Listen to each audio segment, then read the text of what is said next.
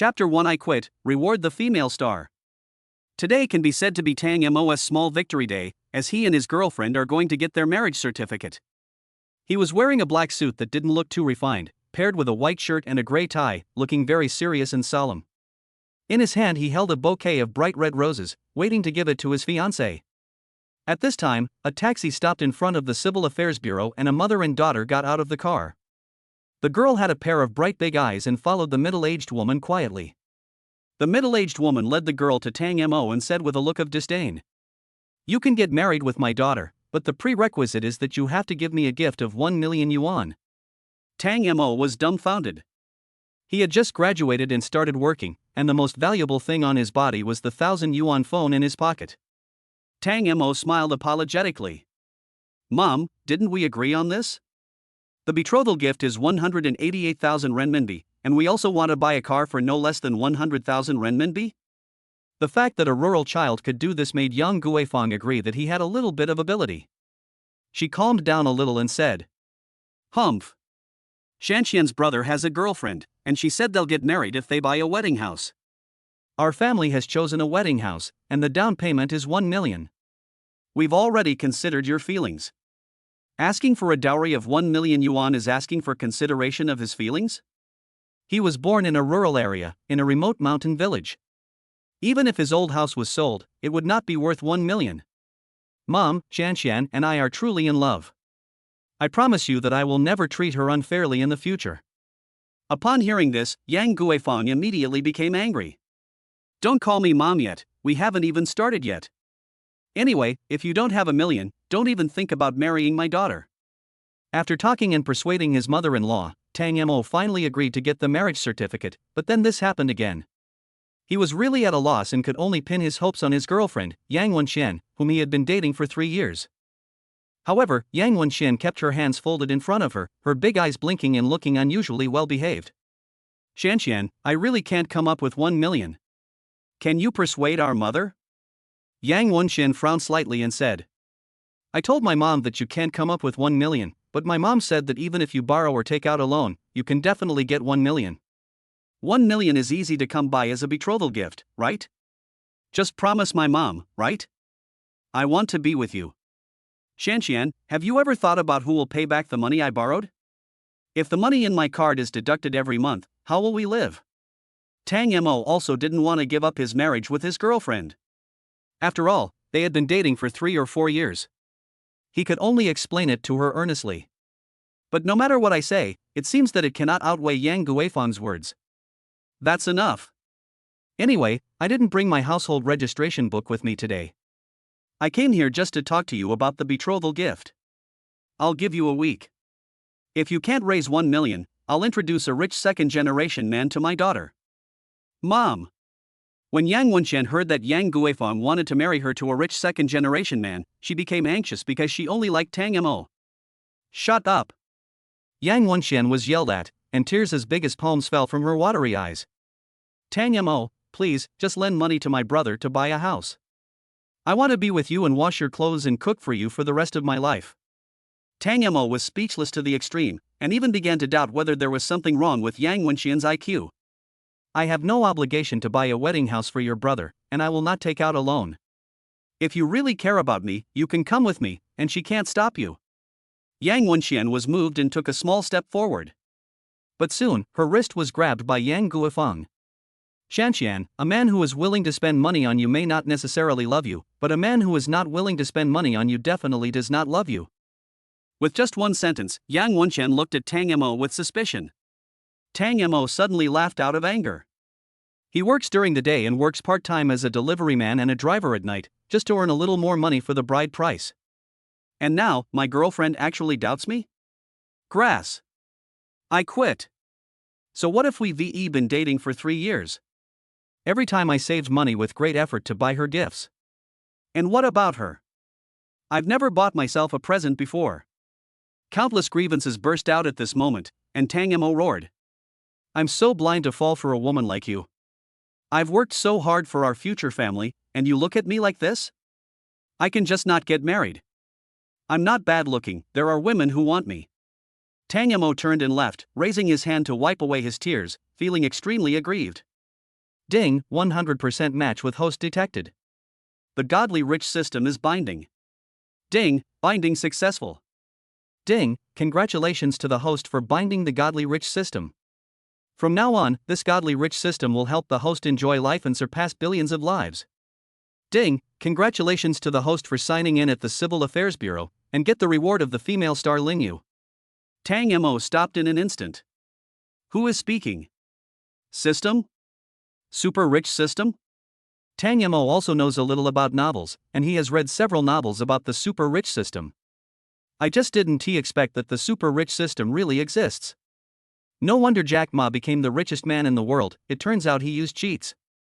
By the way, I seem to have just heard that the super rich system was successfully bound and the reward was the female star Lin Yu? Holy shit? Is Lin Yu that Lin Yu? Is it the Lin Yu who dominates the music charts, TV drama charts, variety show charts, and is always in the top 10 of hot searches? Damn it! Damn it! Damn it! I am the only one who stands others up. No one can stand me up. Young Master Shen Lang, right? Well, just wait for me. I want to tell you that it doesn't matter who I marry. Where does that sound come from? Tang Mo looked towards the source of the sound and saw that she was wearing a French retro apricot dress with a bow tie around her waist and thick high heels, stamping her feet in anger. Suddenly, Lin Yu tilted his head slightly and caught a glimpse of Tang Mo out of the corner of his eye. He found that he was quite handsome and could be compared with some lesser-known actors. It just so happened that she was stood up by someone, and he seemed to be having some unpleasantness with his ex-girlfriend's family. Let us pick him. Handsome guy, let's get married. As long as you marry me, I can buy you a car. I heard that men like to drive cool cars with streamlined bodies. How about a Ferrari? This? This? This? This is actually true. Tang Mo still didn't quite believe it. Could what the super rich system said really come true? Did the actress Lin Yu really give herself the reward? And a Ferrari? This must be agreed, he has never ridden in a Ferrari in his life. What? Not satisfied? I can even add your name to my mansion. I didn't lie to you. Tang Mo said hurriedly. I agree. Well, let's go get the marriage certificate. By the way, tell your ex-girlfriend that it's not that you don't have women who like you, but she doesn't know how to cherish a good man like you. Lin Yu took his arm and walked into the Civil Affairs Bureau. Tang Mo felt that he had reached the peak of his life. As long as he could spend one more night with Lin Yu, his life would be worth it and he would die without regrets. After getting the certificate, Lin Yu still held his arm and even leaned a little closer to him. Let's go, my car is parked right out front. Not far away, a red Maserati was parked among the ordinary cars worth tens of thousands of yuan, standing out from the crowd. Honey, I'll drive today, and you can be the boss. Lin Yu deliberately raised her voice and spoke. The mother and daughter who were waiting for a taxi heard the voice and looked at her, and by the way, looked at the husband she mentioned. They were a little confused, because that husband seemed to be Tang Mo. Chapter 2 Don't touch me, I don't know you. Yang Wenxian had never seen Tang Mo walking with another woman. Her heart skipped a beat and she cried out in pain. Tang Mo? Tang Mo frowned slightly. He had already obtained the marriage certificate with Lin Yu and was a married man. He didn't want to pay any attention to the wildflowers on the roadside. Not only did he not stop, but he walked faster and faster, passing by his ex-girlfriend like the wind. Lin Yu held his arm and admired his demeanor with her face turned sideways. The man she picked up on the street was much more pleasing to the eye than young Master Shen Lang. Whenever Tang Mo stopped, her image would be greatly reduced. If necessary, she would also consider divorcing Tang Mo. But for now, Tang Mo's image in her heart has improved a lot. Seeing Tang Mo walking further and further away, Yang Wenxian panicked and hurriedly ran up to him, grabbed his wrist and cried. What's wrong with you, Tang Mo? Don't you plan to marry me? It's just a loan of 1 million. Is it that difficult? Then I'll go and borrow it. Don't go with other women to make me angry, okay? Tang Mo was so angry that he couldn't speak. This woman was definitely a brother-supporting demon. A complete brother-supporting demon. She probably didn't even know when she would be sold out by her mother. Seeing other women touching her man, Lin Yu was not going to tolerate it. Although Tang Mo was picked up by her on the roadside, he was already her man, and she didn't like her things being touched by others. Tang Mo and I have already obtained our marriage certificate. Don't bother him again in the future. Otherwise, I don't mind suing you for harassment. As the most popular goddess in the entertainment industry, Lin Yu naturally has no shortage of friends who are lawyers. And they are not just ordinary lawyers, but founders of law firms. With the help of her lawyer friends, she more or less understands some laws. After being warned by Lin Yu, Yang Wenxian felt very aggrieved. Her mother said that Tang Mo was just angry for the time being and would definitely change his mind. It's just that the plot developed too fast. Tang Mo actually got married to another woman. She was unwilling to accept this fact. Tang Mo, she must have lied to me, right? Lin Yu was also waiting for Tang Mo to speak. But he didn't say anything, which made it clear that he didn't want to pay any attention to Yang Wenxian. So, Lin Yu took over and said, "That's enough. Stop daydreaming. You once had a true love in front of you, but you didn't know how to cherish it. Now Tang Mo is my man." Yang Wenxian lost some of her rationality, and couldn't help but reach out and grab Tang Mo's sleeve, forcing a smile and saying, "Tang Mo, I don't mind you lying to me. I know I was wrong. I shouldn't have let you borrow money alone. Can I get the money together myself? Tell her quickly that you are kidding me." Until this time, Yang Wenxian seemed to think that borrowing 1 million yuan would be no problem. Tang Mo didn't want to have anything to do with her anymore, so he shook off the hand on his sleeve coldly and said, "Don't touch me, I don't know you." Tang Mo. Yang Wenxian couldn't hold back her emotions anymore and screamed. Suddenly, all the attention around was attracted by this voice. Yang Guifang also hoped that her daughter would marry a rich second-generation man to help their family lead a wealthy life. If she had a stain on her, which rich second generation would look down on her? So, Yang Guifang hurried over, took Yang Wenxian's wrist and said, "He's not the only man in the world. Mom will introduce you to a man who will make you rich and prosperous." Yang Wenxian struggled to shake off the hand that was holding her, and resisted. "I won't. I'm going to marry him. Mom. Please. I don't want to marry some rich second generation, I just want to marry Tang Mo." Yang Guifang's face changed drastically. Her daughter never rebelled against her. "Today, I am going against myself for a wild boy. If my daughter really gets what she wants, will she still be her daughter in the future?" She was so angry that she slapped her daughter in the face. It directly hit half of Yang Wenxian's face red. This slap made everyone present tremble with fear. They all said darkly, "That mother is definitely not a good person. She keeps talking about introducing a rich second-generation kid to her daughter. I guess she despises the kid because he has no money, so she's trying to break up the couple." Tang Mo did not expect this slap. Her mother actually hit her own daughter? In the past, Tang Mo would have definitely argued with her. If someone dared to hit his woman, no one, even the emperor, could stop him. What a pity, his current woman is Lin Yu, and all he has to do in this life is to stand in front of Lin Yu and protect her from the wind and rain. Yang Guifang said angrily, "If you want to marry this poor boy, I won't want you as my daughter anymore. You're a money loser, don't you have any sense? I have raised you for 20 years. How much money have I wasted? And you still have the nerve to say you want to marry someone else? Go! Go quickly! You are embarrassing yourself here. Don't you have any shame?" Yang Wenxian was pulled back, but her eyes were fixed on Tang Mo. At this time, a voice sounded from the crowd. "Fuck? Is that person Lin Yu?" Lin Yu is the most popular female star recently, and she has never held a fan meeting. Apart from people in the entertainment industry, few people have seen her true face in real life. Now hearing that Lin Yu might be near the Civil Affairs Bureau, the true fans scanned the women one by one like a scanner, and finally their eyes all fell on the woman standing with Tang Mo. It's her. It's really her. Are you Lin Yu? I'm your loyal fan, can you give me an autograph? Lin Yu, I'm also your loyal fan. Can I have an autographed photo? The crowd rushed towards Lin Yu with sincere looks on their faces. The mother and daughter who were waiting for a taxi not far away were stunned when they saw this scene. Yang Guifang looked regretful, as if she had eaten a fly. The poor boy she thought of was actually getting married to a female star? And she was the hottest female star recently? Even if he didn't get married to a female star, the fact that he could have a female star act with him in a play shows that they have a close relationship. He has a relationship with the most popular female star, so his future must be bright. My dear daughter, go and apologize to Tang Mo and tell him that our family doesn't want $1,000,000 in betrothal gifts. We must keep him even if we have to cry, make a scene, or even hang ourselves.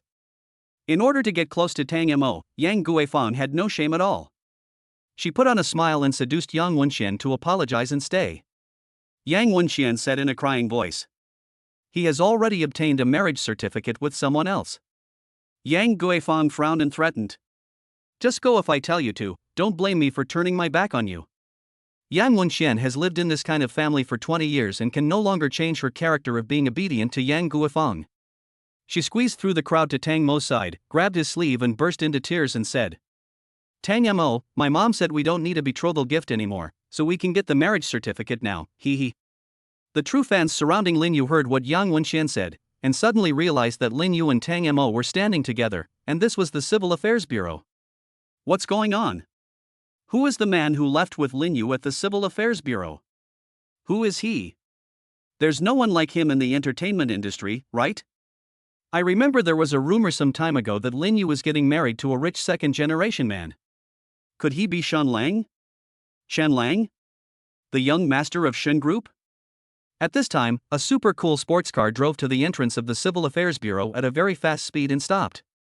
The sound of brakes startled the true fans surrounding Lin Yu. Chapter 3 I'm not afraid of anyone. A luxurious man in an Armani suit got out of the car. He was holding a bouquet of red roses and saw Lin Yu in the crowd. He walked towards Lin Yu, and the crowd spontaneously made way for him. He was too extravagant, so extravagant that no one dared to have any bad intentions towards him. Shen Lang knelt on one knee holding a red rose and said with an elegant smile, Lin Yu, from today on you are Mrs. Shen. You are my lifelong pride. The crowd was silent, looking at Tang Mo with strange eyes. Since the person kneeling on one knee is Shen Lang, then who is the person next to Lin Yu?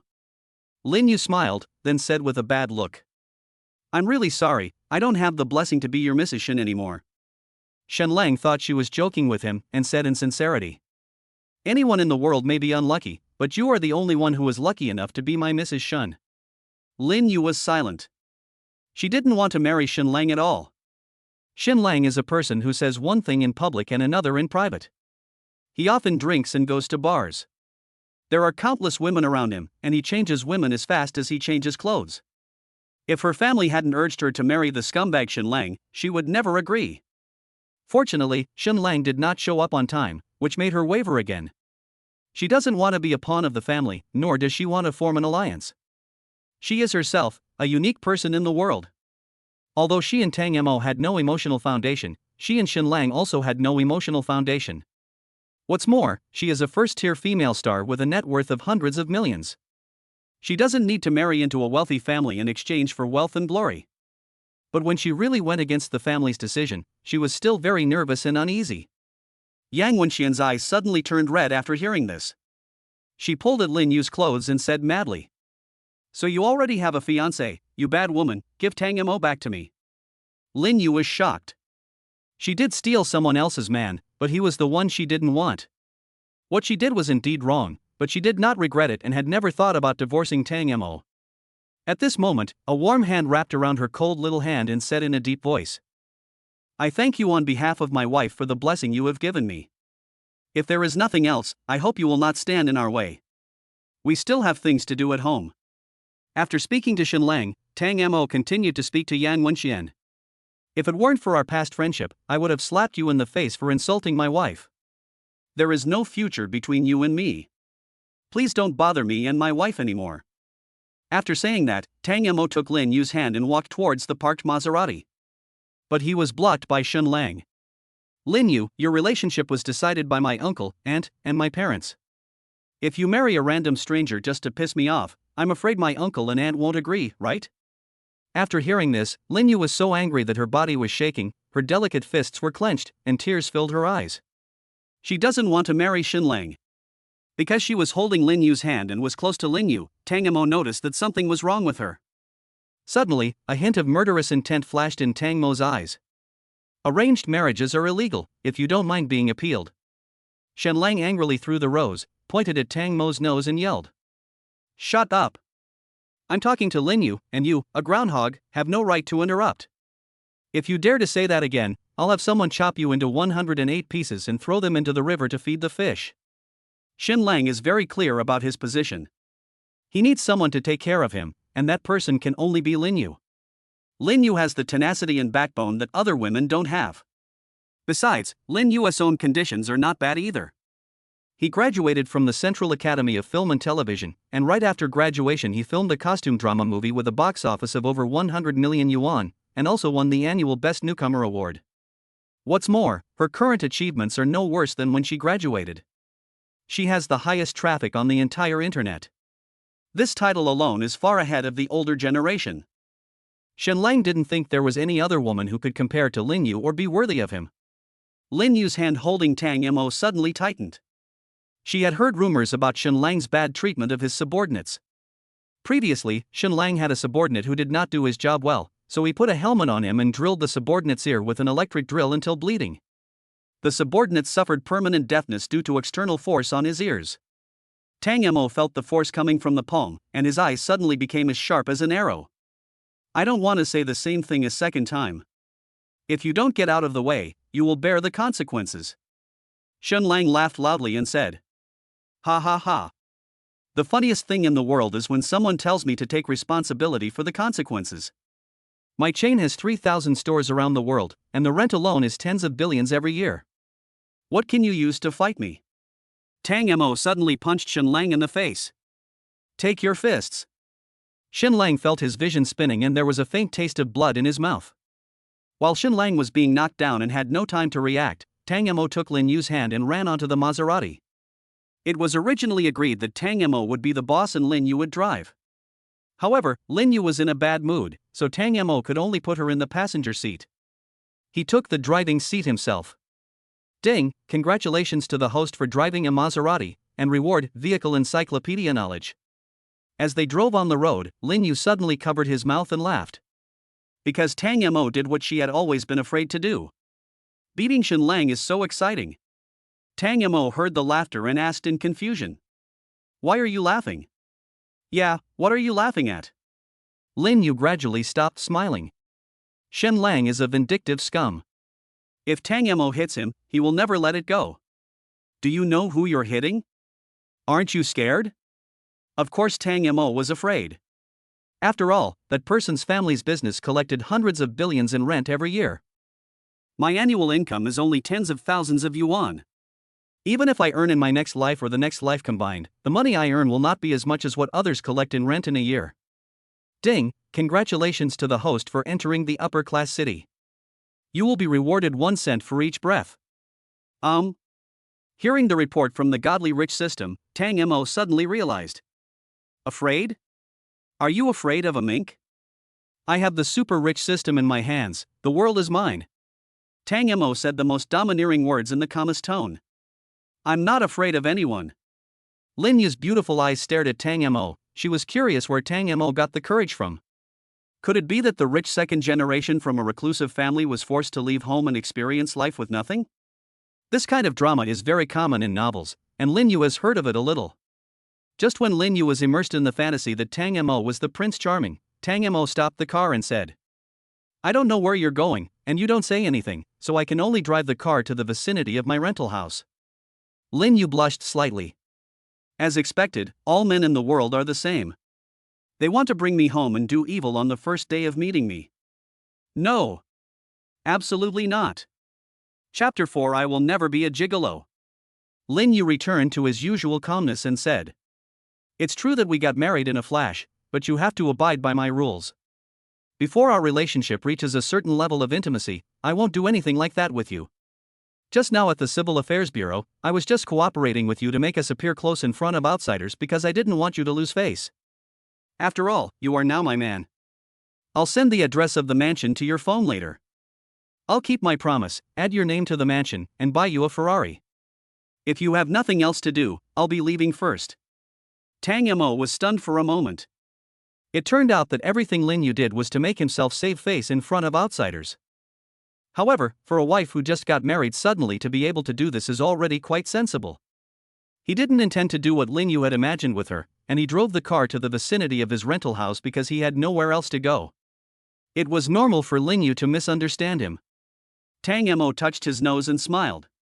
How can I not obey my wife's orders? Afterwards, Tang Mo returned the car keys to Lin Yu and walked into the community alone. Lin Yu hesitated for a moment. She didn't expect Tang Mo to agree so readily.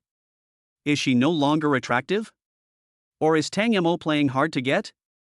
After looking at Tang Mo's back for a while, Lin Yu tightened the car keys in his hand. Tang Mo returned to his residence, an old rental house in a residential area. Although it is a bit old and the walls are a bit dirty, it is small but complete. Next to the drab little bed was a computer desk fixed with tape and a torn leather single-seater sofa chair. He walked over and lay down on the sofa chair, took out a small red notebook from his pocket, and stared at the headshot of Lin Yu printed on it, savoring it carefully. He never thought that one day he would get married to a celebrity who was regarded as a goddess by the whole world. Some time ago, there was a very popular sentence, which said that a man's life is equal to a car worth $200,000 and a house worth $1 million, which is equal to a marriage certificate worth $5.20. It can be said that Tang Mo changed the order of the first two items, which is equivalent to exchanging a marriage certificate worth 5.2 yuan for a car worth more than 200,000 yuan and a house worth more than 1 million yuan. But he didn't want to be a gigolo, and he didn't want to be despised by Lin Yu. From this moment on, he was determined to be a man worthy of Lin Yu. He acted decisively, took out a project plan from the drawer, and quickly walked out of the rental house. He works in sales, and follows a senior sales director to place orders. Currently, there is an international cosmetic product that needs to be sold in the counter with the best traffic location in the China World Trade Center. The sales director gave this task to Tang Mo, hoping that he could successfully negotiate with the owner of the China World Trade Center. At the same time, he also hoped to improve his personal business capabilities and pave the way for his future. Tang Mo approached the secretary of the China World Trade Center several times hoping to talk to the owner of the China World Trade Center. But the secretary always said that the boss of the China World Trade Center had a very tight schedule and there was no time left. Bullshit. Tell it to a dog, and the dog won't believe it. Tang Mo found the secretary of the boss of the International Trade Building again and said, "Is your boss free recently?" The secretary was not tired of his words because Tang Mo had asked this question more than once. "Please, I've told you 800 times, our boss really doesn't have time to see you. Please go back." Tang Mo thought for a moment and then asked, "So where is your boss going recently?" The secretary said cautiously, "This is a business secret. I can't tell you the boss's schedule." Tang Mo rubbed his head in annoyance. He shouldn't have asked directly. At this time, the door of the boss's office opened and a middle-aged man walked out. He was wearing a gray suit, black leather shoes, and a Rolex watch on his wrist. A complete successful person's style.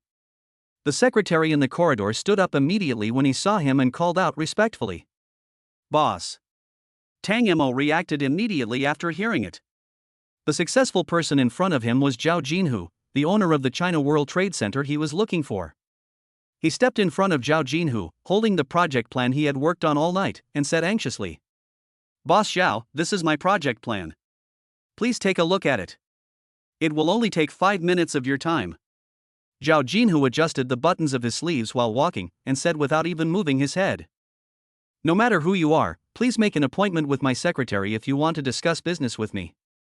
Tang Mo didn't intend to continue beating around the bush with the secretary. He followed Zhao Jinhu like a lackey and said, "Boss Zhao, my project plan is definitely a win-win situation. Take a look and give me a chance." Tang Mo followed Zhao Jinhu all the way to the entrance of the China World Trade Center until Zhao Jinhu said to the two security guards at the entrance, "Stop him and don't let him follow me anymore." The security guards immediately held Tang Mo's arms on both sides and said seriously, "Sir, please cooperate with our work. Boss Zhao has spoken, and you can't follow him anymore." Zhao Jinhu walked further and further away, and Tang Mo became as listless as a deflated balloon. He still failed, as Zhao Jinhu did not give him the opportunity to present his project plan. Walking outside the China World Trade Center, Tang Mo looked up at the sunset. It's time to get off work, and there are many people on the road going home. Tang Mo also rode a small donkey worth 2,000 yuan and followed the large group of electric vehicles. It is too difficult to be a man worthy of Lin Yu. Even if he got the order, he couldn't afford a sedan, let alone a sports car.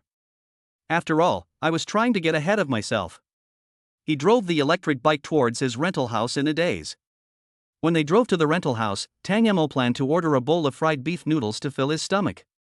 At this time, the announcer said, "Congratulations to the host for working hard all day. I will reward you with a big bowl of fried beef noodles with soy sauce." The noodle shop owner wiped his hands on his apron and said, "Today our store is holding an event. The 99th customer who enters the store can eat a large bowl of fried bean curd beef noodles for free." Tang Mo smiled and said, "There is such a good thing? Thank you, boss." While eating fried beef noodles with soybean sauce, Tang Mo's cell phone rang. Out of professional ethics, Tang Mo would answer any call regardless of the call, so as to avoid missing the opportunity to discuss important contracts with clients. "Hello?" Tang Mo asked. "Who?" A sneer came from the phone. "It's only been a day and you don't remember my voice? You're really amazing. I have completed the signature procedures for the mansion. You can move in tonight. I've also bought you a Ferrari, and it's parked in the garage." Tang Mo didn't say anything. Zhao Jinhu's attitude towards him today further illustrated the huge gap between him and Lin Yu. If I were not an ordinary salesperson but a sales director, would Zhao Jinhu still look down on me? The answer is definitely no. After a moment of silence, Tang Mo calmed down and said, "I have no reason to live in your mansion, nor do I have any reason for you to buy me a Ferrari. When our status is equal, I will definitely move in with you." Tang Ma Xiao hung up the phone in a casual manner, which was something Lin Yu never expected. She sat on the sofa in her thin pink suspender pajamas and murmured, "Is he equal to me?" When saying this, Lin Yu herself laughed. Unless Tang Mo is really the eldest son of a hidden family, their identities will never be equal. Judging from the information obtained from the investigation, Tang Mo is just an ordinary salesperson. Chapter 5 You Little Jerk. The holiday to get his marriage certificate with Yang Wenqian was over, and Tang Mo heard the announcer talking when he woke up. "Ding, congratulations to the host for clocking in for a new day. You will be rewarded with an invitation letter for the position of sales director." Invitation letter for the position of sales director? At this time, Tang Mo received a text message on his mobile phone. The invitation letter came from another sales company, which was hostile to the sales company he was in. Tang Mo naturally would not go to the opponent's sales company to help the opponent attack his own company. After all, his sales director was very kind to him. If a person does not know how to repay a favor, he will not go far. Even if his current position is just an ordinary salesperson. But he believes that gold will always shine. Standing in front of the mirror, Tang Mo put on a cheap work suit. Then he rode his donkey to work at the company. His company is located in an office building with 20 elevators. The rival company was also in this building, but one floor above theirs, the 35th floor. As usual, the company holds a morning meeting every day, but today the sales director spoke in the WeChat group for the first time. "There will be no morning meeting this morning. Don't rush to discuss the contract. Wait until after the meeting." Tang Mo walked into the company and found that his colleagues were looking at him with extremely strange eyes. There must be something wrong when things are abnormal. He himself also found it strange, but he didn't know which link went wrong. The project on hand was to obtain a sales counter in the China World Trade Center. The sales director said he had 2 weeks to negotiate, but less than a week had passed. It's definitely not a project problem. Feeling uneasy, Tang Mo suffered for the whole morning. Near noon, the sales director walked to the sales department, clapped his hands twice and said, "Put down what you are doing and go to the conference room for the meeting." The sales director is a few years older than Tang Mo. His surname is Jia and his name is Jia Mingliang. He had a very cool temperament and wore a pair of rectangular white-rimmed glasses on his face. He was wearing a black tuxedo suit from international brand Armani, and was at the forefront of fashion. In addition to being the sales director, he is also the boss's right-hand man. When we walked into the meeting room, we found a man sitting with his back to us. After everyone was seated, he turned around and found Tang Mo in the crowd, and said with a playful smile, "Kid, you'll have to pay for that punch you threw at me." Tang Mo stood up from his chair in surprise. Shen Lang actually found his company. But it's no wonder. Shen Lang is a young man from a company that collects hundreds of billions in rent every year. It's so easy for him to find someone. Jia Mingliang nodded and announced, From now on, the projects Tang Mo is working on will be handled by Master Shenlang. Tang Mo, you're fired. After hearing what Jia Mingliang said, Tang Mo stared speechless. He has always regarded Jia Mingliang as a senior in the workplace and a role model. Now Jia Mingliang actually fired him because he was afraid of power? Maybe Shenlang was interfering, but Jia Mingliang is the sales director after all, right? There is a huge gap between the sales director and Shenlang in terms of identity and status, so there is no way they can be related, right? After seeing Tang Mo's complicated expression, Shenlang joked. To tell you the truth, our family has shares in this sales company, and the person you are negotiating with for the project is Zhao Jinhu, who happens to be my second uncle. Who do you think you are to fight with me? Ha ha ha. Actually, I don't like bullying others at all. Let me give you a chance. Shenlang stretched out a finger and continued. As long as you are willing to kneel down and kowtow to me 3 times, I might consider showing mercy and forgiving you? Shenlang smiled jokingly, and then said jokingly. Oh, by the way, your mother-in-law is really making me laugh to death. She actually wants to marry her daughter to me. Women who want to sleep with me, Shenlang, are lining up from Beijing to Paris. Even if your ex-girlfriend is sent to my bed, I won't bother to do it. Oh, by the way, my family is in need of a few maids. Let your girlfriend come. Your power-hungry mother-in-law will definitely agree. Ha ha ha ha. What Shenlang said didn't sound false. If it was that woman who only cared about her son, she might really do such a thing. There is a high possibility that he would give his daughter away in order to help his son. Tang Mo clenched his fist and hit the desk hard. His fist was instantly stained with blood. He stared at Shenlang like a ferocious beast and said coldly. I'm already married, and my mother-in-law is not the unbearable woman you mentioned. If you dare to talk nonsense again, I guarantee you won't be able to leave this building. Shenlang laughed so hard that he fell backwards, mockingly saying. You attacked me with a punch yesterday, but I wasn't prepared. Do you really think you're Neza making trouble in the sea or Sun Wukong making havoc in heaven? Just assume you are the one, then I will be the Tathagata Buddha today and destroy your nature. After Shenlang finished speaking, 7 or 8 burly men wearing camouflage uniforms and bulletproof vests broke into the meeting room. They stood apart beside Shenlang. Tang Mo's endless anger was immediately poured with a bucket of cold water by the cruelty of reality. Even if he wanted to fight Shenlang to the death, he couldn't do it. Come on, if you say another word, I'll slap you in the face. Shenlang became angrier and angrier as he spoke. After all, Tang Mo had snatched his fiancée away from him. How could Tang Mo dare to speak? After all, he was being watched by several burly bodyguards. But Shenlang just wanted him to speak, otherwise what he said would be meaningless, so he deliberately provoked him. Come on, why don't you say anything? Don't you dare to say anything? If you want to get involved in this world, you need power and background. You little jerk, go back to your mother's belly and start studying again. Tang Mo is not a robot, but a person with flesh and blood. He immediately said angrily. Fuck your mother. Shenlang smiled grimly and said. Okay, I'm just afraid you won't dare to speak. Tie him up for me, I'm going to use him as a punching bag. Without waiting for Shenlang's bodyguard to take any action, Tang Mo turned around and ran out of the meeting room without saying a word.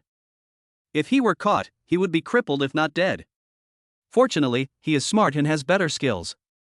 Make way. Make way. Someone is going to die. There were not too many people in the corridor, but not too few either. Once they bumped into Tang Mo, the bodyguards behind would definitely be able to catch up in the shortest time possible. Tang Mo ran and shouted, and soon cleared a path leading to the paradise of victory. Ding, congratulations to the host for stimulating adrenaline and awarding the title of track and field athlete. As soon as the system finished speaking, Tang Mo felt that he was running faster than before, and his breathing was smoother. It felt like he could run another 1,000 meters without any effort. Although the bodyguards following behind him were as strong as bulls and had well-developed muscles, they were obviously no match for Tang Mo in terms of running speed. Ms. Announcer, this reward comes just in time. Tang Mo looked back and saw that those bodyguards had become as small as ants and were about to be left behind by him. Running to the elevator area, there happened to be an elevator going downstairs, and Tang Mo's mouth curled up slightly. By the time Shenlang's bodyguards ran over, Tang Mo had already disappeared into the crowd. Although he ran down the office building, Tang Mo looked embarrassed. Since Shenlang was able to find out where he worked, the address of his rental house must have been found as well. Moreover, the company that invited him to be the sales director is also in this building. In this unfamiliar city, Tang Mo had nowhere to go. The only place that can be visited seems to be Lin Yu's mansion. But he had already made a harsh statement, so going to find Lin Yu at this time would make him look unreliable, right? Chapter 6, The Young Man. Garbage. Garbage. Garbage. A bunch of gluttons. Shen Lang was so angry that veins popped out. After all, he is the young master of Shin Group, but his people can't even catch a little scoundrel. Shen Lang picked up the document on the desk and smashed it into the bodyguard's face. Although the bodyguard had well-developed muscles in front of Shen Lang, he was like a little mouse and dared not make a sound. The folder scratched the bodyguard's face, and he didn't dare to move. Shen Lang slowly calmed down until there was nothing left to throw on the desk. At this time, the bodyguard found an opportunity to remedy the situation. Master, we have also found out the address of the kid's rental house.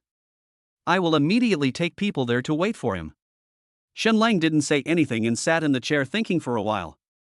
Suddenly, the mother and daughter from yesterday came to my mind. Although the old woman is disgusting, her daughter can be very useful. Shen Lang thought for a moment, stopped the bodyguard's idea, and said, "Wait a minute, he may have thought of what we can think of. So, you can do something for me." Tang Mo was wandering on the street. He had nowhere to go for the time being. Still considering whether to be a gigolo. Suddenly, his cell phone rang, and he answered the call as usual, saying, "Hello?" There was no conversation on the phone, but there was a little teasing laughter. Tang Mo thought it was a prank call and prepared to hang up. Until then the other party finally spoke. "Tang Mo, do you think you can run away? Do you want to hang up? Don't be impatient, I'll let you hear a sound." In front of Shen Lang, Yang Wenxian's hands and feet were tied to a concrete pillar. Shen Lang tore off the black tape on Yang Wenxian's mouth and said, "Hey, call twice." When Yang Wenxian heard the name Shen Lang had just mentioned, she bit her lip, not wanting to implicate Tang Mo. "I asked you to scream twice, did you hear me?" After Shen Lang said it twice, Yang Wenxian was still indifferent, so he took out a small dagger and slashed it across Yang Wenxian's cheek, whispering, "No man will want to marry you if your face is disfigured. You'd better think it over carefully." Immediately afterwards, Tang Mo heard a suppressed groan coming from the phone. Snort. Although Tang Mo was not at the scene, he could imagine the scene of Yang Wenxian being bullied. Tang Mo was so furious that his body was shaking with anger. Although he and Yang Wenxian parted ways, the vow they made was still vivid in his mind. If it weren't for the bride price, he and Yang Wenxian might have led a shameless life. Shen Lang continued. "Yoshi, Tang Mo, did you hear that? Your woman's voice?" Tang Mo knew that he couldn't show his anger too much, otherwise it would only affect Shen Lang's judgment. He wanted Shen Lang to feel that he no longer had any feelings for Yang Wenxian. "She is not my woman. Out of humanitarianism, I chose to call the police immediately. I hope that when the police find you, you can still remain calm." After saying that, Tang Mo hung up the phone. Shen Lang was stunned. This Tang Mo seems to be different from the people he has dealt with before? Is he not playing by the rules? According to the routine, Tang Mo should have come to him alone, then kneeled down and begged him to release Yang Wenxian. He could take the opportunity to deal with Tang Mo, beat him half to death, and then have Yang Wenxian collect his body. If the police really come to his house, he will be sentenced for imprisoning a woman. I was born with a silver spoon in my mouth and have plenty of youth waiting for me. It's obviously not worth going in for a woman with a stupid mind. Hurry, hurry, send her home and tell that old woman that my friend's dinner is cancelled." The bodyguard wondered. "Mr. Shin, if you let her go, you won't be able to trick that little beast into coming here. And if you let her go, that little beast will become alert, and it will be difficult for him to bring anyone here next time." Shen Lang slapped him on the face and yelled. "Which is more important, my life or that kid's life? That kid called the police directly like a fool. Mad, what bad luck." The bodyguard's eyes widened when they heard this. Once Shen Lang was taken to the police station, their lives would be gone. "Hurry, hurry, hurry. Put her in the van. I will escort her back myself." The bodyguard shouted anxiously. Recently a new female police officer came to the city, and she is quite fierce. Rumor has it that the policewoman kicked the criminal's lower body and completely ruined the criminal's second half of his life. When Yang Wenxian was being rushed home, Tang Mo did call the police. However, he actually ran to the vicinity of Yang Wenxian's home. After all, he was a little too rampant. What if that bastard Shen Lang was not afraid of the police and dared to rape a woman in broad daylight? Then he would become a sinner for all eternity. He was worried and wanted to come and witness whether Shen Lang would send the person back. He squatted on the roadside and used a 1,000 yuan phone to open 2 programs and run them at the same time, so the game screen was stuck. When a game reached its climax, a black van caught his attention. After the black van stopped, a woman got out. Tang Mo was not unfamiliar with her. Yang Wenxian stood there for a long time without moving. She is about to collapse. She didn't want to believe that she was almost violated by a strange man just an hour ago. And the person who delivered her into the hands of the devil was her closest person. In fact, she didn't need to care about all these. What she cared about most was just one word from Tang Mo. She's not my woman. Born in a family that favors boys over girls, her life was dark before she met Tang Mo. Since she met Tang Mo, her life has become colorful. It can be said that Tang Mo has become an indispensable spiritual pillar in her life. Tang Mo and Lin Yu got their marriage certificate yesterday, and she has been thinking about whether she can be Tang Mo's lover. Even if she is criticized and despised by everyone, she doesn't care. She really regretted that she did not firmly choose Tang Mo, regretted her cowardice that made him become someone else's man. Ding, congratulations to the host for winning the title of photographer. From this moment on, the host's photography skills have reached the top international level of perfection. XN Sane HW, Z? Ban, 5 transfer for this VTEX T plus file WRA D1Y11H7GMEP7ZVQWUZ1, 0GA0, 60% H3WYCNBSNB, 6N, 70 EHBUHF6QE8QLM7 at 492 QFWHU, A, 3C80V4T1L6U. Ding, congratulations to the host for obtaining the title of Hungdian actor. It will be easier for you to commit crimes now. When it comes to photographers, Tang Mo knows a little bit. By taking pictures of beautiful scenery, you can print them out or post them online in exchange for rewards. Of course, you can also take some role-playing photos, and the remuneration may be higher than taking scenery photos. But how can actors in Hengdian be equated with committing crimes? Also, he is a good young man, so why did he say that it would be easier for him to commit crimes? What crimes did he commit? Joke. He couldn't have committed the crime, right? At the same time, the police also found Shen Lang's home. But Shen Lang was not at home. But Shen Lang received a call from his father, asking him what he had done recently and asking him to come back quickly.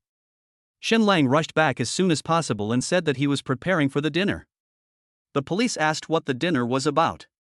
Shen Lang said that it was a dinner to reward the family servants, and the Shen family often held such dinners. Shen Lang's father frowned slightly. Their Shen family could only hold servants' dinners a few times a year. Could it be that Shen Lang has a change of heart? Impossible, he knew his son's character very well. You either drink or go to bars every day, and you even reward your own maid? It's pure bullshit. However, after all, it was his own son who said that, and there were outsiders in front of him, so he could only cooperate and keep silent. The leading female police officer joked. As expected of a child from a big family, you are sensible. Just now, there was a phone call reporting that Master Shen Lang had imprisoned a woman, which is why we rushed over here. I'm sorry for this. After all, we would rather believe it than not believe it. This is our service tenet. Since it's a misunderstanding, we have to go find the bastard who made the false police report. Chapter 7. Do you still dare to read? Unfortunately, Tang Mo was summoned to the police station. Tang Mo sat in the interrogation room wailing. Miss, I really didn't call the police falsely, you have to believe me. Kai Yudi knocked on the interrogation table with a fierce look in her eyes. This is the police station, if you continue to be so careless, don't blame me for beating you. Tang Mo immediately restrained himself. Kai Yudi's aura is so terrifying. You called the police and said Shen Lang kidnapped your ex-girlfriend. I went to Shen's house as soon as I received the news, but Shen Lang showed up calmly. I believe you didn't make a false report, but you don't have any evidence to incriminate Shen Lang, so it's hard for me to help you. Kai Yudi has long had her eyes on the Shen group. In previous cases, Shen Lang's shadow appeared in several files. Although the outcome of the case had nothing to do with Shen Lang, Kai Yudi's intuition told her that there was definitely something wrong with Shen Lang. This time, someone called the police and reported that Shen Lang had kidnapped his ex-girlfriend. Kai Yuri had long wanted to clean up the Shin group, and she just took this opportunity. She rushed to the Shin family without stopping, but the result was far different from what she had imagined. Shin Lang had no motive to kidnap anyone. Kai Yuri cannot arrest people without evidence, so she hopes Tang Mo can produce evidence. Do you have any evidence? Tang Mo spread his hands and said, I'm sorry, sister, I don't have any evidence. Tang Mo does have a video. But there was no trace of Shin Lang in the video at all. Even if it was handed over to Kai Yuri, it does not mean that Shin Lang kidnapped someone. And once it is proven that the video is useless, Shin Lang will definitely find ways to retaliate against him. Now that the video is in his hands, he has the bargaining chip to negotiate with Shin Lang. Kai Yuri slammed the table heavily. She was worried that Tang Mo was a spineless man who had taken money. If you don't have any evidence, I'll consider you a false police report and I'll detain you. Tang Mo glanced at the cracked interrogation table, swallowed in fear. Fortunately, Kai Yuri didn't know that he had a trick up his sleeve, otherwise he would be in big trouble. I'm talking to you, but where are you looking? Are you feeling guilty? Kai Yuri walked around the interrogation table and came to Tang Mo's side. Tang Mo wanted to find a place to wipe his tears. This female police officer was too scary. In his impression, a female police officer should have an angelic face, a gentle voice, and give people a full sense of security. Kai Yuri had most embodied a sense of security, but that sense of security came from Tang Mo's fear of her. Okay, look me in the eye and tell me, do you have any evidence that Shin Lang kidnapped your ex-girlfriend? Kai Yuri slammed her hand on the table, then leaned over and looked directly into Tang Mo's eyes. Tang Mo didn't dare to look into her eyes. After glancing left and right, his gaze suddenly stopped in the middle. That. Kai Yuri thought he was going to tell the truth, so she moved closer. Tang Mo scratched his cheek. The second button of your shirt seems to be broken. What the hell is he talking about? Kai Yuri didn't react for a moment. But soon, Kai Yuri noticed Tang Mo's dirty look. This look made her feel sick and disgusted, and she knew very well what it meant. In addition to the fact that she couldn't solve the case, she was so angry that she put one hand on Tang Mo's head and pressed his head onto the interrogation table. You bastard! The interrogation table once again suffered pain that was not appropriate for this age. Because of the force, the third button of Kai Yuri's shirt broke off. Tang Mo just felt his head was a little cold as it rested on the interrogation table, but it was not a big problem because the angle was extremely good. Originally, Kai Yuri thought that this would make him behave more honestly. As a result, he looked down in the direction Tang Mo was looking and immediately became angry and embarrassed. You still dare to look? Then, Tang Mo's head hit the interrogation table again. Tang Mo died unjustly. His vision went black and he collapsed with powerlessness all over his body. Kai Yuri felt that Tang Mo's body suddenly became heavy, and she almost fell to the ground because of her hands holding Tang Mo's hair. She saw Tang Mo's eyes slightly closed, with a smile on his face. She grabbed Tang Mo's hair and shook it twice, then said harshly, Hey, what are you doing? Playing dead? However, when Kai Yuri shook the arm that was holding Tang Mo's hair vigorously twice, she found that Tang Mo still showed no sign of opening his eyes. After failing to wake Tang Mo up, Kai Yuri prepared to slap him twice to let him know that he was not easy to bully. However, when she straightened Tang Mo's face, she found that blood was flowing down from the top of Tang Mo's head, and had already dyed half of his cheek red. Kai Yuri realized something was wrong and loosened her grip on Tang Mo's hair. She put her index finger in front of Tang Mo's nose to check if he was still breathing. It seems like you are not breathing? Although Kai Yuri has a reputation for being hot-tempered, she has never killed anyone. Hey! Don't scare me! Hey! Kai Yuri patted Tang Mo's cheek and said in panic. The auxiliary police outside the interrogation room heard her scream and rushed in. There was a pool of blood on the ground.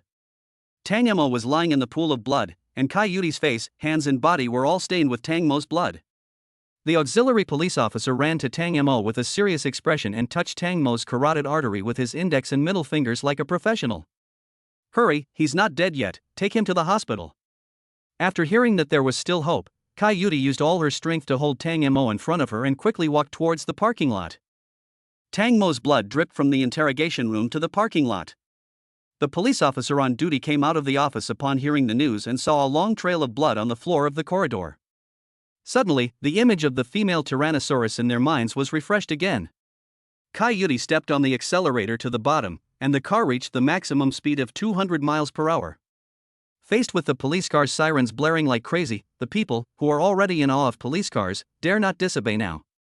The sirens finally stopped at the hospital gate, alarming the nurses, doctors, directors and professors in the hospital. Watching Tang Mo being pushed into the emergency room, Kai Yudi took a deep breath. She almost killed someone. Chapter 8, Delicacies from the Mountains and Seas. The light sign for the emergency room went out. The professor came out. Kai Yudi hurriedly stepped forward and asked, "Doctor, did you save him?" The professor was an elderly man with gray hair on his temples. He recognized at a glance that Tang Mo and Kai Yudi had a close relationship. Otherwise, it would be a bit abnormal for a female police officer to rush a young man to the hospital. Moreover, the young man lying inside has a good-looking appearance and a very good frame. The professor couldn't think of any other reason other than their close relationship. "It's just a slight concussion. I just need to recuperate for a while. But it's the first time I've seen you drive a police car through the streets to take him to the hospital. It's great to be young." The professor seemed to be thinking about his youth, and then walked towards his professor's office. Looking at the professor's weathered back, Kai Yudi felt cheated. "It's just a concussion, why can't you wake him up even after hitting him? I was so scared at the time and was caught in an embarrassing situation by others. How will she face her subordinates when she returns?" After Tang Mo came out with his head wrapped in a white bandage, Kai Yudi came forward and pinched the flesh on his arm viciously. "It's all the fault of the guy lying on the hospital bed. Oh my god." Tang Mo was awakened by the pain and screamed. When he opened his eyes, what he saw was a face with half of its cheek stained with blood, staring at him with hatred. "Although it's true that you're a policewoman, you can't bully honest people, right?" Tang Mo asked with a bit of resentment, "Why are you pinching my flesh?" Kai Yudi snorted coldly and said, "You didn't wake up no matter how hard I beat you in the interrogation room. Now you wake up when I pinch your flesh?" After listening to what Kai Yudi said, Tang Mo remembered that he had fainted. After falling into coma, he felt gusts of cold wind blowing, almost freezing him to death. "So it was you who slapped me in the face. Just wait, when I recover I will definitely file a complaint against you for beating up civilians." There were countless letters of complaint against Kai Yudi in the police station, and Kai Yudi had long been immune to the complaints. "You can file a complaint if you dare." As Kai Yudi spoke, she began to make threatening remarks. Tang Mo didn't dare to say anything anymore. He just decided not to complain. He didn't want to be beaten. In the eyes of the nurse, the interaction between Kai Yudi and Tang Mo was just the ambiguity between a young couple. Pinching flesh and bickering with each other is a normal part of daily life. Judging from the way the two spoke, it seemed that Kai Yudi took the dominant position, but it seemed that it would not work without Tang Mo's compliment. After Tang Mo was pushed to the VIP ward, the nurse said softly, "Well, I need to sign the hospitalization documents. Is the policewoman free now?" Kai Yudi said, "I'll go now if I'm free." Kai Yudi left immediately after completing the hospitalization procedures. As for Tang Mo lying in the ward, she didn't want to pay any attention to him. Just think of it as you being a loser who hit him and spend money to get rid of the disaster. The ward Tang Mo lives in is the best in the entire hospital, equipped with independent air conditioning and a large LCD TV. He didn't come here to be hospitalized, he came here to enjoy himself. He didn't know that Kai Yudi had left, and he kept leaning against the head of the bed waiting for Kai Yudi to come back. Until the nurse came to change the infusion bag, she smiled and said, "Handsome guy, your girlfriend hasn't come back yet? What delicacies do you want to eat? Have you asked her to buy them?" Tang Mo's face turned dark. It turned out that Kai Yudi had given up on him. Damn this woman. Must sue her. Although Tang Mo was very angry in his heart, he still pretended to laugh and said to the nurse, "I told her not to buy it, but she insisted on buying it, and I couldn't stop her." The young nurse smiled and said, "She is so kind to you, you must not let her down." "Good, it's good indeed. If it weren't for her, I wouldn't be in the hospital." Tang Mo nodded and said, "Don't worry. It took 3,000 years to finally meet her in this life. I will definitely not let her down." The young nurse laughed twice while wearing a medical mask, and her pair of eyes exposed were curved like the beautiful moon. Tang Mo speaks in a humorous and witty way. If possible, I would like to fall for him. However, since he could stand next to the policewoman, Tang Mo was definitely not as simple as he seemed. Besides, she was just a small nurse, how dare she interfere in the marriage of the policewoman? The most important thing is that Tang Mo may not be attracted to her. If he is, it would be fine, but if he is not, it would be very embarrassing. I have been reincarnated for 3,000 years just to see her. Don't you feel unwilling? Tang Mo thought of Lin Yu, who helped him out. For now, she is an impeccable wife. He felt very lucky to be able to marry her. Tang Mo blurted out. I am willing to do this. She is the only reason I am alive. The young nurse's eyes suddenly dimmed. She could not replace the woman in Tang Mo's heart. Outside the ward, the woman in blue uniform stopped what she was doing. Kai Yudi originally planned to open the door, but she didn't expect Tang Mo to say such touching words. Maybe I really misunderstood Tang Mo? Kai Yudi, who still wanted to listen to Tang Mo, was suddenly stopped by the opening door.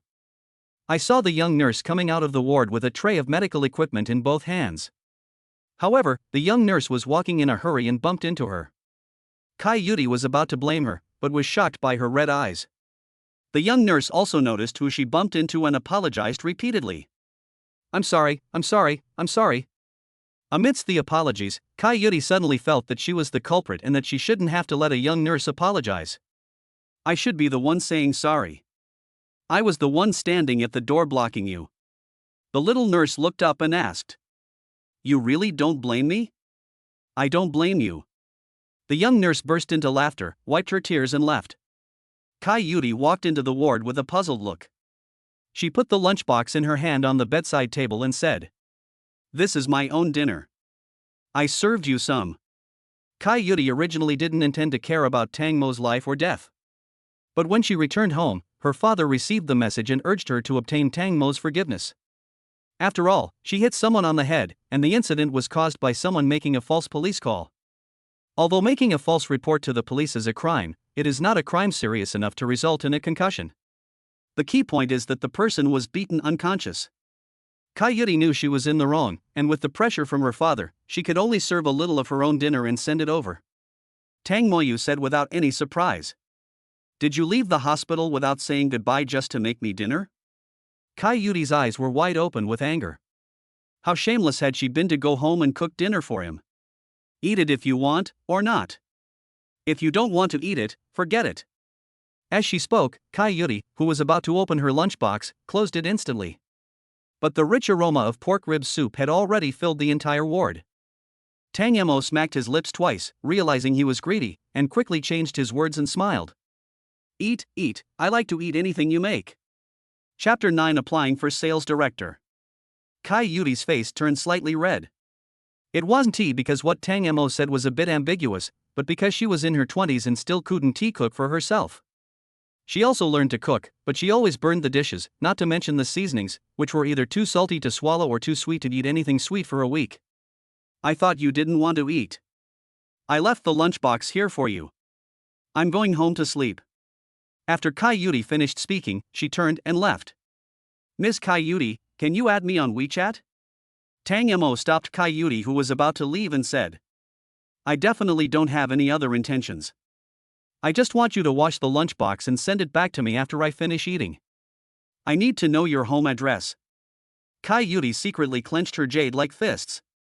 Who would use the lunchboxes that other men had eaten from and sent them to her house? Could it be that she uses it herself? I hate it so much. After you finish eating, just throw the lunchbox into the trash can. You don't have to wash it, and you don't have to send it to my house. After saying this, Kai Yudi quickly walked out of the ward. She was almost unable to hold back and hit someone. Tang Mo called out towards the door of the ward. Hey, this lunchbox is pretty expensive, are you sure you want me to throw it in the trash?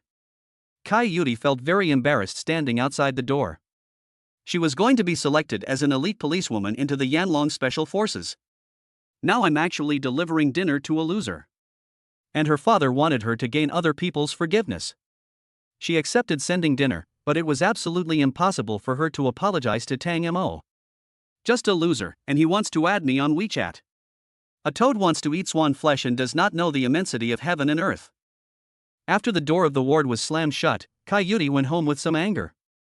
Tang Mo felt very sleepy after dinner and fell into a deep sleep.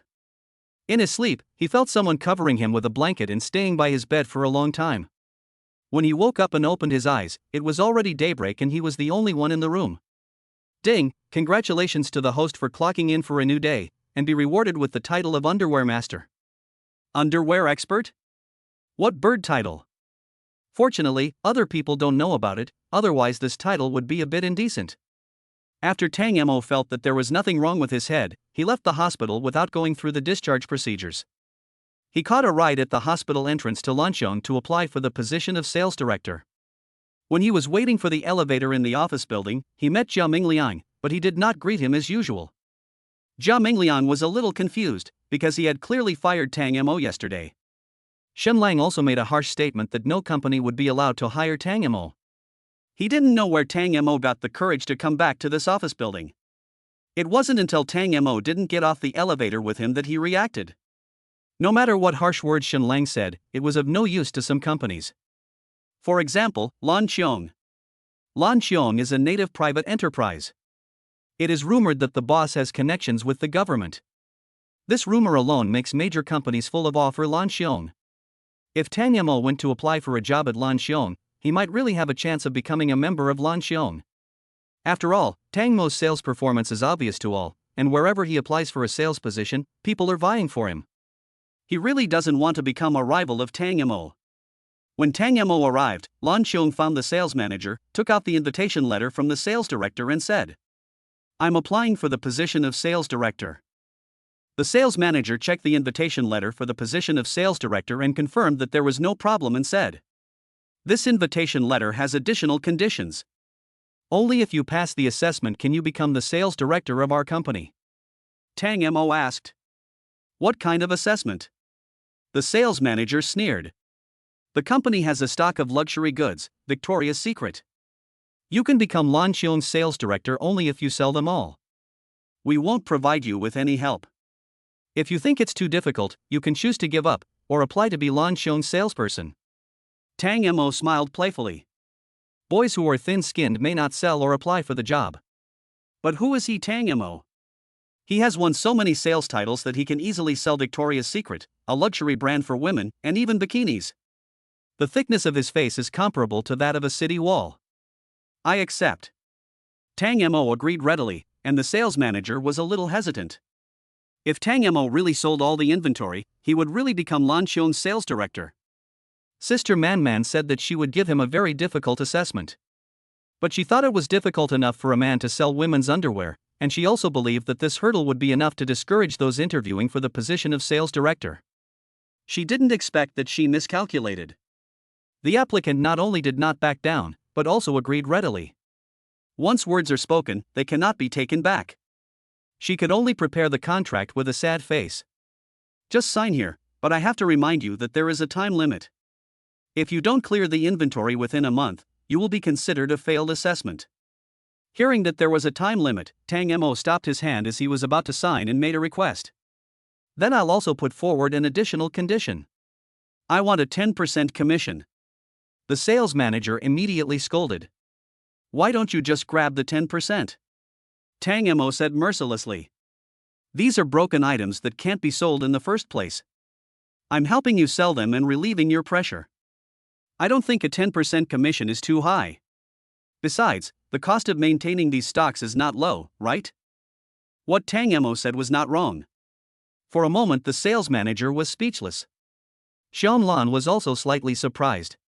Tang Mo's words were sharp and to the point. But such a talent was actually just a small salesperson before. Could it be that I really found a treasure? However, we cannot easily define it now. After all, it will only count if Tang Mo has really solved the inventory problem. If he was really a treasure, she would be happy to be his aunt. The closer the relationship, the higher Lanqiong will be. Xiong Man walked into the office and said, "Besides the 10% commission, do you have any other requests?" Suddenly, both people in the office turned their attention to Xiong Lan. Xiong Lan wore a white suit and had a neat short hair. Tang Mo grinned and pointed at Sophia and said, "I want her to be my underling." Sophia was dumbfounded. Asking her to work for an unreliable man is such an insult to her position as a sales manager. Sister Man will definitely not agree. Xiong Man nodded and said, "Okay, From now on Sophia will be your subordinate, and you can instruct her to do anything related to sales. Sophia was stunned. Her beloved sister Man actually agreed to the unreasonable conditions set by Tang Mo. If Tang Mo turns out to be a despicable and shameless person, her life will be ruined. After all, which man would be willing to sell underwear to women? It was impossible for her not to be afraid. Sister Man. Sophia still wanted to argue with Xiong Lan, but when she met Xiong Lan's eyes, she suddenly became timid. Xiong Man said coldly, "You don't want to?" Sophia showed a smile that was uglier than crying and said, "No, I do." Chapter 10 Sales Manager. On the road, a Maserati was driving slowly. The person driving the car was the sales manager Sophia, who was thinking sinisterly. "You son of a bitch, you chose me on purpose, I won't do what you want." Tang Mo wanted to check the inventory quality first. Otherwise, he would definitely fail to negotiate with the counter with a stock that has no quality assurance, even if it is a luxury product. Even if the deal was reached, he might be sued for selling defective inventory, and he didn't want to be the defendant. The problem was that the warehouse was a bit far away, and he didn't have a car, so if he drove there on his donkey, the battery would most likely run out halfway. So I could only let Sophia take me there. As a sales manager, he was of course reluctant to be his driver. He doesn't have a stunningly handsome appearance, so he may not be successful in his application for the sales director position. Sophia would certainly not be happy working as a driver for a man who is now considered a homeless person. Tang Mo also noticed her little thoughts, but he ignored her because he was thinking about the problem in the counter. If it is a new Victoria's Secret model, it is easy to find a counter. Even if you don't find a counter, there will be bosses who will come to you and ask for cooperation. The difficulty lies in the fact that this batch of Victoria's Secret products is previous inventory.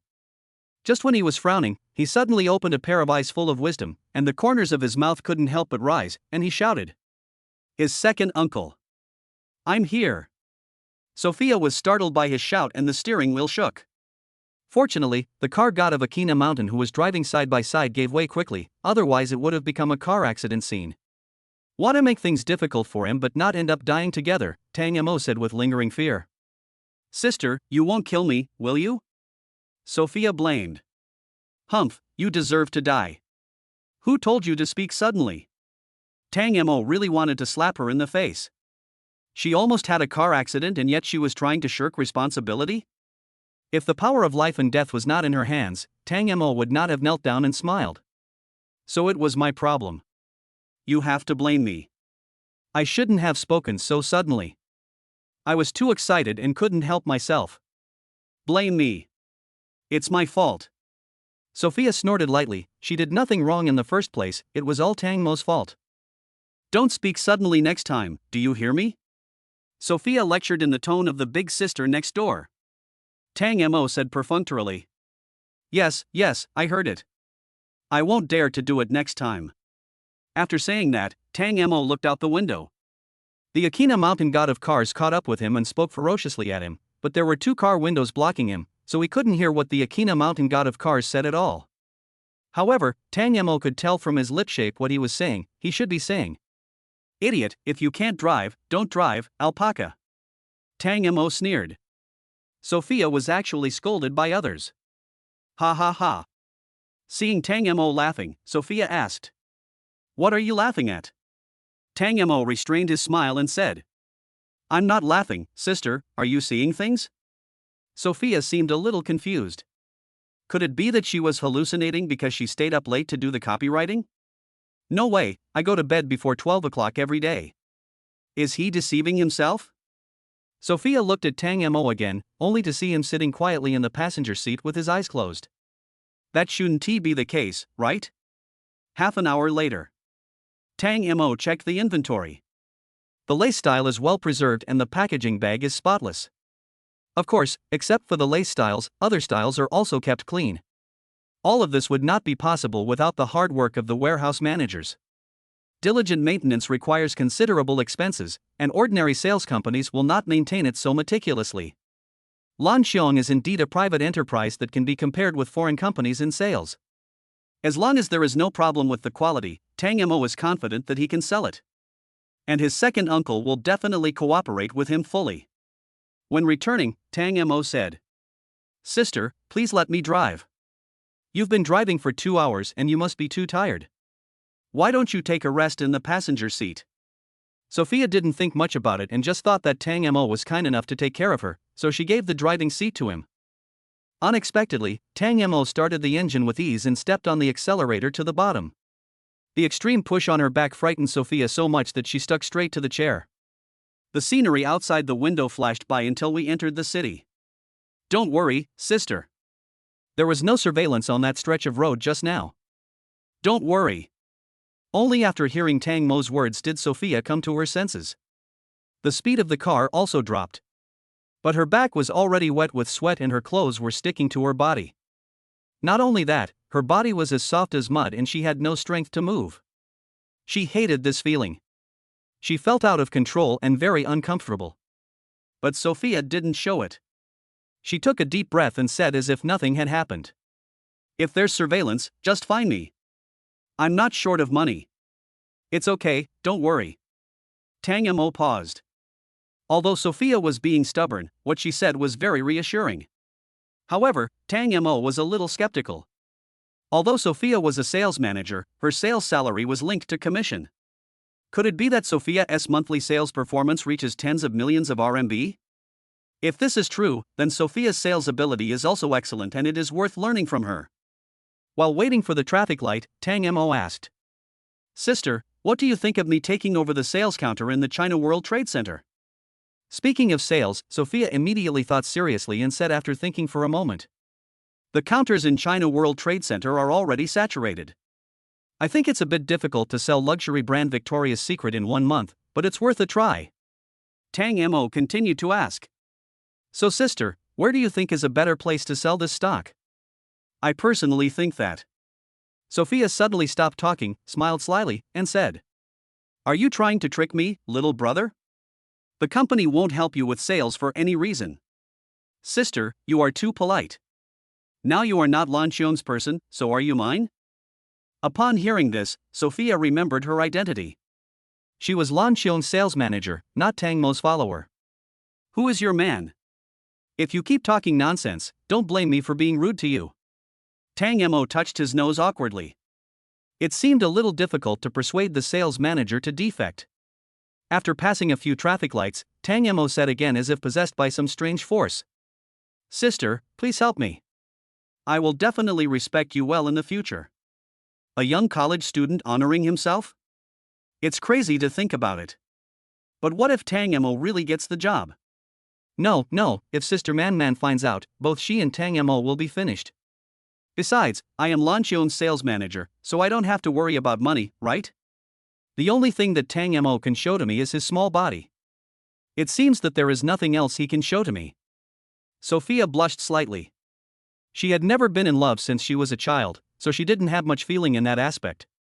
Moreover, every time Tang Mo talked to her, she felt hot all over and wanted to beat Tang Mo to death. If she lets a man like this take care of her, she will live at least 2 years less. She doesn't want to die young. How outrageous. Chapter 11 Sales Plan. When Tang Mo heard Sophia's scolding, he immediately put on a serious face and drove seriously. It seemed that the person who said the obscene words just now was not him, but someone else. Looking at Tang Mo who was driving, Sophia was amused and teased. You've learned your lesson just because I scolded you? Tang Mo said with a straight face. I, Tang Mo, will never forget the great kindness that Manager Su has shown me. I dare not dream of taking our relationship to a higher level. Sophia chuckled twice. She thought Tang Mo was quite interesting. Most fresh graduates will not behave naturally when facing interviewers or superiors. Tang Mo was different from them. He dared to talk about random things when talking to her. If she was angered, she would have 1,000 ways to stop Tang Mo from completing the assessment task. Given that Tang Mo was a little different, she also wanted to see whether Tang Mo was capable of selling all the Victoria's Secret inventory by himself. Few salespeople were willing to take on the task of clearing out inventory, not to mention that in her eyes Tang Mo was just a kid who had just graduated. At this time, Tang Mo said seriously. Manager Su, are you going back to the company or going with me to the International Trade Building to discuss cooperation? Sophia was a little hesitant. She had been following Tang Mo. She knew very well whether Tang Mo had made a sales plan or not. But even if he didn't have a sales plan, would Tang Mo dare to go straight to the China World Trade Center? In case the boss of the China World Trade Center thinks that he is looked down upon by Tang Mo, he will definitely want to show his status by refusing to cooperate. At the same time, it will also reduce the impression of Lan Xiong. It is understandable to train new people, but it is obviously avoidable for new people to discuss cooperation without making a sales plan. Sophia doesn't have to care about Tang Mo's thoughts, but she must eliminate in advance any factors that may be detrimental to Lan Xiong's reputation. Although she is a sales manager, she is also considered a member of the public relations department. Sophia stared at Tang Mo and asked seriously, "Have you made a sales plan?" Tang Mo smiled and said, "I have a complete sales plan in my mind. I have done the project of selling clothes many times. Manager Su, don't worry too much about the impact I might have on Lan Xiong's reputation. I assure Manager Su that Zhao Jinhu will definitely agree to cooperate with me." Although Sophia was a little skeptical, she was willing to believe Tang Mo once. Even if something happens, she can solve it immediately and will never let Lan Xiong be humiliated. Just take it as a thank you to Tang Mo for having a crush on her. Sophia nodded and said, "I believe you said you have a sales plan in mind, but can I hear your sales plan first?" "Don't worry, I won't tell anyone, otherwise I will be struck by lightning and die miserably." Tang Mo interrupted her and said in a caring tone, Bah, even if I die, I can't let the beautiful sister Sophia die. Actually, my sales plan is this." The Maserati was turned off and parked in the underground garage. Sophia sat in the passenger seat and couldn't calm down for a long time. After hearing Tang Mo's sales plan, she felt so angry that she wanted to beat him up on behalf of all the women in the world. Originally, she wanted to go with Tang Mo to talk to Zhao Jinhu about the counter. After all, she thought she could help Tang Mo. But Tang Mo rejected her kindness and said very seriously, "This is my assessment task. Taking the sales manager to talk to the counter does not count as my assessment task." Sophia thought this was Tang Mo's personality and that this was Tang Mo's shining point. Little did she know that Tang Mo deliberately left her aside so that he could better threaten his second uncle. Tang Mo sat on the chair with his legs crossed. On his desk was a video of Shen Lang's bodyguard sending Yang Wenxian home. His second uncle, "You didn't agree when I talked to you about the counter, but you agreed when your nephew talked to you about the counter? You're using the back door." Zhao Jinhu pretended to be puzzled and said, "What the hell are you talking about? I don't understand what you're saying." Tang Mo joked, "I think you know the bodyguards wearing these bodyguard uniforms very well. They are your nephew's bodyguards. Your nephew raped a woman in broad daylight. I called the police yesterday. But the police said they had no evidence and beat me up, saying I had made a false report. But if I give this video to the police, it won't be a false alarm, right?" Zhao Jinhu was so scared that sweat broke out on his face. Perhaps Shen Lang is just an insignificant character, as small as an ant. But his father is fierce. If Shen Lang went to jail because of you, would the Shen family let you go? As far as I know, Hairui Plaza collects tens of billions of yuan in rent every year. Just 1 month's rent can buy several buildings like yours. Whether you cooperate with me or not, it's up to you to decide. Seeing Zhao Jinhu staring at his phone closely, Tang Mo continued, "Don't even think about deleting the video on my phone. I've backed it up several times." After saying this, Tang Mo showed his white teeth and grinned. Zhao Jinhu was sweating profusely and said, "No, Shen Lang hates you to the core. If he knew I gave you the counter, he would definitely hate me." Although Shen Lang is a playboy, his father will one day hand over the Shen Group to him. On that day, Shen Lang will be able to crush his China World Trade Center with one hand. Tang Mo knew that he couldn't push the issue any further, otherwise it would be a fight to the death and he would be in trouble.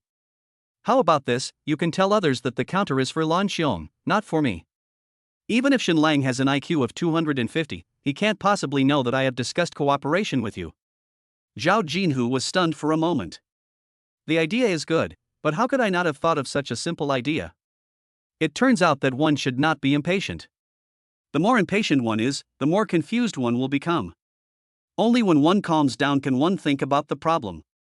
He pointed to the phone on the desk and said, "Can you promise that if I cooperate with you, you will delete this video?" Tang Mo smiled and said, "You didn't record it?"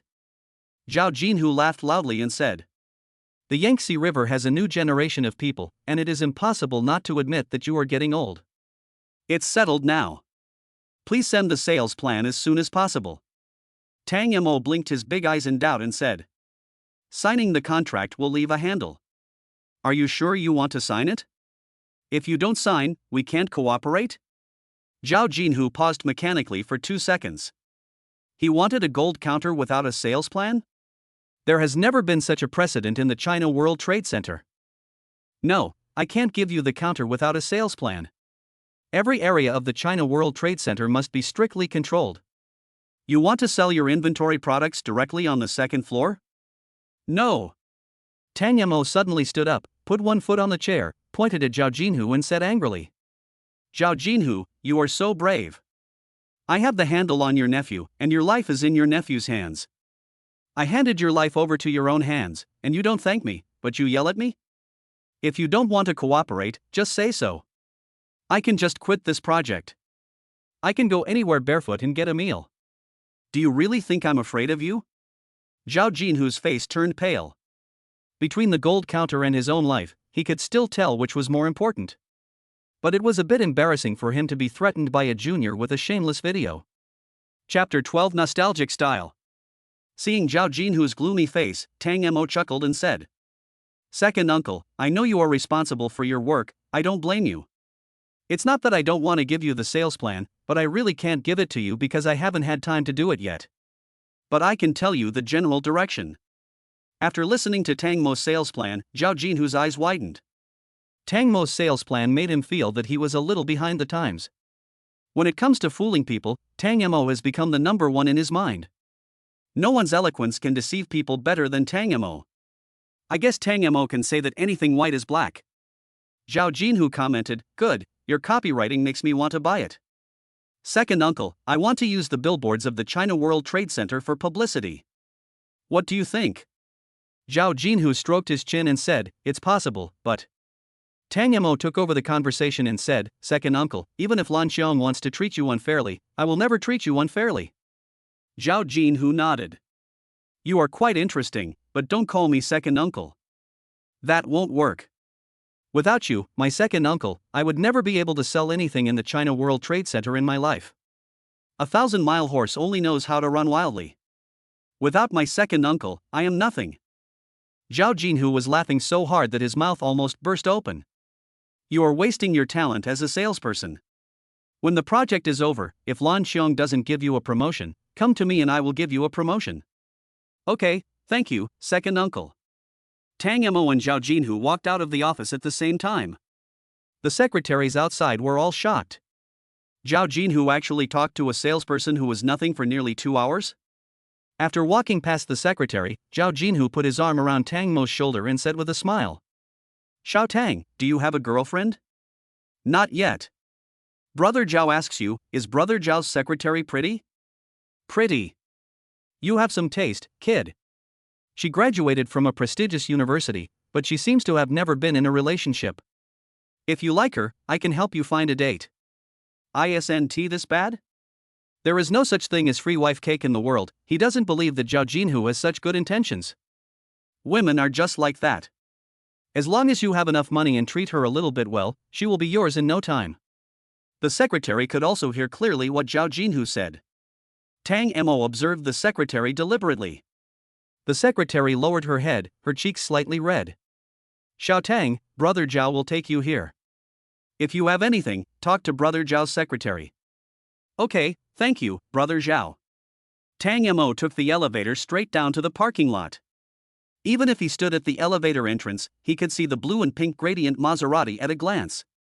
After approaching, all I saw was a pair of beautiful legs in flesh-colored stockings stretched out on the dashboard. Sophia took a nap with one hand leaning against the car door. Has President Zhao agreed? She woke up as soon as Tang Mo sat in the car. I signed a military order to Manager Su, and of course I have fulfilled my mission. Loquacious. Manager Su, let's split up into 2 groups. Send someone to deliver the cargo to the China World Trade Center, and I'll go back and do some homework. Tang Mo suddenly became serious, and Sophia was also infected. Good. In the afternoon, 7 or 8 billboards in the China World Trade Center were all replaced with Victoria's Secret fashion show. Are you still regretting not buying Victoria's Secret for the woman you love? Here comes the chance.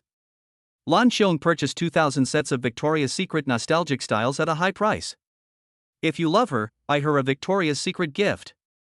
The nostalgic model is deeper, more noble and rarer. Sales are limited, first come first served.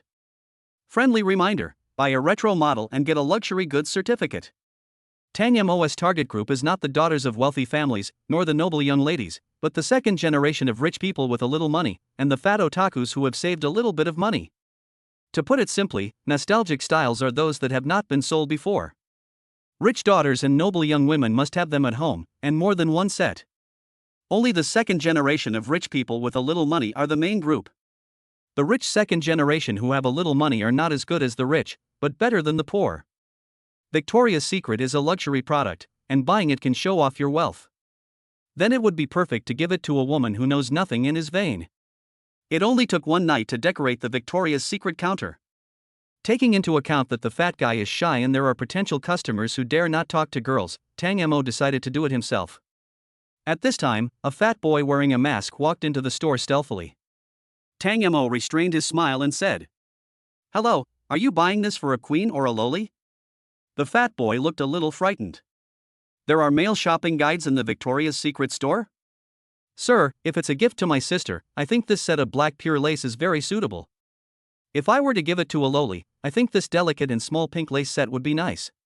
The fat boy ignored him and looked around. Finally, my eyes stopped on a set of white lace patterns. Tang Mo followed his gaze and immediately took it down with a hanger. "Sir, this style is a bit expensive, you have to be prepared. The pure goddess white model is worth 18,800. Lan Xiong bought it at a high price, so it's worth about 25,000. Don't worry, I'm mentally prepared. Dear sir, you really amaze me. I sincerely invite you to be our sales consultant." No, I only know this one. The fat boy scratched his head embarrassedly. "Even if you only have this one model, you are still my most admired customer. I wish you success." The fat boy nodded heavily. When I walked to the front of the counter, the fat boy just stood there motionless.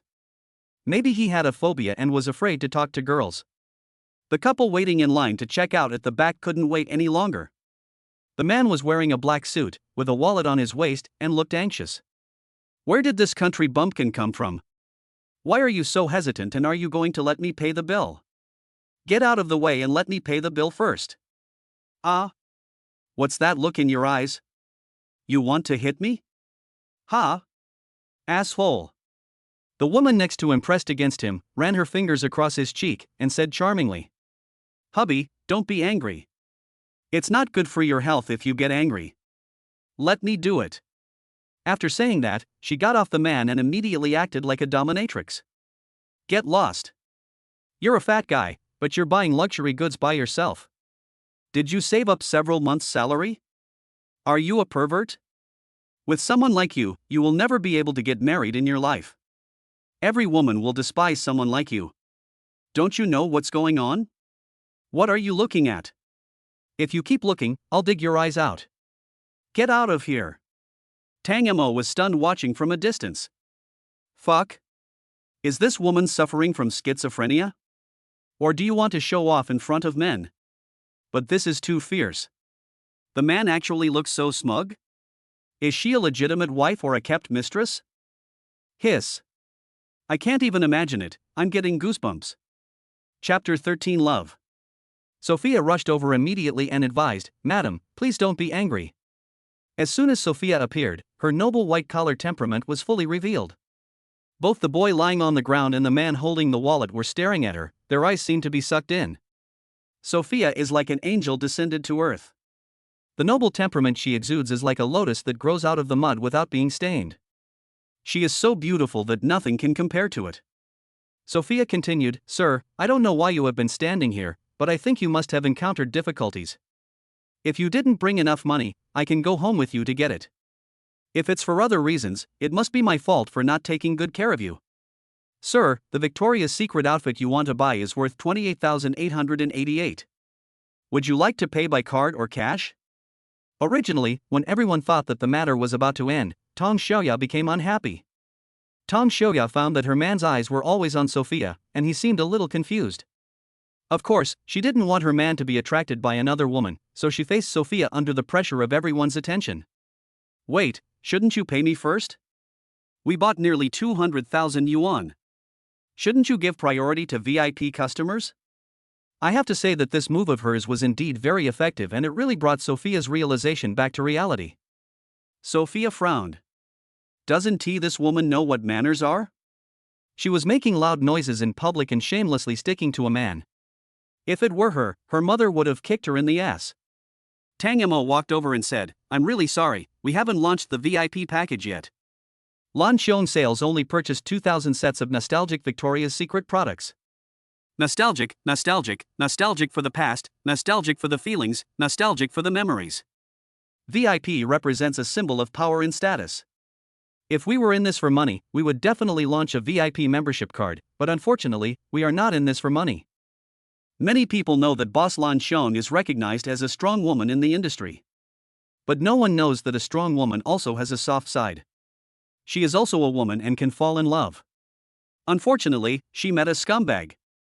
The scumbag used President Xiong's money to play with other women and spend his money like a playboy. But that scumbag is just an ordinary clerk. Where does he get the money to have fun? Boss Xiong smelled some clues and found evidence that the scumbag was cheating on 8 women at the same time. Last year, at this time, she broke up with the scumbag. The scumbag's retribution came quickly. He got drunk and died of alcohol poisoning. Even so, President Xiong still recalls every minute and every second with the scumbag. But Xiong doesn't want to be dragged down by her past relationship anymore. This event is just Xiong's attempt to make a break with the past. This time, Victoria's Secret has a slogan called Make Up for Regrets, right? No, I think regrets are regrets after all. To make amends is just to give an explanation for past regrets, retain one's dignity, and get out of this unscathed. Tang Mo's passionate speech stopped and the audience burst into warm applause. Tang Xiaoya seemed out of place among the people around her. She didn't feel how disturbing Tang Mo's words were, she just thought it was Tang Mo's method. Good. Well said. There is no construction without destruction, and only when you are at the point of death can you be reborn. I understand. Even if she doesn't accept my gift, I can't keep wasting my time on her. Okay, I'll buy 10 sets. I want to come to terms with my past. I want to buy 50 sets. I can't waste my youth on bar dancers anymore. I want to inherit the family business and become the youngest entrepreneur in Magic City. Tang Mo smiled at the crowd, walked elegantly to Tang Xiaoya, bent down and said, Ma'am, you can take the Victoria's Secret in your hand and leave. Tang Xiaoya was shocked. She hadn't paid the bill yet, but Tang Mo said she could leave? What do you mean? My man could buy your entire store. You're such a snob. He Quan also felt that he was looked down upon. Even if Tang Xiaoya didn't say anything, he would make Tang Mo pay. Boy, where are you from? My big brother is Shen Lang. If you have the guts, come and fight me here. Let's see if my big brother can deal with you. He Quan pointed to the ground and said provocatively. Tang Mo didn't expect that he would run into Shen Lang's younger brother when selling clothes, but it doesn't matter, he still has Shen Lang's handle in his hand, so he can deal with him even if Shen Lang comes. Besides, 2,000 sets of Victoria's Secret clothes are not a lot. According to today's momentum, they will all be sold out in less than a week. As long as Victoria's Secret is sold out, if Shen Lang wants to deal with him again, he will have to consider whether he is qualified enough. After he sells this batch of Victoria's Secret, he will be the sales director of Lan Xiong. Does Shen Lang dare to touch Xiong Man's people? I guess I don't have the courage. It was also during these 2 days that Tang Mo learned about some business matters. Xiong Man can be said to be a clear stream in the business world. She is not controlled by anyone, is not afraid of anyone, and has official support behind her. The customer is God. How dare I tell you what to do? Since the customer's woman said she could buy our entire store, I want to leave work early. We still have 1,800 sets of nostalgic Victoria's Secret items in our store. Even at the cheapest price, it would cost nearly $500 million. Are you sure you want to buy them? He Quan was stunned for a moment. Let alone $500 million, he couldn't even come up with 1 million RMB. Today he gritted his teeth and bought 200,000 yuan, which was his pocket money saved for several months. If Tang Xiaoya hadn't known how to seduce people, he would not have been willing to spend this money in vain. Seeing that he didn't say anything, Tang Xiaoya immediately said angrily, Didn't you say that your family assets are almost 10 billion? This broken shop can be bought for less than 100 million, why don't you buy it? Tang Xiaoya was already a little bit unconvinced by what He Quan said. She was of course annoyed when she thought that the man she had tried so hard to seduce turned out to be a useless guy. After being pushed a few times, He Quan turned around and pushed Tang Xiaoya onto the checkout counter with such force that the counter was cracked. You stinky bitch, I've already done my best by buying you a few Victoria's Secret clothes, and you still want to covet my property? Dream on, bah. He Quan spat on Tang Xiaoya's face, then threw a few Victoria's Secret bags at her face and walked away. Chapter 14 Rich Woman. Tang Yamo frowned slightly, walked to the checkout counter, took out a pack of handkerchiefs and threw it on Tang Xiaoya. Wipe it with paper. Tang Xiaoya looked up at Tang Yamo, her eyes filled with tears. The person she looked down upon just now was now the one who cared about her the most. Tang Xiaoya wiped the saliva off her face with a tissue and said pitifully, I'm sorry for breaking your things. I'll compensate you. Tang Yamo said, although it was indeed you who broke it, it is not your fault. The man who walked away should pay for it. You go now. Tang Xiaoya wanted to pay for the clothes on the ground, but she had no money in her card because she had used all her money to hook up with rich second-generation men. Thinking of He Quan running away like a cold-blooded animal, her tears flowed uncontrollably. Without saying another word, she walked out of the store, covering her hurt arm. Tang Yamo glanced at her back, then looked at the Victoria's Secret packaging bag on the ground and the little fat man standing beside her. Tang Yamo put his hand on the little fat boy's shoulder and said, Is that woman pretty? If you go over and comfort her now, it will definitely be twice as effective with half the effort. Yao shrank his neck and said, I can't do that. I've never comforted a woman before. Okay, I don't need your consolation. Just pick up these clothes on the ground and give them to her. I won't charge you for the one you were going to buy. What do you think? Yao hesitated when he thought about the life of eating instant noodles after paying for it. Instant noodles are okay to eat once in a while, and they taste good, but if you eat them for a long time, you will get tired of them and even vomit. Yao simply gave it a go. Wasn't it just giving 2 sets of clothes to a woman? What was the big deal? Would he die if he gave her clothes? Okay, deal. Yao explained as he picked up the packaging bag on the ground. The clothing seller asked me to pick it up and give it to that woman. I didn't pick it up. Don't misunderstand me. I'm not a pervert. Although Yao was still trying to argue, it was of little use. His ears were red and the mask couldn't hide his flushed face. After picking up the packaging bags, he ran outside without staying outside for even a second. He considered this to be one of the most socially deadly scenes. Tang Yamo cleared his throat and said, We can't take back the clothes that have been packed. Even if we do, we will throw them into the trash. Thank you for your support. Such sincere words, and everyone present actually saw and heard Tang Yamo give away those sets of clothes without charging any money. With a shopping guide like this selling clothes in the store, the quality of the clothes must be good. Shopping guide, I don't know which style I want to buy. Can you recommend one?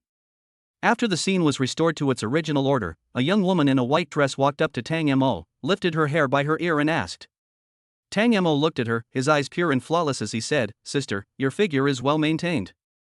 One word to describe it is the most appropriate, plump and full.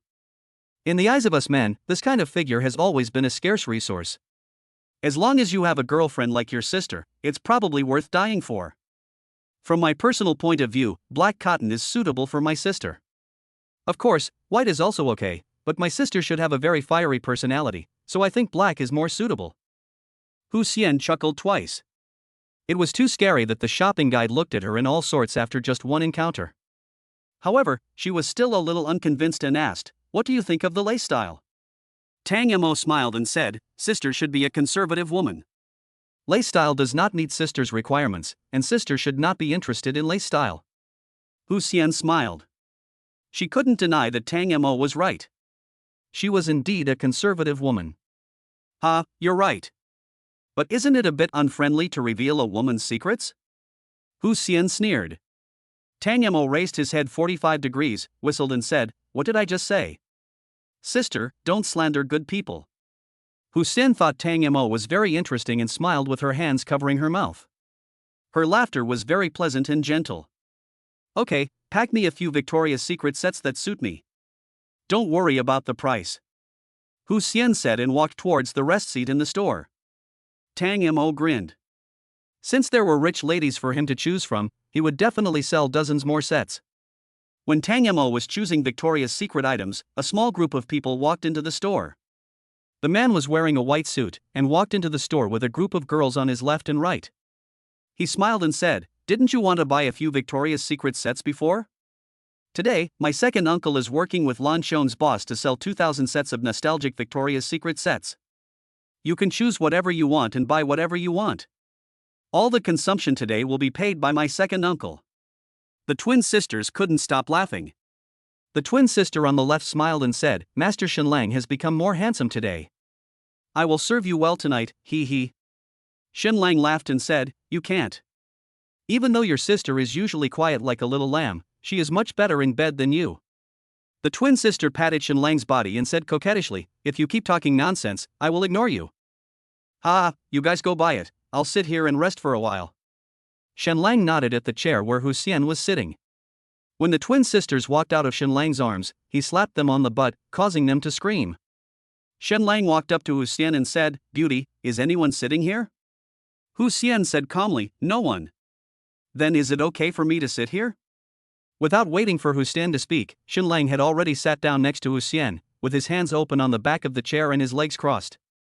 Hu Xian didn't say anything else.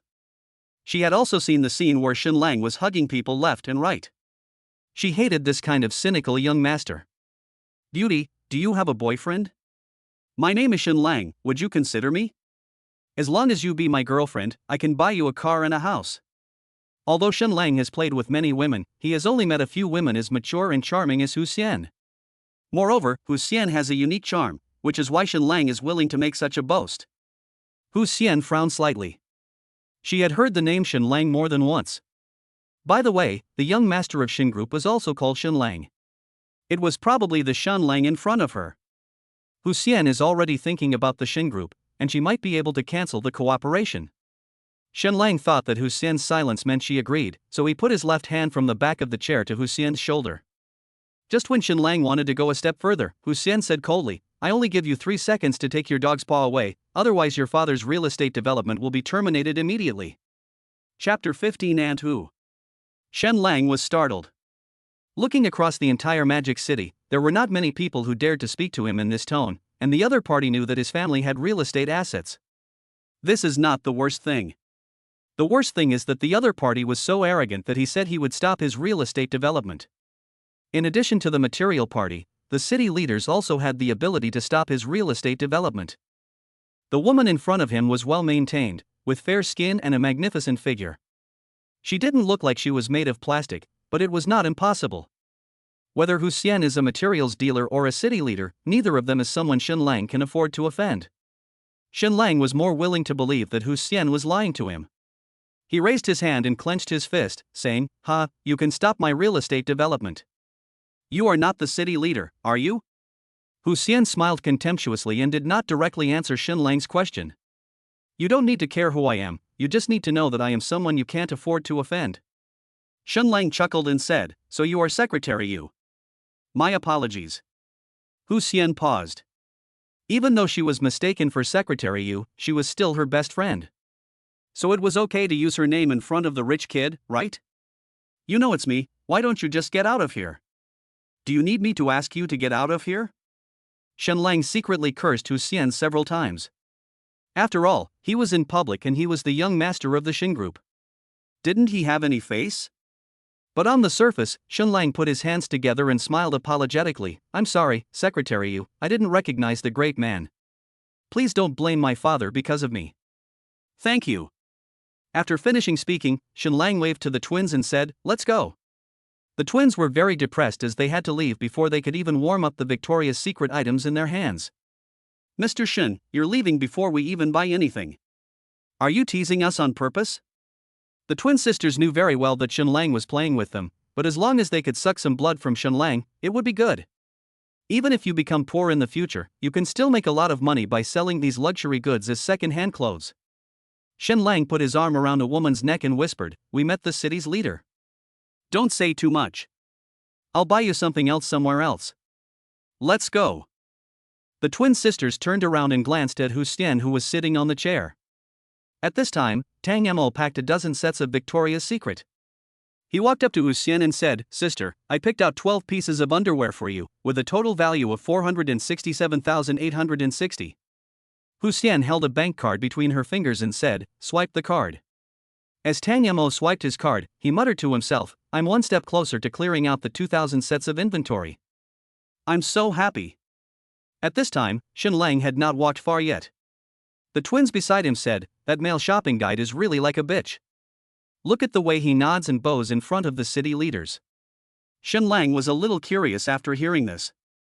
How could there be people who curry favor with the powerful in a small shop? Generally speaking, ordinary people would not dare to flatter people from higher classes. Shen Lang was very curious about what kind of person would dare to flatter Secretary Yu, who was a decent and upright woman. Shen Lang also looked back. He didn't know until he looked, and was shocked.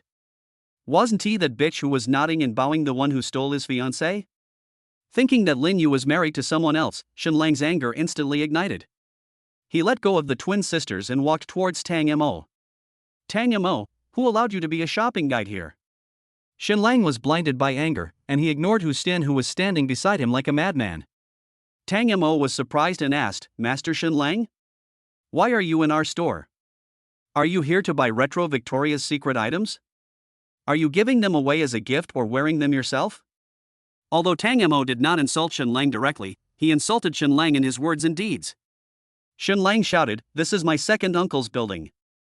You'd better get out now and don't force me to do it myself." Tang Mo shrugged. Hu Xian didn't seem like an ordinary woman. She wouldn't just stand by and watch, right? However, when Tang Mo looked at Hu Xian, he found that she was looking at him with a smile. The corner of Tang Mo's mouth twitched slightly. If Hu Xian didn't take action, he would be no match for Shen Lang. Maybe he could beat Shen Lang, but he wasn't sure about Shen Lang's bodyguards. "What if I say no?" Tang Mo faced Shen Lang with a calm look in his eyes. "No? Then go to hell." Before he finished speaking, Shen Lang clenched his fist and hit Tang Mo in the face. Tang Mo was punched, but not to be outdone, he punched Shen Lang back. Shen Lang was furious. It was bad enough that he was beaten by Tang Mo last time in the foreign sales company, but the key point was that he let Tang Mo run away. Tang Mo beat him again this time. If he let Tang Mo run away again, he would have no face to live. "Someone come!" Shen Lang shouted. Suddenly, several muscular bodyguards ran up from behind Shen Lang, folded their hands in front of them, and respectfully called out, "Young master." Shen Lang pointed at Tang Mo and shouted angrily, "Beat him to death. It's my responsibility if he's killed."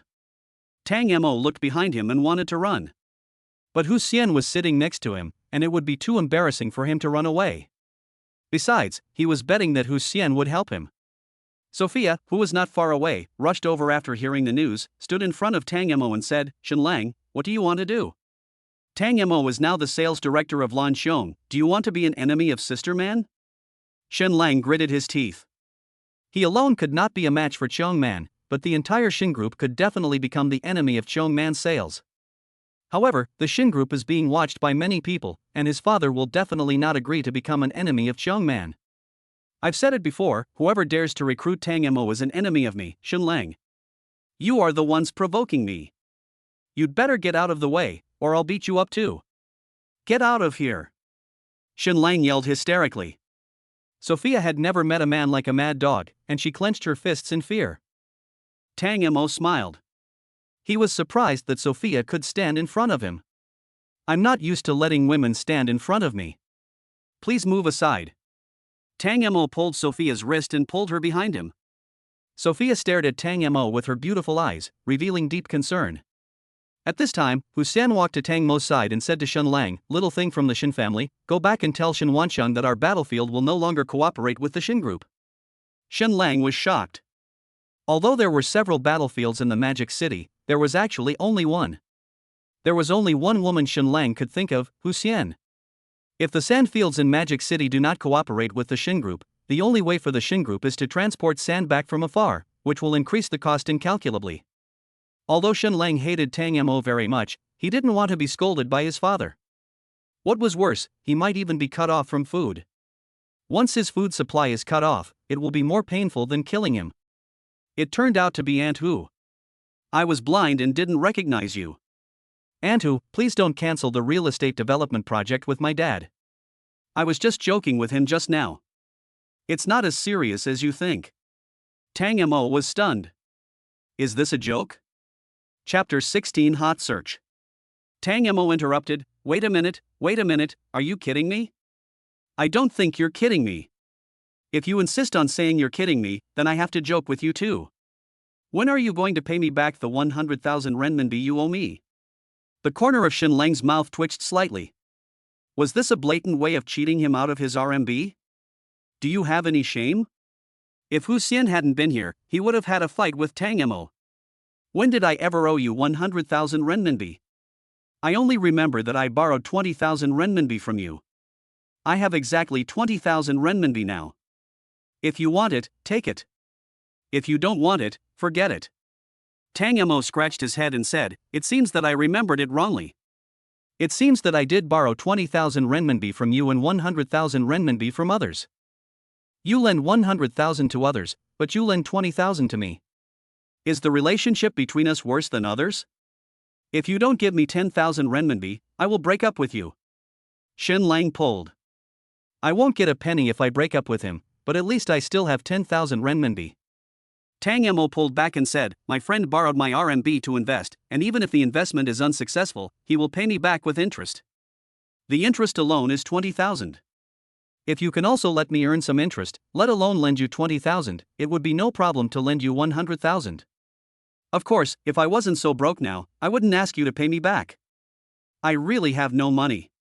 Everyone can pull, but Tang Mo is a professional. Not only did he restore the relationship between him and Shen Lang, but he also blocked Shen Lang's way to continue lending him money. Shen Lang couldn't find a way out, so he had to accept his fate and said, so that's how it is. I wronged you, but you are still wrong for not lending me 100,000. I can only pay you back 15,000. Okay, 15,000 renminbi is not a small amount, just scan the code.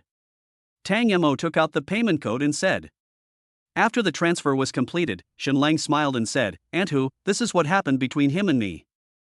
If there is nothing else, I will leave first. Please do not terminate the cooperation with the real estate project of Shin Group.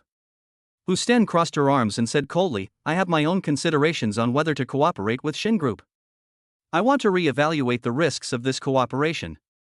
Damn bitch, I'm going to kill you sooner or later. Shen Lang cursed Hu Sten inwardly, then walked away in shame. Tang Mo smiled and said, thank you sister for standing up for justice. I will give you another set of Victoria's Secret. He casually found clothes that matched Hu Xian's size from the cabinet next to him and gave them to her. I'm not trying to be fair on your behalf.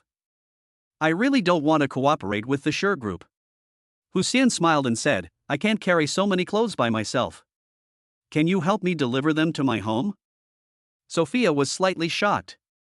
A man going to a woman's home, the two of them might create some indescribable sparks. She wanted to stop this bad thing from happening. Customer, can you let me take his place and send him home for you? It is also our job to protect the privacy of our customers. Hu Sten looked at Sophia and said hesitantly, that's fine, as long as I don't have to carry this pile of clothes alone. Tang Mo was originally ready to agree, he wanted to see what the rich woman's home looked like, but he didn't expect to be intercepted by Sophia, what bad luck. But it's always possible to try, right? Sophina, what do you mean? I'm not safe anymore? Sophia glanced at him coldly. If looks could kill, Tang Mo would probably be lying on the ground. Sophia said coldly, don't think I don't know what you are up to. You'd better do your job as a shopping guide here, otherwise I don't mind reporting you to Man. Tang Mo asked in confusion, what do I have to report?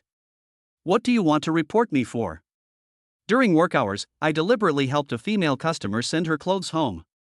I was not serious about my job and was taking advantage of the situation. Tang Mo protested, then you're not taking advantage of the situation by helping them deliver the clothes? Are you being sexist?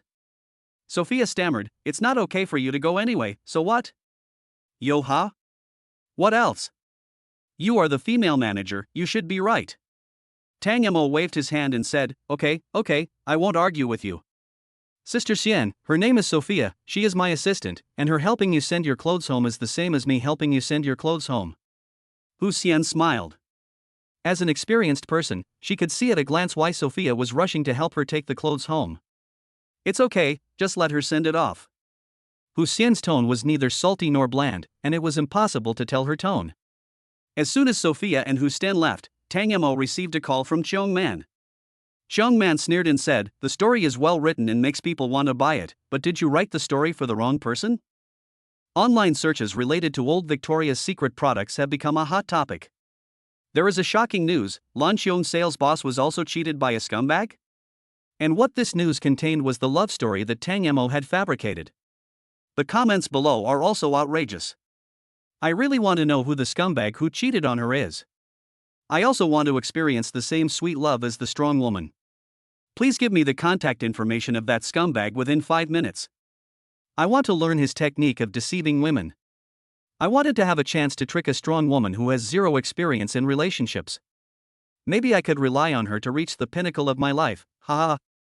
As the big sister in the sales industry, Cheong Man is very quick in gathering news and intelligence, and she took a look at these hot headlines as soon as possible. At first she was very angry, but then she thought that being able to hype up the inventory to such a high level within 2 days just proved Tang Mo's sales talent. And Tang Mo was her employee, plus with the relationship of being her niece, Tang Mo is like one of her own. After thinking all this through, Xiong Lan was not very angry anymore. She didn't plan to get married anyway. She wanted to be a woman who was not restricted by others. Like a cat in the alley, noble and free. Tang Mo swallowed his saliva. It would be a lie to say he wasn't afraid. He still wanted to stay in Lanxiong as the sales director. Man. Xiong Man was a little confused. Where did Tang Mo put her? Calling her by her nickname? In fact, she herself did not hear the word sister that Tang Mo said because she was so scared that her throat could not make a sound. The original words should be, man. Sister, I was wrong. After Cheong Man came to her senses, she scolded him with a little anger. You'd better not think about anything else. You are my niece's man. After saying that, Xiong Lan hung up the phone. But Tang Mo was shocked by her words. Her niece's man? Who is Cheong Man's niece? There was only one woman Tang Mo could think of, and that was Lin Yu. He called Lin Yu directly. Lin Yu was filming a scene. She was wearing a red ancient-style dress and said with disdain, "What does the universe have to do with me?" Chapter 17 video recording is useless. At this time, Lin Yu's agent walked up to her and whispered to her, "There's a phone call." Lin Yu is also the kind of person who doesn't care about other things when she is working, and phone calls can easily disrupt her filming mood. No matter who's calling, don't ask me when I'm filming. If you ask, I won't answer. Turn off your phone. How many times do you want me to tell you before you understand? The agent hesitated a little and said, "It's Tang Mo." The agent and Lin Yu have a very good relationship, and they are good friends who can talk about anything. She was also told about Lin Yu's marriage, but it was still kept confidential and had not even been disclosed to the company. The agent's name is Su Qin, an unknown low-level agent in the industry, but Lin Yu signed a long-term contract with her. Su Qin is a little shy, but her business skills are not bad. Lin Yu just didn't want to take part in any drinking parties or anything like that, and she had a background, so she was doing well in the entertainment industry and didn't need to accept the hospitality of certain directors. Su Qin is the perfect person to be her agent. As soon as Lin Yu heard the name Tang Mo, his mood changed. Because she was so focused on filming, she almost forgot why she turned on her phone. She was already married and she didn't want to miss any calls from Tang Mo. "I'm sorry, Su Qin, I didn't mean to scold you, give me the phone." Lin Yu walked outside the studio with her phone in hand, answered the call and said with a smile, "Have you figured it out? You little stray dog on the street?" Tang Mo held the phone away from his ear and looked at it. Why did it smell so much like a queen? A stray puppy? He Tang Mo? Tang Mo coughed and asked, "Did you help me get the invitation letter for the sales director position?" There was silence on the other end of the phone for a while, then he suddenly laughed and said, "I didn't fight for you. I just mentioned you to my aunt. I guess she happened to be in sales so she invited you, right?" "I don't believe it, but what you said sounds good." "Your aunt asked me to be the sales director and there is an assessment, which requires me to sell 2,000 sets of inventory. I have already hyped up the popularity to the highest peak, and there are media articles about this batch of inventory on the hot searches. Then should I congratulate you in advance, my man?" Tang Mo suddenly said seriously, "Thank you." At this time, a voice calling Lin Yu was heard from the set. "Hey, where is Lin Yu?" "It's the next segment, get ready." Tang Mo also heard the voice and asked, "Are you filming?" Lin Yu said, "Yes, I'm filming a TV series and it's almost finished." "Do you want to watch it with me after it's released?" Tang Mo smiled and said, "Want to go to your house to see it? I asked you to come before but you refused. Now I don't want you to come anymore. You must be dreaming."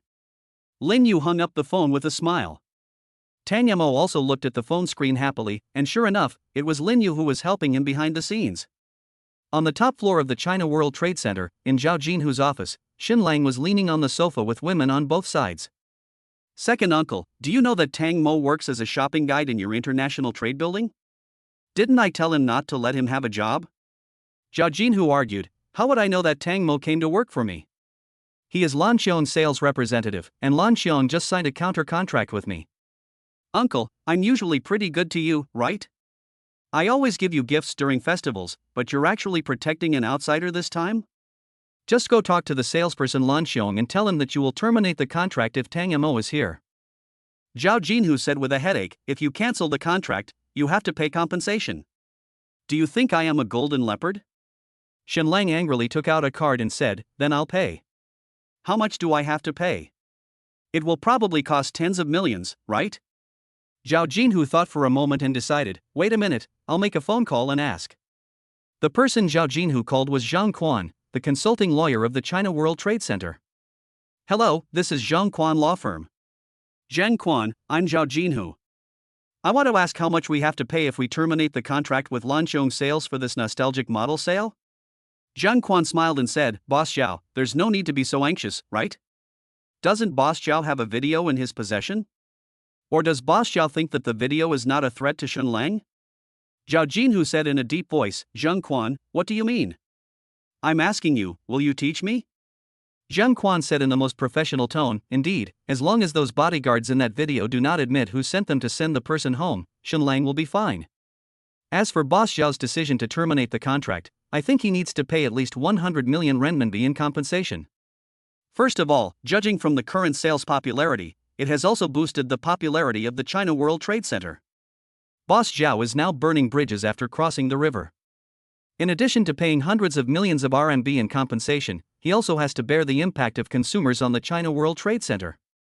Simply put, I don't recommend that Mr. Zhao terminate the contract. The loss outweighs the gain. This is Zhang Quan Law Firm. Welcome to call us next time. I wish you a happy work.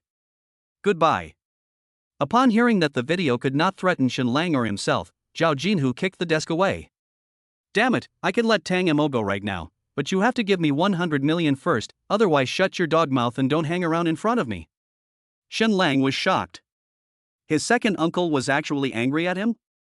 His second uncle asked him to give him 100 million yuan. Where would he get it from? He only has a few $1,000,000 on him, and even if he sells all the assets under his name, it will only be tens of millions. 100 million is simply impossible. "Uncle, what do you mean? Blackmailing me for 100 million? Do you believe I will let my dad kill you?" Zhao Jinhu snorted coldly and said, "Even if you give me 100 million, it won't be enough. I have to add more money myself to get rid of that bastard. I've been polite enough to you. You want your dad to do something to me? Do you think your mom would agree? Just one sentence, either give me the money and I'll make that bastard go away, or don't give me the money and go away, you're just an eyesore." Xin Lang clasped the twin sister's hands tightly. His second uncle was too disrespectful to him. "Mr. Xin." The twin sisters did not dare to speak loudly and reminded him in a low voice. Xin Lang nodded and said, "Second uncle, I give you face by calling you second uncle. If I don't give you face, I will let you be buried in the ground. I've made note of what happened today. Wait for me tomorrow."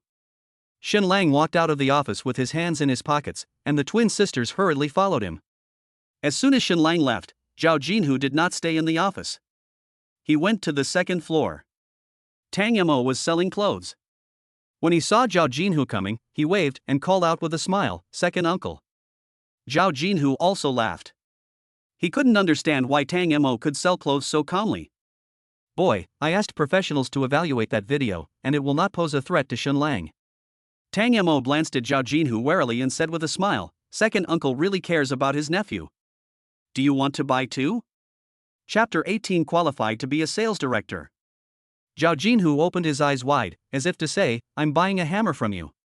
Tang Mo reacted quickly and said with a smile, I almost forgot that my aunt is not easy to mess with. It's okay, you can choose any uncle you want, it's my fault. Zhao Jinhu smiled and said that just buying 2 pieces of Victoria's Secret would cost tens of thousands of RMB. Compared to the stingy Shenlang, Tang Mo was much better. Zhao Jinhu smiled and took 2 sets, saying, okay, it's your fault. Go ahead and sell them. Now we're leaving. After seeing Zhao Jinhu off, Tang Mo breathed a sigh of relief. As long as he was not driven away, he would have hope of clearing out this batch of inventory.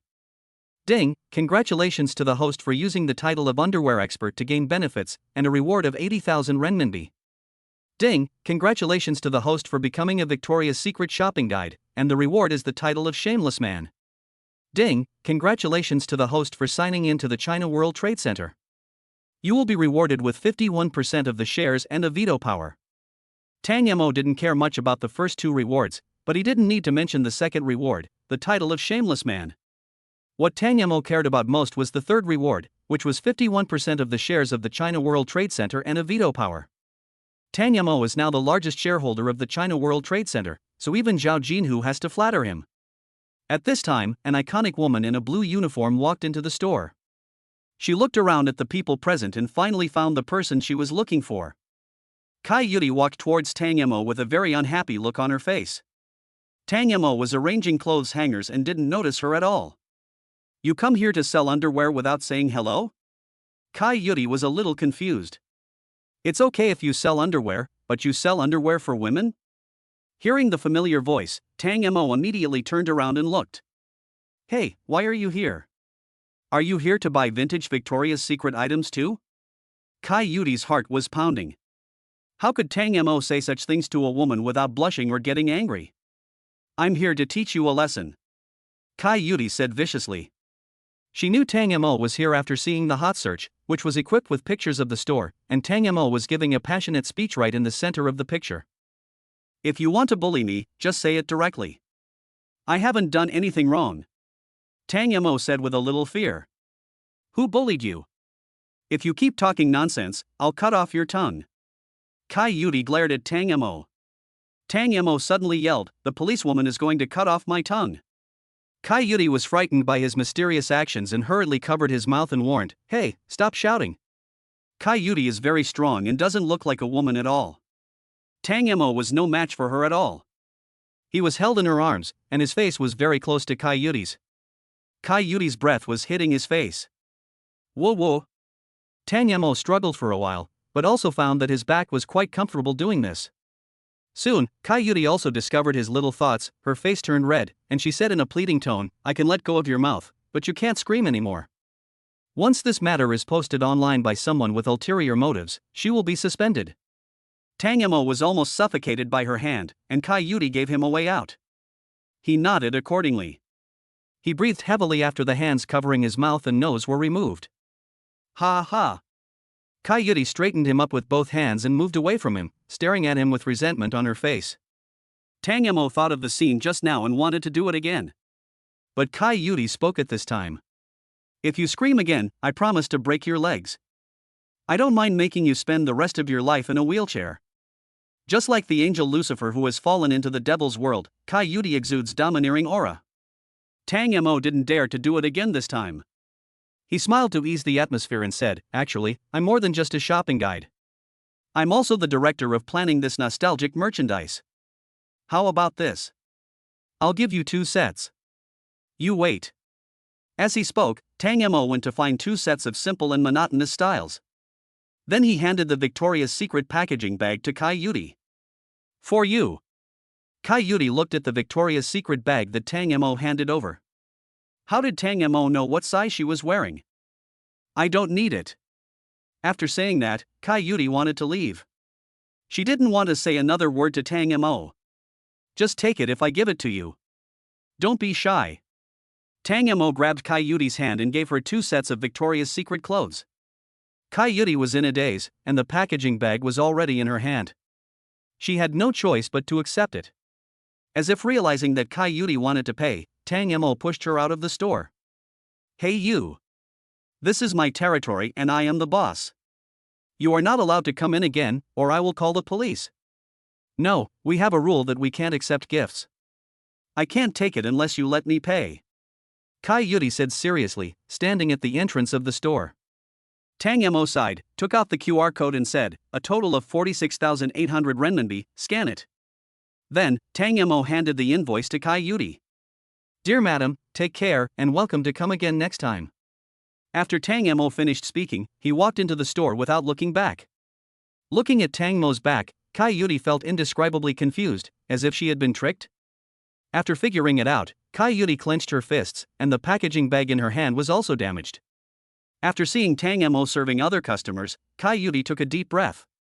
If he was not wearing the blue uniform, she would have dragged Tang Mo out and beat him up. After Sophia came back, Tang Mo asked her to calculate the turnover. Sophia said dissatisfiedly, "I am not your maid, don't talk to me in a commanding tone." Tang Mo cooperated and said, yes, you are not my maid, you are my assistant." "Then can I trouble you to tidy it up?" Only then did Sophia calculate her income for the past 2 days with satisfaction. The clothes in the store are almost sold out, with only about 100 pieces left. Even if we exclude these 100 or so items, the total revenue is more than double the expected revenue. This extra part is considered to be a perfect answer for Lan Xiong. The total revenue is 86 million, which is 5 million higher than the expected revenue. This result is enough to be a sales director. But there are still about 100 pieces of clothing. What are you going to do with them? Tang Mo smiled and said, "I brought tens of millions of net profits to the company. Can I keep it all for myself?" Sophia nodded. "It's not impossible, but I have to tell Sister Man. But I don't understand why a man like you would need these 100 pieces of Victoria's Secret jewelry? You don't have 7 or 8 mistresses out there, do you?" Tang Mo smiled and said, "You think too highly of me. How can I support 7 or 8 lovers? I'll give you 10 pieces to wear, can't I give 10 pieces to the boss?" Sophia blushed and said, "I don't want to wear the Victoria's Secret gift you gave me. You'd better not give it to other women. They will think you are a pervert. How can you give Victoria's Secret gifts?" Tang Mo directly took the packaged Victoria's Secret and said, "These Victoria's Secret items are of very high quality. They cost over 100,000 yuan each. Do you want them? If not, I'll give them to someone else." Chapter 19 Mansion. I want to announce something today. Starting today, our company has a new sales director. Everyone knows about Victoria's Secret's 2,000 sets of inventory, right? This was a project that was not favored by many people, but under Tang Mo's leadership, the total revenue more than doubled, and it only took 1 week. I officially announced that Tang Mo has been promoted to Lanqiong sales director. Please applaud and welcome him. As Cheong Man finished speaking, warm applause broke out in the conference room. Congratulations, Tang Mo, we will be colleagues from now on. Sophia sat next to Tang Mo and said with a smile. Tang Mo stood up and said with a smile, "Thank you for your trust in me, Sister Man. I will definitely not let you down. In addition, I have prepared gifts for everyone as a new official. Thank you for your support." As he spoke, Tang Mo took out the packaged Victoria's Secret from under the table and placed it on the table. The total revenue should have been more than 86 million. With these 100 plus Victoria's Secret collections, I can still hold another hunger sale, such as an auction. But when I think about working with you all, I don't plan to do hunger sales anymore. The good stuff should be saved for everyone to wear. Most of Lanqiong's sales staff are female, so the atmosphere in the conference room is a bit weird now. Give them the unsold Victoria's Secret items in front of their boss? Who dares to accept this?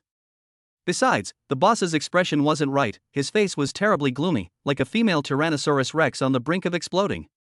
Hey, why aren't you talking? Do you dislike the gift I gave you?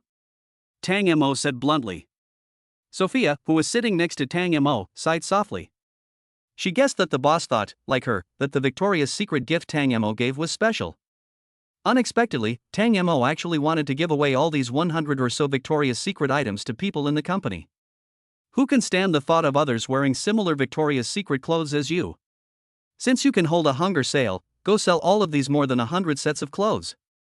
Send it to someone? Who gave you the right? Tang Mo shook his head. No, Sister Man, I gave you the most expensive and best Victoria's Secret. It's hard to have a hunger sale without good Victoria's Secret. These are the leftovers from other people's shopping, not because they are expensive. After hearing Tang Mo's words, Xiong Man hesitated for a moment, then said without blushing or beating her heart. Then don't bother. Let's each take 2. Even the worst one would cost $1,000, which is not bad. Let's share it. After the meeting, Tang Mo became a celebrity in Lanxiong sales. Lanxiong sales spread gossip about Xiong Man everywhere. The new sales director gave the boss a Victoria's Secret gift, and the boss actually accepted it? That new sales director seems to have just graduated from college? Could he be the boss's kept gigolo? No matter if he's a gigolo or not, isn't his performance real? Tang Mo walked behind the 2 gossiping women and asked. When they heard the voice, they looked back and found that the person coming was Tang Mo. Then they walked away quietly hand in hand. Tang Mo snorted coldly, walked to the coffee machine and made a cup of coffee. He is in a very bad mood now. Xiong Man said, originally I should give you a commission, but I think you may have no limit to how much you spend, so I can only give you 20,000 renminbi as pocket money, and then give the portion that should be yours to my niece, which is also a way to tell my niece that she didn't make a mistake in choosing the right person. What do you think? How could Tang Mo dare to refute? The only place he could stay now was Lanxiong Sales. How could other companies dare to hire him? It doesn't matter whether I give it to him or Lin Yu. We are already married anyway, so it doesn't matter who I give it to. However, with the 20,000 renminbi plus the 80,000 renminbi given by the system, he now has 100,000 renminbi. It is absolutely no problem to rent a luxury house for 2 days for 100,000 renminbi. Lin Yu had sent him the address of the mansion before, and he took a taxi there. The taxi driver took his order and looked at him for a long time with a puzzled look on his face. Tang Mo was also wondering why the driver kept looking at him. What are you looking at me for? The taxi driver stammered, you want to go to Rose Town, but that place is full of luxury houses, and it costs hundreds of thousands to rent a month. Tang Mo looked down at what he was wearing. Then what kind of people do you think can go to that place? An hour later, Tang Mo was wearing a black suit, the material of which was better than any he had worn before. He was holding a bouquet of red roses in his hand, and he was going to give Lin Yu a surprise. Only then did the driver nod with satisfaction. You know what? Clothes make the man. When you put on a suit, you really have the temperament of a rich second generation, handsome and elegant. Tang Mo hadn't heard anyone praise him for being handsome for a long time, and he felt a little embarrassed by the praise. Go, drive quickly. After more than an hour, Tang Mo arrived at Rose Town. Although it is called a rose town, there are actually no roses nearby. There are only endless lawns and slightly fragrant soil. It feels like being in a secluded paradise, away from the hustle and bustle of the city. Tang Mo stood on the side of the road. He closed his eyes and opened his arms to feel the nature. One day, Tang Mo will also be able to afford to live in such a luxurious and quiet house. Afterwards, Tang Mo walked to the mansion where Lin Yu lived and pressed the doorbell. The doorbell seemed to be live. Sure enough, a woman's voice came from inside. Wait a moment, I'll open the door. After a while, a maid came trotting over and opened the door. Tang Mo was a country boy, and the maid outfit had such a huge impact on him that he felt hot all over and couldn't even walk. Su Qin asked timidly, Tang Mo? Tang Mo was slightly surprised. How did this maid know his name? Are you Lin Yu's maid? Su Qin blushed and said timidly, yes, Lin Yu is not in a good mood. You are her man, why don't you go and comfort her? Tang Mo and Su Qin walked to the door of Lin Yu's room. Su Qin said sadly, she hasn't eaten anything since yesterday. If she doesn't eat, she will get sick. Tang Mo knocked on the door. Lin Yu, the master is here to see you. Su Qin was shocked. Has the relationship between Tang Mo and Lin Yu gotten this far? Playing role-playing? But she and Lin Yu have been together these days. Could it be that Lin Yu and Tang Mo had been together for a long time? Otherwise, would it have developed to this point just in the time it takes to get a certificate? If it was true that Lin Yu and Tang Mo had been having a secret affair and didn't even tell her, she would be really angry. The door suddenly opened, and Lin Yu said angrily with a sullen face, what were you talking about just now? Seeing Lin Yu's expression, Tang Mo repeated it carefully. I said, Lin Yu, your husband is here to see you. Chapter 20 Actor Problem. Lin Yu returned to bed in a bad mood. The curtains in the room were not drawn and the lights were not on, making it dim and gloomy. Tang Mo followed him into the room and sat beside Lin Yu's bed. Who bullied my baby? I'm going to beat him up. Lin Yu snorted. Are you afraid that I can't beat you? Don't worry, I met a female police officer recently, and I recognize her as my sister's. Tang Mo boasted. Lin Yu shrank back into the bed. It's useless even if you know the director, just get out, you're annoying. Tang Mo opened his mouth, wanting to say something but stopping himself. He and Lin Yu lived in a different class. If he wanted to help Lin Yu, he had to become stronger himself. Well, can I spend 100,000 renminbi to stay here for a few days? Lin Yu lifted the quilt. Do you think I look like someone who is short of money? Have you forgotten our relationship? Did you do this on purpose? I haven't forgotten our relationship. I earned this 100,000. I don't want to eat and drink from you for free. I don't want to be a gigolo, and I don't want people to say I'm a Phoenix man. Having said that, Tang Mo stood up, looking as if he would not stop until he agreed. Lin Yu just felt a headache. Since she chose Tang Mo, she thought about supporting Tang Mo. Now, Tang Mo doesn't want her to support him, but he still wants to stay with her with his own abilities. Lin Yu sighed and said, okay, then don't be a gigolo. Be a domineering CEO and find a lawless little wife. Let's go.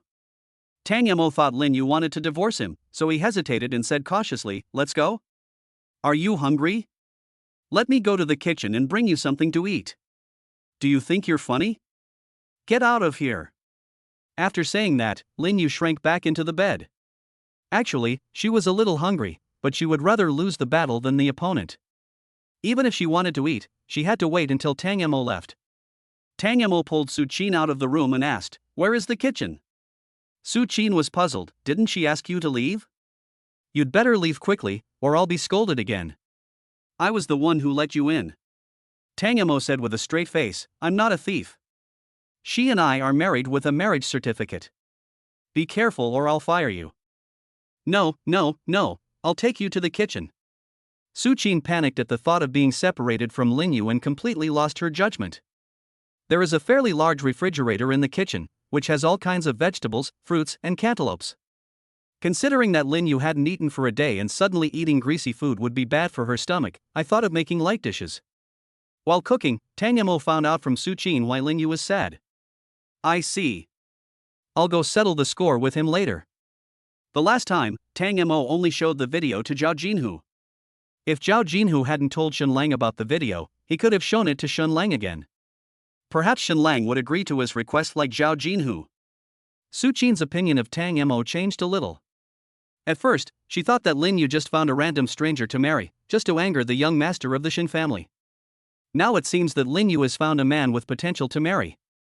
She knew very well how powerful Shen Lang was in the Magic City, and no one dared to attack Shen Lang. But she had heard Tang Mo attack Shen Lang more than once. As Lin Yu's agent, she also had to investigate some intelligence and hand it over to Lin Yu. Of course, there were also rumors about Tang Mo and the gossip, so she investigated it by the way. After cooking, Tang Mo left. When he passed by the parking garage, he took a look and saw a brand new Ferrari inside. If nothing unexpected happened, this Ferrari was bought by Lin Yu for him to go for a ride. Tang Mo took a taxi and made an appointment with Shen Lang in the car. Shen Lang said, you should be thankful that I didn't cause you any trouble. How dare you call me? Is there something wrong with your brain? I have a video about you. It's up to you whether you come or not. I can't guarantee that I won't post the video online after the agreed time. Tang Mo hung up the phone without giving Shen Lang a chance to speak. Shen Lang was afraid that he really had a video that could ruin his reputation, so he had no choice but to keep the appointment on time.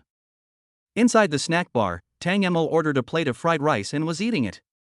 Shen Lang walked over to sit opposite him and said, do you have any videos about me? Show them to me.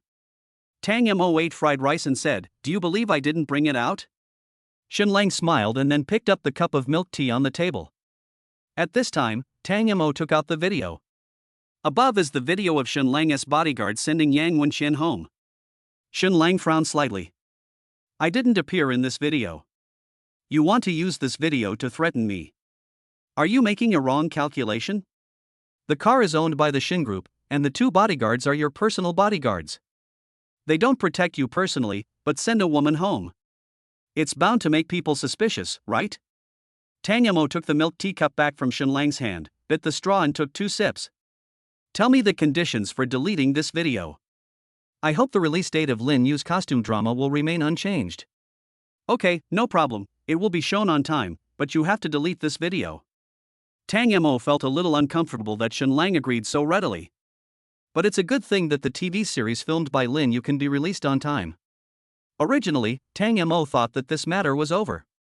But I didn't expect that the TV series filmed by Lin Yu has not been released yet. It was revealed online that Shenlang had a new girlfriend, and his new girlfriend was Yang Wenxian. The young master of Shin Group is dating a new girlfriend, and her beauty is better than his ex-girlfriend.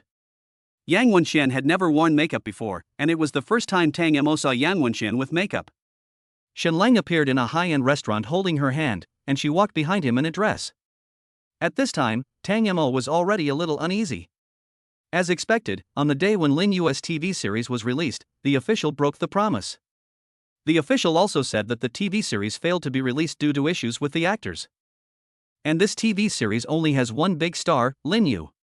Everyone naturally started to think about Lin Yu. What happened to Lin Yu? Many people were curious and talking about it. At the same time, Lin Yu also received a call from the company. The company found out her marriage information, and her husband was just an ordinary person. If Lin Yu's marriage partner was a big shot in the circle, they wouldn't be so passive. Lin Yu, why didn't you discuss your marriage with the company? Xinhua Times is a well-known young company in the circle. Most of the stars who have debuted in recent years were discovered by Xinhua Times.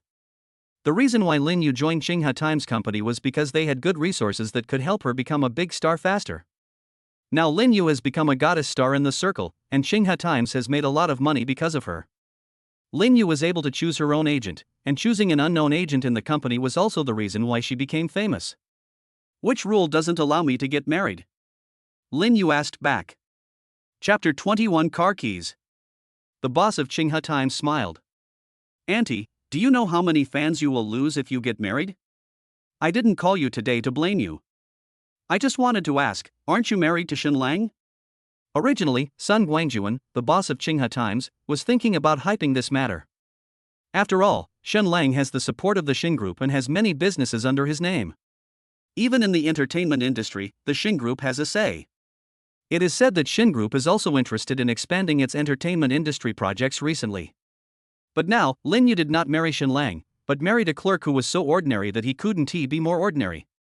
At first, Sun Guangjuan thought that Lin Yu could not possibly marry an ordinary clerk, so he sent someone to investigate him. The investigation results were very clear: Tang Mo was just an ordinary clerk. It would be fine if Lin Yu married a junior employee, but the key is that she did not hide this marriage well, which would have a serious impact on her and the company. If it were an ordinary little star, he would not call to express his concern about this matter, but would directly put the person on ice. But Lin Yu is different, she also has a background. The Lin family's cosmetics are exported abroad and are well known and prestigious. He is not worthy of being my man. My man may not have outstanding looks or outstanding talents, as long as he stands firmly by my side, that is enough. Boss Xinhua smiled and said, isn't it enough to have Su Qin standing firmly by your side? Lin Yu retorted, that's different. Boss Xinhua said seriously, Lin Yu, you have to admit that you just randomly found a man to marry, and it has brought huge impacts to you and your company. It was my negligence that the TV series was not released on time. I will talk to them immediately. But Lin Yu, you must give me a satisfactory answer: divorce or termination of the contract. I will only give you 1 day to consider it. Boss Xinhua hung up the phone, and Lin Yu no longer had the momentum he had just now. Once she terminates her contract with Xinhua, she will have to pay a lot of RMB. It is even possible that her parents would be dragged down because of the compensation. And because of her married status, other artist companies have to think twice before signing her. Lan Xiong Sales Company. Tang Mo asked for leave. Safina, please ask for leave for me. I have something to do outside. He has been waiting for news about the release of Lin Yu's TV series. Until the authorities personally stepped in and said that the TV series could not be released as scheduled. He knew that his threat to Shenlang was useless. Now, to outsiders, Yang Wenqin and Xin Lang are already in a boyfriend-girlfriend relationship. If that video were released, not only would people not suspect Xin Lang, but they would also think that Xin Lang was a loyal man. Sophia said with a hint of dissatisfaction, "You've only been working in the company for a few days and you've already asked for leave several times. If you continue like this, Sister Man will probably scold you. Are you teaching me how to do things? Please write a note for me to ask for leave and send it over." Xiaomlan also smiled when she received the leave request from Sophia. After all, her niece has been in big trouble recently. Sophia said, "Sister Man, Tang Mo has asked for leave many times. Work matters." Xiaoman said, "You are her personal assistant, you just need to do the things he misses in his work." Sophia was puzzled and asked, "Sister Man, am I not the sales manager?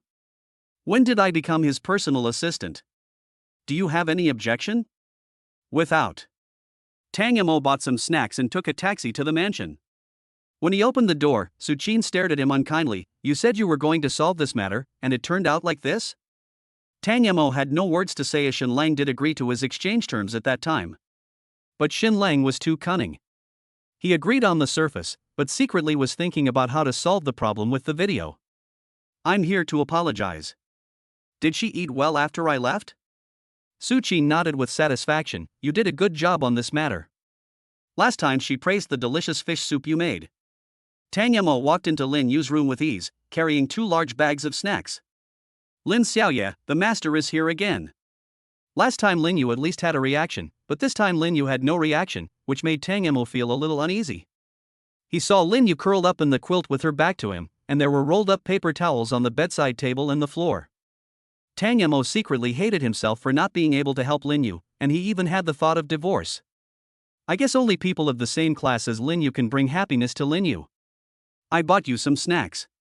I don't know what you like to eat, so I took a little bit of each, including potato chips, duck necks, and Xiangpiopio milk tea. I put it here for you." Tang Mo walked out of Lin Yu's room quietly. Su Qin walked up and asked quietly, "How is it? Are you still crying?" Tang Mo said gloomily, "Where are the keys to my Ferrari?" He now had only one thought, which was to kill Xin Lang. Su Qin curled her lips. She thought Tang Mo was a man without vanity, but she didn't expect that Tang Mo actually wanted to drive away at this time. The car was bought by Lin Yu, so she didn't want Tang Mo to drive away. "What, your Ferrari? Wasn't the Ferrari in the parking garage bought for me? You are too fanciful. That Ferrari is mine." At this moment, the door suddenly opened, and Lin Yu, wearing a pink suspender pajamas, said with red eyes, "Give him the car keys and tell him to get out." Su Qin was frightened by Lin Yu's roar and hurried to get the Ferrari keys. "Here are the car keys." Tang Mo looked at her pitiful face. He wanted to reach out and wipe away the tears from the corners of her eyes, but his hand stopped in mid-air. Without saying a word, he ran out of the mansion and to the parking garage. "Ding, congratulations to the host for owning the first luxury car in his life, and I will give you 2 gas cards as a reward." The Ferrari was parked sideways in front of the China World Trade Center. Tang Mo got out of the car and went to find Zhao Jinhu. Zhao Jinhu was horrified. The look he saw now was even more severe than that of Shen Wanxiang. "Xiao Tang, what do you think about what Brother Zhao told you last time?" Brother Zhao's secretary. Tang Mo ignored what Zhao Jinhu said and said directly, "In the early days of the establishment of the International Trade Building, due to insufficient funds, we adopted the method of selling shares online to raise startup funds. There was an economic crisis during that time, and you sold your shares to survive the economic crisis, resulting in your shares being less than 51%. Zhao Jinhu was a little panicked when he heard this. He suddenly realized that the person he was facing was a bit like the shrewd Shen Wanxiang. "What do you mean?" Tang Mo said, "What I mean is that I bought all those scattered shares into my name. Now I own 51% of the shares and am the largest shareholder of the International Trade Building. You can check this later. I came to you to tell you that I'm going to fight Xin Lang." Chapter 22 Luxury Cars. Go to war with Xin Lang? This is impossible. What can you use to fight Xin Lang? He has the support of the Xin Group and is the eldest son of the Xin Group. Even if something goes wrong, his father will cover it. Zhao Jinhu has regained the aura of a boss. He is the current owner and president of the China World Trade Center. Even if you own 51% of the shares of the International Trade Building, it is useless. In the eyes of the Shin Group, the international trade building is like an ant. It can be crushed to death with just one finger. Besides, every major move of the China World Trade Center must be approved by the shareholders' meeting and can only be implemented with the consent of more than half of the shareholders. Tang Mo smiled and said, "So, my second uncle agrees that Shen Lang and I should go to war?" Zhao Jinhu did not give Tang Mo a direct answer. But what Tang Mo said was very attractive to him. The China World Trade Center is increasingly being ignored under the dazzling light of Hai Rui Plaza. If this continues, it won't be long before the China World Trade Center declares bankruptcy. This is not the most important thing. The most important thing is that he doesn't want to live under the shadow of others. Hai Rui Plaza threw all the bad projects to him, and he had no choice but to agree. He acted like a goody-goody, but the benefits were taken away by Hai Rui Plaza and Shen Wanxiang. "Don't talk nonsense, I didn't say anything about this." Zhao Jinhu pretended to be nonchalant, as if he had never told Tang Mo about this. Tang Mo smiled and said, "Second uncle, I haven't figured out what to do yet. I'll come back to you when I figure it out." At this time, the secretary knocked on the door. After entering, the secretary said, "Mr. Zhao, there is a red Ferrari parked at the entrance of the building, but the owner is not here." Zhao Jinhu frowned slightly. It was impolite to park the car at the gate. Was someone protesting against him? "It's mine," Tang Mo said. After hearing this, Zhao Jinhu's opinion of Tang Mo changed slightly. "Before, I thought Tang Mo was just an ordinary salesperson that could be seen everywhere. It doesn't seem that simple now." After all, a Ferrari costs at least $1 million even if you buy it second-hand. Since he can even afford a Ferrari, the 51% stake that Tang Mo mentioned just now doesn't seem to be false. Zhao Jinhu smiled and said, "So it's yours." A true man never reveals his true identity. "Xiao Tang, do you remember what I told you before? How about my brother's secretary? Do you want one?" Zhao Jinhu's secretary is called Li Sidian, and Tang Mo has found out clearly after coming here several times. Just as Zhao Jinhu said, it is indeed a prestigious university. As for whether she has ever been in a relationship, Tang Mo really can't judge. Li Sidian said unhappily, "Boss Zhao, you are teasing me again. I will ignore you." She said that and ran out. Seeing Tang Mo looking at Li Sidian who ran away, Zhao Jinhu said with a smile, "Brother is always good to you." "You don't think I did anything to her, do you?" "Brother will never introduce a piece of junk to you." "That's not what I meant. I'm married now. Thank you for your kindness, uncle. I'm leaving now." "Good boy, you were playing a young man some time ago, and now you've become a married man?" The more Zhao Jinhu looks at Tang Mo, the more he likes him. He couldn't help but compare Tang Mo and Shen Lang. If Shen Lang were here, he would probably think that he really introduced the junk to him, right? The entrance of the building was crowded with people, surrounding the Ferrari. They were all curious about who the sports car belonged to. This car must belong to Shen Lang. Only Shen Lang would be willing to come to the China World Trade Center. Yes, Zhao Jinhu, the boss of the International Trade Building, is Shen Lang's second uncle. Shen Lang must have come to see his second uncle. It's so good for rich people. They don't even have to worry about whether they park in a parking space. I guess the tickets have no binding force on them, right? Shen Lang seems to have found a new girlfriend. If I could be his girlfriend for just one day, I would be able to brag about it for decades. It's really frustrating to compare yourself with others. That green tea bitch is so lucky. Don't even think about it. You're almost 200 pounds. Shen Lang won't be interested in you. You stupid girl, this is called plump, do you know that? You don't understand anything, go away." At this time, Tang Mo walked over, and just as he was about to approach the car, someone started to persuade him while holding a mobile phone. "Everyone, please move back. This Ferrari is a custom-made one worth 10 million. If the paint gets chipped off, we can't afford to pay for it." Coincidentally, Tang Mo was right behind him, and was pushed back a few steps by him. It wasn't until everyone was several steps away from Ferrari that they began to exclaim. 10 million is the base, how much does that cost? Are you kidding me? Of course I'm not kidding. If you don't believe me, take a picture and search online. Tang Mo patted the man who was blocking his way. "Can you move aside?" The man holding the phone looked a little puzzled, but still gave way. Tang Mo walked straight to the Ferrari, took out the key and pressed it. The butterfly door opened automatically, and this scene shocked everyone present. Is there any rich second generation in Shanghai who is willing to come to the old China World Trade Center? In fact, the China World Trade Center is not old, it is only a few years older than Hai Rui Plaza. But in their impression, Hai Rui Plaza is still the most fashionable one. Hey, he's the owner of the car, go ask him for his phone number. The woman who spoke just now pushed her 200-pound best friend. The 200-pound best friend was no longer as cocky as she was when she saw the rich second generation. Slowly walking to Tang Mo, he said with a smile, "Hello, can you add me on WeChat?" I also graduated from university, no, a prestigious university, majoring in finance. Studying finance? Tang Mo thought about it and agreed, okay. But when he took out the 1,000 yuan phone, everyone's faces changed. It was a generic machine that cost about 1,000 yuan, and the manufacturer of that generic machine went bankrupt 2 years ago. The woman who wanted WeChat also realized that the Ferrari was probably rented. It's just that renting a customized version requires courage that not everyone can learn. When I was hesitating whether to add Tang Mo, a voice came from the crowd. Look, it's Zhao Jinhu, the boss of the International Trade Building. Is he coming down? Zhao Jinhu glanced at the crowd and smiled when he saw Ferrari in the crowd and Tang Mo who was adding a girl on WeChat. I really don't know how Tang Mo interprets the words green young man to the extreme. He must have a natural talent for being an actor. Zhao Jinhu walked towards the crowd. Zhao Jinhu is here, Zhao Jinhu is here. The crowd made way. Zhao Jinhu walked up to Tang Mo and said, "Is this your car? Let me see it." Zhao Jinhu walked around the Ferrari and asked in surprise, "Is this a custom-made Ferrari?" Tang Mo smiled and said, "I don't know, my wife bought it." Then why did you add the girl's WeChat? The girl who wanted to add WeChat blushed when she heard this.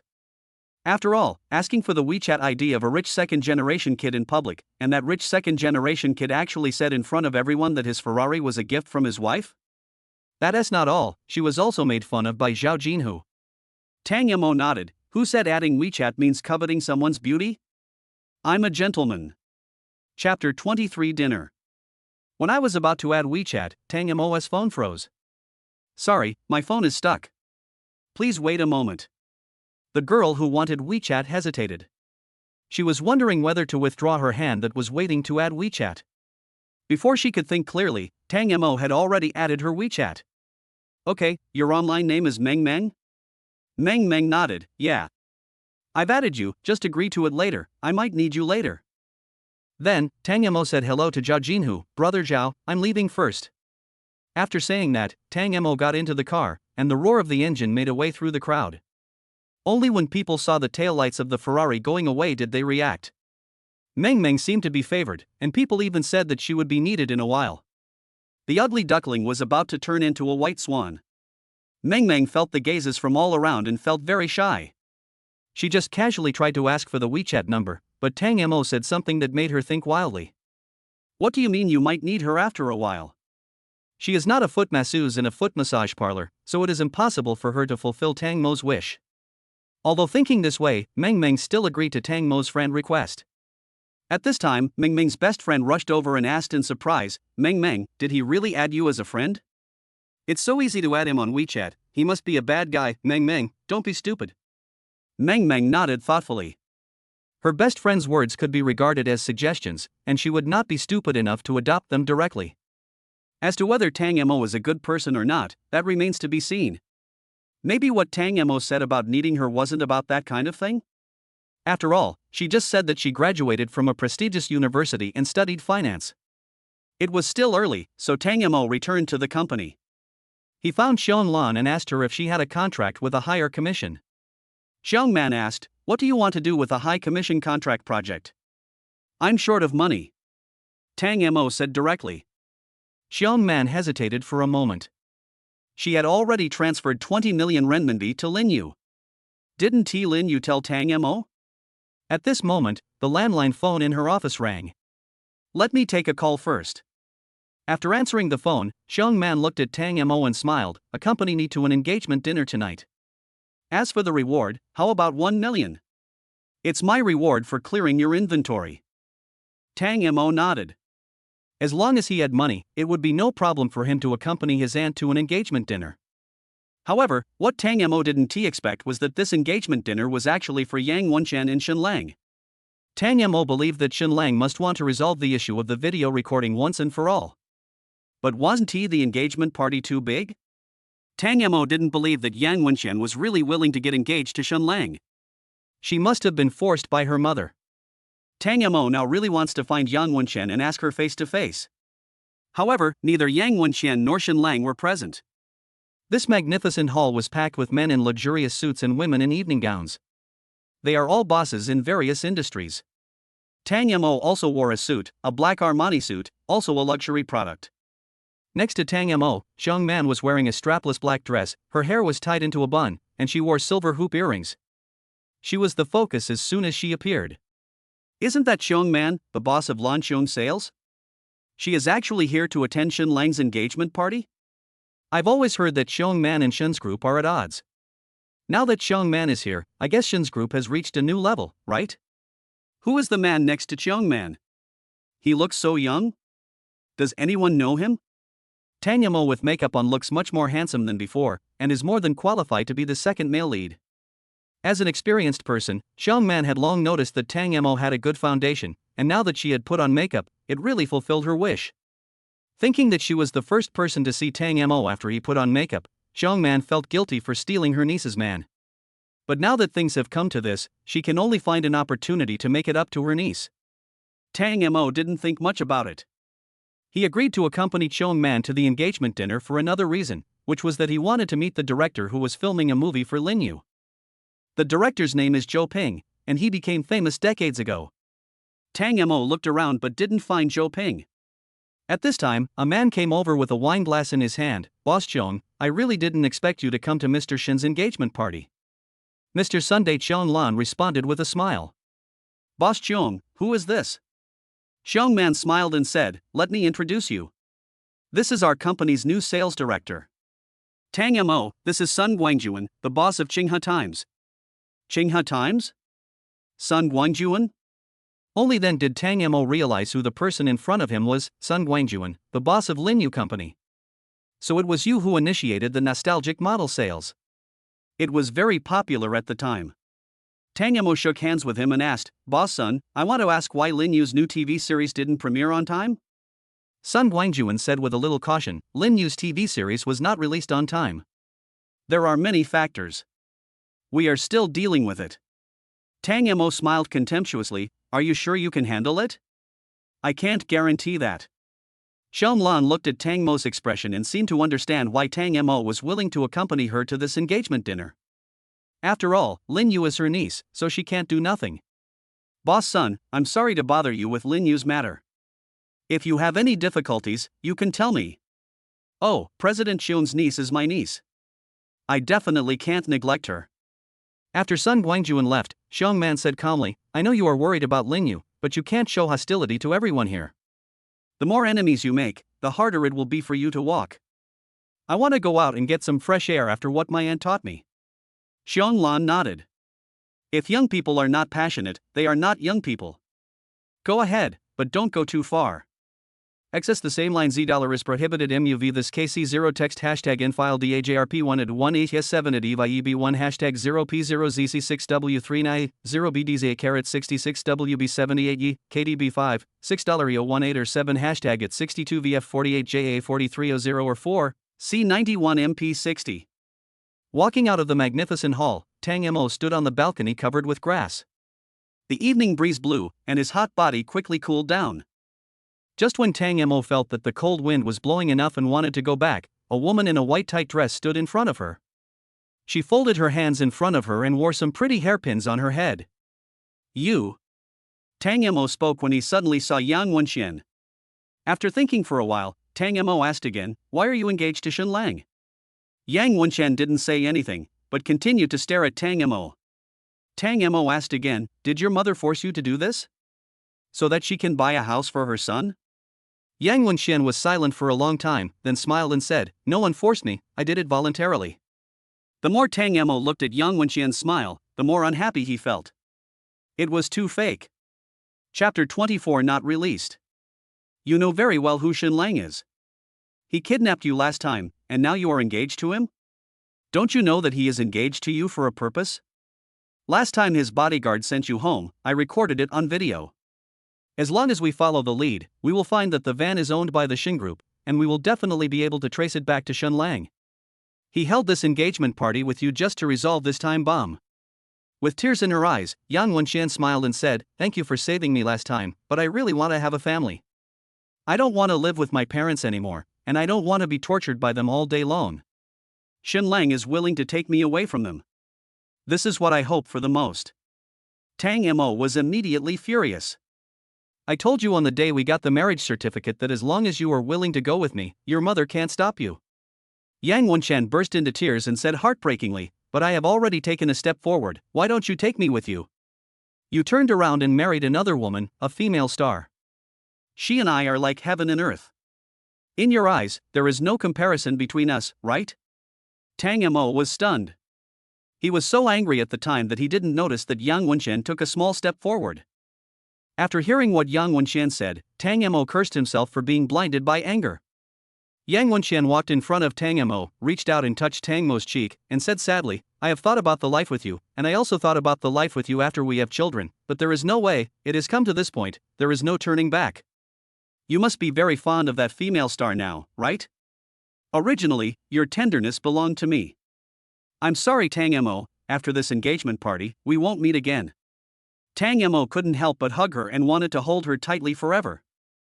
However, after hugging for a while, Yang Wenshan pushed him away and said with a smile, "I am Shen Lang's fiancé now, don't go too far. I want Shen Lang to toast with me later. I have to go back. It would be bad if I get discovered."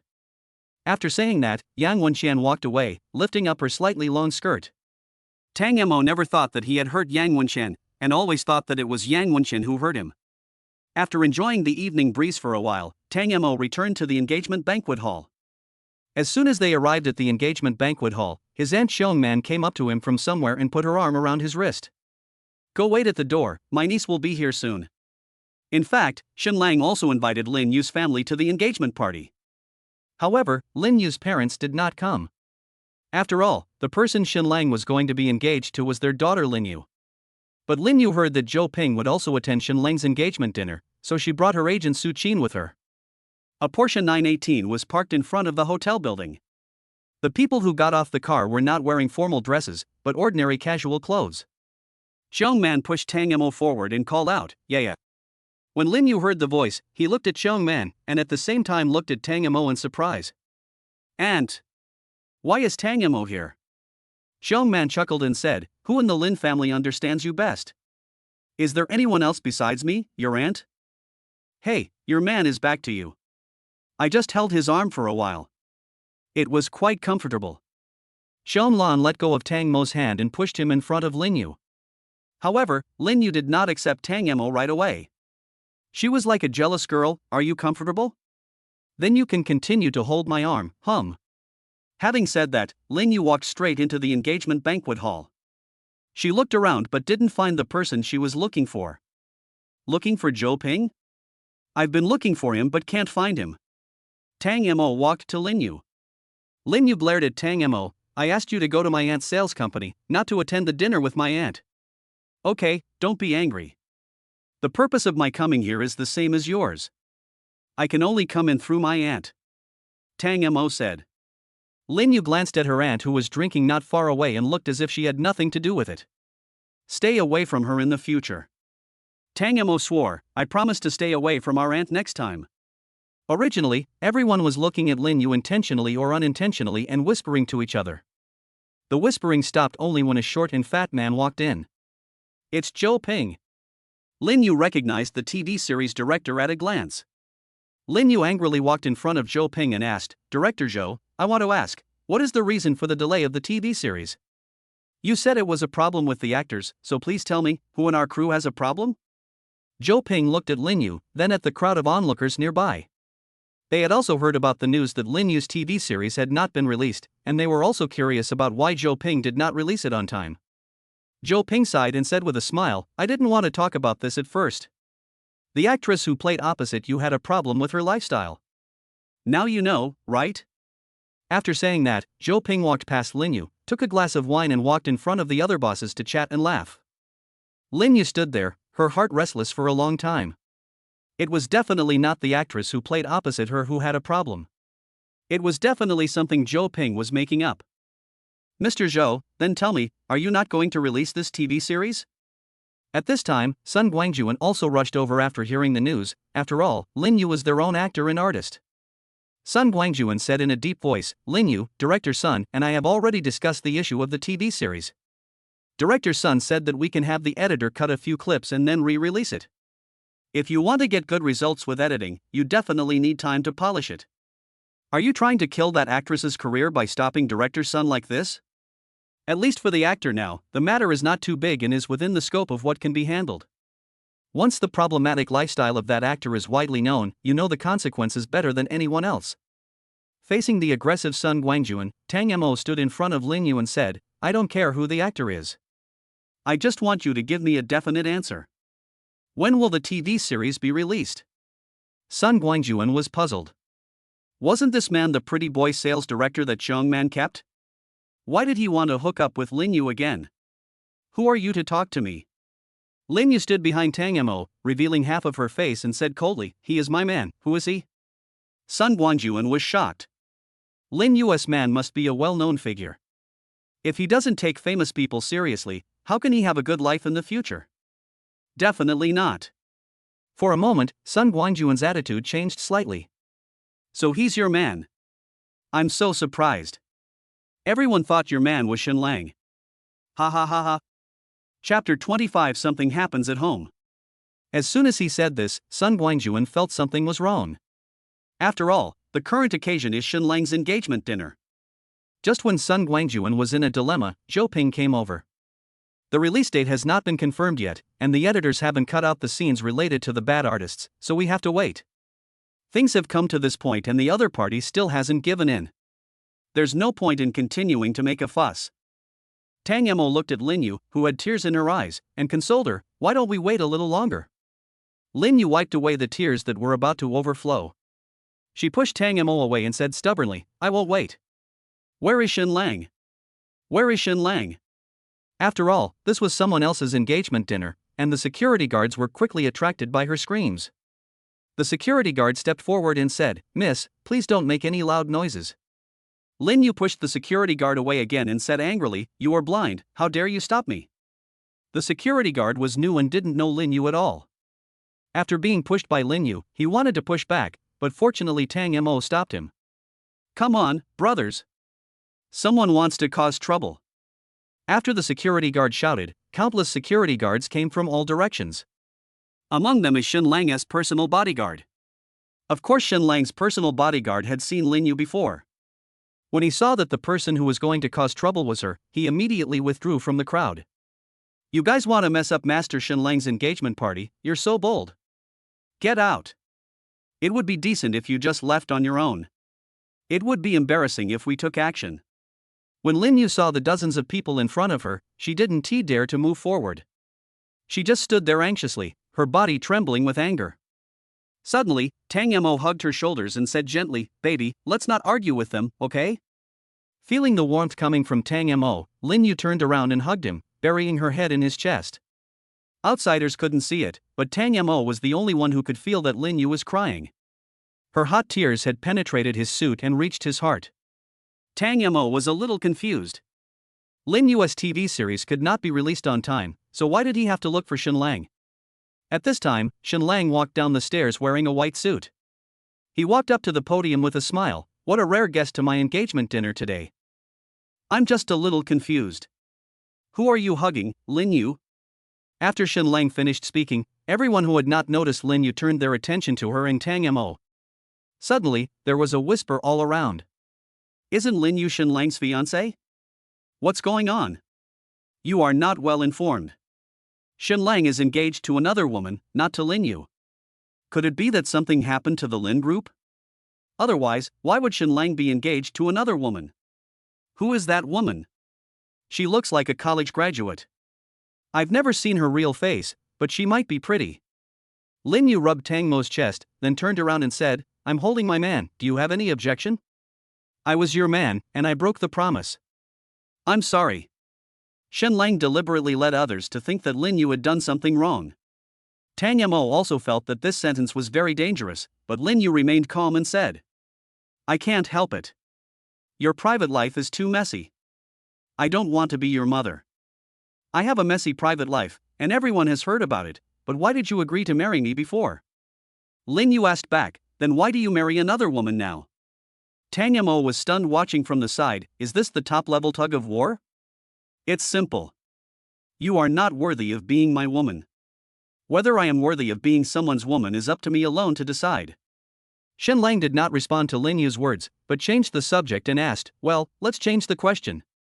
Today is my engagement dinner. What are you doing here?" Lin Yu suppressed the urge to ask Shen Lang if it was his fault that the TV series was not released. She jokingly said, "I just want to see what kind of blind woman could be attracted to someone like you." As soon as this sentence came out, the Lin group and the Shin group had completely torn their faces apart. But Lin Yu didn't care, she hated Shen Lang anyway. "What a coincidence, the girl who likes me happens to be your man's ex-girlfriend," Shen Lang said with a sick smile. Lin Yu's pupils suddenly shrank and she turned around to look at Tang Mo. Originally, she had the upper hand in this conversation, but Shen Lang's words made her unable to raise her head. And she couldn't continue to mock, otherwise she would lose her own face. She pushed Tang Mo away angrily and walked out of this ridiculous engagement dinner. Tang Mo glanced at Lin Yu's back, then clenched his fists and stared at Shen Lang. Shen Lang grinned, "Your name is Tang Mo, right? May I ask how you got to my engagement party? Security, does he have an invitation?" "Mr. Shin, he came in with a woman, that one." The security guard ran to Shen Lang's side and pointed at Xiong Man who was sitting on a chair drinking not far away. When Shen Lang saw Xiong Lan, his pupils suddenly dilated. The woman he hated the most was here. Xiong Lan had gone against him more than once. If his old father had not allowed him to touch her, he would have fought with Xiong Lan long ago. So it was Sister Man Man who brought him here. That's right. No one without an invitation can get in. Shen Lang looked at Tang Mo and sneered. In Shen Lang's eyes, Tang Mo was just a passerby who was lucky. Shen Lang believed that if it weren't for Lin Yu, Tang Mo would never have been able to come to such a luxurious wedding hotel in his life. It doesn't matter. One more person doesn't make much difference, and one less person doesn't make much difference. As long as he comes to my engagement dinner, I'll give him a meal. I'm going upstairs to invite my fiancé down now. I hope everyone can bless us. Shen Lang bowed to the people in the hall. Just as he was about to step down from the podium, Xiong Lan spoke. You also called her Sister Man Man? Shen Lang was horrified. Today was his engagement dinner. What did Xiong Man want to do? To ruin the party? It seems that I misunderstood what you meant. It's okay. I can also provide you with a meal. After these words were spoken, everyone present lost their composure. Xiong Man has sales cooperation with many bosses present. Once Xiong Man cancels the cooperation, their goods may not be sold. This is not something Shen Lang can say casually. Mr. Shen, my wife is about to give birth suddenly. I have to go back. I'm sorry. Mr. Shen, there was a fire in my house. My parents have been sent to the hospital. The doctor told me to go there quickly, otherwise I won't be able to see them for the last time. Mr. Shen, I have something going on at home too. Xiong Lan smiled slowly and continued to sit there drinking wine calmly. Shen Lang had no time to react and stop them before the bosses had already run out of the auditorium. But soon, the bosses retreated again, looking embarrassed. Also walking in was a middle-aged man in a gray suit. He said with a sullen face, "Can you come and go as you please for my son's engagement party?" Chapter 26 How Presumptuous. Shen Wanxian's aura was so terrifying that no one present dared to say anything about their family problems. The boss, whose wife was about to give birth, also changed his expression and said with a flattering smile, "There is nothing going on at home. Even if there is a big problem, it is not as big as Mr. Shen's family affairs." Mr. Shen, please. Shen Wanxian looked at him and ignored him. Shen Wanxian walked straight up to Xiong Man and said, "Shen Lang calls you sister because he respects you. As an elder, how can you argue with a child?" Xiong Man shook her folded legs and said, "If they were girls, I would be happy for them to respect me. I hate it most when men call me sister. If you really want your son to call me sister, why don't you take something off?" Tang Mo swallowed his saliva. He had never realized Xiong Man was so cruel before. Even when facing the chairman of the Shin Group, Xiong Man was not inferior in momentum. Shin Wanxiang's smile, as if bathed in the spring breeze, gradually disappeared, and was replaced by a gloomy face.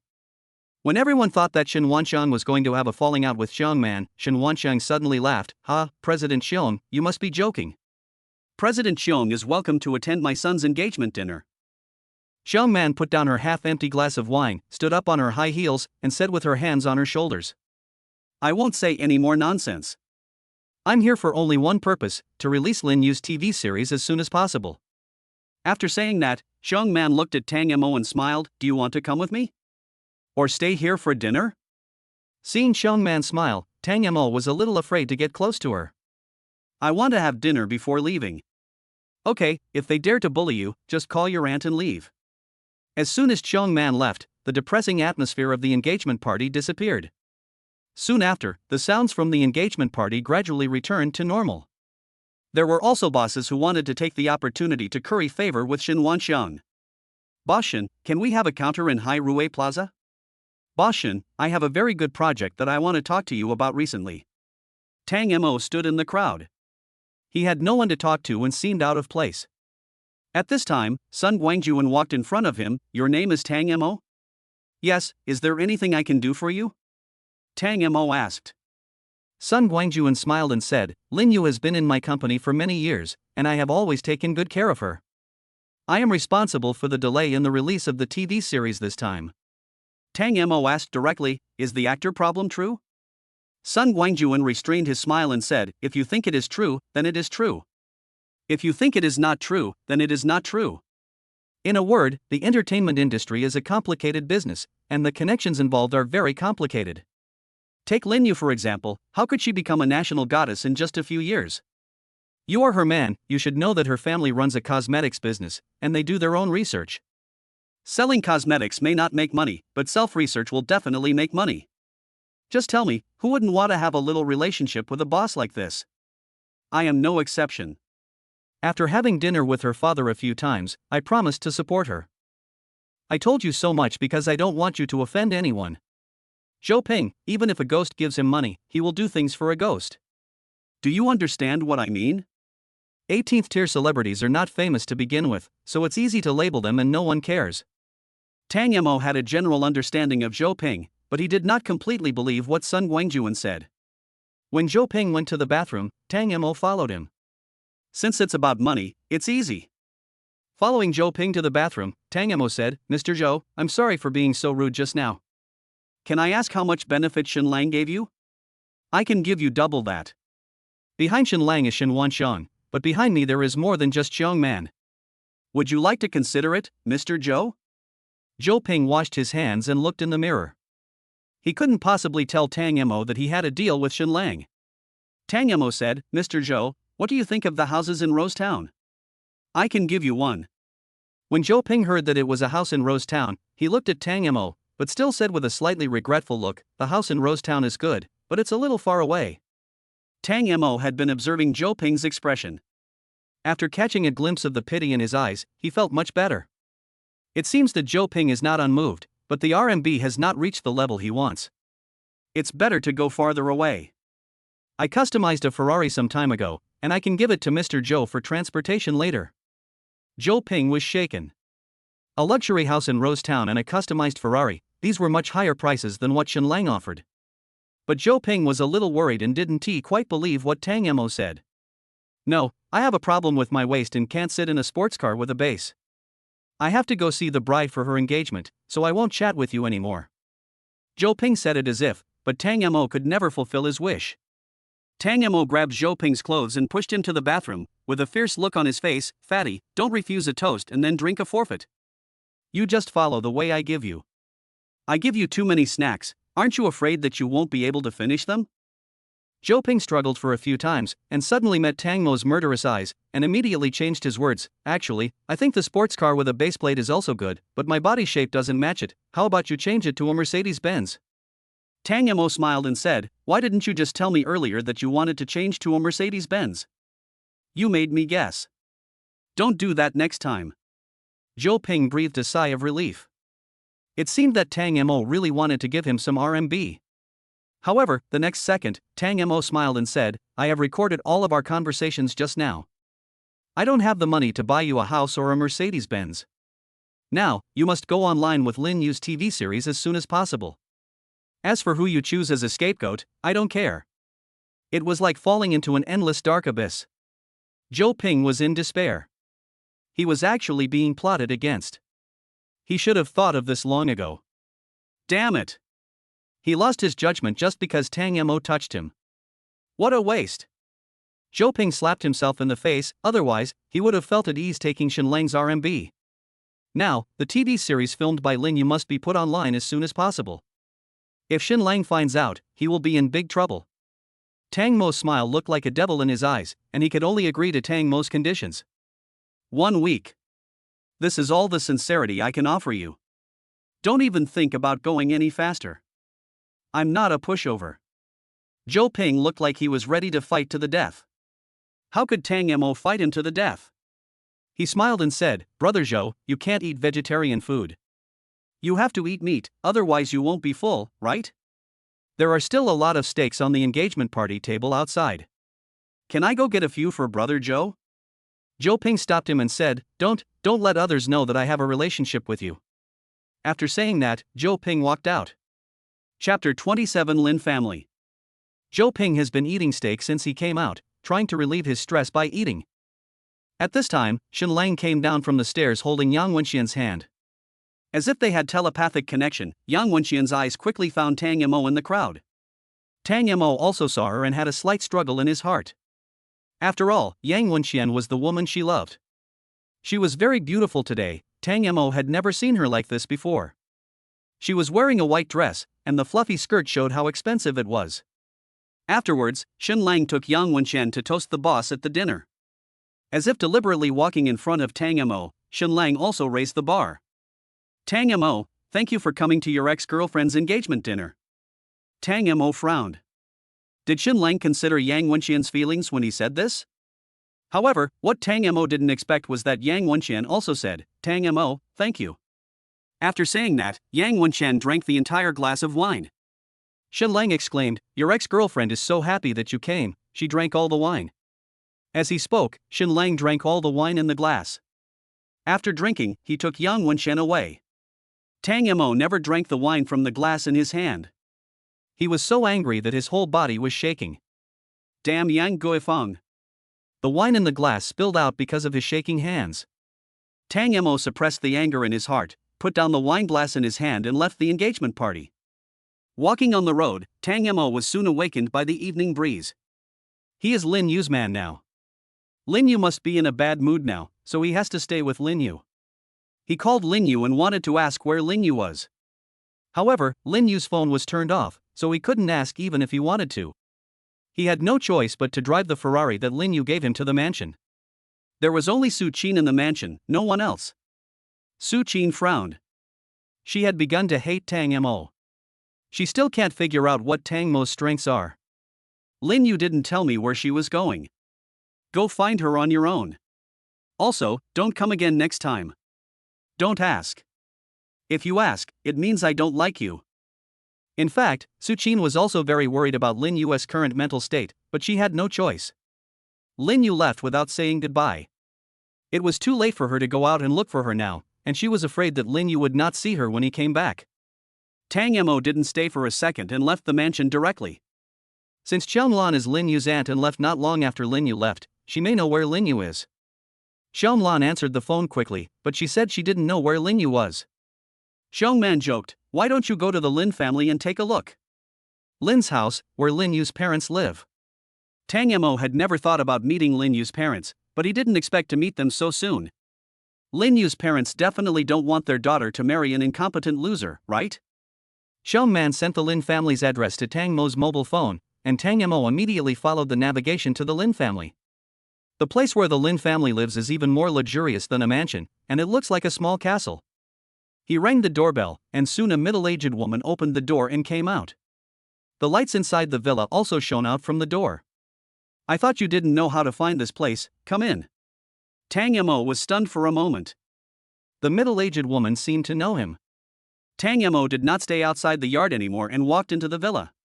Lin Yu was seen wearing a hat and sitting on the sofa with her hands in her pockets. Her long black hair covered her face. I'm sorry I didn't look for you the first time you left. Are you hungry? Should I make you dinner? It's okay if you don't want to eat at home. We can go out to eat. Anything like crayfish hot pot will do. No, let's go to a Michelin restaurant. Street stalls are too dirty. At this time, Lin Yu's mother came over and gently pushed Lin Yu. I came to see you, I still have some conscience, don't be so conscienceless and treat me badly. Lin Yu's mother seemed to be a woman who was very easy to talk to, with a faint smile on her face. Lin Yu snorted, don't touch me. Your dad will be back soon. Do you want that young man to be beaten by your dad with a belt? Lin Yu still didn't respond. Mother Lin sighed, she looked at Tang Mo, gestured for Tang Mo to come over, and she left the living room. Tang Mo walked over to Lin Yu and said, can I go make dinner for you? If you don't say anything, I'll take it as your consent, right? As he spoke, Tang Mo walked out of the living room, but the Lin family's house was too big and he couldn't find where the kitchen was. He walked into a corridor with stairs and several doors in front. He gritted his teeth and opened a door. Mother Lin was lying on the massage chair, and the faint smile on her face was gone. Seeing Tang Mo open the door, Mother Lin turned her head and looked. Tang Mo hurriedly explained, I want to make dinner for Lin Yu, but I don't know where the kitchen is. Mother Lin smiled helplessly and walked to the left side of another corridor. Excuse me. After hearing the news, Tang Mo immediately closed the door, which seemed to leave a bad first impression on Mother Lin. Can't you just break through that door? He happened to break into Lin Ma's room. According to Lin's mother, Tang Mo scratched his head and walked to another corridor. Lin Yu, who was sitting in the living room, saw all of this and thought Tang Mo looked like a fool, so she couldn't help but laugh. When Tang Mo walked into the kitchen, it was like walking into a new world. The ingredients here are comparable to those in a small vegetable market, with fresh vegetables and fresh pork.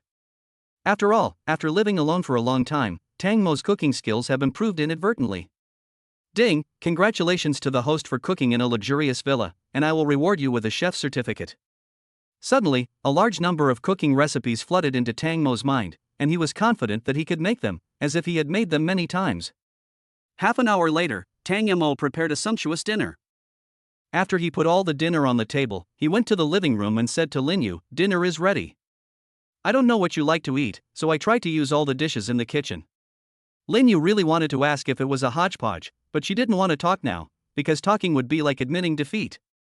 Tang Mo squatted in front of Lin Yu, extremely reserved. At this time, a middle-aged man opened the door and walked in. As soon as he came in, he noticed Tang Mo squatting in front of Lin Yu, and immediately became furious. Who are you? Hello uncle, I'm Lin Yu's boyfriend. Tang Mo stood up quickly. I know who you are, just shut up. Tang Mo's face was filled with black lines. You asked me who I belong to and told me to shut up? Are you sick? But on the surface, Tang Mo was still friendly. Hey, is dinner ready? Chapter 28. Don't worry. At this time, Lin's mother also came out. I can smell the aroma of dinner from inside the room. Xiao Tang's meal must be delicious. I want to try it right away. As she spoke, Mother Lin picked up the chopsticks, picked up a small piece of sweet and sour pork tenderloin, put it in her mouth and tasted it. It's delicious. When Mr. Lin heard this, he walked over and picked up a piece of sweet and sour pork and tasted it. Well, there's a layer of ketchup on it. It's sour and sweet. It's delicious. I want to eat it again tomorrow night. Mother Lin smiled and said, you may not be able to eat it tomorrow. This sweet and sour pork tenderloin was not made by me, but by Xiao Tang. Father Lin immediately changed his words, so this kid made it. It's not very delicious. I won't eat it. Oh, you made my favorite clams today. Let me try it. As he said that, Dad Lin snatched the chopsticks from Mom Lin's hand, picked up a clam and put it into his mouth.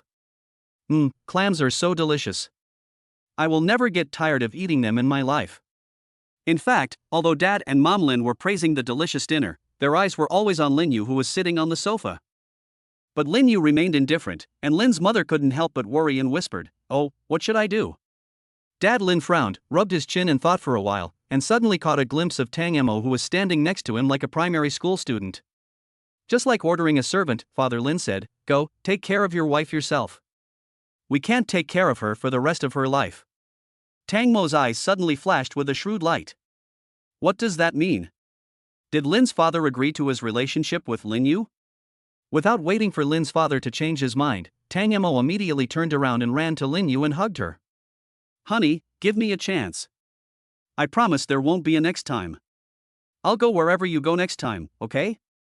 As he was talking, Tang Mo's face rubbed into Lin Yu's long black hair, and his left hand somehow placed on the jumpsuit hat. This was the first time Tang Mo saw Lin Yu's face up close. Her eyelashes fluttered like a dancing butterfly. The big, blinking eyes were filled with surprise and suspicion. It was the first time that Lin Yu was so close to a man, and her face couldn't help but turn red. Looking at Lin Yu, who was as nervous as a deer, Tang Mo couldn't help but have some reaction. Wife, I really know I was wrong. I shouldn't have not come out to find you the first time. I have reflected deeply on this.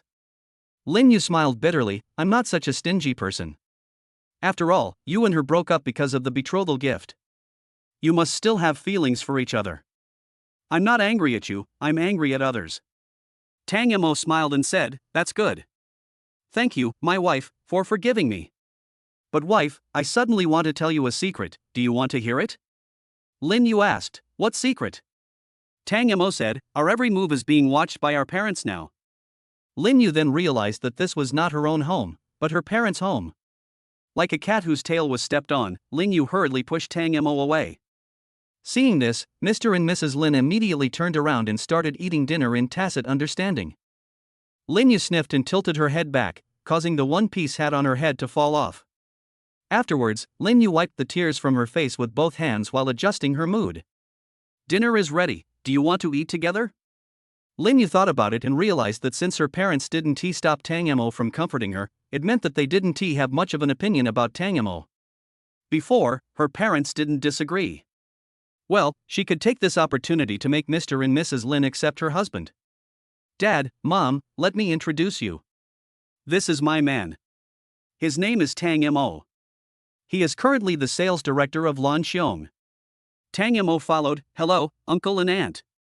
Mother Lin didn't have much resistance to Tang Mo, but Father Lin was different. He kind of hated the fact that his woman married a poor man. But after thinking about it, I felt that it didn't matter. My family has a cosmetics business, so it would be no problem to help the young couple. You and Lin Yu are already married, so you can't call me auntie anymore. Mother Lin said with a smile. Father Lin said in a slightly annoyed tone, if not aunt, what should I call you? Sister? Mother Lin angrily asked, did you eat explosives? Father Lin snorted coldly, put his hands on his shoulders and turned to the side like a little child. It's okay, Xiao Tang. Your dad is just like that. He has a sharp tongue but a soft heart.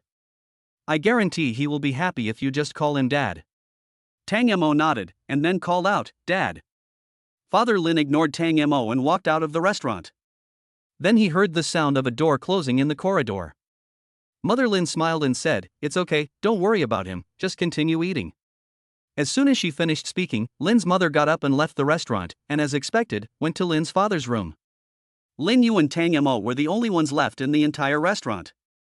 Tang Mo stood there like a log, this. Lin Yu didn't care about Lin's father and mother, let's eat and go home after dinner.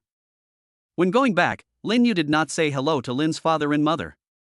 Lin Yu sat in the passenger seat of the Ferrari, feeling a little heavy-hearted, and her face was full of sorrow. You should get some sleep first. It will take another hour to get home. I'll call you when we get home. Lin Yu shook her head. Have you ever given this car to another woman? No. That's fine. If another woman takes it first, just get a new car. Although Lin Yu said that he didn't need to sleep, he still fell asleep slowly. When they arrived at Rose Town, Lin Yu was still sleepy.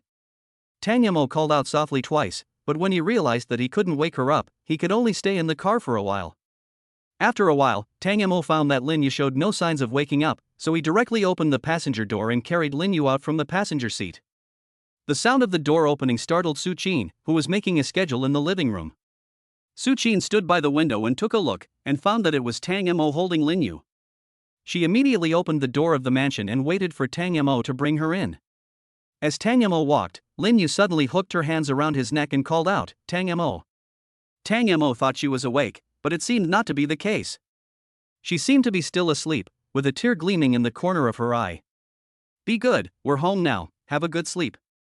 Tang Mo covered Lin Yu with the quilt and walked out of her room with Su Qin.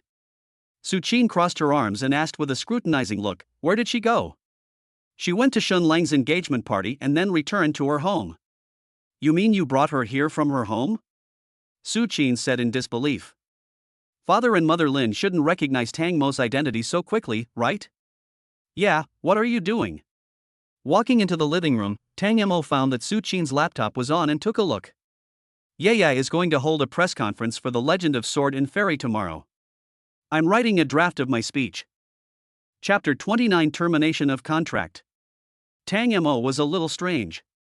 Currently, the TV series Legend of Sword and Fairy filmed by Lin Yu cannot be released due to actor issues. So what was her reason for holding a press conference? Tang Mo asked, "What is the theme of the media conference?" Su Qin closed her laptop cautiously. "I can only tell you the time and location of the press conference." The next morning, Tang Mo received the title of reporter and also received a reporter certificate. Not only that, he also had an additional property under his name. Congratulations to the host for receiving the award from the media company. Today is another day full of expectations. Tang Mo arrived at the press conference an hour early. But there was no one at the scene. He sat on the chair and waited for a while, but still no one came, which made him a little anxious. Was it possible that he was being fooled by Su Qin? At this time, Lin Yu, wearing a windbreaker, walked past him like the wind. She was just walking forward and didn't notice him. Tang Mo wanted to go up and say hello, but he hesitated. However, as long as he knew that Lin Yu was here, he felt relieved. After waiting for another half an hour, media reporters came in one after another with cameras. However, their positions were not as good as Tang Mo's, as Tang Mo sat in the middle. Did you know that Lin Yu didn't explain the content of the press conference this time? I don't know either.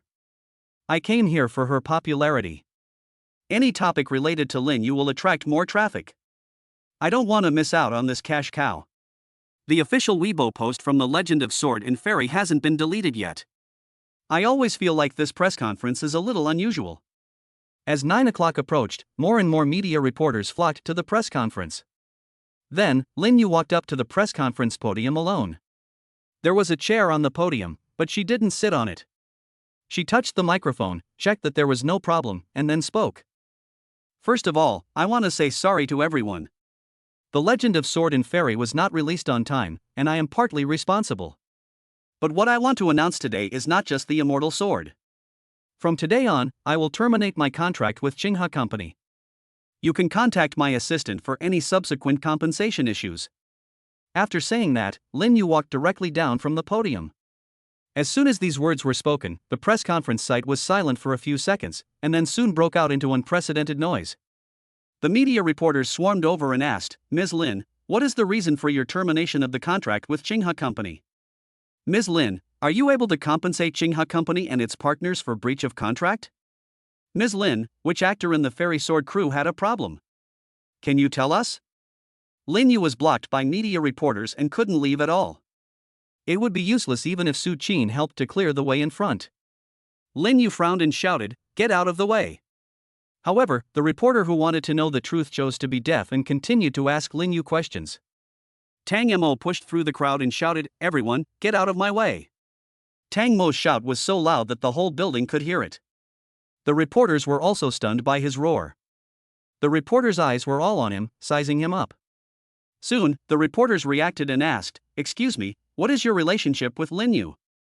Tang Mo pointed at the camera around his neck and said angrily, "I'm a reporter too. If you ask me any more nonsense, I'll beat you up." The reporter disagreed and continued, "Ms. Lin, is there still hope for the release of the TV series Legend of Sword and Fairy? Will the facial clips of the actors with problems be cut out after the release?" Faced with the crowd of dozens of people, Tang Mo couldn't handle it alone. Just when he was feeling helpless, a team of security guards in uniform quickly ran in and set up a protective wall for Lin Yu. "Ms. Lin, Boss Sun wants you to go to his office." Lin Yu nodded. After all, she had held the press conference without permission, and the consequences of her actions were serious. Tang Mo also wanted to go and take a look, but was stopped by Lin Yu. "Don't come over." Tang Mo was puzzled. After all, he was Lin Yu's man, but he was rejected? When Lin Yu walked out of the press conference, the reporters also ran away very quickly. In a short while, the news of Lin Yu and Xinhua Times' termination of contract spread on the internet. The national goddess terminated her contract with Xinhua Times? Whose fault is it? Lin Yu and Xinhua Times broke up. Can Xinhua Times bear the consequences of the TV series Legend of Sword and Fairy not being released? There are many similar headlines on major platforms. At the same time, Xinhua Times' stock price also plummeted. Tang Mo leaned against the wall outside Sun Guangjuan's office. "Lin Yu, I have already explained to you why the Legend of Sword and Fairy cannot be released. You unilaterally terminated the contract without saying hello. Do you know how much loss you have caused to Xinhua Times?" Lin Yu said calmly, "Tell me the amount, and I'll pay." Sun Guangjuan laughed angrily. "You are so good, you want to leave after paying your compensation. Have you ever thought about the company? The company invested so much resources in you in the early stage. Now that you are so successful, do you want to demolish the bridge? Artists like you will never be welcomed anywhere. Go ahead. As for the liquidated damages, I'll have my lawyer send them to you in a couple of days." Lin Yu walked out of the office and turned to look at Tang Mo, who was leaning against the wall. "Go home." In the blink of an eye, Tang Mo became Lin Yu's exclusive driver, and Lin Yu fell asleep again in the passenger seat. Behind the Ferrari was the Maserati driven by Su Qin. When they arrived at Rose Town, Lin Yu woke up without Tang Mo calling her. "After getting off the car," she said, "you don't have to follow me in. Go to work." At the same time, Tang Mo's cell phone rang. It was Sophia calling. "Tang Mo, you didn't go to work today and didn't ask for leave. Sister Man said she wants to fire you." Sophia seemed to be secretly calling Tang Mo. Her voice was very low and a little anxious. When Tang Mo heard this, he immediately turned the car around and went to the company. He has only been the sales director for a few days, and he can't lose this job that guarantees his livelihood. As soon as Tang Mo arrived at the company, he was invited to Xiong Man's office. Xiong Man said seriously, "Am I too kind to you? You didn't come to work or ask for leave? Do you really think I'm your aunt who's easy to bully?" "Aunt?" Tang Mo called out cautiously, trying to use this address to lighten Xiong Man's impression of him. "Don't call me aunt. Your former company is competing with me for the sales rights of a product. Go and get it. If you can't get it, you'll be gone. If you can get it, you'll still be the sales director. I don't need someone who embarrasses me." Xiao Lan threw a folder to Tang Mo, which contained a project about imported skincare products. Just winning this project will bring the company hundreds of millions of yuan in revenue. Tang Mo suddenly said excitedly, "Aunt, if I get this project, can you give me a commission of 10 million? Xiong Man smiled and said, "You have only been working at Lanxiong for a few days.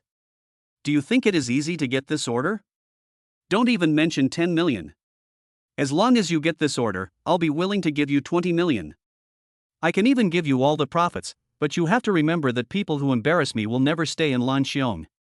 Prove to me that it was right to hire you as the sales director." Chapter 30 Hydus Skin Care Products. As long as there is commission to be obtained, Tang Mo will have unlimited fighting spirit. Tang Mo asked Sophia for the information of the person in charge of Hydus skincare products in Asia. Feng Ji, head of Hydus Skincare in Asia, is 32 years old. During college, Feng Ji received an office letter from Hydus Skincare Products. Less than a year after graduation, Feng Ji was promoted from an ordinary clerk to sales director.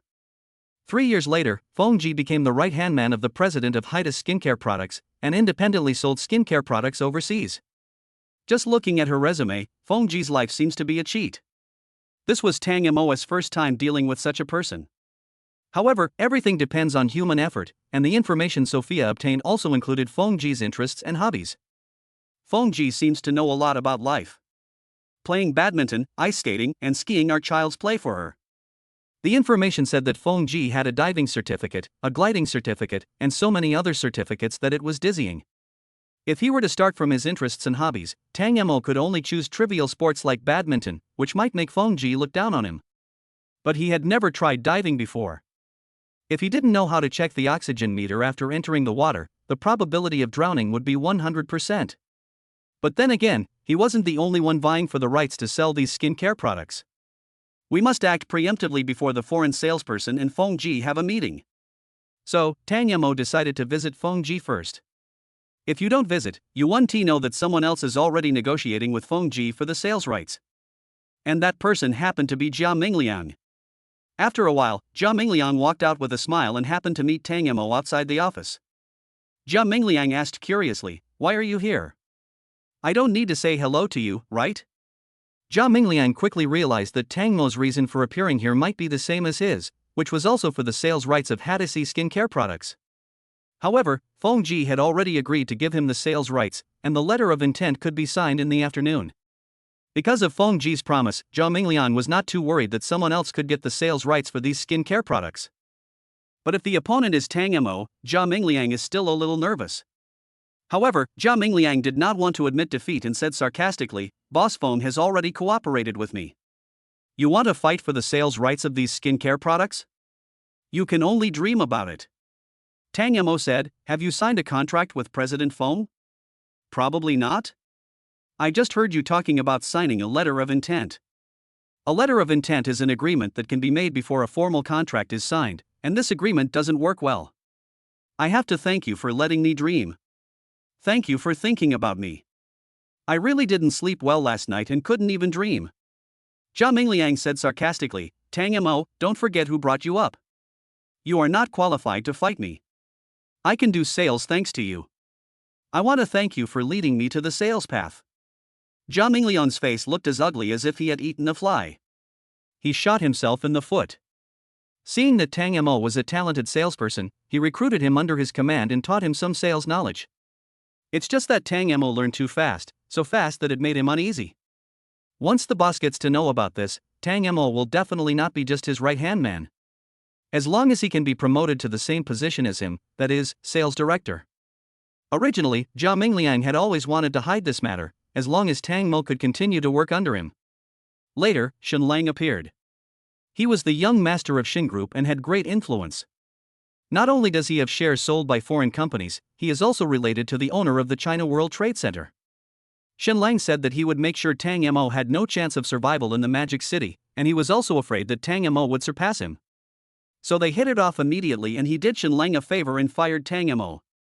However, he forgot that there were still people in Magic City who were not afraid of the Shin Group. Lan Xiong recruited Tang Mo, and Tang Mo also submitted a satisfactory answer. It was clearly a luxury item in stock, but Tang Mo fooled people by pretending it was a nostalgic model. Before they even had time to write an article to discredit this batch of inventory, Tang Mo had already sold it. As soon as Jia Mingliang left, Feng Ji's secretary came out. She saw another person in the living room, so she stepped forward and asked, "Excuse me, what are you doing here?" Tang Mo explained the reason for coming here. "You want sales rights again? Let me ask Mr. Feng." The secretary frowned slightly and then walked into the office. After a while, the secretary let Tang Mo in. As soon as he walked into the office, Tang Mo's attention was attracted by Feng Ji's appearance. Her long golden hair sparkled brightly in the sunlight, and her skin was very white, like winter snow, which seemed to melt at the touch of a finger. Her pupils were also very beautiful, they were blue. Tang Mo even suspected that he had entered a different dimension. She was so beautiful, Tang Mo had never seen such a beautiful appearance before. Of course, we can't say that there aren't any. You can see internet celebrities wearing makeup and using special effects on the internet. But this is not the internet, this is reality, right in front of him. Feng Ji seemed to be immune to this kind of pig-like expression. She did not show any disgust. Instead, she smiled and said, "My secretary said that you are here to compete for the sales rights of the new Hades skincare products. Didn't you see that person just now? Didn't he tell you that he had cooperated with him?" Tang Mo smiled and said, "The letter of intent is not a formal contract. I still have a chance to fight for it, right?" Feng Ji smiled. The reason why he agreed to give Jia Mingliang the sales rights was because Jia Mingliang's company was also a foreign enterprise. Moreover, the reputation and credibility of foreign sales companies are very good in all aspects, and she doesn't want to waste time on sales. The reason why she came to the Asia division to be the president was because of China's scenic spots and historical sites. She wanted to go out and have fun, and she didn't want to focus too much on sales. Besides, as long as Hadasi's reputation spreads, she can rest assured. Just like now, several sales companies have come to us, and sales from foreign companies are the best qualified. Which sales company do you represent? Feng Ji asked. I'm here to talk to you on behalf of Lanxiong Sales. I won't say anything big, but in a word, I'm better than the guy who just left. Feng Ji chuckled. Aren't you just bragging? Foreign company sales and Lanxiong's sales are similar. Why do you say you are better than him? Tang Mo said, it seems that you have also investigated Lanxiong's sales. Since you said it's about the same, then let me tell you the benefits of choosing Lanxiong. First of all, we are a homegrown sales company, and we are closer to consumers. We are very good at grasping the psychology of consumers because we know them well and it is easy to sell products. Of course, the most important point is that Heidi's skin care products have always had a good reputation, but even the best products have to be sold somewhere, right? We at Lanxiong Sales have recently entered into a strategic partnership with the China World Trade Center. As long as we are willing, the China World Trade Center will fully cooperate with us.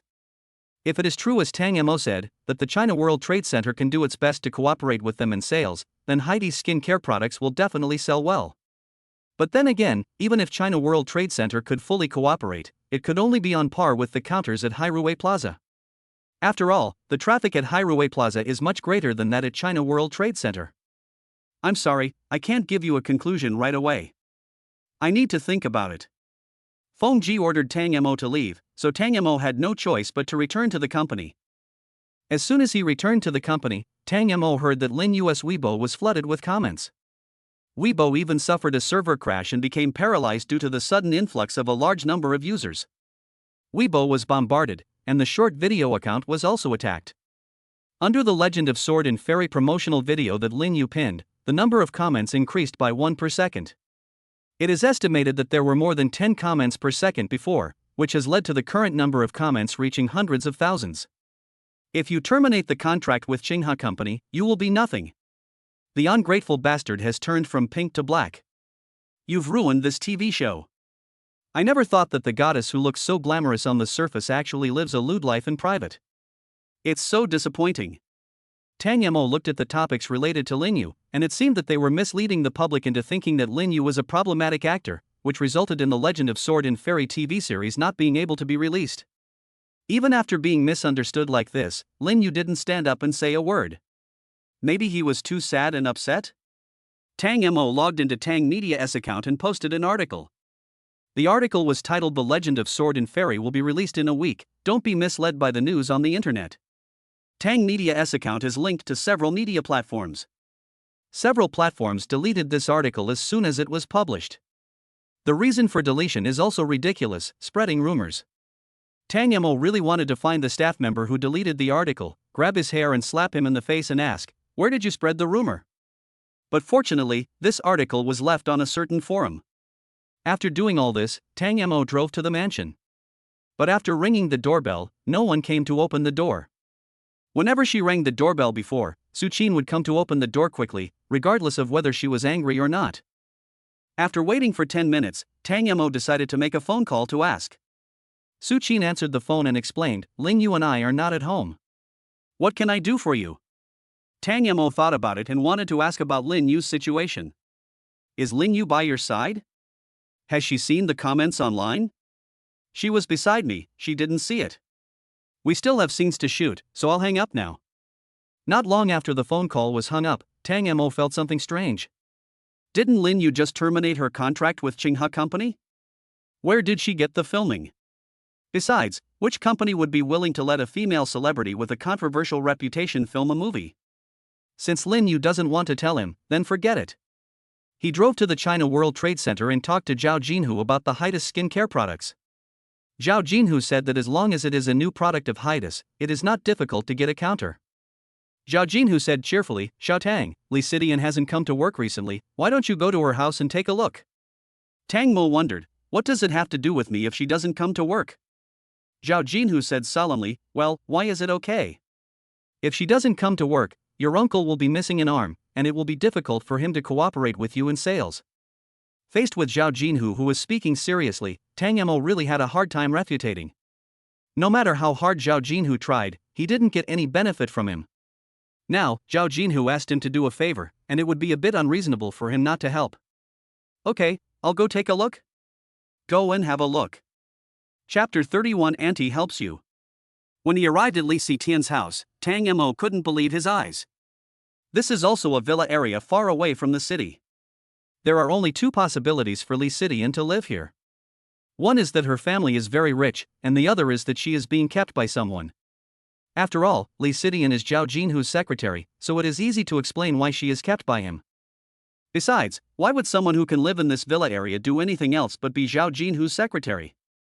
Moreover, the style of this villa is somewhat similar to that of the villa area in Rose Town. There is also a small front yard in front of the villa. Looking around, most residents have planted some flowers and plants in the front yard.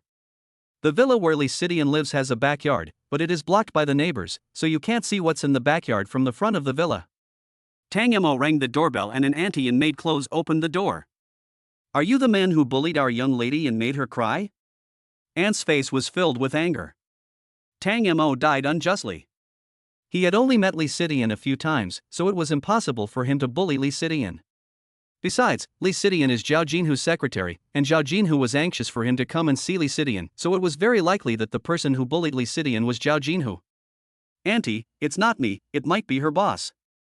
And it was her boss who asked me to come and take a look. I don't know what's going on. Tang Mo spoke in a very honest and sincere manner, and it didn't sound like he was lying. The maid couldn't find any flaws after taking a closer look. She asked with a half-believing and half-doubting attitude, really? Really, even pearls are not that real. The maid believed what Tang Mo said and took Tang Mo into the house. Walking into Li Sitian's home, it feels like entering a garden full of flowers and plants. It smells very good. Miss, there's a man outside who said your boss asked him to come see you. He bought you apples and tangerines. You were clamoring for the tangerines before. Do you want to have some? The maid knocked on the door and spoke with her face pressed against it. Inside the room, Li Sitian was very confused.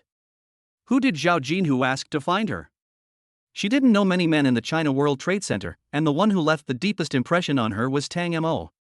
Could it really be Tang Mo who has come? Li Sitian blushed all of a sudden. She just hated Tang Mo a little bit. He wouldn't come to her house to humiliate her, right? No, she can't go out. She is not hiding at home because of Tang Mo. But if I don't go out, wouldn't that just prove that I'm guilty? Yes, she had no feelings for Tang Mo and had to leave. Besides, the maid also said that there are tangerines that she likes to eat. Can't she go out and eat 2 tangerines? We are not going out to see Tang Mo, nor because we feel guilty. Yes, that's it. Thinking of this, Li Sitian opened the door, smiled like a flower, and asked, Auntie, what did you say? Are the sugar oranges that I like to eat available recently? Let me try some, quickly.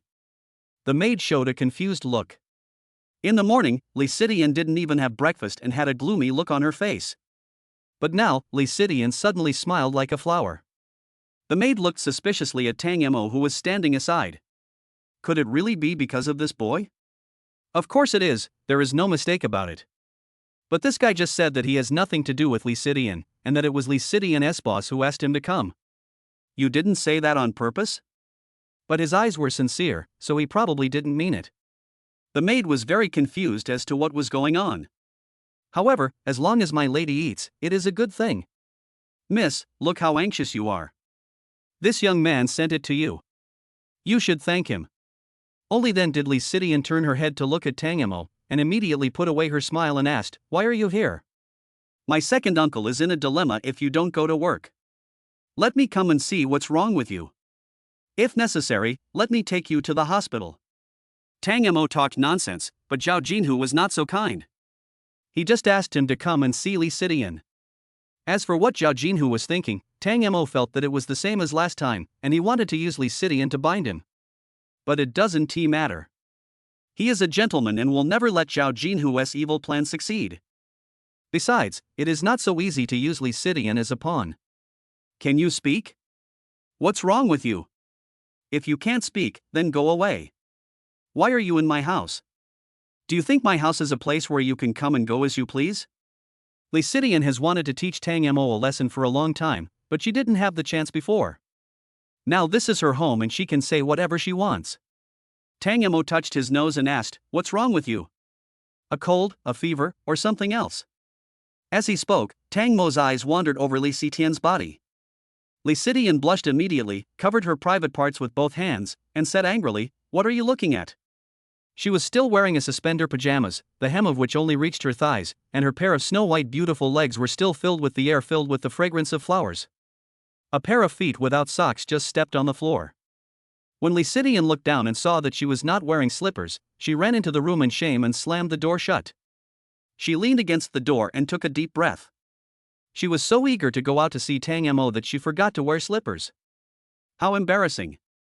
Outside the door, the maid and Tang Mo waited for a while, but Li Sitian did not come out. The maid has already noticed that her young lady is ill, and it's a mental illness. The source of her heart disease is the man around her. Tang Mo scratched his head. She doesn't seem to be sick. Why doesn't she go to work? If Auntie doesn't understand the situation anymore, she is not fit to be a maid. You can't see her illness. Only someone with experience like me can see it. How about this? Auntie can help you. You can go in and see how miserable she is. Tang Mo was puzzled. Immediately afterwards, he was pushed into Li Sitian's dormitory by the maid. Tang Mo suddenly felt that the fragrance in the air had changed. It became a lighter fragrance, the fragrance of a woman's bedroom. Li Sitian was standing in front of the closet looking in the mirror. My breasts are not small, and my butt is pretty, but why is he unwilling? Li Sitian was posing with her hips raised, and was seen by Tang Mo, who broke in. Her skirt was very short, so unfortunately a little of her butt was exposed. Li Sitian blushed immediately and shouted, "Who allowed you to come in?" Tang Mo also knew that he came in at a wrong time. "Sorry, I didn't come in on purpose, it was the auntie outside who pushed me in." At this time, the maid outside the door said, "Miss, auntie can only help you so far." Li Sitian understood as soon as she heard it. The maid who took care of her saw through her thoughts. However, what is the point of just sending Tang Mo into the room? Even if she wanted to force herself on him, she couldn't do it because she was definitely not as strong as Tang Mo. Besides, how would others view her if she was so proactive as a woman? Would she look cheap? Tang Mo also understood what the maid meant. He looked at Li Sitian and said, "Well, I have a family. Don't love me. It will be fruitless." Li Sitian burst into tears when she heard this. From childhood to adulthood, no one had ever brought her all kinds of emotions like Tang Mo. Tang Mo went looking for Zhao Jinhu like a fool. She always remembered his silly look. And when he came out with Zhao Jinhu, it was like he was a different person from before. Li Sitian was very curious about how Tang Mo could become a completely different person in just a few days. "Don't I look good?" Li Sitian walked in front of Tang Mo and looked up. "Nice. Are your breasts not big or your butt not perky?" Li Sitian asked again. "Yeah, it's big and round." "Then why didn't you agree to be with me? I'm married, you can't be my mistress, right? If outsiders find out, what will be the consequences? You won't be able to hold your head up high for the rest of your life, right?" The more Tang Mo persuaded her, the more Li Sitian wanted to conquer him. So, Li Sitian took a few steps towards Tang Mo. She stood on tiptoe towards Tang Mo's lips with her eyes slightly closed. Tang Mo was a little worried that if he took a step back, Li Sitian would fall. So he was in a dilemma whether to retreat or not. Please, give me a call, Lin Yu. I don't want to do anything to let you down." Tang Mo howled in his heart. "If you really did it, you can't blame me. It's you who didn't call me. You can blame me if you want. My brother is too charming and I was taken advantage of by someone. I can't do anything about it." Just when Li Sitian was about to kiss him, Tang Mo's cell phone rang. Lin Yu felt upset after waking up, as if it was Tang Mo's fault. "If I want to resolve the confusion in my heart, I can only call Tang Mo." Hearing the ringing of the cell phone, Li Sitian hurriedly quickened her pace and then stood in front of Tang Mo, with her hands clasped behind her back, nodding them nervously. Tang Mo dilated his pupils, stared at her, and then answered the call. "As soon as I answered the phone, I heard Lin Yu's accusation. Why did you answer the phone so late?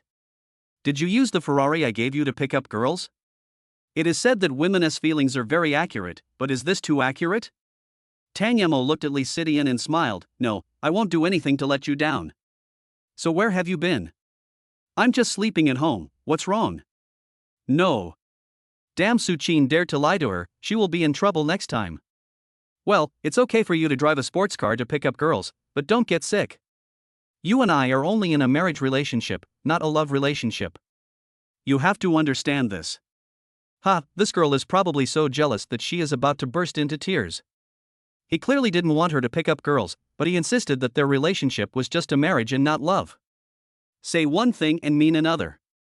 But what she said was really interesting, and I felt like a sinner if I didn't agree with her. Don't worry, I will definitely tell you when I pick up girls, so you can prepare in advance. It's better to buy a bigger bed, otherwise you won't be able to sleep in it. Lin Yu didn't dare let him continue talking and hung up the phone angrily. She threw the phone away, picked up the pillow beside her and punched it a few times, muttering, "Damn it! Damn it! Damn it! Damn it!" When Tang Mo heard the phone being hung up, he took a look, then put the phone away and looked at Lee Sidian. My wife just called. If you don't want to be stabbed in the back, don't do that again. It's not good for you. Lee Sidian held back tears, leaned forward, tilted her head back and smiled. It's okay, I like you and it's my business, it has nothing to do with others, and I don't think it's bad for me. No, that would diminish your value as a woman. Lee Sidian's heart was shocked. Tang Mo did not regard her as a loose woman. Instead, he respected her. You are so interesting. Lee Sidian became more certain of her choice. She did not choose the wrong person. Chapter 32, Please give me a favor. After leaving Lee Sidian's house, Tang Mo sat in the Ferrari and looked at his mobile phone. The post he published not long ago is still there and has gained some popularity, with hundreds of comments. Is this true? Will The Legend of Sword and Fairy be released next week? Is your gossip reliable? I believe your name, Tang Media. I think he is just trying to take advantage of Lin Yu's incident to attract attention and become an internet celebrity. Tang Mo ignored the comments and let them go. Then he bought some food and went to Lin Yu's house. It was Su Qin who opened the door again, but she felt a little guilty. After opening the door, she walked straight into the mansion without saying a word to Tang Mo. It was so awkward. She didn't want Lin Yu to be disturbed by Tang Mo, and she didn't want Lin Yu to have any contact with Tang Mo again. In her eyes, Tang Mo has been labeled as a useless man. Unexpectedly, the first thing Lin Yu did when she woke up was to call Tang Mo. If she hadn't heard the sound of the pillow being beaten, she wouldn't have known. Entering the mansion, Lin Yu was not sleeping on the bed, but sitting on the sofa in the living room. There was a laptop on the coffee table. She was leaning on the sofa with one hand, looking worried. She looked up at Tang Mo, sat up slightly and said, "Do you think I did the right thing?" Tang Mo doesn't know much about the entertainment industry. I think if it's something that doesn't make you happy, you should stay away from it as soon as possible. No matter if it's right or not, the most important thing is to be happy. Tang Mo spoke ambiguous words, and Lin Yu didn't want to listen at all. She wanted to hear Tang Mo say that what she did was right, and that he could prevent it even if something went wrong. Maybe she was too impatient. Tang Mo was also trying hard to keep up with her pace and is now the sales director of her aunt's company. It is still very difficult for ordinary people to become a sales director in Shanghai. In Shanghai, everything depends on your ability. It would be impossible to become the sales director through back doors. It was Tang Mo's real talent and knowledge that made him the sales director. It's so difficult. Haida Skincare Products asked me to pay 36 million renminbi. I had an advertising cooperation with them, but I breached the contract. In the past, Lin Yu had never thought about these things, because these matters were handed over to Su Qin, who could report them to the company for processing. But things are different now. She has terminated her contract with Xinhua Times, and Su Qin can no longer report her affairs to the company. Don't worry, we haven't reached the final step yet. Relax and have something to eat, okay? Lin Yu shook her head. I'm not in the mood to eat, you go to work, I'm fine. Faced with Lin Yu's words, Tang Mo had no intention of resisting. After all, being the sales director of Lan Xiong was already better than his previous life. Besides, as long as he gets the sales order for Heidi's skincare products this time, he can earn more money than he will ever make in his entire life. In his previous life, he might not have been able to use it in his entire life. But now it's the same. His partner is the national goddess, who lives in a mansion worth hundreds of millions of dollars. The monthly water and electricity bills alone are more than his annual rent. By the way, he now has 100,000 renminbi in his pocket and wants to move to a better rental house. The previous rental house was too old and many things in the bathroom were no longer usable. Good. Anyway, I have no common topics with Lin Yu if I stay in the mansion, so it would be better to go to work in the company. He looked at the time and found that 3 hours had passed since he discussed the sales rights with Feng Ji. 3 hours is enough to consider whether to choose Lan Xiong sales or foreign company sales. But Feng Ji hasn't called him yet. Did she choose to sell to a foreign company or wait for him to come to her? Tang Mo returned to Hades' company again, and the secretary seemed to have been waiting for him for a long time. As soon as he entered Hades' company, he was stared at by some people. Tang Mo was puzzled. Well, what do they mean by looking at me like that? The secretary smiled and said, "You are the only one who asked the president to temporarily change the sales party. They are curious about you, right?" Upon hearing this, Tang Mo's eyes flashed brightly. Great, he will get his tens of millions bonus. Of course, this is still the front axle. Even if you get tens of millions in bonus, you still have to do the rest well. When you walk into Feng Ji's office, you will still be attracted by her beauty. "Mr. Feng." Tang Mo bent down slightly and called out. Feng Ji smiled and asked, "Did the secretary tell you?" "Yes." "Then prepare the contract. The goods have already arrived at our warehouse. Find someone to transport them to where you want them." Tang Mo was so excited that he immediately told Xiong Man about it. Xiong Man seemed to be surprised by his record. She was silent for a while before she spoke. "I'll prepare the contract right away." The contract drafted by Xiong Man is still a draft version, and she plans to meet with Feng Ji to discuss it. Tang Mo acted as a middleman and helped them arrange the time and place. The location is Zulinju, an ancient tea house that is similar to the backyard of a Japanese wooden house, with flowers, plants, and a stone pond. Xiong Man exclaimed, "This is the first time I've met the president of the Asia division of Hades. You are so beautiful." Feng Ji was not modest and said, "It may be because of the mixed blood, the genes of two countries are combined. There must be a lot of people chasing after you, right? Do you have a man in mind?" Xiong Man and Feng Ji were not talking about the contract, but they were discussing trivial matters while using pen and paper to discuss what should be modified and what should not be done. Both parties were easy to communicate with and there weren't too many arguments. It was finalized with just 2 strokes. Feng Ji smiled and said, "Those men only dare to watch me from afar. It's unlikely that they will chase me. As for the man of my dreams, he has not appeared yet. If I must say, the president of Hatisi is very handsome. I hope my future man will be taller than him." Xiong Man joked, "So you are also a face-conscious person? We are in this position. Money is nothing to us, right? I have too much money. It's not a big deal to support a man." Tang Mo, who was behind the door, sneered after hearing this, "What's the difference between that and being a Phoenix man? Fortunately, I'm not your man."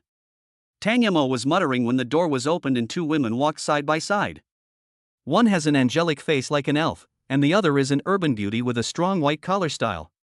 "Oh, you're still here?" Feng Ji joked. Tang Mo said nonchalantly, "I wonder if Mr. Feng would be so kind as to let me take you back to the company?" Feng Ji smiled, looked at Xiong Man and said jokingly, "The person you trained is really good, so why don't you give him a favor?" Xiong Man also smiled, but there was a hint of murderous intent in her eyes when she looked at Tang Mo, but it was quickly concealed by the smile. "Of course, let him take you there." Walking to the parking lot, Tang Mo walked towards the Ferrari with the car keys. Feng Ji followed behind him and asked in a slightly surprised tone, "Is this your car?" She had previously thought that Tang Mo was just a small sales director, but this customized Ferrari was the real deal. Or maybe this car didn't belong to Tang Mo, but to Lan Xiong's sales company? Or maybe Xiong Man's car was lent to him just to give her a gift? Feng Ji thought of several answers, but always felt that some of them were inconsistent. Until Tang Mo answered, "Yes, my wife bought it for me." After hearing this, Feng Ji immediately became unwilling to ride in Tang Mo's car. A man with a family actually wants to sit in a car with her? Impossible. Feng Ji even felt a little regretful about signing the sales contract with Lan Xiong. But there is no way, the contract has been signed. If it is terminated now, it will be regarded as a breach of contract. The skincare products haven't been sold yet, and the money hasn't been earned yet, but I've already paid the penalty. Your wife bought it for you? Forget it. What if your wife is dressed like Sherlock Holmes and uses a magnifying glass to look for clues in the car? Then I will be considered a man-stealer. I won't ride in it. As she spoke, Feng Ji walked towards her sports car, which was a white son of wind. The outline of the Son of Wind's car model matches her appearance very well. It's okay. I can drive Mr. Feng's car to take him back. Feng Ji frowned. She had made it clear that she didn't need Tang Mo to take her back to the company. Besides, would Tang Missouri drive her Son of Wind? If Tang Mo pressed the various buttons on the car randomly, it would easily cause an accident. Feng Ji was really curious whether Tang Mo could drive Son of Wind, so she actually walked to the passenger seat and gave the driving seat to Tang Mo. As soon as Tang Mo sat in the car, he felt the experience was different.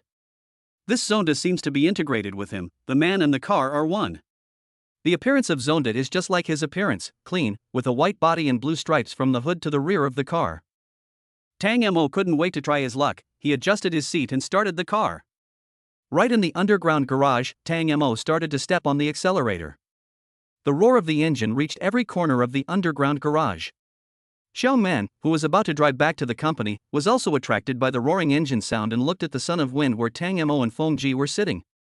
Besides her, there were other passers-by watching.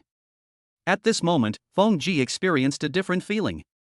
In the past, people looked at the Child of Wind through the car window. But this time it was different. Everyone was marveling at how cool the Son of Wind was. This is an underground garage specially designed for sports cars. The ground is flat and the driveway is wide. There is no difference between driving on the main road and stepping on the accelerator. In a short while, the Son of Wind drove out from the underground garage to the ground. The Son of Wind drove into the fast lane at a very fast speed, reaching 200 yards in an instant. In the blink of an eye, the Son of Wind had already rushed to the traffic light. Feng Ji leaned tightly against the car seat, holding the door handle with her hand. She was extremely scared, but at the same time her blood was boiling. It was so exciting. But Feng Ji was a little worried. Will our licenses be revoked if we drive so fast? Tang Mo assured her and comforted her, it's not a big deal. I just said you were sick and needed to be taken to the hospital. Feng Ji was half believing and half doubting. She was not afraid of the fine, but she was afraid of having her driving license revoked so that she would not be able to drive by herself. I was afraid to drive in sports car mode before. Just a little step on the accelerator and the car will go up by dozens of yards. It's too scary. You turned on the sports car mode and stepped on the accelerator to the floor. I am so shocked. At this point, Feng Ji asked suspiciously, were you a racing driver before? Tang Mo laughed and said, I used to have a cousin who was a racing driver. I learned a little bit from him. I have driven almost every luxury car on the market, and I know how to drive it. This is all thanks to the life system. Just by touching a luxury car, I learned all the driving skills. Just as the traffic light was about to turn green and Tang Mo was about to take off, someone knocked on the car window. Tang Mo felt strange. Who would knock on the car window when driving? You don't know until you see it. It's shocking. It turned out to be an old acquaintance wearing a blue uniform, Kai Yudi. Tang Mo smiled. Nothing good would happen if he saw Kai Yudi. He was in trouble. Tang Mo rolled down the window and asked, Old Kai, what a coincidence, we meet again. Kai Yudi's beautiful eyes opened wide, staring at Tang Mo as if she wanted to eat him. Get off. Please show me your driver's license and vehicle registration. Tang Mo was extremely embarrassed because his driver's license and vehicle registration were in his own car. Well, I forgot to bring it. Okay, let's go to the police station and talk. Just now, Kai Yudi was shopping in a nearby store when she saw a white mouse flash by. Fortunately, the white mouse also knew to obey traffic rules and stopped to wait for the traffic light. She could just go up and ask what was going on.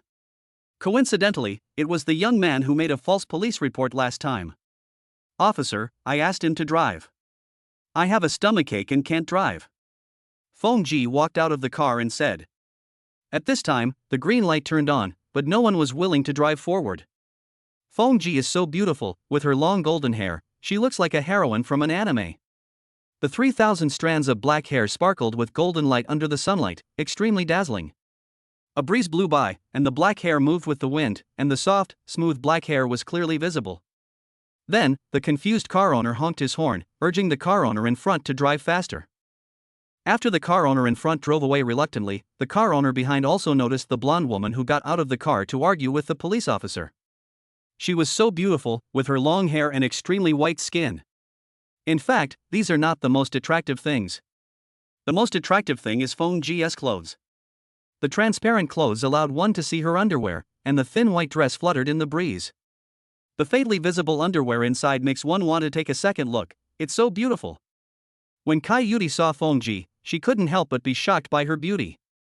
Kai Yuri secretly compared herself with Fengji. My skin is not as white as others, and my hair is not as smooth and silky as others. Looking at her figure again, Fengji is a bit thin and bony, not as plump and comfortable as Kai Yuri. Only in the field of succulence does Kai Yuri feel that she is slightly better.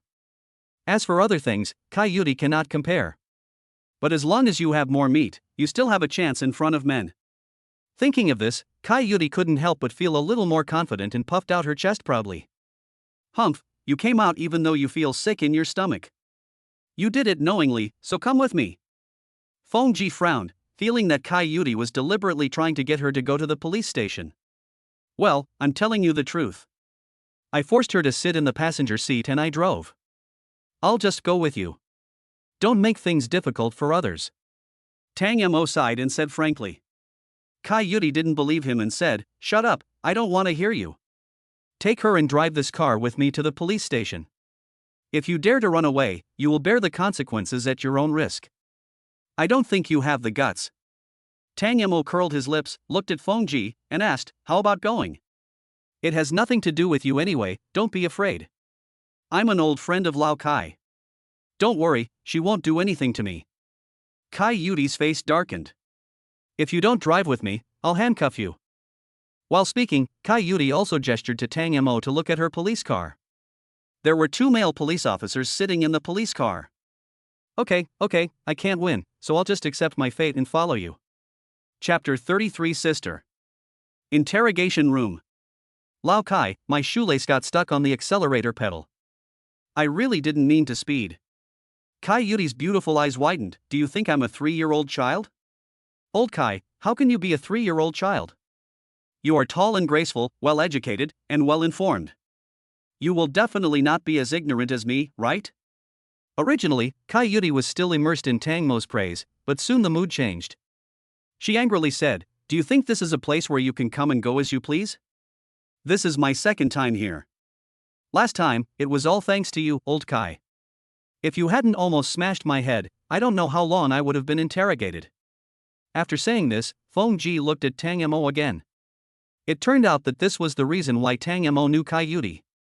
No wonder Tang Mo was a little disrespectful to her. Kai Yuri was really upset by Tang Mo's words. She really didn't control her emotions well last time, but she sent Tang Mo to the hospital afterwards, so she had done her best. If you dare to talk about what happened last time again, don't blame me for being rude to you. The last incident was a stain on Kai Yuri. It was fortunate that Tang Mo did not make a big deal out of it. If he had, Kai Yuri might have been punished. You haven't apologized to me for what happened last time, why don't you apologize first? Kai Yuri never bows her head to others, and it is impossible for her to apologize. Let me apologize to you? You're dreaming. If you hadn't called the false police, would I have been unable to control my emotions and hit you? I definitely won't. If there's any apology, it should be you who should apologize to me. You've affected my mood. Tang Mo was dumbfounded. How could this woman be so unreasonable and act so calmly? Can you beat up the prisoners just because your emotions are affected? Can't it? Kai Yuri made Tang Mo a little unconfident. How about this, I don't want you to apologize either, just let me go, my sister still needs to go to the hospital for treatment. Fengji glanced at Tang Mo unhappily. She blinked her eyes, as if to say, who is your sister? What nonsense are you talking about? Your sister? Kai Yuri was a little confused. Tang Mo just said that he was an orphan, so how come a blonde and blue-eyed sister suddenly appeared? It must be nonsense, that's for sure. Tang Mo shrugged and said, yes, I recognize her as my godsister. Sister? Are you kidding? Would a woman as beautiful as a fairy recognize him as her younger brother? Impossible, absolutely impossible. Can you find a better excuse? Do you think I believe it? Kai Yuri slammed the interrogation table angrily. She felt that she was being fooled by Tang Mo again.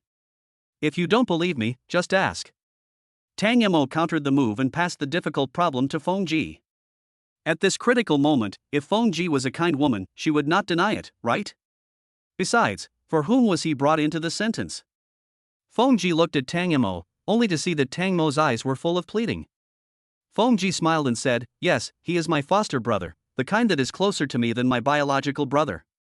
Kai Yuri was speechless for a moment. She really couldn't understand why such an extremely beautiful woman would recognize a worthless bitch as her brother.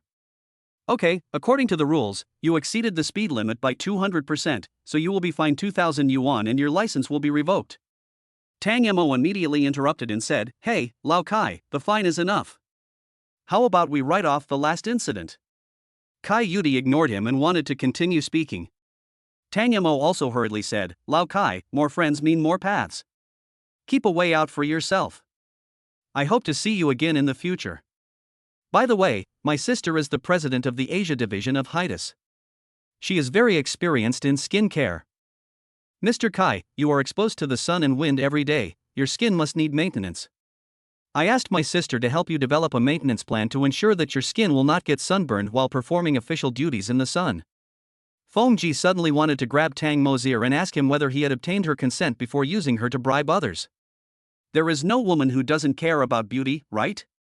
What's more, Kai Yuri always made Tang Mo feel that she was not an ordinary traffic policewoman. When Kai Yuri heard that Feng Ji was one of the presidents of Hades skin care products, her eyes fluctuated. She really wanted to dress herself up beautifully. At the same time, Kai Yuri also realized the gap between herself and Feng Ji. No wonder she was so indescribably beautiful. It turned out that she was the president of Hades skin care products. In fact, you don't have to revoke your driver's license. A fine of 2,000 yuan is enough. Besides, her sister had to be sent to the hospital because of a stomachache, so she couldn't be a bad person. Kai Yuri convinced herself in her heart that after all, revoking a driver's license would not stop some people from wanting to speed. While thinking about it, Kai Yuri glanced at Tang Mo from the side. He was really not a good guy. Ahem, actually I also like Hades skin care products. Where was I just now? When Tang Mo heard that there was a chance, he replied happily, "A fine of 2,000.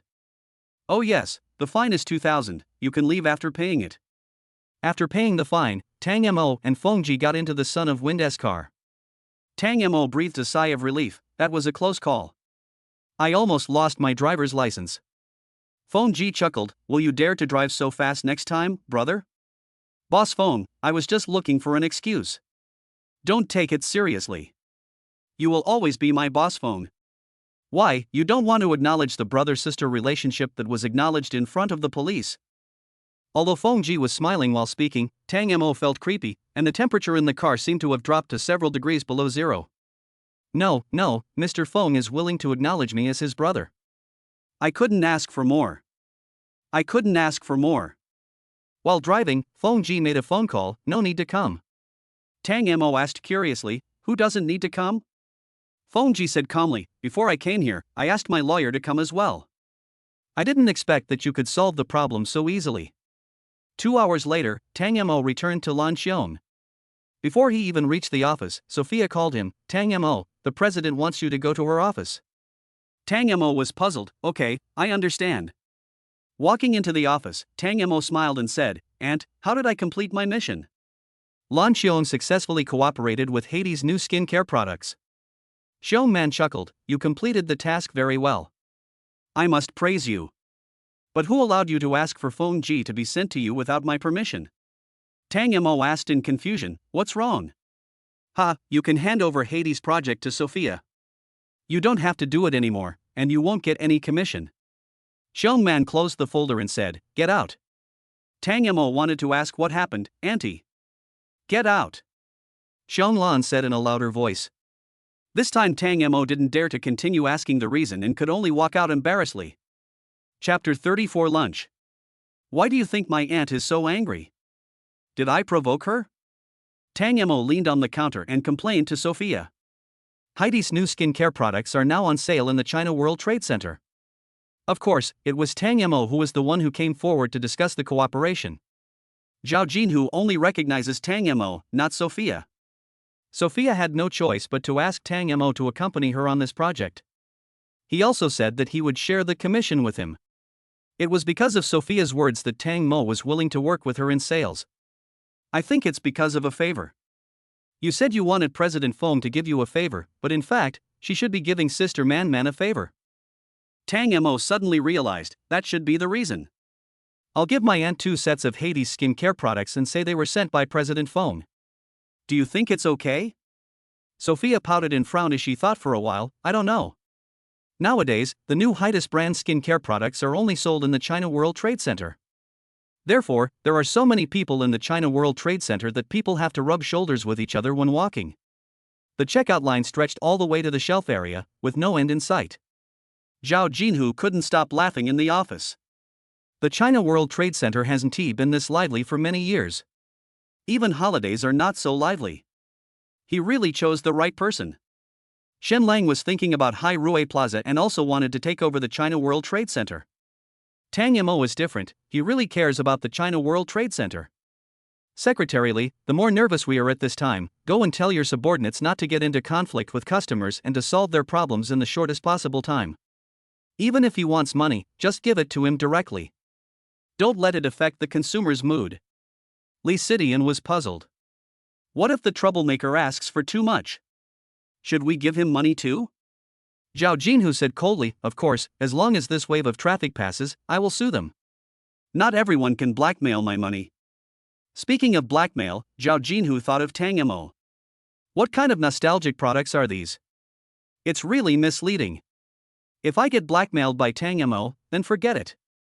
Li Si nodded and said in a nonchalant tone, Boss, can I go to see the sales area of Heidi's new skincare products? Zhao Jinhu smiled. Li Sidian was interested in Tang Mo. Otherwise, why did Li Sidian take a leave and not come to work, but Tang Mo came just after visiting her home? Secretarially, we are old acquaintances. You like Tang Mo, and I also think that Tang Mo is a capable person. Let's not beat around the bush here. From now on, if it's about Tang Mo, you don't have to tell me, just go find him directly.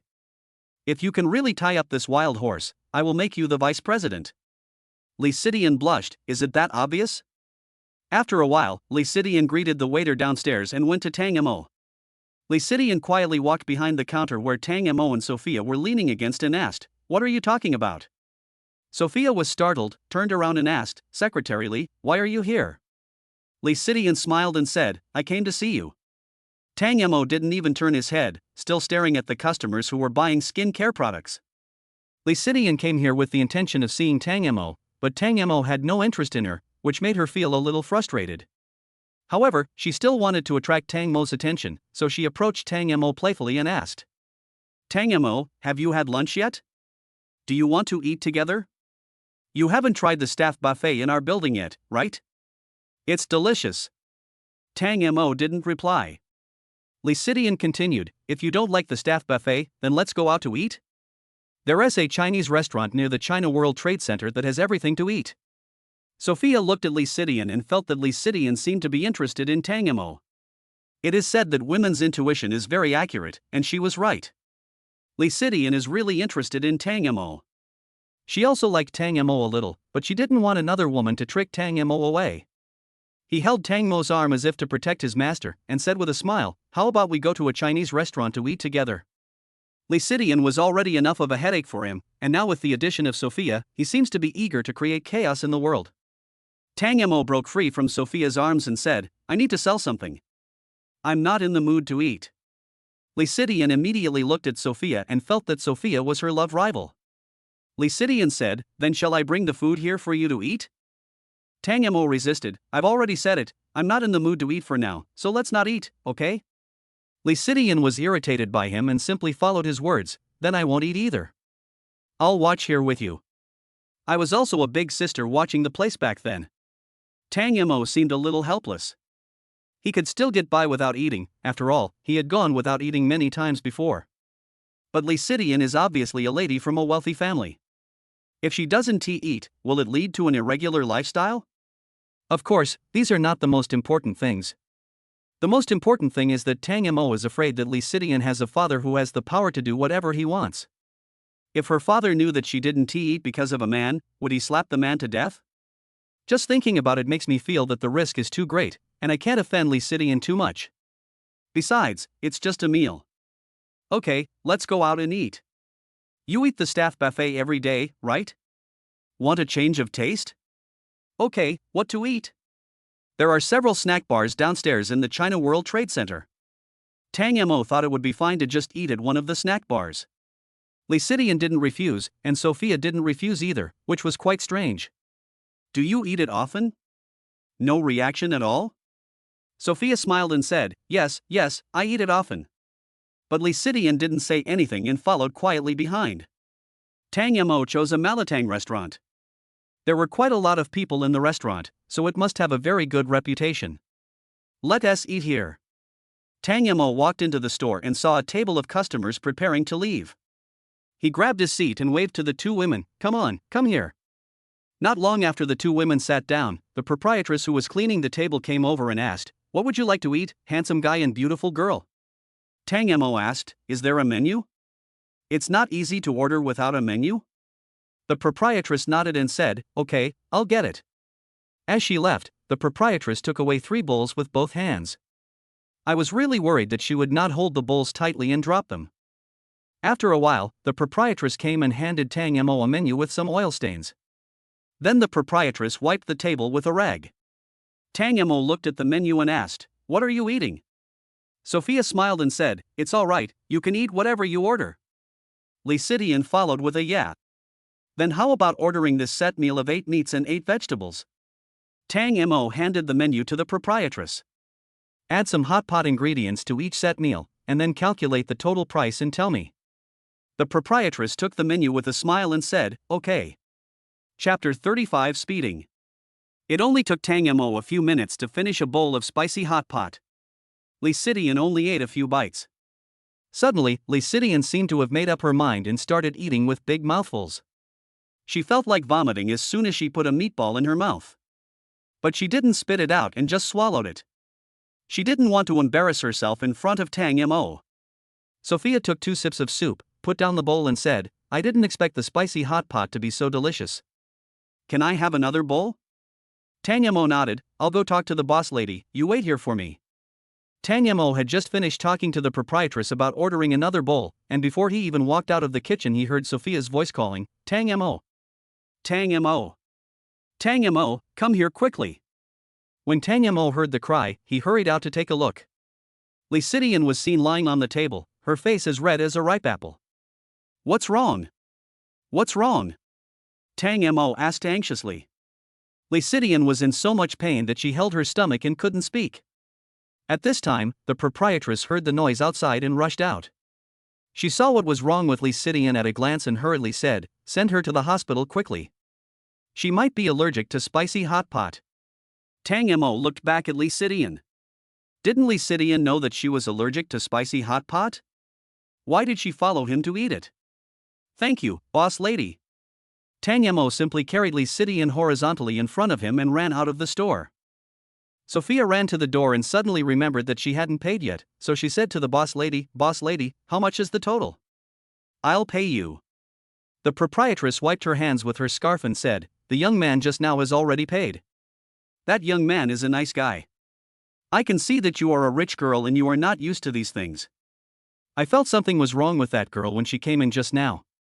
My eyelids were twitching, too. I hope nothing really happened to her.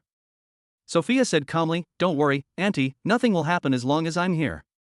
After saying that, Sophia wanted to chase after him, but the proprietress stopped her at this time. Wait a minute, that guy paid too much, and I haven't made it for him yet.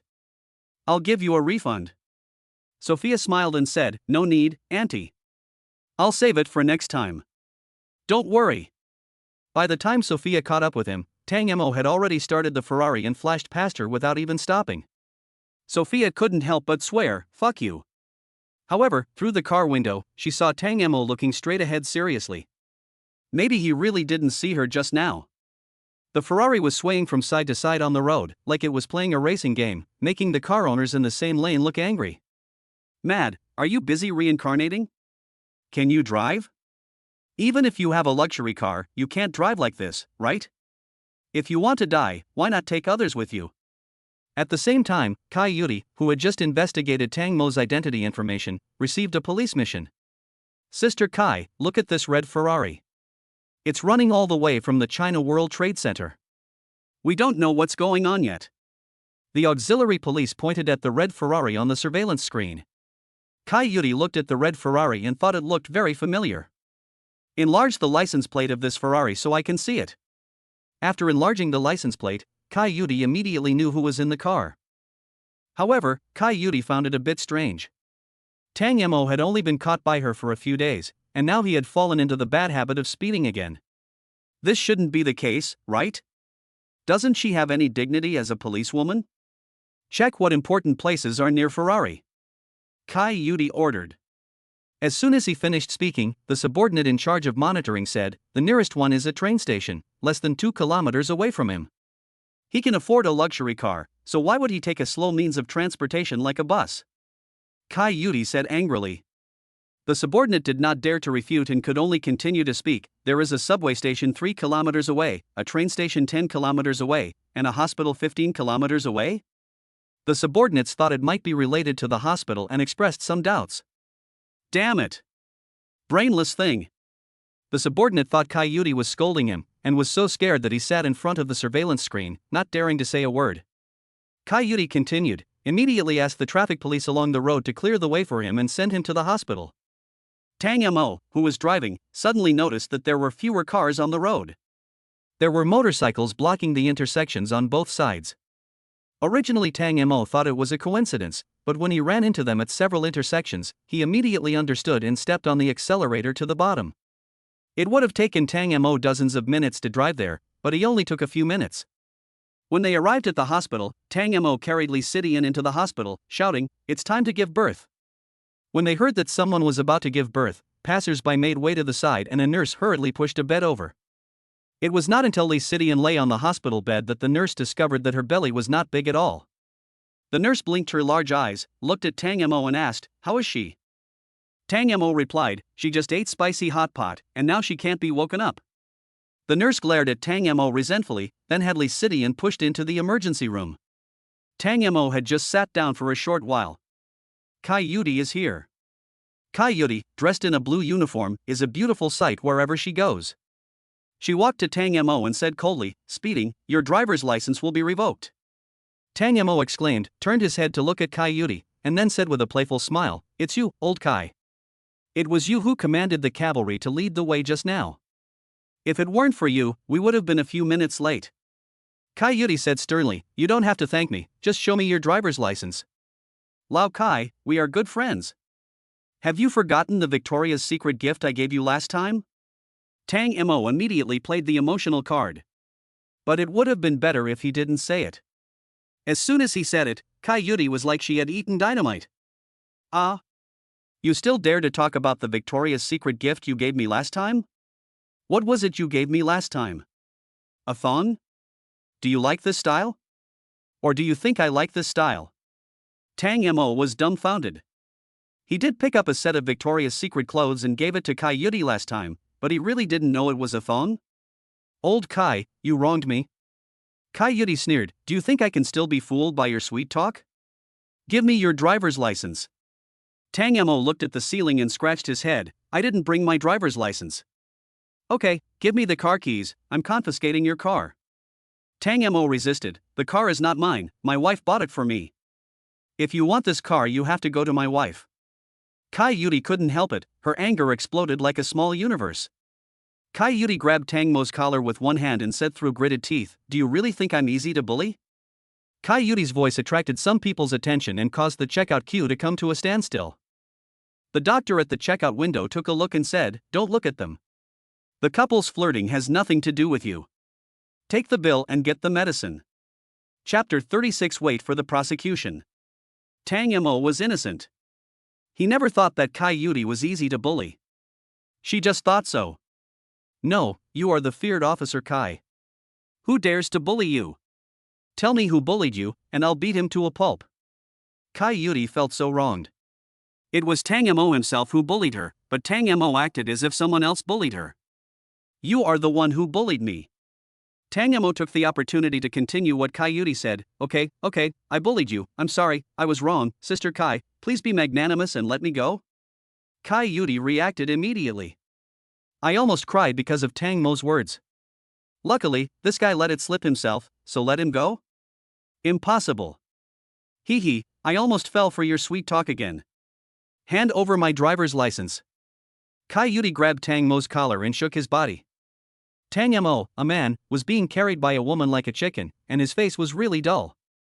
But there's nothing he can do. Tang Mo is just a salesman.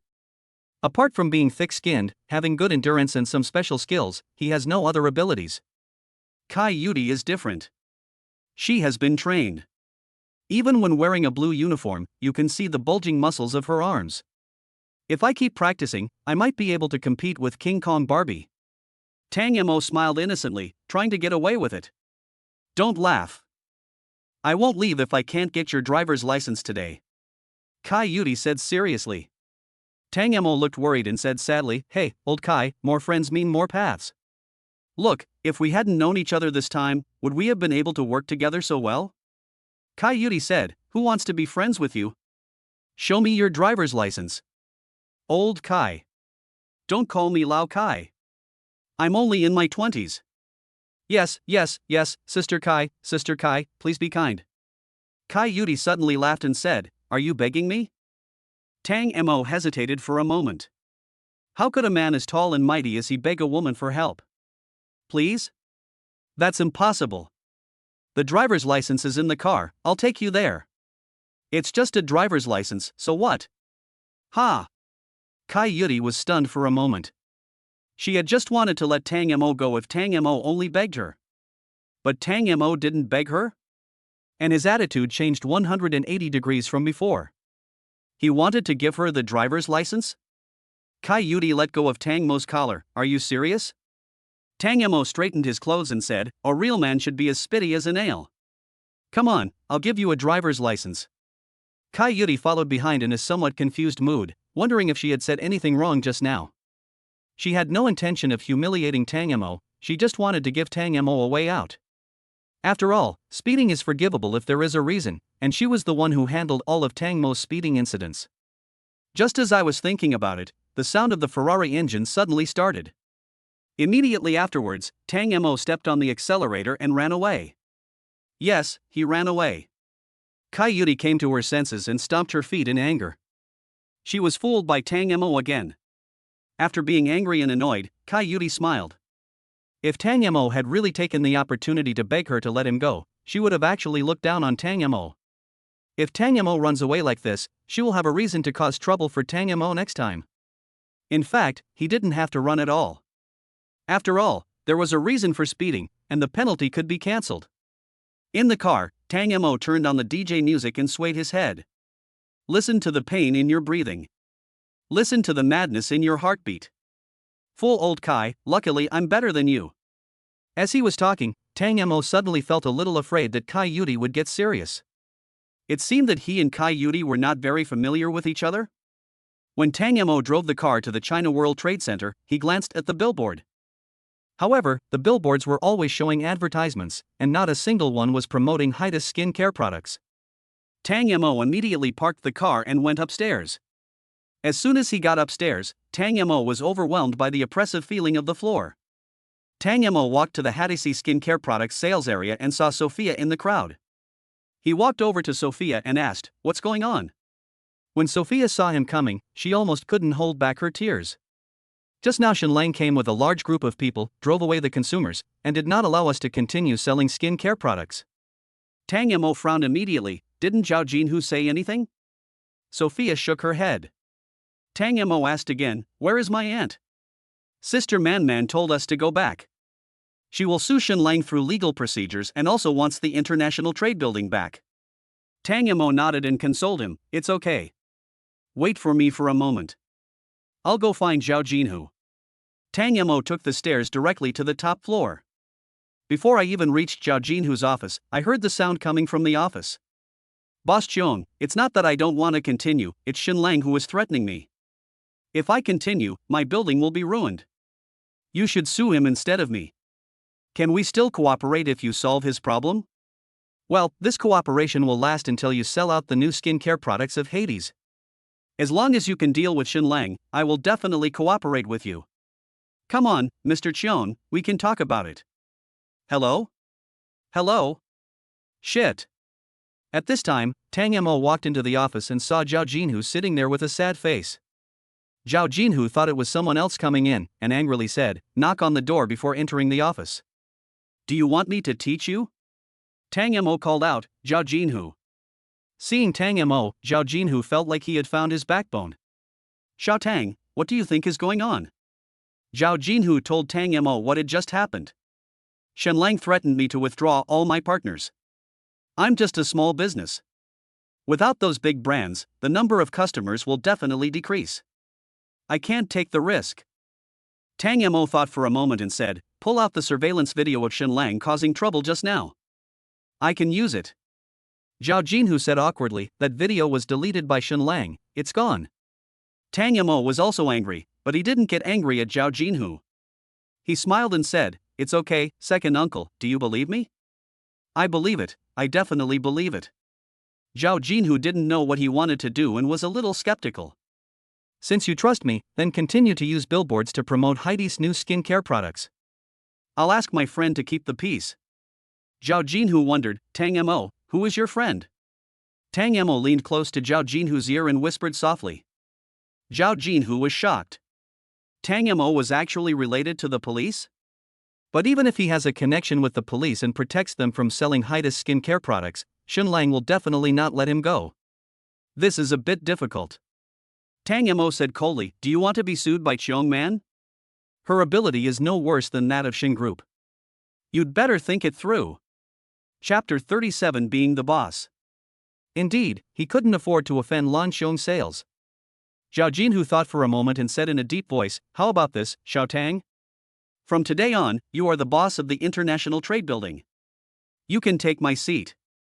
I will take my family abroad first, and I will issue my transfer notice after I arrive abroad. I won't get involved in the underworld of you young people." Tang Mo paused. He didn't expect Zhao Jinhu to be so decisive and directly transfer the China World Trade Center to him and stop playing. "Uncle, you are not kidding me, are you? Do you think I'm kidding?" "Anyway, you also own 51% of the shares of the China World Trade Center. Even if you want to impeach me, you can apply for a shareholders' meeting." "Xiao Tang, you are a talented person. I feel relieved to leave the China World Trade Center in your hands." Tang Mo tried to persuade him, "Second uncle, there's no need for you to be so scared. No matter how arrogant Shenlang is, he wouldn't dare to kill you, right?" Zhao Jinhu smiled bitterly and said, "Xiao Tang, you are still young, you don't know Shenlang's father." Zhao Jinhu was determined to leave. Tang Mo could only help him pack his things and send him to the airport. Before leaving, Zhao Jinhu said with a smile, "Xiao Tang, when you get married to that little girl Li Sidian, don't forget to invite your second uncle back to attend the wedding. Our mountains and rivers remain unchanged, and we will meet again in the future." After saying that, Zhao Jinhu turned and left. But his steps seemed very heavy. After all, the China World Trade Center was his life's work. There was a building inexplicably, but Tang Mo couldn't be happy because it was a gift from his second uncle. Tang Mo shouted towards Zhao Jinhu's back, "Uncle, the China World Trade Center will not collapse." Zhao Jinhu raised his fist without even turning his head, and shouted in a hoarse voice, "Come on." Tang Mo first returned to Lan Xiong's sales. He wanted to tell Cheong Man the good news. His aunt is still racking her brains over how to deal with this matter.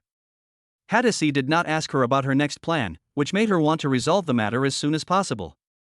"You have the nerve to bring this plan to me for my signature? Do it again.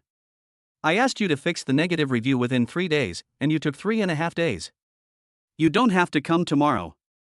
As soon as Tang Mo walked to the door of Cheong Man's office, he saw a group of beautiful ladies running out with tears on their faces. "Sister, don't go. Don't cry, sister. Let me help you guys to persuade them, don't be anxious." Tang Mo also hurried to the office, only to see that it was in a mess. There are a lot of folders on the ground. There were also a few salesmen holding folders standing there with their heads lowered anxiously. "Well, you guys go out first, I have something to talk to my aunt about." Cheong Man was like a mad dog, biting whoever she caught. "Who allowed you to come in? Huh? I asked you to go eat spicy hot pot? Huh? He almost killed someone. What woman would be so blind as to marry you?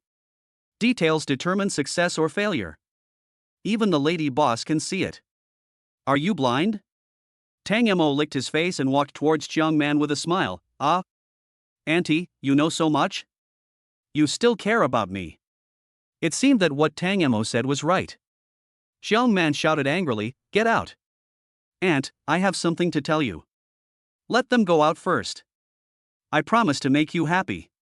Xiong Lan looked at Tang Mo and decided to listen to his nonsense. You guys go out first. When Tang Mo and Xiong Lan were the only ones in the office, Tang Mo wanted to lean closer to Xiong Lan's ear and speak. Xiong Man slapped him on the face and asked, what do you want to do? Tang Mo covered his red face, like a little angry woman, and said pitifully, Aunt, I just want to tell you that I am the boss of the international trade building now. Xiong Lan thought he was lying, and without caring that his body was twisted into a pretzel and lying on the ground, she kicked him a few times with her high heels. Mad, you're making fun of me, huh? Damn it, get out. Tang Mo couldn't stand it anymore, so he stood up and held Xiong Man's wrists with both hands. Xiong Lan had no time to react and was pressed down on the desk. What do you want to do? Xiong Lan struggled and resisted. However, no matter how she struggled, her hands and feet were all controlled. Tang Mo said in a threatening tone, the evil fire is coming. Only then did Xiong Lan calm down. However, her face was very close to Tang Mo's face. She had never been so close to a man before. Seeing that she had calmed down, Tang Mo said, Aunt, I now hold 51% of the shares of the China World Trade Center. Zhao Jinhu doesn't dare to go against the Shin family, and has already taken his family on a plane to a foreign country. After saying that, Tang Mo slowly let go of Xiong Lan's hands and walked away from her. Xiong Lan collapsed to the ground, feeling weak all over and a little dizzy. Tang Mo actually owns 51% of the shares of the China World Trade Center? Then what's the point of him being a sales director? Also, Zhao Jinhu ran away because he was afraid of death. Isn't he afraid of going against Shin Lang and the Shin family? Tang Mo was a little dazed. Xiong Man's posture as she sat slumped on the ground now looked a bit like a female character in a two-dimensional anime.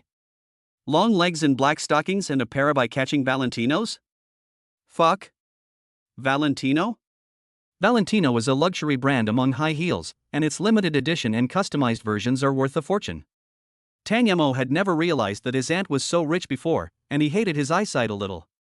Ah, Auntie, let me help you clean up the office. I'm waiting for the transfer notice from Zhao Jinhu.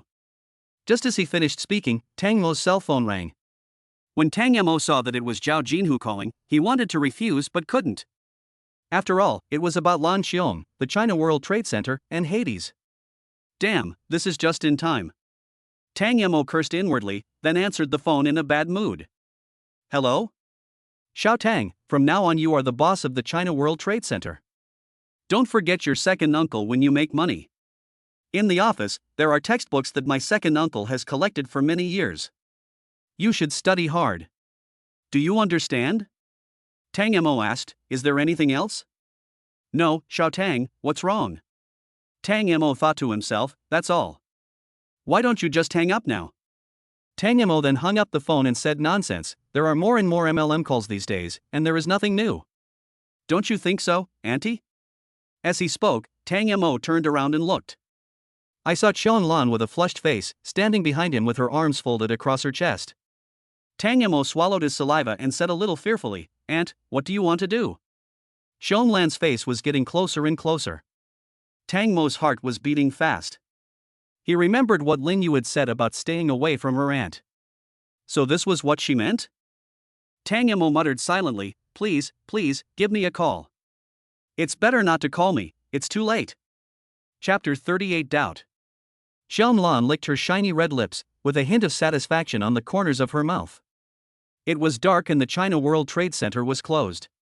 Looking at the scenery outside the window, Xiong Man said happily, let's go to the China World Trade Center. Tang Mo followed her like an emotionless mechanical servant.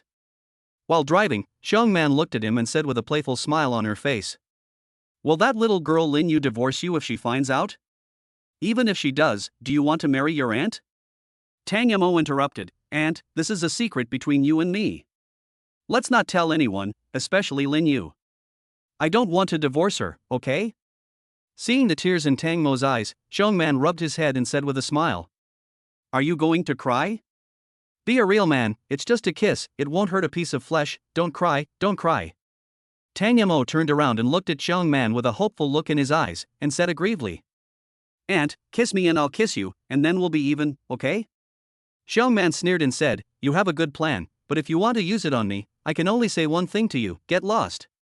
After arriving at the China World Trade Center, Xiong Lan gave instructions on what to do the next day. The billboard on the wall outside the China World Trade Center was replaced with a promotional video for Heidi's new skincare products. We have added raffles for spending 100 yuan and 1000 yuan. A set of Heidi's new skincare products costs a few thousand, which can be considered a benefit. At the same time, officials from the China World Trade Center also gave some vague explanations of the situation. We failed to protect the rights of consumers and we apologize for that. I am the new acting president Tang Mo, I will protect everyone's safety. As soon as the Weibo post was released, it became popular. The comments below are even asking whether the person who was fighting yesterday was Shenlang. Shenlang soon found out about the Weibo incident, and he immediately became angry. Heidi's skincare products have always cooperated with Hai Rui Plaza, but the new skincare products are not sold in Hai Rui Plaza? What do outsiders think? Shenlang gathered some people and planned to go to the China World Trade Center to cause trouble again. What's more, he wanted to know why Tang Mo was the acting president? Where is his second uncle Zhao Jinhu? However, just as he was about to go out, his father Shen Wanxiang was already standing at the door. Shenlang screamed, "Dad!" Shen Wanxiang said in a deep voice, "You went to the International Trade Building to make trouble yesterday. I thought you were capable of cleaning up the mess. I overestimated you. You are not allowed to do anything today. Find some time to buy some gifts and apologize to your second uncle." Shenlang said contemptuously, "Apologize to Zhao Jinhu? Impossible, he is just a dog in our family." Shen Wanxiang knocked Shenlang to the ground in an instant and pulled out his belt to hit Shenlang. "Damn it, I've raised you for more than 20 years, and you've given me a bad temper? If I don't temper your temper today, I, Shen Wanxiang, will have lived in vain."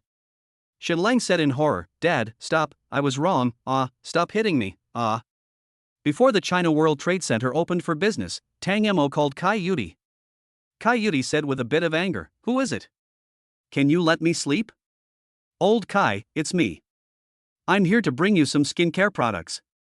Last time, Tang Mo said he would give Kai Yudi a set of skincare products for sun protection, but he never did. This time he took Feng Ji's advice into consideration and bought several new skincare products for Kai Yudi. Kai Yudi suddenly became more sober when she heard Tang Mo's voice. "Tang Mo? Skincare products?" At 10 o'clock in the morning, the number of consumers in the China World Trade Center began to increase. Kai Yudi is here too. When Tang Mo saw her, he immediately stepped forward, rubbed his hands and said, "Lao Kai, you are more beautiful today. The more I look at you, the more I like you." Kai Yudi snorted, "Where are my skincare products?" Tang Mo pretended to have a headache. "Hey, Lao Kai, there was a little accident with your skincare products. The tire of the truck that delivered the skincare products burst and it's being repaired. Then I'll come back later?" Kai Yudi raised her foot and was about to leave. Tang Mo stopped him and said, "Lao Kai, since you are here, I will buy you coffee. Let me tell you, this coffee of ours is made from imported coffee beans, and it tastes really good."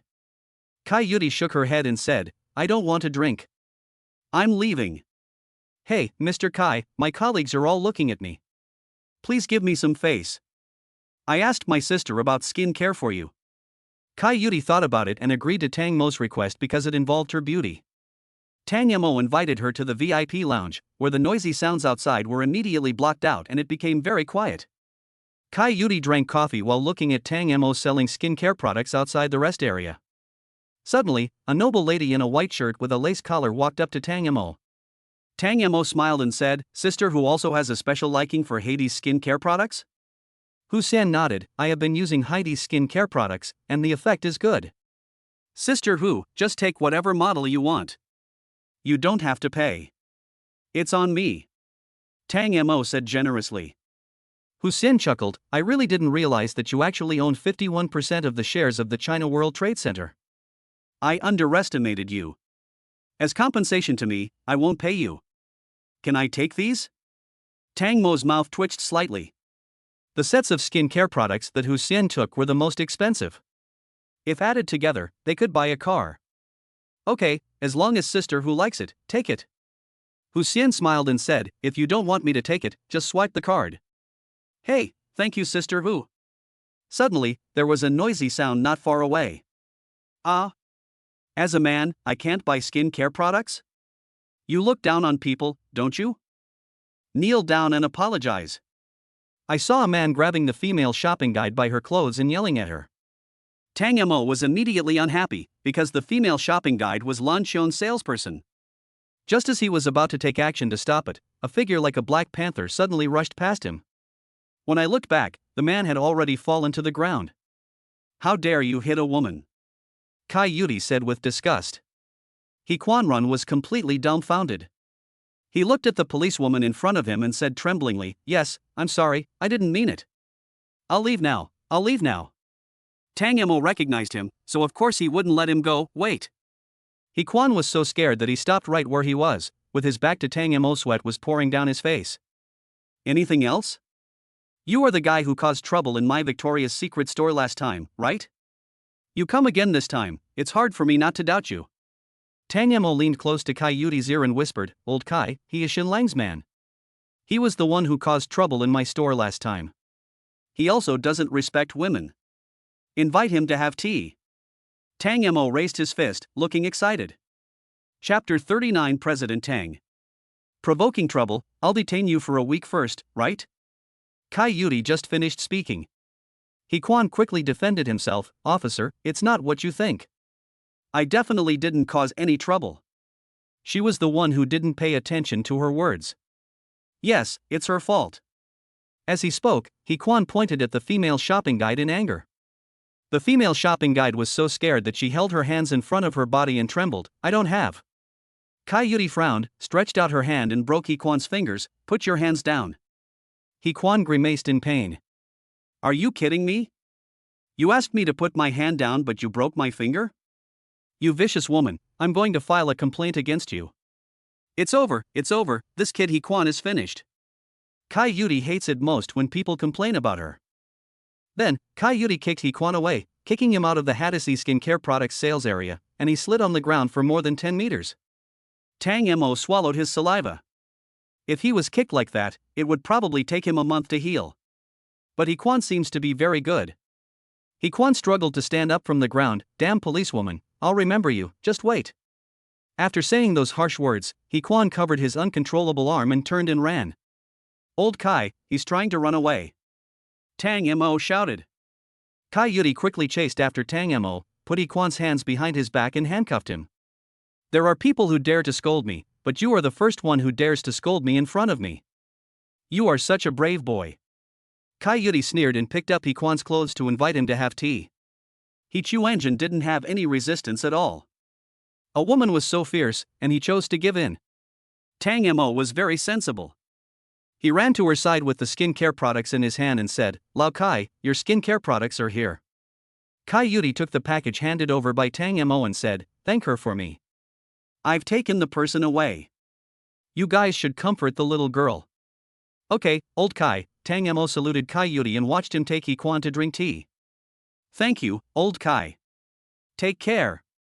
After seeing Kai Yudi off, Tang Mo couldn't help but feel happy. No one will dare to cause trouble now, right? Suddenly, a cold voice blew into Tang Mo's ears. "Besides me, have you hooked up with other women? Hurry up and swipe your card." Tang Mo quickly turned around and said with a smile, "Sister Hu, you misunderstood. Lao Kai is here to buy skincare products." "So her name is Kai Yudi?" Yes. Tang Mo followed up with the words. But after a few times, Tang Mo suddenly realized, "Does Hu Xian know Kai Yudi?" "You bastard, swipe the card." Tang Mo didn't dare to continue chatting nonsense with Hu Xian. He could only go to the counter and swipe his card. "Dear Sister Hu, welcome to visit us next time," Tang Mo said, bending down. The news of He Quan's arrest soon reached Shenlang's ears. Shenlang is at the Shen family's old house. After hearing this, Shenlang looked at his father deeply. "Dad, you are really smart. He Quan was arrested for provoking trouble." Shen Wanxiang nodded. "It's not a big deal to pick quarrels and provoke trouble, but it's not a small matter to say either. The police were able to arrest him in the first place, which also shows that the police are paying attention to the sale of Haidas skincare products. Let's keep a low profile. Also, is there any news about your second uncle?" Shenlang gnashed his teeth and said, "That old guy ran abroad yesterday. Shen Wanxiang smiled contemptuously. There is a reason why Zhao Jinhu can live to this day. Now that he has run away, don't look for him. You can't find him, and it's useless to find him. Shenlang said unwillingly, are we just going to watch Hades cooperate with the international trade building? Shen Wanxiang glanced at Shenlang fiercely. After He Quan was invited for tea, the promotion of Heidi's new skincare products was in full swing. That day, Lin Yu called and asked in a questioning tone, Tang Mo, you've hidden yourself well enough. The new president of the international trade building? Should I call you Mr. Tang? Tang Mo smiled and said, no, it's Zhao Jinhu who asked me to be the acting president.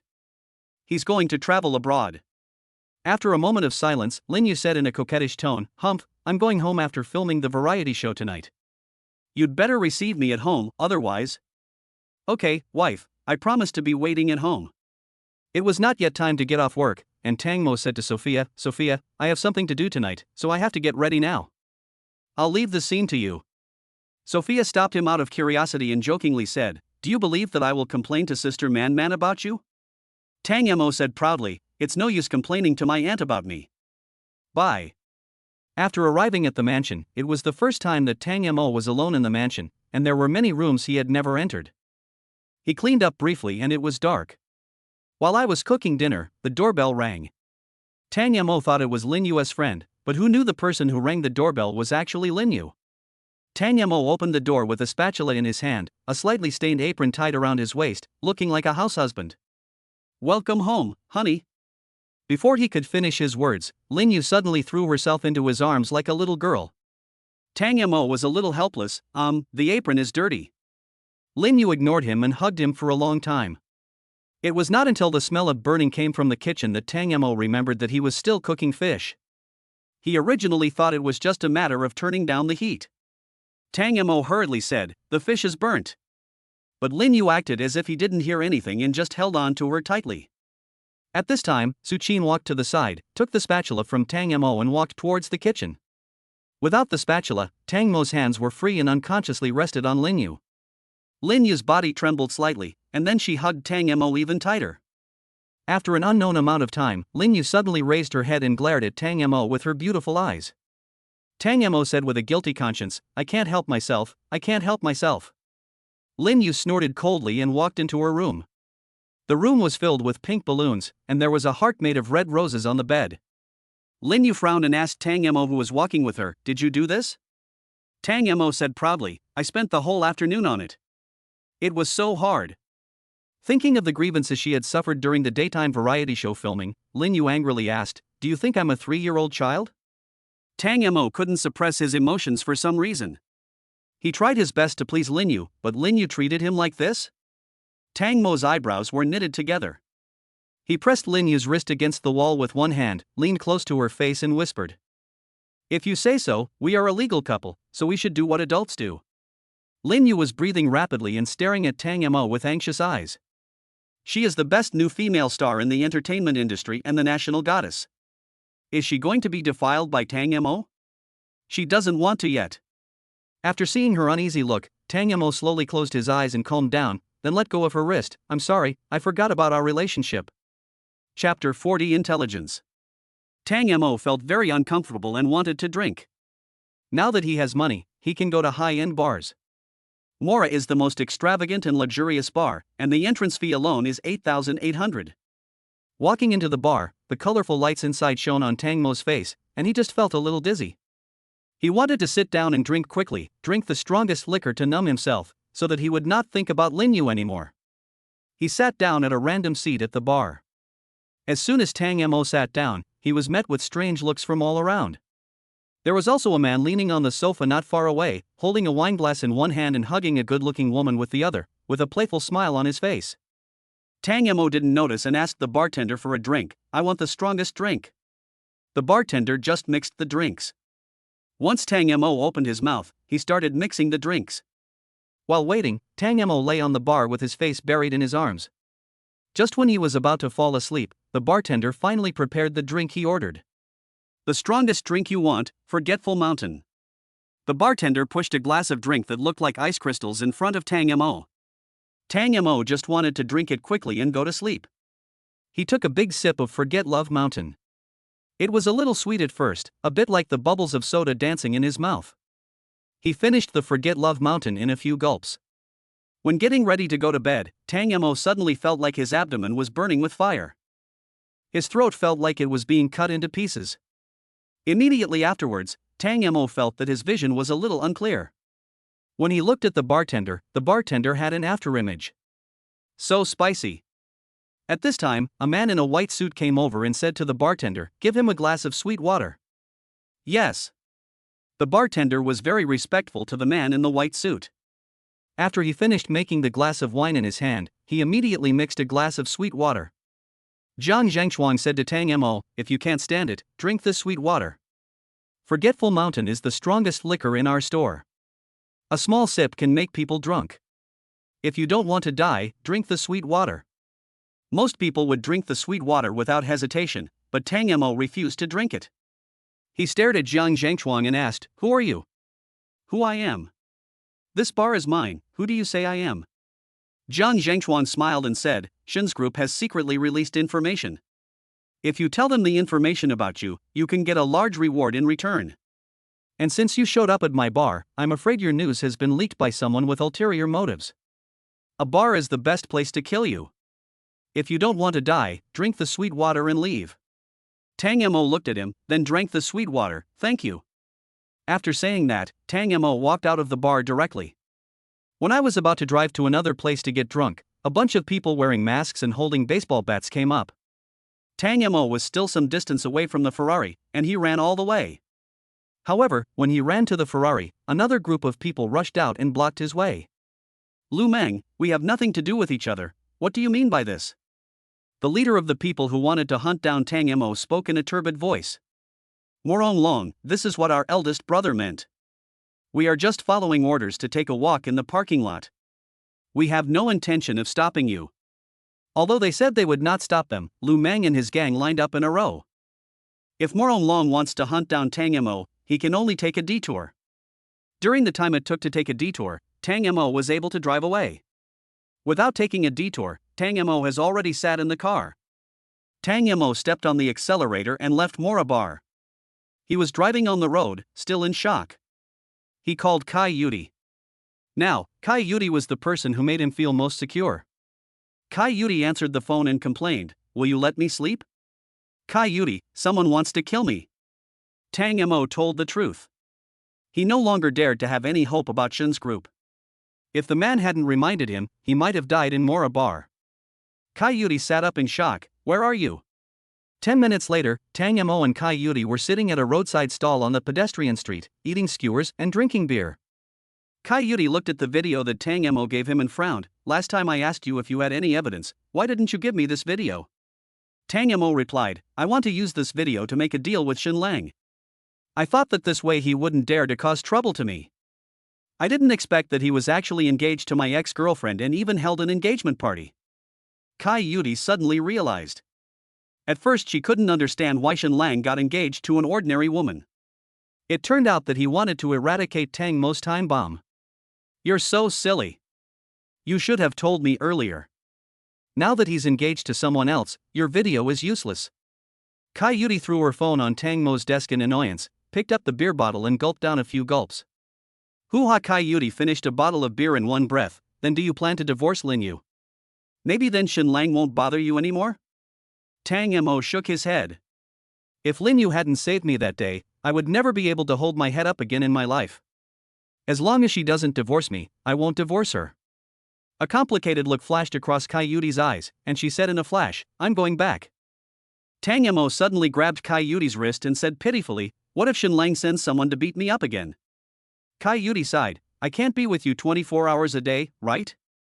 Facing Tang Mo's pitiful eyes, Kai Yudi couldn't bear it and said, "How about you come home with me first, and start practicing fighting with me in the boxing gym tomorrow? Next time you run into them, you'll be able to defend yourself?" Tang Mo asked excitedly, "Really? Can I go to your house?" Kai Yudi knocked on his head and warned him, "I have many rooms in my house, don't think about anything else." Tang Mo nodded repeatedly. He would feel at ease as long as he could follow Kai Yudi. Following Kai Yudi home, Tang Mo was shocked again. It seems that ever since he joined Lan Xiong sales, the women he meets are richer than the last. Kai Yuri's home is similar to the villa where Lee Sidian lives, but it looks more ancient in style. Following Kai Yuri into the house, I was immediately stared at by a pair of sharp eyes like an eagle's. A middle-aged man was sitting on the sofa, holding a newspaper in his hand. "Dad, I brought a friend back and he wants to stay at our house for one night." Kai Yuri saw her father and calmly explained Tang Mo's purpose of visit. Kai's father retracted his gaze and continued reading the newspaper. "Go find your mother." At night, Tang Mo stayed at Kai Yuri's house, but he couldn't sleep. It was the first time for him to stay overnight at a woman's house. Not only he but also Kai Yuri couldn't sleep. Her pillow was already wet with tears. Chapter 41 Boxing Gym. Ding! Congratulations to the host for obtaining the talent for martial arts. Congratulations to the host for obtaining the title of Wooling Boy. Tang Mo had breakfast at Kai Yuri's house. Breakfast was made by Kai Yuri's mother, who is a university professor. Kai Ma served Tang Mo a bowl of rice porridge and said with a gentle smile, "Xiao Tang, you should eat more for breakfast. If you don't eat breakfast, you will have no energy for the whole day." Tang Mo smiled naively, "And Kai, this is already the third bowl. You can't feed pigs like this, right?" But Tang Mo didn't dare to speak.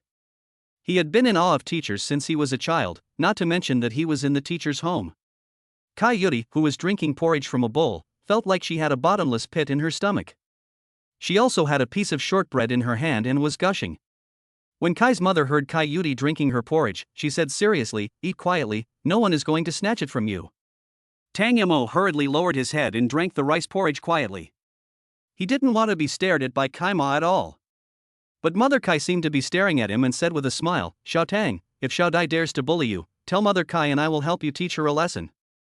Kai Yuri finished her rice porridge, put down her bowl and said, "Mom, you're whining while eating breakfast, can't you let me eat properly?" Tang Mo's eyes were filled with shock. What a guy, he dared to challenge his mother who was a teacher. Tang Mo secretly gave Kai Yuri a thumbs up. Mother Kai glanced at Kai Yuri sideways, she knew her daughter inside and out. If you bring a man home, it means you like him. But due to various reasons, they had to sleep in another bedroom. Her daughter has never liked anyone since she was a child, and she also thinks Tang Mo is honest, so she wants to help find out about Tang Mo's situation. "Next time, I'll make breakfast for the pigs instead of for you. You eat my food and you still have the nerve to blame me?" Good man, Tang Mo really knows whose personality Kai Yuri took after. Just now I thought that Kai's mother was really the teacher next door who was gentle but a little strict. It turns out that one cannot be fooled by superficial appearances. Kai Yuri called out coquettishly, "Mom." Mother Kai looked at her and had to give up trying to find out about Tang Mo. Okay, I won't ask anymore. Your father asked you to behave yourself recently. It's been less than a month since you were transferred to the traffic police team, and you've received more than 100 letters of complaint. Kai Yuri said innocently, "Mom, those people are just bored, don't worry about it, it's okay." Kai Ma said coldly, "You are fine because you have a father. Maybe you are right in some things, but you can't be too stubborn. I heard that you are still investigating the Shen Group? Shen Group has a market value of trillions in stores all over the world. You're like an egg hitting a stone. You won't give up until you've killed yourself. It's okay if you die. If your dad is sad because of your death, I will be sad too. Do you know that?" Tang Mo was speechless. They could be shown such affection like this. Kai Yuri didn't want to talk to her mother anymore. She looked at Tang Mo and said, "Have you finished eating? I'll take you to the boxing gym." Kai's mother also felt that it was inappropriate for a girl to wield swords and guns all day long. All you do every day is go to the boxing gym and shoot guns. How long has it been since you touched the music, chess, calligraphy, or painting? Kai Yuri was so shocked that she pulled Tang Mo away and said, "Mom, Tang Mo and I are leaving first. You should go to class early too." Kai's mother smiled and looked a little proud. "I have a day off today, so I don't have to go to work." The boxing gym that Kai Yuri mentioned seemed to be different from the boxing gym that Tang Mo imagined. The boxing gym that Kai Yuri mentioned is inside the military camp. The boxing gym was full of fighters wearing dark green vests. There were two men wearing boxing gloves and fighting in the ring. Suddenly, the person on the left hit the person on the left in the face with his right fist, but the person on the left reacted quickly and dodged his fist. "Xiao Lei, are you a little too brave? Just hit me in the face?"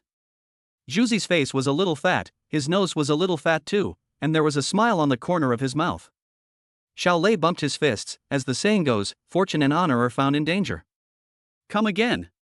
In addition to the fighters boxing in the ring, there are also fighters hitting sandbags, doing push-ups, jumping rope, lifting dumbbells, and exercising with various equipment under the ring. There is not a single idle person in the entire boxing gym. Come. This is where you practice boxing. Kai Yuri took off her military uniform, revealing the dark green vest underneath. Her figure was also outlined by the dark green vest. She looked like a female special forces soldier, wearing black marten boots and dark camouflage pants. Kai Yuri jumped onto the stage. Come up.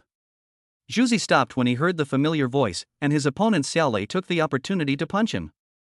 Zhu Zi was beaten back to the ropes of the ring. Xiaolei, are you playing dirty tricks on me? Ah, all's fair in war. Sister Kai is not someone you can count on. Zhu Zi bumped his fists and said, come again. Kai Yuri rushed into the ring and said proudly, why don't you follow me? Zhu Zi smiled and said, in the entire military camp, only the king of soldiers can beat you. If I don't come, let Xiaolei come? Xiaolei was just like Zhu Zi, and he ran off the stage in fear. Sister Kai, you can play as you like. As soon as Kai Yuri arrived, almost everyone in the boxing gym focused their attention on her. Give me the boxing gloves. Kai Yuri asked for the boxing gloves and threw one to Tang Mo. Put it on. Under the ring, Zhu Zi asked in a puzzled tone, who is the guy opposite Xiao Kai? He looks like a pretty boy. Could he be a soldier king? Xiaolei put his arm on his shoulder. No way, that pretty boy has skinny arms and legs, it's impossible. After putting on the boxing gloves, Kai Yuri smiled excitedly. Tang Mo, you can only grow by being abused. I won't teach you the basics. You can figure it out on your own. As she spoke, Kai Yuri punched Tang Mo in the face. Tang Mo felt that this punch was familiar, like Xiaolei and Zhu Zi on the ring just now. Zhu Zi first leaned back and then ran back in small steps. After Tang Mo imitated Zhu Zi and dodged, Kai Yuri's eyes were filled with shock. Although she didn't use her full strength, an ordinary person would definitely not be able to dodge that punch. Kai Yuri reacted quickly, not giving Tang Mo a chance to breathe. The moment Tang Mo bent down and stood up, she hit him in the face with her left fist. Tang Mo was hit by a punch and staggered back several steps until he hit the rope of the ring. Just one punch and Tang Mo's mouth started bleeding. Zhu Zi's body tensed up as Tang Mo dodged the punch, and relaxed as Tang Mo was hit. This kid's reaction is quite fast. I thought he was really going to dodge Xiao Kai's leopard speed attack. Xiaolei's eyes were filled with shock. Zhu Zi dodged his right punch in the same way just now. Zhu Zi, this person seems to be an extraordinary genius? Was the movement he just leaned back the same as the movement you just leaned back? Xiaolei asked a little uncertainly. When Zhu Zi heard this, he was a little skeptical. After all, he had just leaned back. Are you serious? If what Xiaolei said was true, Zhu Zi would feel a chill on his back and be terrified. If you learn it just by taking a look, then what is the difference between you and the protagonist in a TV drama or a novel? Chapter 42 Talent. Kai Yuri said, come again. Tang Mo shook his head, then suddenly punched Kai Yuri. Kai Yuri leaned back. Tang Mo took the opportunity to punch again with his left fist. However, Kai Yuri reacted quickly, supported herself on the ground with both hands, and kicked Tang Mo away. Only Kai Yuri, a woman, can do this action. You can't do it if you don't have enough physical resilience. Xiaolei and Zhu Zi below the ring were completely stunned. Zhu Zi murmured, he seemed to repeat the action that Xiao Kai used to hit him just now? Xiaolei can't stand it anymore and just wants to get things clear. Kai Yuri. Xiaolei called her by her name. Kai Yuri heard the voice and looked at him with a puzzled look. What's the matter? Xiaolei asked, where did you get this person from? He just repeated your actions, do you know? After listening to Xiaolei's explanation, Kai Yuri was also full of surprise. She looked at Tang Mo and couldn't see how Tang Mo could imitate her fighting style. He is a friend of mine, he seems to be in sales? Xiaolei and Zhu Zi both shook their heads, definitely not. How could a salesperson have such talent? As they were chatting, Tang Mo suddenly punched Kai Yuri. Zhu Zi shouted, be careful. Kai Yuri turned around and saw a fist flying towards her, but luckily she reacted quickly and dodged it. Tang Mo, are you fucking playing dirty? As she spoke, Kai Yuri grabbed one of Tang Mo's arms and threw him out. Under the ring, Zhu Zi felt like he was dreaming. What Kai Yuri said seemed like what he had just said. Xiaolei, am I dreaming? Xiaolei was also numb, He shook his head, then nodded. I suddenly missed the days when the king of soldiers abused us here. Juzi nodded. Even though the king of soldiers abused them, they felt safe with him around. Suddenly, an arm was placed on their shoulders, and the voice was slightly teasing. Are you guys slacking off in the boxing gym? Familiar voice, familiar sense of security. Juzi hugged the soldier king Jin Xin directly. Jin Xin, you came back at the perfect time. We discovered something strange. Pay attention to the person fighting with Kai Yudi on the ring. Jin Xin pretended to be disgusted and pushed him away, but his eyes followed Juzi's words and looked at the ring. Kai Yudi threw Tang Mo out with an over-the-shoulder throw. Tang Mo slowly stood up and rushed towards Kai Yudi with a heavy punch without any changes. After Kai Yudi dodged his heavy punch, she also threw a punch. However, when she was swinging her punch, Tang Mo actually wanted to throw her over his shoulder. Although Kai Yudi has first-rate fighting skills, she is still a woman after all. If she is really thrown down by him without knowing her severity, she will definitely be injured. Jin Xin was terrified by what he saw, but luckily Kai Yudi reacted quickly and was not successfully thrown over the shoulder by Tang Mo. Tang Mo noticed that Kai Yudi had her hands on him and looked behind him. He just took a look, and was greeted with a heavy punch. After the fight, Kai Yudi angrily said, Tang Mo, you want to throw me down, don't you? I'll beat you to death. As she spoke, Kai Yudi rode on Tang Mo, who had not yet stood up, and punched Tang Mo in the face like raindrops. I'll let you throw me down. I'll let you throw me down. I'll let you throw me down. The sound of the slap was so loud that all the people in camouflage uniforms who were doing physical training in the boxing gym looked over. Hey, when did Kai Yudi come? Who did she beat up? I don't know, let's go and take a look. Juzi said, Jin Xin, go and pull Kai Yudi away. If the fight continues like this, the boy's parents won't recognize him anymore. Jin Xin nodded, jumped onto the stage and grabbed Kai Yudi's wrist. If you keep fighting. While speaking, Jin Xin glanced at Tang Mo, who was beaten, and the words he wanted to say just now suddenly came out of his mouth. Tang Mo had been beaten black and blue. You just keep fighting. As he said that, Jin Xin let go of Kai Yudi's wrist and jumped off the ring again. Juzi was puzzled. Why did you come down again? Jin Xin shook his head and said, that kid's parents probably don't recognize him anymore. Kai Yudi was getting angrier and angrier as she fought.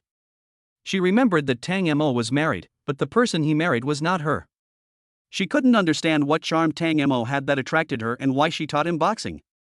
I didn't think about the consequences when I was beating him, and now that Jin Xin suddenly stopped me, I realized that I had beaten Tang Mo into a pig face. Kai Yudi couldn't help but smile. I'm sorry, I didn't mean it.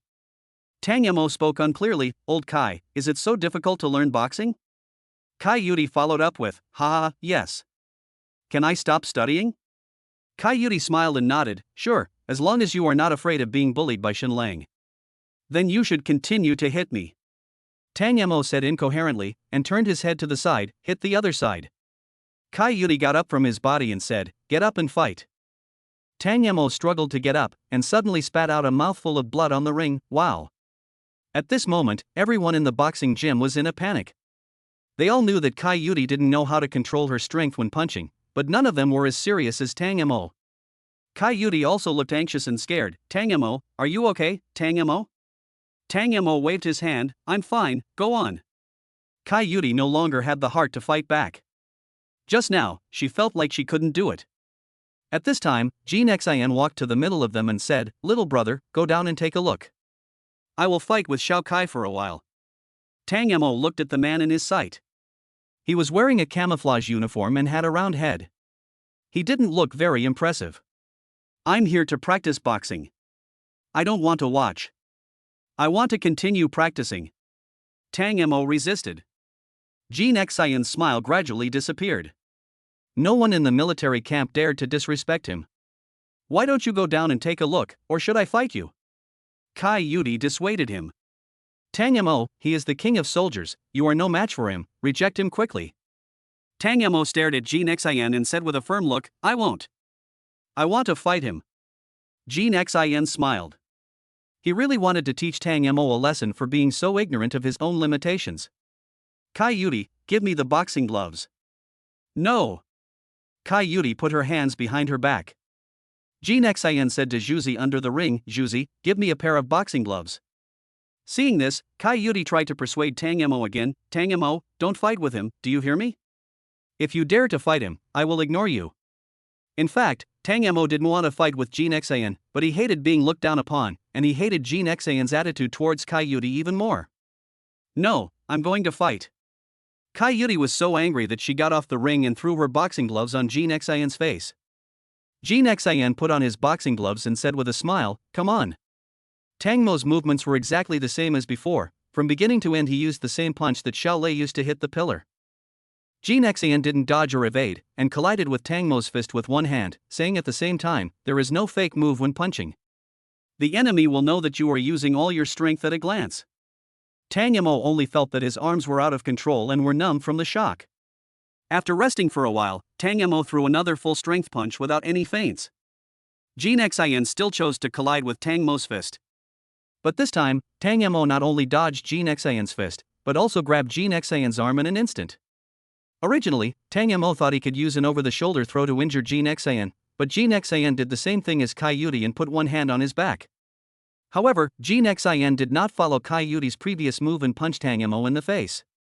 Jin Xan walked easily to Tang Mo's side, smiled slightly, and then punched Tang Mo in the face. Tang Mo made a prompt decision, released his arm, then leaned back and supported himself with his hands. Just with this one action, shocked voices were heard in the boxing gym. Zhuzi and Xiaolei knew this action very well. That is how Kai Yuri kicked Tang Mo's chin just now, sending him flying.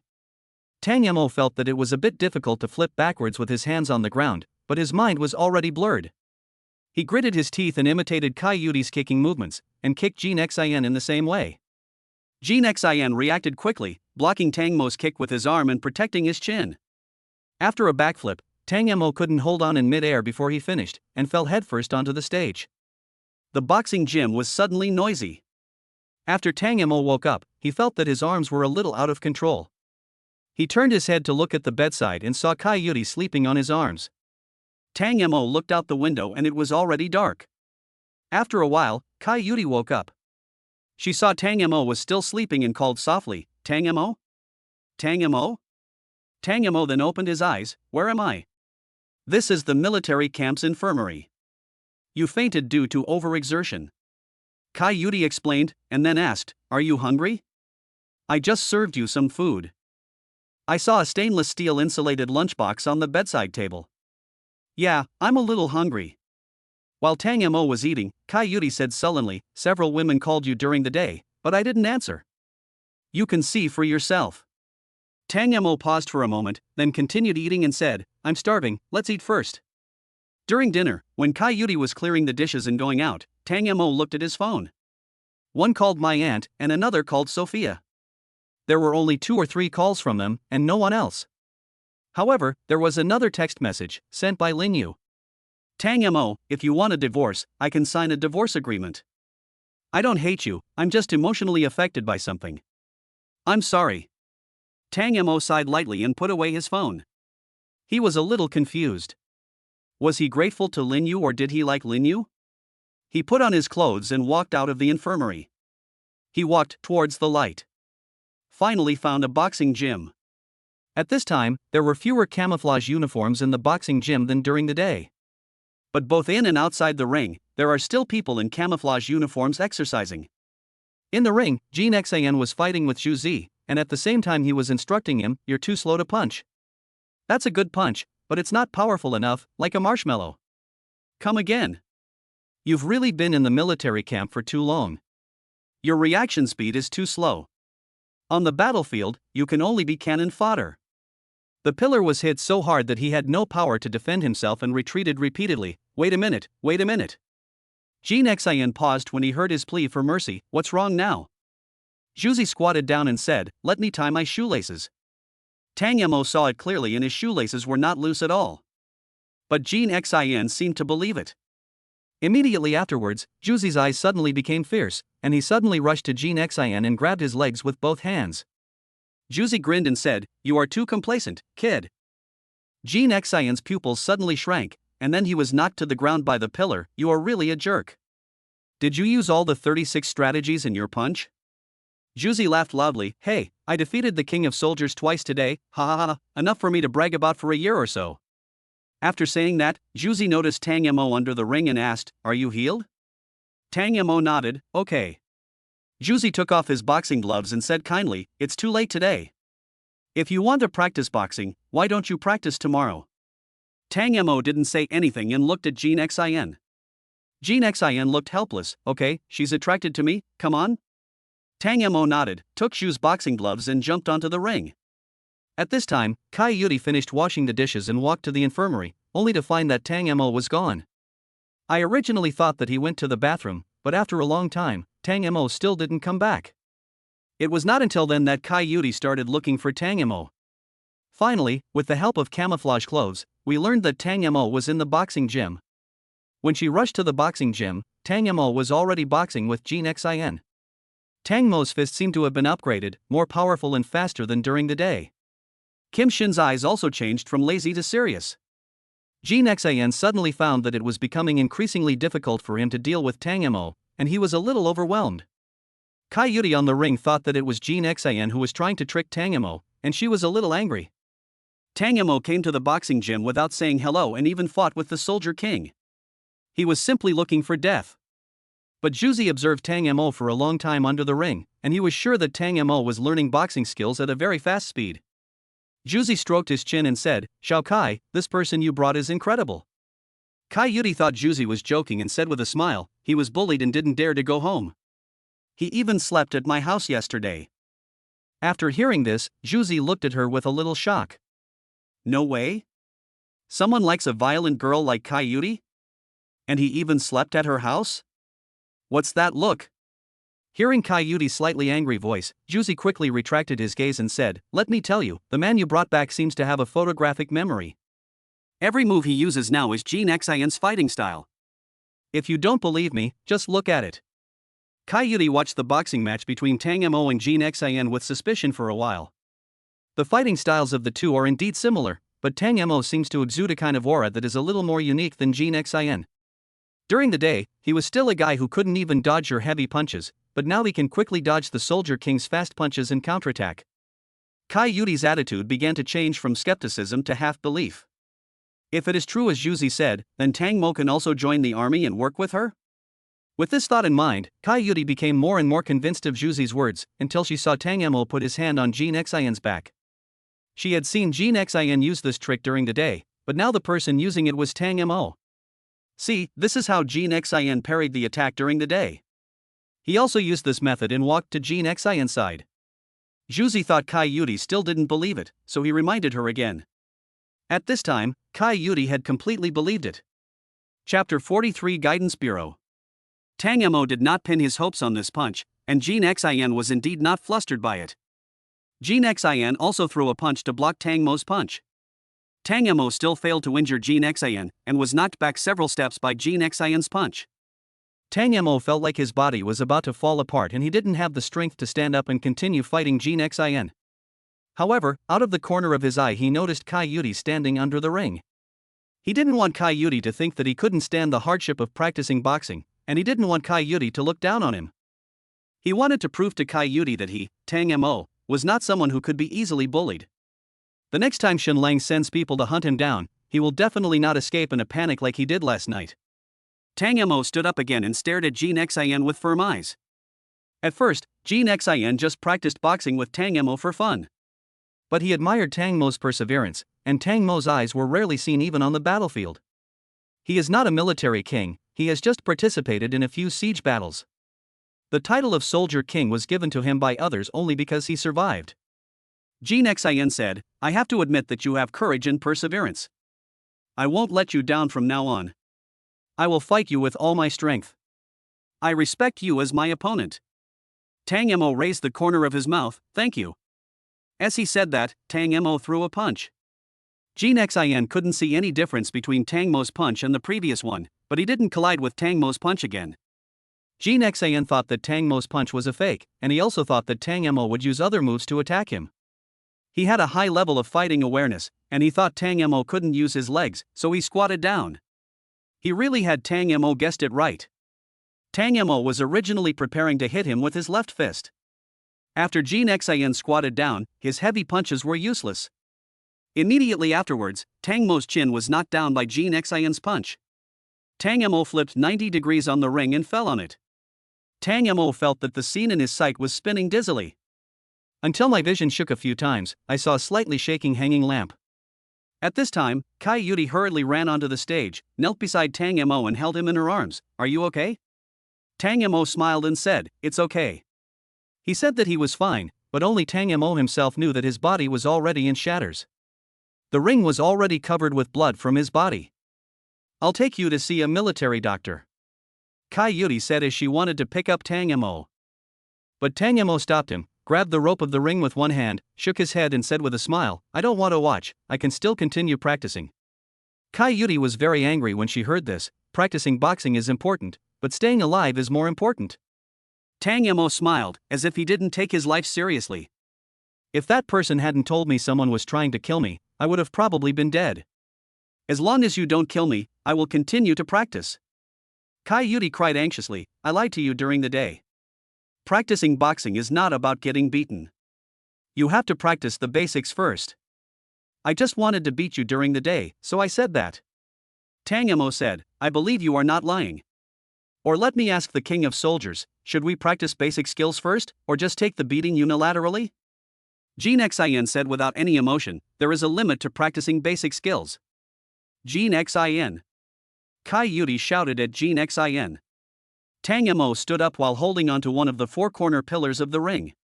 Old Kai, don't stop me. If you don't beat me to death, I will continue to practice. Kai Yudi gave up trying to persuade Tang Mo and turned to Jin Xian and said, Jin Xian, I won't allow you to practice boxing with him anymore. Jin Xian looked at Kai Yudi, then at Tang Mo, and shook his head, saying, this is not something you can decide, nor is it something I can decide. Even if I stop practicing boxing with him, he might still practice boxing with someone else. Besides, I want to be friends with him now. Then, Jin Xian looked at Tang Mo and said, your name is Tang Mo, right? If you don't mind, you will be my friend from now on. Being friends with the king of soldiers is something that many people wish for. Even the people in camouflage uniforms under the ring were envious. Tang Mo smiled and said, I heard them call you the Soldier King, so I should call you Soldier King Xian, right? Friend? Jin Xian smiled, no one has ever called me like that. Come on, Tang Mo. After saying that, Jin Xian got ready. Tang Mo pushed Kai Yudi away and punched Jin Xian again. Jin Xian's eyes suddenly became deep, and he instantly turned his head to avoid Tang Mo's heavy punch. Immediately afterwards, Jin Xian punched Tang Mo in the side of the face. However, Jin Xian did not throw the punch, but instead stopped the fist at Tang Mo's cheek for a moment, then he retracted his fist, squatted down and punched Tang Mo's chin again. Similarly, Jin Xian still did not throw the uppercut. When he was about to hit Tang Mo, he retracted his fist. Tang Mo's pupils suddenly shrank. He didn't dare to be negligent at all and immediately distanced himself from Jin Xian. Jin Xian smiled and said, you may not want to listen to me, so take a good look at your flaws. You are a talent.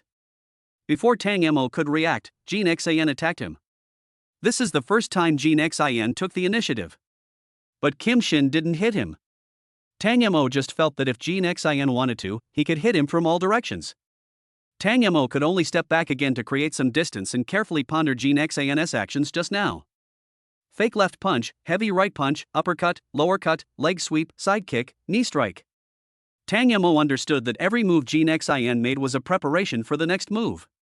Tang Mo planned not to use all his strength to block Jin Xian's punch, and then use a counterattack to repel him. Kim Shin's almost blurry fist is coming. Tang Mo made a gesture as if he was going to bump fists with Jin Xian, and then squatted down. Jin Xian never underestimated Tang Mo from the beginning and was always on guard against Tang Mo. The moment he noticed Tang Mo squatting down, he retracted his fist and dodged directly. The punch missed and Tang Mo looked at Jin Xian who dodged. What a pity, I almost got hit. Jin Xian said with some surprise, fortunately, I didn't rush to hit you, otherwise I would be the one who suffered. Tang Mo smiled and said, come again. And below the ring, there were people in camouflage uniforms. Jin Xian is playing a guidance game with Tang Mo. Only those whose fighting awareness level is higher than that of the opponent can play the guidance game and guide the opponent to make corresponding actions. If Jin Xian hadn't retracted his punch, Tang Mo would have been hit. If it weren't for Jin Xian's guidance, Tang Mo would not have thought of using his foot. Juzi was amazed. Kai Yudi, where did you bring this genius from?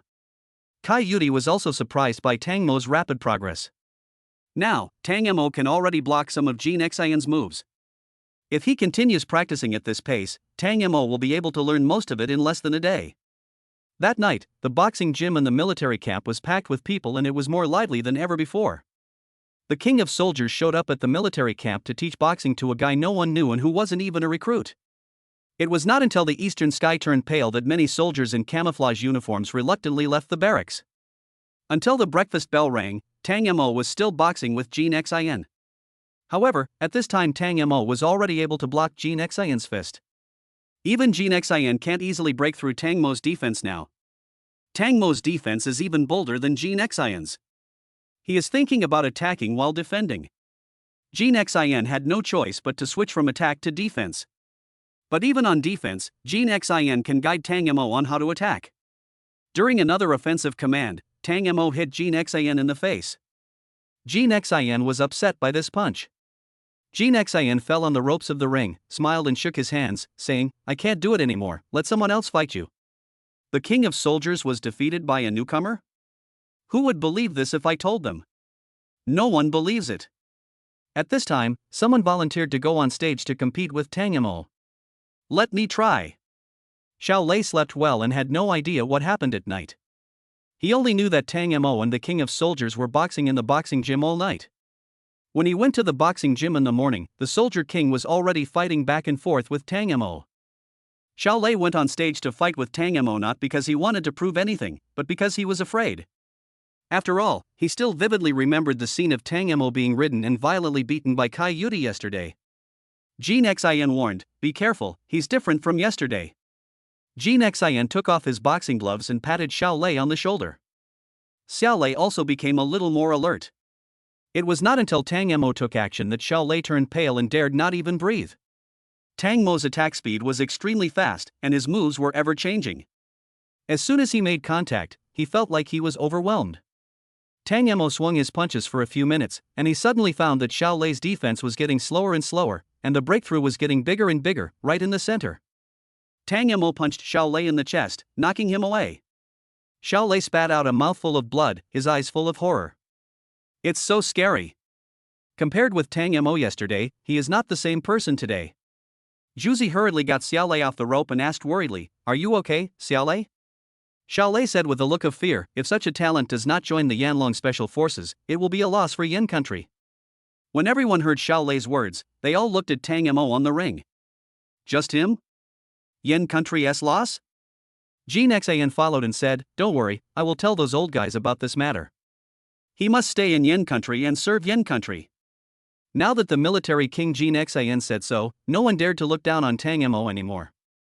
Tang Mo stood on the stage and looked at Xiao Lei, who was surrounded by people below the stage. He asked with a worried look in his eyes, "Are you okay?" He has only learned some basic kung fu and has not yet mastered the ability to control his strength freely. Jin Xian waved his hand and smiled, "It's okay, this kid is just too lazy and can't withstand a punch." Well, Tang Mo, it's getting late. We've been training all night, and everyone is about to finish breakfast. If you don't eat now, there will be no breakfast for you in the barracks. Kai Yudi is here too, let her take you to the cafeteria for breakfast.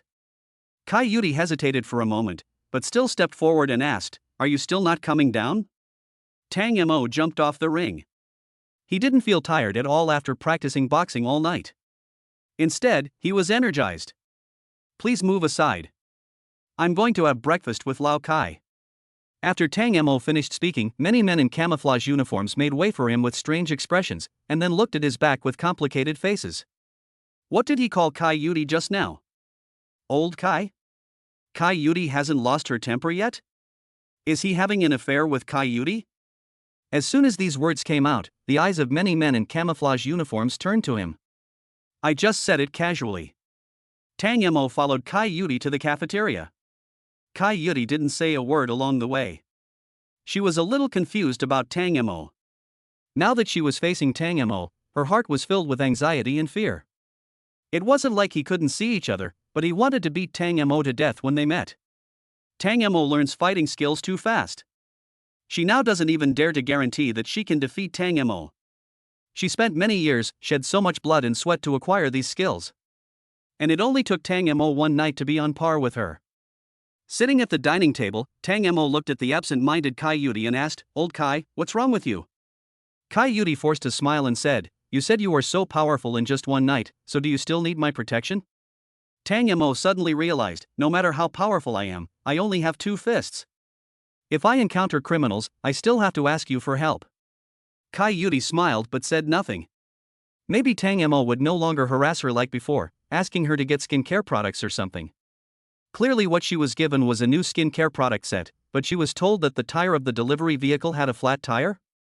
If the instruction manual hadn't described the new skincare products, she would still have thought that the skincare products Tang Mo gave her were carefully selected and recommended by Feng Ji.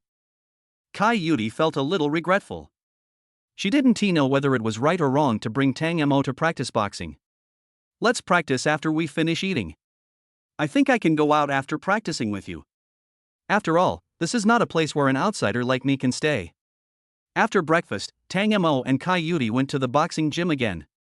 This time, many people already know Tang Mo. "Tang Mo, are you here to practice boxing again?" A man in camouflage uniform passed by and said to Tang Mo. Tang Mo nodded, "Yes, practice with Lao Kai, and then you can leave." After getting on the ring, Tang Mo shouted, "Lao Kai, you rode on me and beat me yesterday, I'm going to ride on you and beat you today." Below the stage, Kai Yudi's comrades realized what was happening and looked at Tang Mo and Kai Yudi. No wonder Tang Mo was able to enter the military camp, it turns out he has a close relationship with Kai Yudi. Kai Yudi was so ashamed and angry that she flipped forward with her hands on the ground, wrapped her legs around Tang Mo's neck, and then threw him to the side with force. Tang Mo fell uncontrollably on the ring, feeling dizzy and dazed. Immediately afterwards, Kai Yudi rode on him again. Tang Mo originally thought that if Kai Yudi defeated him, she might be happy. But now, Tang Mo felt a little regretful. He was knocked out by Kai Yudi before he even threw a punch. It was a bit embarrassing. There were also a lot of people in camouflage uniforms standing under the ring watching him fight. The next second, Kai Yudi's fist stopped at his face. Kai Yudi didn't want to hurt Tang Mo anymore, she was afraid that Tang Mo would be hurt by her. Immediately afterwards, Kai Yudi's tears suddenly fell like raindrops. Hot tears dripped on Tang Mo's face. Tang Mo was confused. Logically speaking, he was the one being bullied, so he should be the one crying, right? Tang Mo didn't dare to resist or speak, he just looked at Kai Yudi quietly. Kai Yudi covered her face and got up from Tang Mo's body, saying, "Go." Without waiting for Tang Mo to say anything, Kai Yudi covered her face and ran out of the boxing gym. Tang Mo looked at her back, confused and asked, "What's going on?" Chapter 44 Brand Settlement.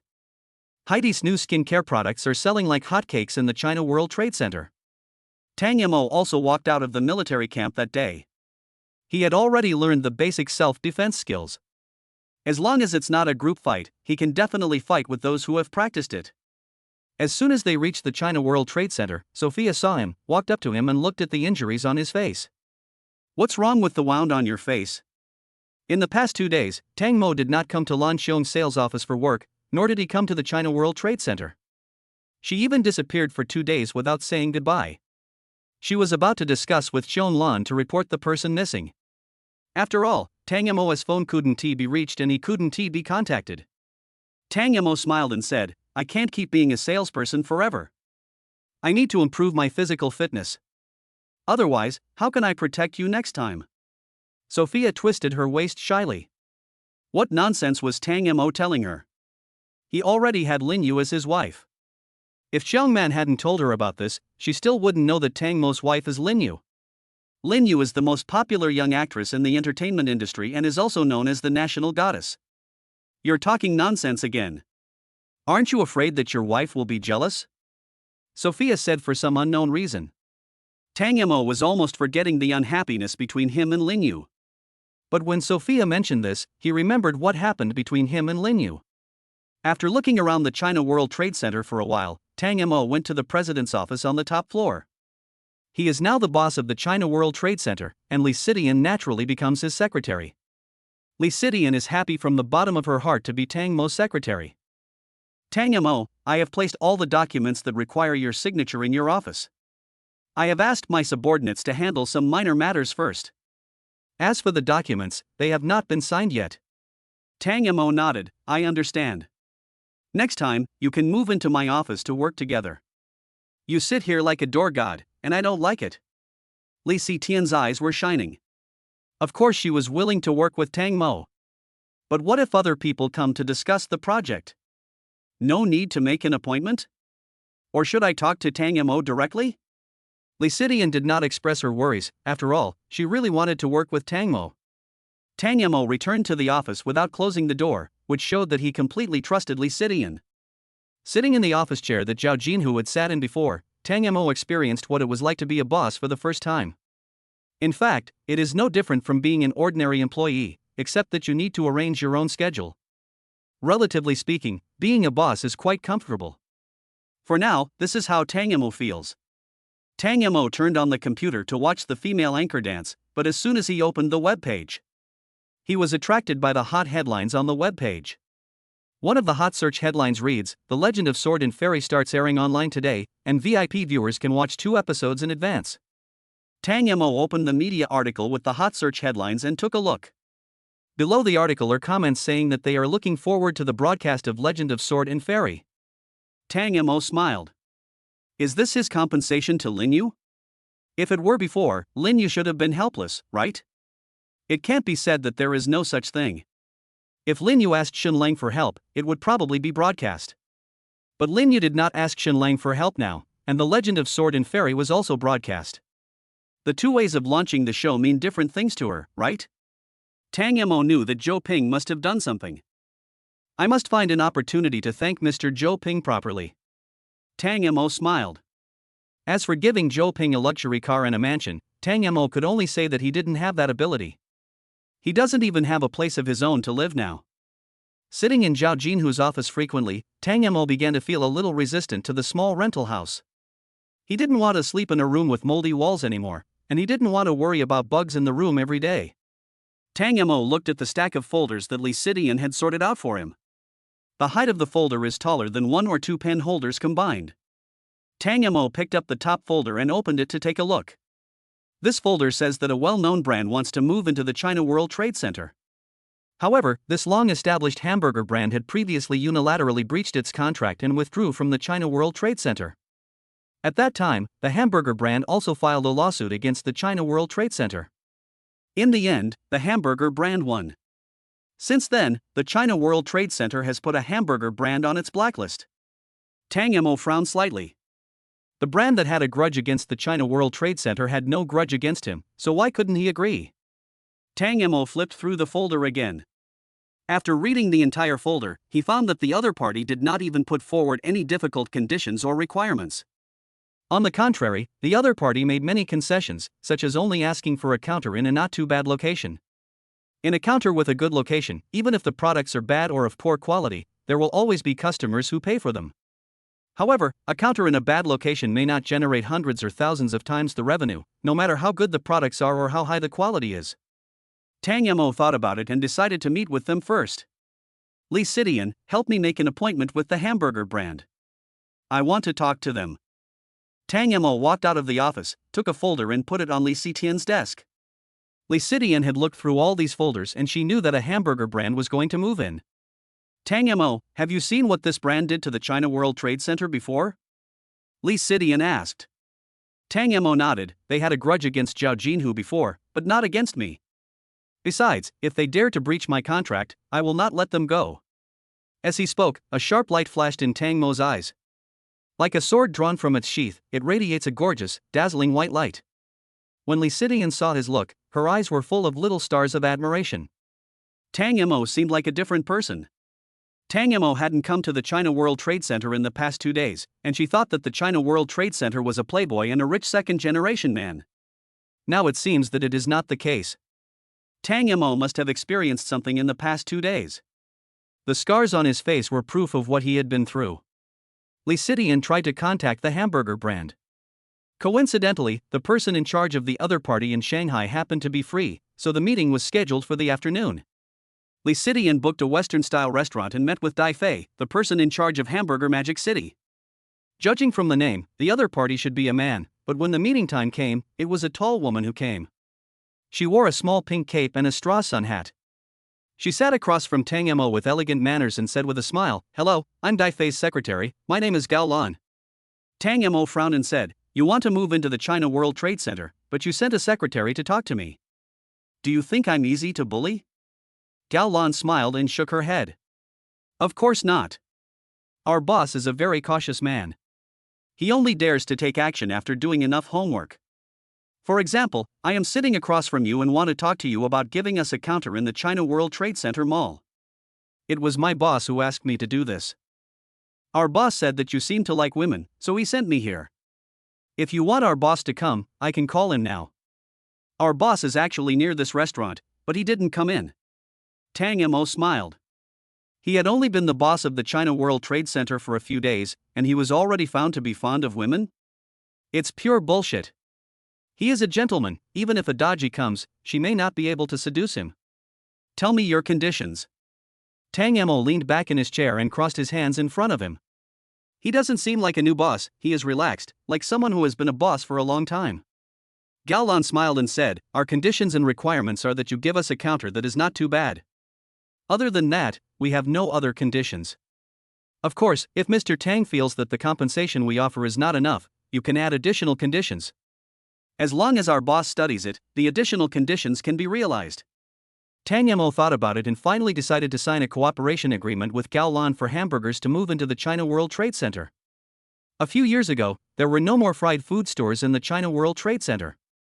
The entry of the hamburger brand into the building can be regarded as filling this gap in the category. After discussing the work of the hamburger brand entering the China World Trade Center, Tang Mo received a call from Lin Yu. Even with the phone hanging up, Tang Mo could feel Lin Yu's joy. Even if he didn't look at Lin Yu, Tang Mo could imagine how happy Lin Yu was now. "Tang Mo, the Legend of Sword and Fairy TV series will be broadcast online today. Will you go home and watch it with me?" When saying the last sentence, Lin Yu seemed to lower his posture. It was the first time that Tang Mo heard Lin Yu speak to him in this tone, without any pretense. Good. Back at Lin Yu's mansion, Tang Mo and Lin Yu leaned on the sofa together and watched the TV series Legend of Sword and Fairy. Su Qin also cut a few plates of fruit first, and then finished everything before sitting next to Lin Yu to watch the Legend of Sword and Fairy online drama together. The Legend of Sword and Fairy will start airing on time at 3 p.m., and the official Weibo account has also started to explode. The opening scene of The Legend of Sword and Fairy is Lin Yu wearing a red phoenix dress with a charming and cold face. Her stunning glance was particularly shocking, she was so cold and arrogant. After the opening theme song ended, the first episode began. It tells the story of a little girl from a landlord's family who was bullied and beaten like a beast. She had a leash on her neck and had to eat the rotten rice in the rice bowl with her hands like a dog. Lin Yu filmed this segment several times. She vomited what she ate at that time, and the filthy things around her were actually what she vomited out on the set. It just so happened that the director wanted this effect, so he endured the smell and finished filming this scene. After the filming, Lin Yu washed her body several times. It was so disgusting. After listening to Su Qin's additional story, Tang Mo felt sorry for Lin Yu. He always thought that celebrities just acted in movies, and there was a joke on the internet that if a person became famous, even their farts would smell good, and others would praise their farts for being fragrant. I didn't expect that a national goddess like Lin Yu would have to shoot this kind of clip. Tang Mo reached out from behind Lin Yu and placed his hand on her shoulder. Lin Yu's body trembled slightly, and then she stopped moving. She agreed to let Tang Mo put his arm on her shoulders. While watching the TV series, Tang Mo's cell phone suddenly rang. The call was from an unfamiliar number. Tang Mo walked out of the living room and stood in the corridor to answer the phone. "Is it Tang Mo?" Tang Mo asked, "Who are you?" "I'm Zhou Ping. I've worked so hard to get The Legend of Sword and Fairy adapted into a web series and aired first. Do you still remember the promise you made?" Although Zhou Ping was afraid of Tang Mo's threat to him, he cared more about the deal Tang Mo mentioned. Tang Mo was a little helpless. "I have recorded what I just said. I tell you, I can't afford a mansion in Rose Town, nor can I afford a sports car. If Mr. Zhou is willing to wait a little longer, I think I can do it." There was silence on the other end of the phone. Zhou Ping had thought that this would be the result, but when it turned out to be true, he felt very uncomfortable. Zhou Ping said, "One cannot go back on one's word. As the ancients said, once a word is spoken, it cannot be taken back. I believe Mr. Tang will give me a satisfactory result. After saying that, Zhou Ping immediately hung up the phone. He was about to express his sad emotions. Tang Mo put away his phone. As long as Zhou Ping was willing to wait, he could try it then. After all, his current identity is the owner of the China World Trade Center, and no longer just the sales director of Lanxiong Sales. After a period of time, the promotion of Heidi's new skincare products has come to an end. The price of Heidi's new skincare products has increased instead of decreased. Feng Ji, president of the Asia region of Heidi's new skincare products, said, currently, the new skincare products are in short supply and the headquarters is still producing them in batches, but delivery will take time. In a word, the number of people buying skincare products is not less than before, but seems to be increasing. Every woman who loves beauty wants to buy one, but is afraid of selling it later because they may not have it anymore. After all, there are women who have used the new skincare products and commented on their experience. The launch of Heidi's new skincare products has been completed, the hamburger shop has been decorated, and all the equipment has been prepared. The burger shop is now open for business at any time. The hamburger shop was renovated, and Dai Fei's secretary Gao Lan looked for Tang Mo again. She hoped that Tang Mo could help her open her business by just doing some simple promotion. The simple promotion that Gao Lan mentioned was to use billboards and take a whole morning. There was no way Gao Lan didn't know that billboards were charged on a per-minute basis. In just one morning, I have to pay a lot of RMB out of my own pocket.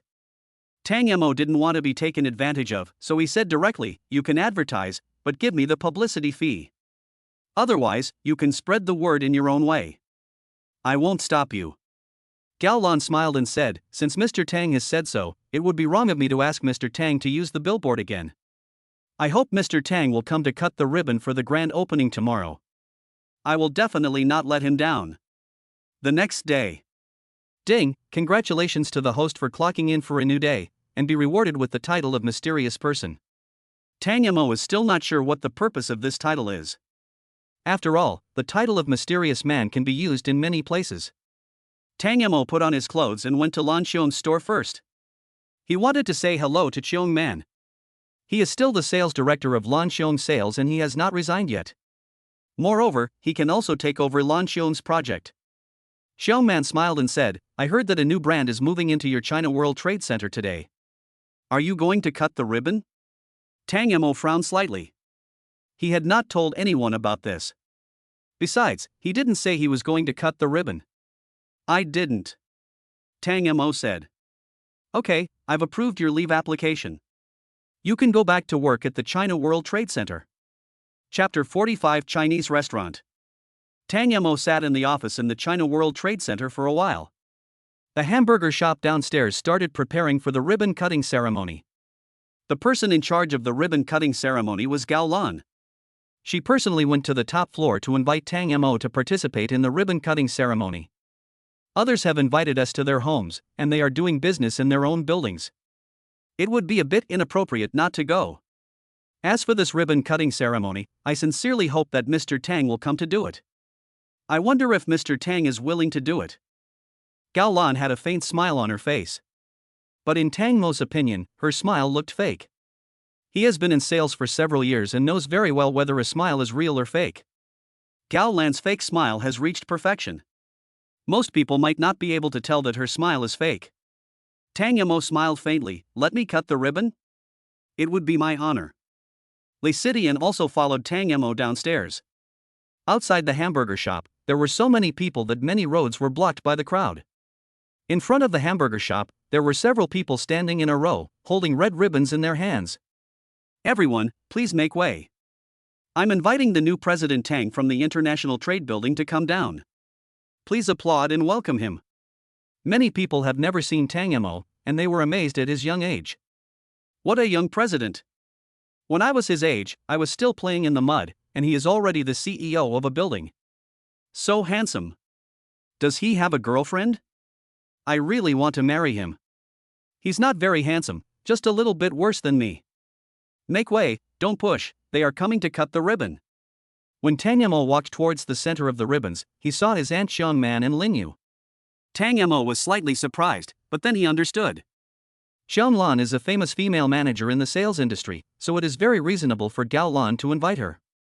Lin Yu is a very popular actress, and inviting celebrities to cut the ribbon is a common tactic used by businesses.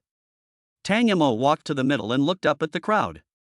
It was the first time for him to face so many people. As he was watching, Gao Lan took a pair of golden scissors from the waiter. This is a pair of scissors made of gold, so majestic. Gao Lan handed the golden scissors to Tang Mo, Mr. Tang. After Tang Mo got it, Gao Lan started saying a lot of things, hoping that the hamburger shop would get better and better. Finally, Gao Lan said, "Okay, let's give President Tang a warm applause to cut the ribbon." After cutting the ribbon, Gao Lan talked a lot. "Boss Cheung, is there any chance that our hamburgers will be appreciated by you?" The hamburgers were so famous that they didn't need to be sold. Gao Lan's words were tantamount to stepping on Lan Xiong to sell hamburgers. However, Xiong Man did not tear her face off, and said with a smile, "We can consider cooperation if there is a chance in the future." In this fast-paced era, new snacks emerge endlessly, and there is always a dark horse that can stand out from the crowd. Gao Lan ignored what Xiong Lan said, and followed Xiong Lan's words to ask about Lin Yu. "Ms. Lin Yu, you are known as the national goddess. Have you ever chosen a hamburger when you are hungry?" Lin Yu smiled and said, "Of course.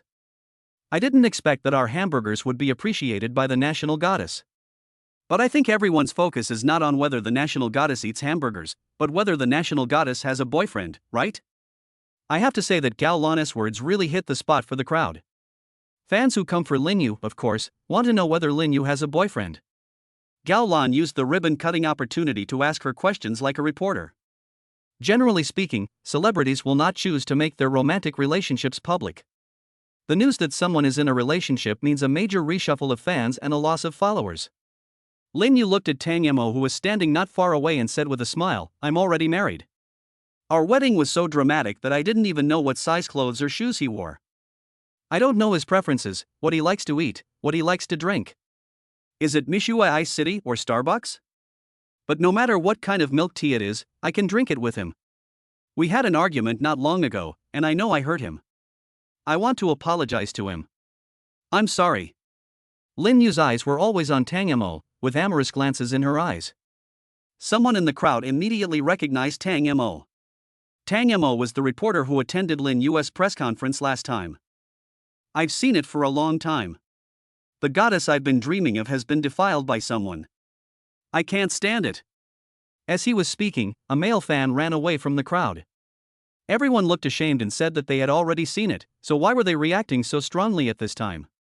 Lin Yu looked in the direction of the fans, bent down and said, "I'm sorry to tell you now during the ribbon-cutting ceremony for the opening of the hamburger branch. I hope you can forgive me." On the side, Gao Lan looked surprised. When did Lin Yu become Mr. Tang Mo's wife? At this time, Tang Mo took a microphone and said to Lin Yu, "I accept your apology." Gao Lan took over the conversation and said, "Okay, on the day our hamburger branch opened, we are blessed by both of you. I wish our hamburgers will become better and better. Don't be in a hurry to leave, we have prepared hundreds of chicken burgers for everyone, the quantity is limited, and they will be delivered while stocks last." At this time, it was noon. Gao Lan invited those who came to cut the ribbon to have lunch at a Chinese restaurant. And the hamburger shop already has waiters working. Lin Yu went to the Chinese restaurant in Tang Mo's Ferrari. In the car, Lin Yu looked at Tang Mo with a faint smile on her face. "Forgive me?" "Well, I forgive you." "Then you can't talk about this matter again in the future, otherwise, humph." When we arrived at the Chinese restaurant, the boss who had just cut the ribbon was already at the door. "Xiong Man is here too." As soon as he reached the door of the Chinese restaurant, Tang Mo saw an acquaintance. And the acquaintance also saw it. Tang Mo, I didn't want to look for you either, but you came to me on your own, so you can't blame me for saying hello." Before Zhou Pingren reached Tang Mo, a voice came first, "Tang Mo." Gao Lan looked in the direction of the sound and was shocked by what she saw. "Isn't this the great director Zhou Ping? Zhou Ping actually knows Tang Mo?" Gao Lan really hadn't thought about it, but then she thought, since Tang Mo and Lin Yu are already married, it would be reasonable for him to know Zhou Ping. Zhou Ping walked in front of Tang Mo, and before he could say anything, Gao Lan spoke first. "Boss Tang, let's go sit down first. Come over after you finish talking to Director Zhou." After saying that, Gao Lan led his men out of the restaurant hall. Zhou Ping looked at Gao Lan's back. He had seen many models and actors. But this is the first time I have seen a tall girl like Gao Lan. Director, is there something going on? Tang Mo said calmly. Zhou Ping's eyes widened, and then he laughed. How can that be possible? Can't I just chat with you, Xiao Tang, if I have nothing to do? What brings you to the Chinese restaurant this time? The hamburger branch is cutting the ribbon in my building, let's have a meal together. Zhou Ping suddenly realized what was happening and asked in surprise, what did you say? Your building? The building is not something that a small supermarket owner can use. I'm the current president of the International Trade Building. Any questions? Zhou Ping seemed to be thinking about something. No wonder Lin Yu and Tang Mo were so close. It turned out there was this reason. However, Tang Mo was able to become the president of the China World Trade Center at such a young age, so he must have the ability. It's just that Tang Mo said on the phone before that he couldn't afford a luxury house in Rose Town, nor could he afford a luxury car. So how did he become the president of the China World Trade Center? No profit to be made? Also, shouldn't the China World Trade Center belong to Zhao Jinhu? How did it become Tang Mo's? Seeing Zhou Ping's puzzled expression, Tang Mo smiled and explained, let me tell you the truth. I just became the boss and I don't know how to run a building yet. That's why I said I don't have the money to buy you a mansion or a luxury car for the time being. As long as I understand it, I will definitely not treat you unfairly. After all, Director Zhou is my friend.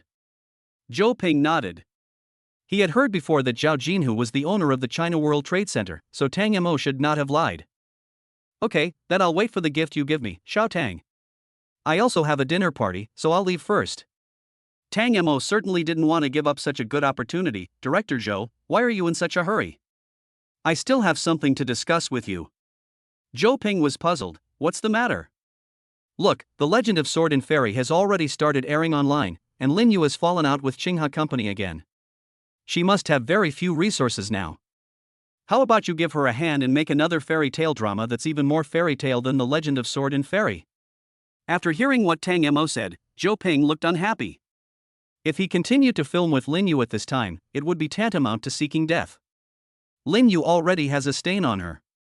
Even if she is still the national goddess, as long as she has not reconciled with Qinghe Company, she will be carrying the dirty water. But he didn't want to offend Tang Mo. After all, Tang Mo's future was limitless. Director Zhou, I hope our friendship will last forever. If you don't want me to, just ignore what I said. Of course, I will definitely fulfill what I promised you one day in the future. I won't tell you anymore. I also have a dinner party. After saying that, Tang Mo put his hands in his pockets and went straight to the booked box. There was a number plate written on the door. Tang Mo remembered that Gao Lan seemed to say it was box 126. So Tang Mo walked to box 126 and pushed the door open. A group of young people were sitting in box 126. They were talking and laughing while drinking, with the women in their arms. One of them was wearing a leather jacket and had tattoos on his body. If you didn't know him, you would really think he was a gangster.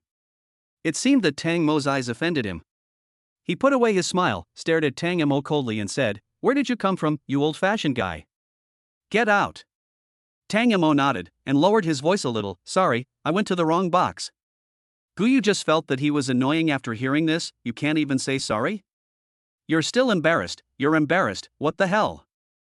Tang Mo frowned and said, "Sorry, I went to the wrong box." Guyu still felt that Tang Mo's eyes made him very uncomfortable. Tang Mo's eyes were like those of a man with a sense of superiority, and Guyu seemed unworthy of even carrying his shoes.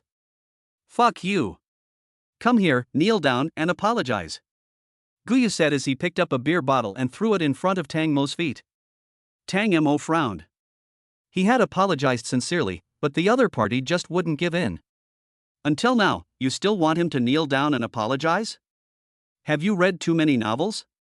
If you don't have money to buy toothpaste, I can lend you some money. Oh no, I'll give it to you as a gift. But you came out without brushing your teeth. Isn't that too bad of a quality? Guyu was completely furious. As soon as he stood up, the people around him also stood up. However, a woman next to him hesitated. After thinking for a while, Tong Xiaoya stood up, grabbed Guyu's wrist and begged, "Mr. Gu, please let him go. He looks so poor that he is not worthy of you to hit him." While speaking, Tong Xiaoya also looked at Tang Mo. It seemed like she was saying that Tang Mo gave her a pack of handkerchiefs last time and she owed him a favor, so this time they were even. Tang Mo only felt that Tong Xiaoya looked somewhat familiar and couldn't remember that she was the Tong Xiaoya from a few days ago. Guyu slapped her in the face and said, "Men are talking, don't interrupt, you bitch." Tong Xiaoya was slapped and fell onto the sofa. But despite this, Tong Xiaoya did not dissuade him. Tong Xiaoya stood up again, leaning against Guyu, and said pitifully, "Mr. Gu, I beg you." Guyu's face suddenly darkened. This Tong Xiaoya had repeatedly stopped him from beating people up. She must have some unclear relationship with Tang Mo. Suddenly, Guyu grabbed Tong Xiaoya's neck and grinned at Tang Mo. "You two seem to know each other? If you know each other, you dare to flirt with me and ask me to buy this and that? Interesting, today I will show you the consequences of offending me." After he finished speaking, Guyu's friends swarmed towards Tang Mo. "I don't know her, but if you insist on fighting me, don't blame me." Guyu didn't care whether Tong Xiaoya knew Tang Mo or not, he still held Tong Xiaoya's neck tightly. "Do you think you are the leader of Causeway Bay, Shenhaonan, or do you think you are a man who can beat 10 people alone?" In this box, besides Guyu, there were 3 other men, and judging from their clothes, they did not look like ordinary people. When they approached Tang Mo suddenly moved. In the blink of an eye, all of Guyu's men were defeated. They lay on the ground in all directions, wailing. Guyu's eyes widened. It was the first time he saw someone kill a kid with one punch. Tang Mo walked towards him, and he stared at Tang Mo. As if he had thought of something, Guyu blocked Tong Xiaoya in front of him and said in horror, "Don't come over here, or I'll kill you." At this time, Guyu's grip was so strong that Tong Xiaoya's face turned blue. If he continued to pinch her, it would be fatal. Tang Mo smiled evilly, "What does her life or death have to do with me?" After saying that, Tang Mo knocked Guyu away with the speed of a tiger. Tong Xiaoya was thrown forward a little, but Tang Mo caught her. "Are you okay?" Tong Xiaoya stared at him intently, making his scalp tingle. "Stop staring at me. I feel embarrassed." Tang Mo straightened Tong Xiaoya's body. Tong Xiaoya smiled with tears in her eyes and said, "You saved me again." Tang Mo really couldn't think of anyone he had saved, and he really didn't remember Tong Xiaoya. "Last time at the Victoria's Secret store, you threw a pack of handkerchiefs at me?" Tong Xiaoya asked with a slightly puzzled tone. It was not until then that Tang Mo remembered who this familiar-looking person in front of him was. "It's you." Just as Tang Mo finished speaking, several women with different styles walked into the box. Chapter 46: Stale Ingredients. Xiao Lan crossed her arms and glanced sharply at the people present. All I saw were rich kids wearing branded clothes lying all over the ground. Xiao Lan was a little surprised. She had never thought that Tang Mo would fight. Sure enough, she still underestimated the man chosen by her niece. This isn't just a man picked up from the street and no one wants him anymore, it's like winning the jackpot on a scratch-off lottery ticket. However, Lin Yu's expression was a little unnatural. Because Tang Mo's arms were held in the arms of another woman, and she was looking up at Tang Mo lovingly.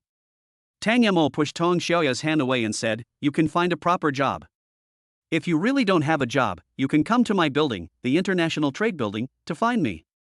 After saying that, Tang Mo turned around and wanted to leave.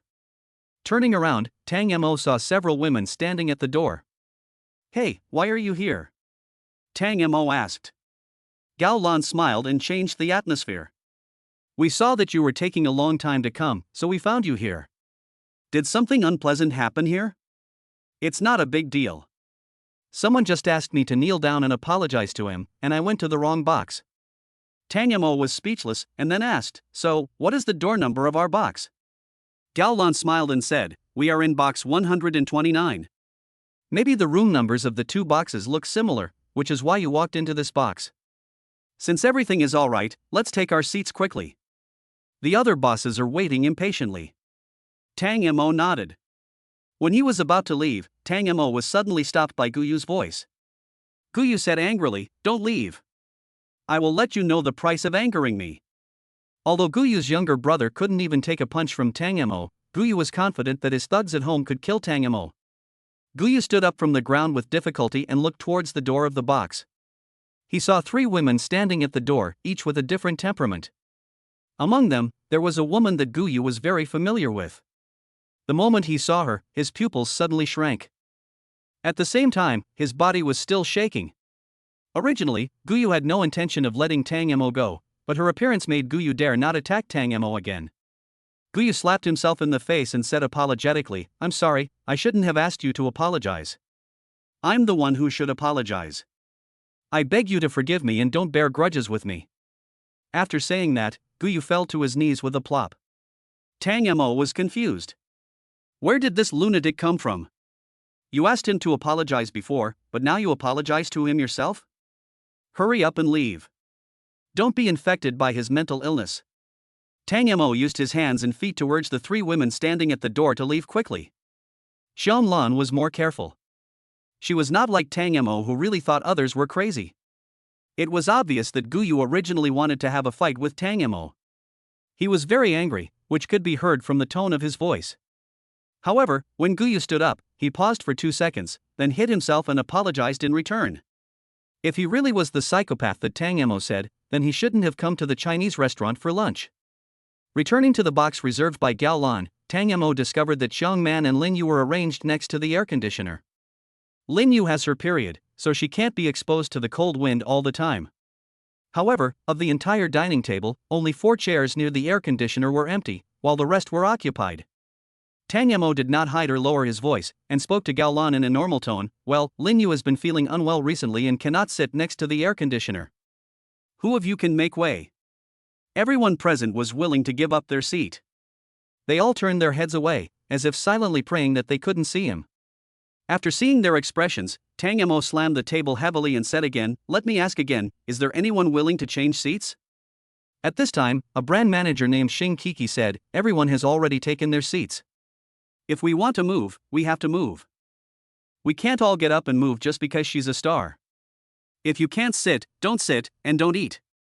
When Tang Mo heard this, he said in a deep voice, "From today on, China World Trade Center will no longer have any cooperation with Xing Kiki." "I say it." Xing Kiki sneered, "We still have 1 year left to cooperate with the China World Trade Center. We don't know whether we should renew the contract with you after 1 year. Tang Mo also smiled playfully, "I meant starting from today, not a year later." After that, Tang Mo took Lin Yu's hand and said, let's go eat somewhere else. It's disgusting to eat with these people." After these words were spoken, everyone present could not help but jump out one by one to oppose Tang Mo. "What are you talking about? Are you going to talk? Don't think we're afraid of you just because you're the boss of the International Trade Building. In the past, Zhao Jinhu wouldn't dare to say no to us. Yes, we agreed to cut the ribbon, which is already a great honor for you. But now, you say that eating with us is disgusting?" From today on, we at Friday Chocolate will no longer cooperate with the China World Trade Center. It's too unlucky. And us. The brands thought that if they united, Tang Mo would be afraid of them. After all, it is impossible for the China World Trade Center to lose several big brands at once. After all, only big brands can make huge profits. Small brands are updated quickly and the profits are not great. But they don't know what kind of person Tang Mo is. Tang Mo smiled playfully, "Okay, you can pack up and leave today, but it's not me who breached the contract unilaterally, it's you who breached the contract unilaterally. If you've made up your mind, just send the termination documents to my office. Li Sidian, my secretary, everyone knows her, so I don't need to introduce her to you, right?" As they spoke, everyone's attention shifted to Li Sidian. Li Sidian never thought that Tang Mo would actually call her to have lunch together. She was a little flattered and said, "Since Tang Mo has already said so, please bring out the termination documents as soon as possible." "I'll wait for you." The faces of the China World Trade Center's cooperating brands present looked as ugly as if they had eaten a fly. How could they really be willing to terminate the contract with the China World Trade Center unilaterally? They are old guys who have lived for decades. Not to mention how much the penalty is, just the breach of trust is enough to bring down an old-fashioned brand. Gao Lan suddenly acted as a peacemaker and said with a smile, "How about this? I'll sit near the air conditioner, who will sit next to me?" As a woman, everyone has those days. We all know. Can we women give you a hand? As soon as Gao Lan spoke, everyone in the box seemed willing to move. This whole scene fell into Tang Mo's eyes. Tang Mo sneered, "No need, we won't have this meal, the ribbon-cutting ceremony is over, you guys eat, drink and have fun, just send the termination documents to my desk tomorrow." After that, Tang Mo took Lin Yu's hand, looked at Li Sidian, Xiang Man, and Sophia, and said, "Let's go." Lin Yu came to cut the ribbon because of Tang Mo. She didn't know whether Tang Mo knew that Gao Lan invited her to cut the ribbon. Anyway, regardless of whether it was Tang Mo who invited her or not, she also thought about apologizing to Tang Mo through the ribbon-cutting ceremony. Since Tang Mo said to go somewhere else for lunch and not have this ribbon-cutting lunch, she would listen to Tang Mo. Xiao Man, Li Sidian and Sophia all came because of Tang Mo, otherwise Xiao Man would most likely not have participated in the ribbon-cutting ceremony. After all, this ribbon-cutting will only be of little use to Lan Xiong's sales. Tang Mo has already walked away. Of course Gao Lan was unwilling. If it were before, Gao Lan would definitely not dissuade Tang Mo from leaving.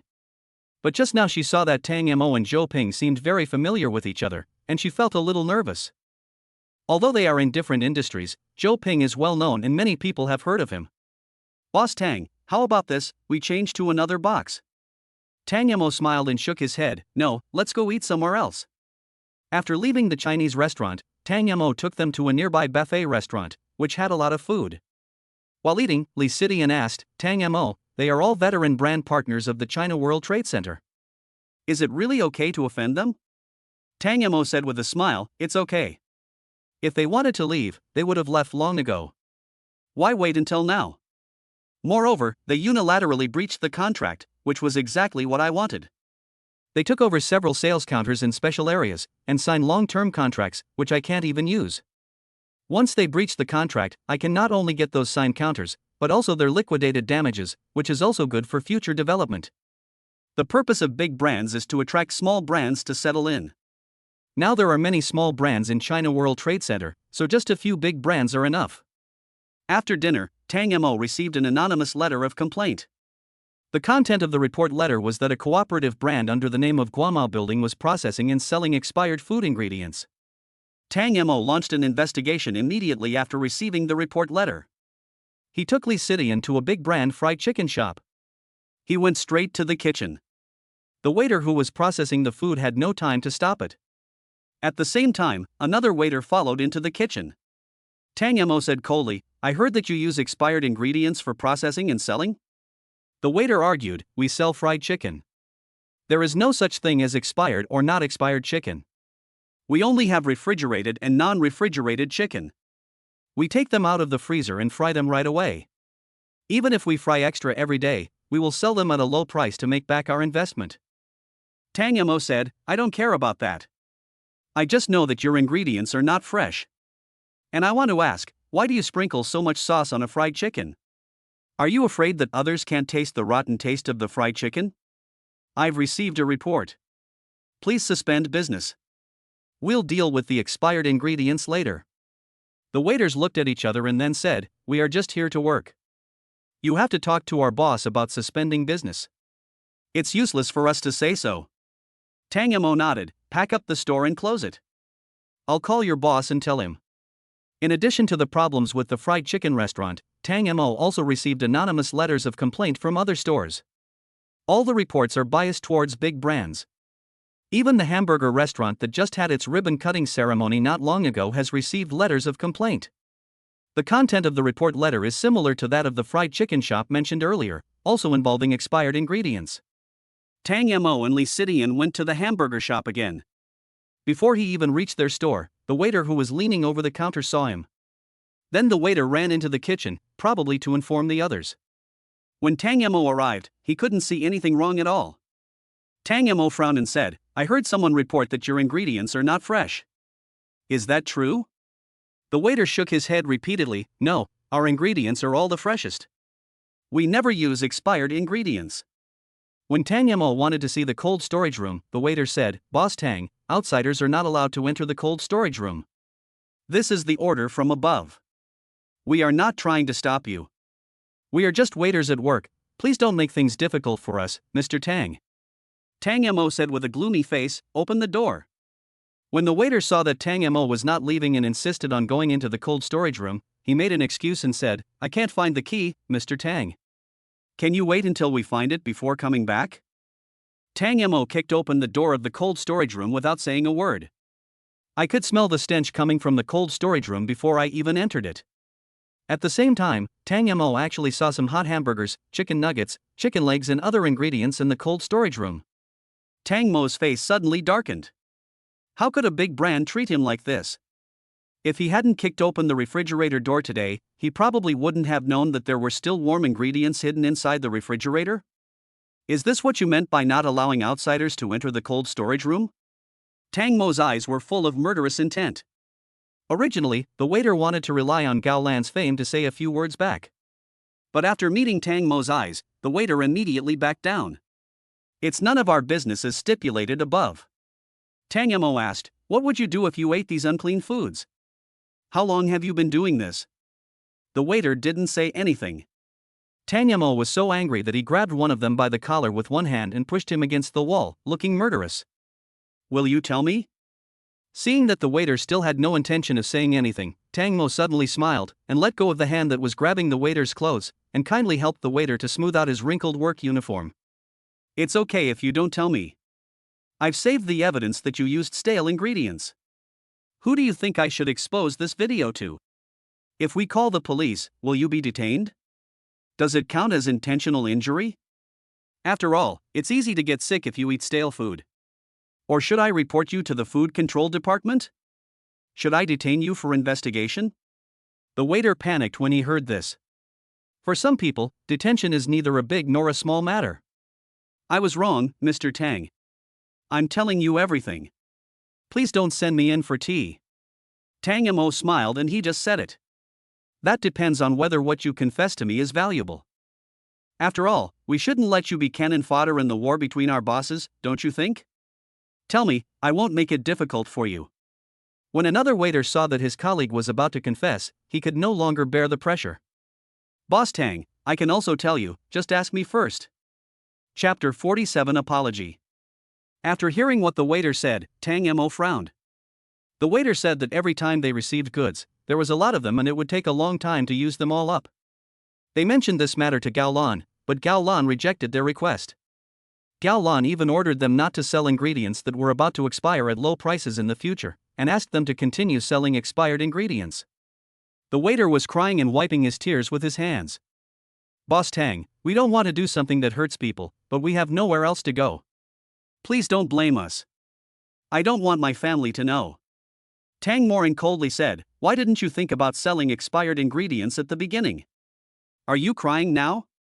Please suspend business for now, and let me handle the rest. Back in the office, Li Sidian said with a sad face, Tang Mo, the problem of expired ingredients has occurred many times in our building this month, and the reputation of the building is also declining rapidly. Tang Mo nodded. He now had a general understanding of the operation of the building. The reputation of the building is related to its market value. He still has 70% of the shares. If the value fails to appreciate, he will lose money. He bought some shares at a slightly higher price, otherwise he would still hold 51% of the shares and could only exercise a veto power. But now it's different. His equity is bigger and he has more than just one veto power. Contact Gao Lan and arrange a time to talk. Li Sidian nodded and immediately called Gao Lan. However, Gao Lan's phone was unanswered. Tang Mo, Li Sitian's cell phone and landline are all unreachable. No one answered. Originally, Tang Mo wanted to give Gao Lan a chance to reform. Since Gao Lan disappeared, he could only talk to Gao Lan's boss, Dai Fei. Dai Fei's call was answered by Li Sidian. But when Li Sidian suggested making an appointment to discuss the problem of expired ingredients in the hamburger restaurant, Dai Fei pretended to be very busy and said, sorry, I have a meeting to attend. If you have anything, you can talk to my secretary Gao Lan. That's it for now. I'm hanging up. As soon as he finished speaking, Dai Fei hung up the phone without giving Li Sidian a chance to speak. Li Sidian glanced at Tang Mo who was standing next to her eyes full of grievance. He seemed to do it on purpose. Tang Mo heard it clearly, and his face quickly darkened. Even if it was intentional, it would only prove that he is guilty. Stop all cooperation with the burger shop, immediately. Seeing Tang Mo's fierce look, Li Sidian was a little worried and asked, but if we stop cooperating, we might have to pay a penalty? Tang Mo said, they unilaterally breached the contract and did not guarantee the quality of the ingredients. They are the party in breach. Hamburger and China World Trade Center had only been cooperating for less than 2 months when rumors broke out that the two parties had terminated the contract. The comments on China World Trade Center's Weibo are about to explode. In addition to the Weibo incident, Tang Mo also received a call from Gao Lan. Boss Tang, what right do you have to not allow my people to sell hamburgers? Tang Mo said, expired ingredients, is this answer enough? Expired ingredients? Mr. Tang, you must be kidding. Our ingredients are all the freshest. There is no way there will be expired ingredients. Gao Lan spoke in a calm tone, as if the ingredients were really fresh. Tang Mo said, I have already inspected your cold storage room, no need to quibble. Gao Lan also said in a cold voice, Boss Tang, since it has come to this, I will not be polite to you. We have invited the most authoritative food safety agency to test whether our ingredients are expired. If we really used expired ingredients, then you don't have to shut us down anymore. But if the testing agency says our ingredients are not expired, then Mr. Tang will have to pay us a penalty of 230 million. Tang Mo smiled coldly, okay, I allow you to let your food safety agency test your ingredients. Soon, the food safety agency detected that the ingredients of the hamburger shop had not expired on the day Tang Mo rang closed the shop. Gao Lan's side directly posted the certificate issued by the food safety agency on Weibo to check whether the ingredients were expired. The comments below seemed to be full of praise. Hamburger did a great job. The China World Trade Center hasn't been renovated in a long time. I believe in hamburger. It's really tough for a hamburger to go head to head with the China World Trade Center. The hamburger is delicious. I just ordered another crispy chicken burger. However, in addition to these comments, there are also negative voices in the comments below. I just said that I felt something was wrong the last time I ate a hamburger, but I didn't expect the store to be closed that day. I also bought a hamburger the other day, and the food safety testing agency said it would expire in a few days. Does that mean it's not far from expiration? How dare you sell this kind of food? If there's something wrong with your own ingredients and you hire someone to test them yourself, it's impossible not to make outsiders think too much. Tang Mo received the breach of contract documents sent by Gao Lan and the certificate issued by the testing agency. Tang Mo couldn't help but raise the corner of his mouth. This certificate had huge loopholes, all of which could be used as evidence in the lawsuit against Hamburger. It takes more than half a month for Hamburger to deliver fresh ingredients to the China World Trade Center. But the certificate said that the ingredients would expire in a few days. Gao Lan simply didn't have enough time to deliver the fresh ingredients to the hamburger shop under the name of the China World Trade Center. Call Daifei again and tell him to come and get the liquidated damages in person if you want them. Tang Mo made an appointment at a tea house. Daifei wanted to pay for breach of contract, so he showed up at the door of the tea house on time. It was the first time that Tang Mo met Daifei. He is quite handsome, just a little bit inferior to me. Tang Mo smiled and said, Boss Dai, it's really hard for me to see you. Daifei looked around Tang Mo, but he didn't see the suitcase. Mr. Tang, where is the agreed penalty? At this time, Tang Mo said in detail, it takes you more than half a month to deliver fresh ingredients to the China World Trade Center each time. But this certificate from the agency says the food will expire in a few days. I don't need to tell you whether it's true or false, right? A few days is not enough time for you to deliver fresh ingredients to the store. Daifei said stubbornly, in fact, my delivery truck is already on the way, but you just didn't notice it. Tang Mo smiled and said, but I have waited until today, and no one has come to tell me that the fresh ingredients from the hamburger shop have arrived. Daifei got straight to the point and asked, what do you want? Tang Mo smiled, I don't ask for much. I just want you to give me 100 million yuan as liquidated damages. Isn't that too much? You asked me for 200 million. Daifei was so angry that he thought this was shooting himself in the foot. Isn't 200 million a bit too much? Even if Daifei sold all the real estate he had, he would not be able to raise 100 million yuan in liquidated damages. Tang Mo said in embarrassment, then I have no choice. If you don't have 100 million, I will sue you. After saying that, Tang Mo took a sip of tea. In the end, Tang Mo gave in. All he had to do was ask Hamburger to apologize to the official account of the China World Trade Center through its official account and delete the previous unfriendly remarks about the China World Trade Center. Once Hamburger officially apologized, the unfriendly comments about the China World Trade Center slowly stopped. The keyboard warrior acted as a tool, being the knife of the hamburger to destroy the China World Trade Center. Fortunately, the China World Trade Center was strong and forced the hamburger company to apologize. Unfriendly comments began to appear on Hamburger's official Weibo account. But soon, the official closed the comment function and did not allow anyone to comment. A big brand just turned off comments and it became a hot topic. The hamburger officials are too guilty to comment. I have been helping the hamburger officials attack the China World Trade Center. I am such a bastard. In addition to the hamburger shop, several other shops that used expired ingredients were also kicked out of the China World Trade Center by Tang Mo. Tang Mo's actions directly caused some people who had ulterior motives to cancel their actions. There were also those who had eaten hamburgers and cut the ribbon with Tang Mo at the Chinese restaurant last time, who bought gifts and sent them to the China World Trade Center. After all, they shared the same hatred with Gao Lan at that time. Tang Mo smiled and said, I have received everyone's kindness, thank you all. Among the gifts sent were quite a few gas cards, worth at least several million. Now that he had the money, Tang Mo immediately thought of Zhou Ping. He promised Zhou Ping that as soon as he had money, he would buy him a luxury house and a luxury car as soon as possible. In fact, what Zhou Ping wants is probably not a luxury house or a luxury car, but real RMB. Zhou Ping has been a big director for many years and has no shortage of luxury houses and cars. Recently, Zhou Ping has been helping Lin Yu film a costume drama. He has done his best. Tang Mo called Zhou Ping but did not directly tell Zhou Ping what to give him. Director Zhou, please take some time out to have lunch today. Zhou Ping said calmly, I'm in the theater, so I don't have time to eat. Lin Yu's scenes have recently been filmed at the most important part, I must keep an eye on them. If there's nothing else, hang up. You're all waiting for me to turn on the phone. Tang Mo laughed, didn't Director Zhou want to continue to invite Lin Yu to film? Why? Has he changed his mind now? Zhou Ping said, Lin Yu is the most outstanding actress I have ever met. I am confident that any TV series she stars in will be a big hit. Suddenly, Tang Mo's voice turned cold, you didn't deduct Lin Yu's reward, did you? What do you think I am? If I wasn't obsessed with filming, do you think I would be in my current position? Don't worry, I won't mistreat anyone but Lin Yu. When Tang Mo heard this, he smiled again, old Zhou, don't be angry, I'm just asking.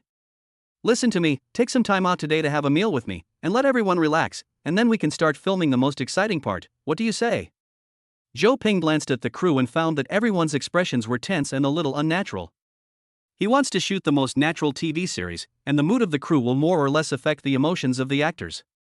After thinking for a while, Zhou Ping said to the crew, okay, let's not shoot today. Let's all relax. Actors filming a movie should not be nervous, just act out the character you think is the right one. As long as that is how you think it should be acted, then act that way. Don't be like some people who deliberately imitate other actors' expressions and movements. It's okay if they can imitate them almost completely and add a little of their own style. The biggest worry is that if you learn something so well that the audience thinks you are imitating someone else, then there will be a big problem. That is someone else's style, not yours. That's all I have to say. Let's all take a rest today. Let's go. The crew should pack up the props and we can start filming after everyone has rested. Chinese restaurant. When Tang Mo saw Zhou Ping coming, he stepped forward and said, Director Zhou, you're finally here. I was almost getting sad waiting. Zhou Ping asked cautiously, what are you up to? Tang Mo smiled and said, eat first, eat first. After the meal, Zhou Ping didn't see anything happening and the smile on his face disappeared. Tang Mo brought a box of wine with a smile, Director Zhou, this is the good wine I bought for you, as a gift to you, take it back and drink it slowly. Zhou Ping's face fell. He didn't need a bottle or two of good wine. Tang Mo, I'm having dinner with you to give Lin Yu face, not to give you face. I have plenty of wine at home, so don't worry. Tang Mo was stunned for a moment, and said to himself, good fellow, you don't want it even if I give it to you, right? Then he said with a smile, Director Zhou, I guarantee that you have never drunk my wine, but you still want to drink it. If you really don't want to drink it, you should at least try it to see if it tastes good, right? Besides, you can't just come to my place for a meal, right? Bringing a box of good wine out will make others look up to you, right? Zhou Ping sighed and said, I really admire you. What kind of wine have I not drunk? Okay, I'll take it back and try it. Tang Mo immediately took over the conversation and said, if it doesn't taste good, just throw it in the trash can. Since Tang Mo said so, Zhou Ping could no longer refuse the gift of wine. After seeing Zhou Ping off, Tang Mo's phone rang. The person who called was Gao Lan. Gao Lan said she wanted to meet him. When they met, Tang Mo could not see any smile on Gao Lan's face, and she even looked a little haggard. In the past 2 days, the official Weibo account of the hamburger brand has been flooded with comments from passers-by. There were vicious comments like the hamburgers were jumping back and forth and selling expired ingredients. Gao Lan smiled, but her smile was uglier than crying. Tang Mo, our boss wants to reconcile with you and hopes you can let us delete the apology post. Tang Mo said, when you were selling expired ingredients, did you ever think about this day? If the test report is still a long way from being expired, do I have to pay a penalty? If you can't give me a satisfactory reason, according to the agreement, you still have 1 week to delete the apology Weibo. Gaolan said, our hamburger brand has long been in the high-end brand area and will definitely not sell expired ingredients. If I tell you that we did this under someone's orders, would you agree that we delete the Weibo post apologizing to the China World Trade Center? Tang Mo thought about it and said, I've thought about this before. After all, it's impossible for several stores to sell expired ingredients at once. Gaolan said uncomfortably, it seems that my information is worthless? Tang Mo smiled and said, no, your message is very valuable. I agree that you should delete the apology Weibo in advance. Chapter 48 Classmates from the Next Village. Facing Hai Rui Plaza with a market value of over 1 trillion yuan. The China World Trade Center in Tang Mo's hand was no match at all. He needs another identity. He also has the Tang Media card in his hand. After Lin Yu finished filming, Tang Mo asked Zhou Ping to talk to her about signing a contract with Tang Media. Zhou Ping received Tang Mo's good wine, and Tang Media was actually Tang Mo's company. He didn't feel that he was doing anything against his will by letting Lin Yu sign a contract with Tang Media. Lin Yu thought about the fact that she had been filming for a long time and she still needed to sign a contract with Tang Media before it could be released. We can only sign the contract. Anyway, she signed a contract with Tang Media, and all the content was compiled by Su Qin, and it was all beneficial to her. She also found it strange, as most media companies would have already made various requests. But Tang Media did not make any demands and directly signed the contract prepared by Su Qin. As long as it was beneficial to her and not harmful to her, she would not think about it too much. That morning, Su Qin dressed in a maid outfit and prepared a table full of breakfast. Tang Mo, I heated up the juice for you, drink it while it's hot. Tang Mo has been sleeping in the mansion for a long time, but he has always slept alone in a room. But Tang Mo was already very satisfied. He could feel that Lin Yu accepted and recognized him. During this period, Lin Yu also gave Tang Mo opportunities. But Tang Mo could feel that Lin Yu's heart did not really belong to him yet. Therefore, he did not follow Lin Yu's idea and did not possess her. Tang Mo was wearing a black suit. Now he is a business boss. Although Lan Xiong Sales still holds his position as sales director, it is just a title. Even if he didn't go to work at Lan Xiong Sales, Xiong Man would pay him his basic salary on time every month. Tang Mo had said that he didn't want it, but Xiong Man insisted on giving it to him, and said that if Tang Mo didn't want it, she would tell Lin Yu about what happened between them. Tang Mo had no choice but to accept Xiong Man's unreasonableness and willfulness. Tang Mo drank 2 sips of warm juice, moistened his throat, and said, Xiaoqin, I want to eat dumplings tomorrow morning. I haven't eaten them for a long time. The weather has turned cooler recently, the leaves on the trees have turned yellow, and the ground is covered with withered leaves. Su Qin's attitude towards Tang Mo is no longer as tough as before. Now, it seems that she is very tolerant of Tang Mo. Okay, I'll make some dumplings today. Where's Sister Ye? Are we having dumplings tomorrow morning? With meat or vegetables? Lin Yu ate the sandwich and teased, Su Qin, you are really obedient to Tang Mo now. He just said he wanted to eat dumplings and you agreed. That's not the case. Am I not asking for your opinion? Su Qin argued cunningly. If he likes meat-filled ones and Sister Ye wants to eat vegetable-filled ones, then he has to follow us and eat vegetable-filled ones. Lin Yu snorted, I can't eat meat fillings. I've gained weight at home recently. Su Qin smiled and said, then let's eat the vegetable stuffing. Tang Mo protested, but I want to eat meat filling, make meat filling for me. Su Qin said with a smile, I can't do anything about this, you have to ask Sister Ye for her opinion. Then, Tang Mo looked at Lin Yu with pitiful eyes. Lin Yu's scalp tingled after being looked at, and he said in defeat, alright, let's have meat dumplings tomorrow morning, and put away that look in your eyes. Tang Mo immediately smiled happily, okay, you are worthy of being my wife. Lin Yu rolled her eyes at him and said coquettishly, you're so talkative. A classmate of yours is coming to visit you today, right?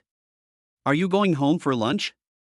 Tang Mo said, my classmate is like me, also a rural kid, from the next village, so why don't we invite him to our house for dinner? After all, our house is too big. If he doesn't have the opportunity, he will never be able to live in such a mansion in his lifetime, or even in his next life. It's like a frog at the bottom of a well. You pull it to the top of the well and let it see the vast world outside. But when you let it go, it falls to the bottom of the well again. Do you think it can withstand it? Lin Yu was shocked when he heard this. These were actually the words that Tang Mo said.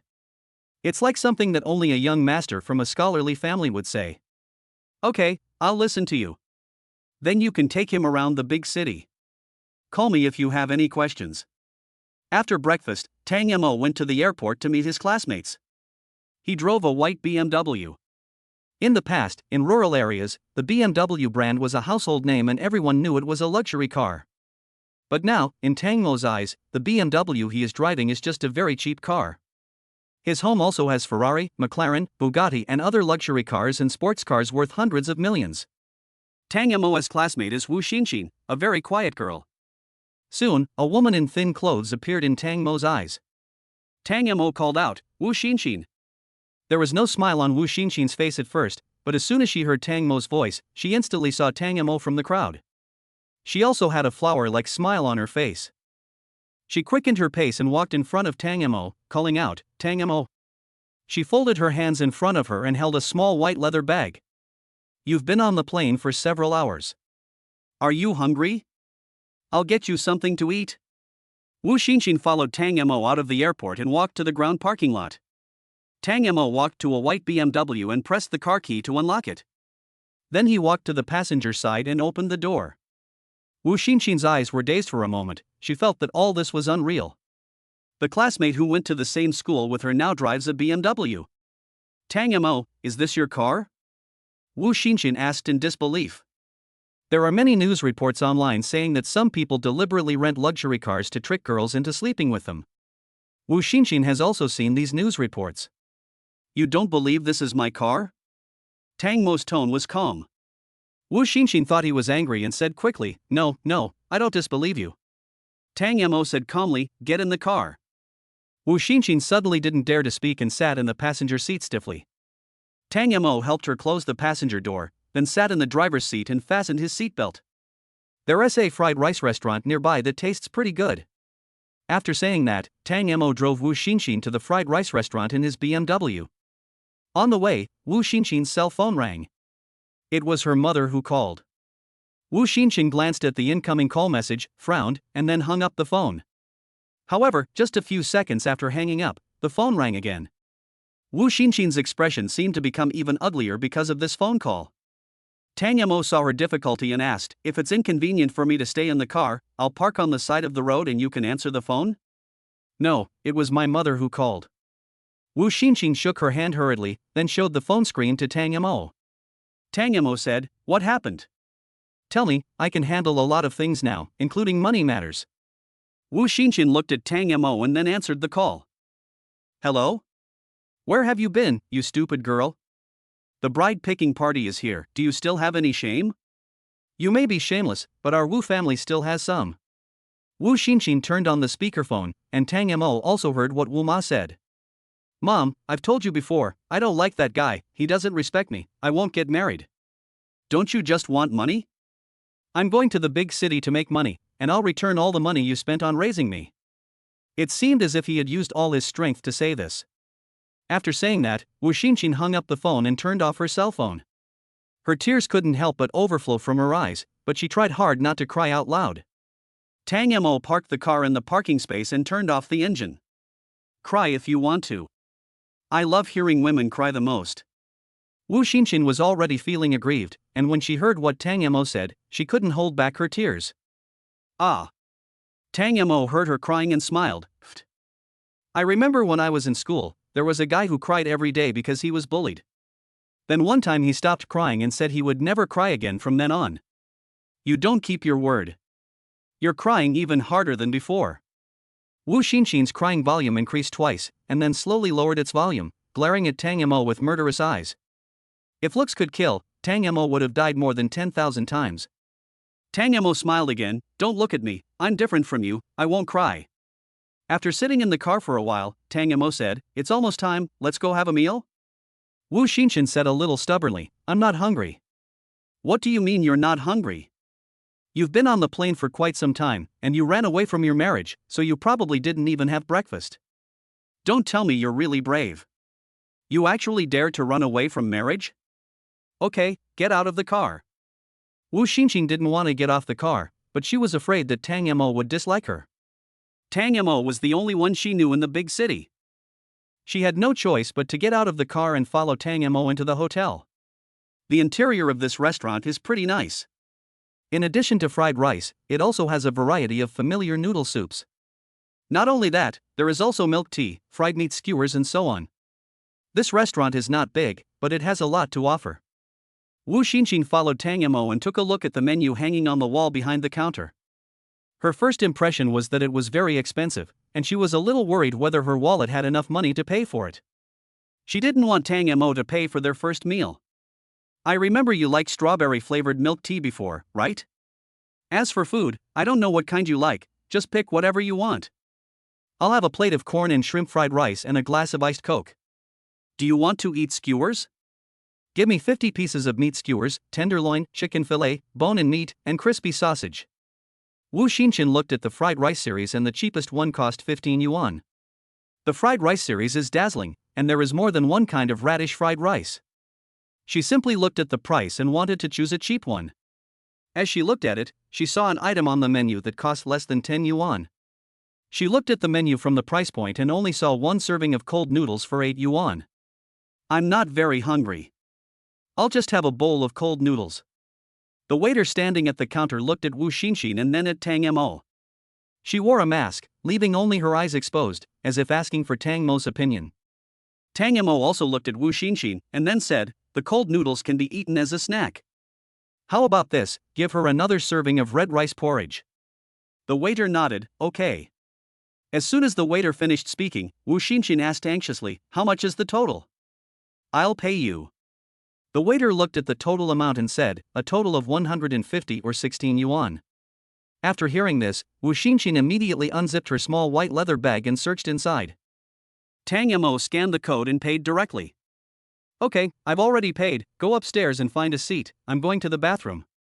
Wu Xinqing looked at him, then at the busy waiter, feeling a little at a loss. "Go quickly, there aren't many people here now. If there are too many people later, there won't be enough space." After saying that, Tang Mo went to the bathroom.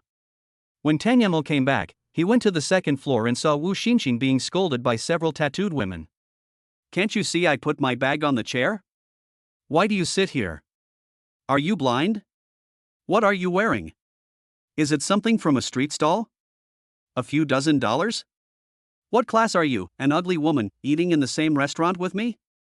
Wu Xinqing was scolded so much that she kept lowering her head, without any confidence at all. Her clothes indeed cost dozens of dollars, but she didn't dare to say a word. However, she didn't want Tang Mo to come and see the scene, and she didn't want to cause trouble for Tang Mo. She mustered up the courage to say, "I'm sorry, I was blind and didn't see your bag was here." Originally, Tang Mo hoped to solve it this way.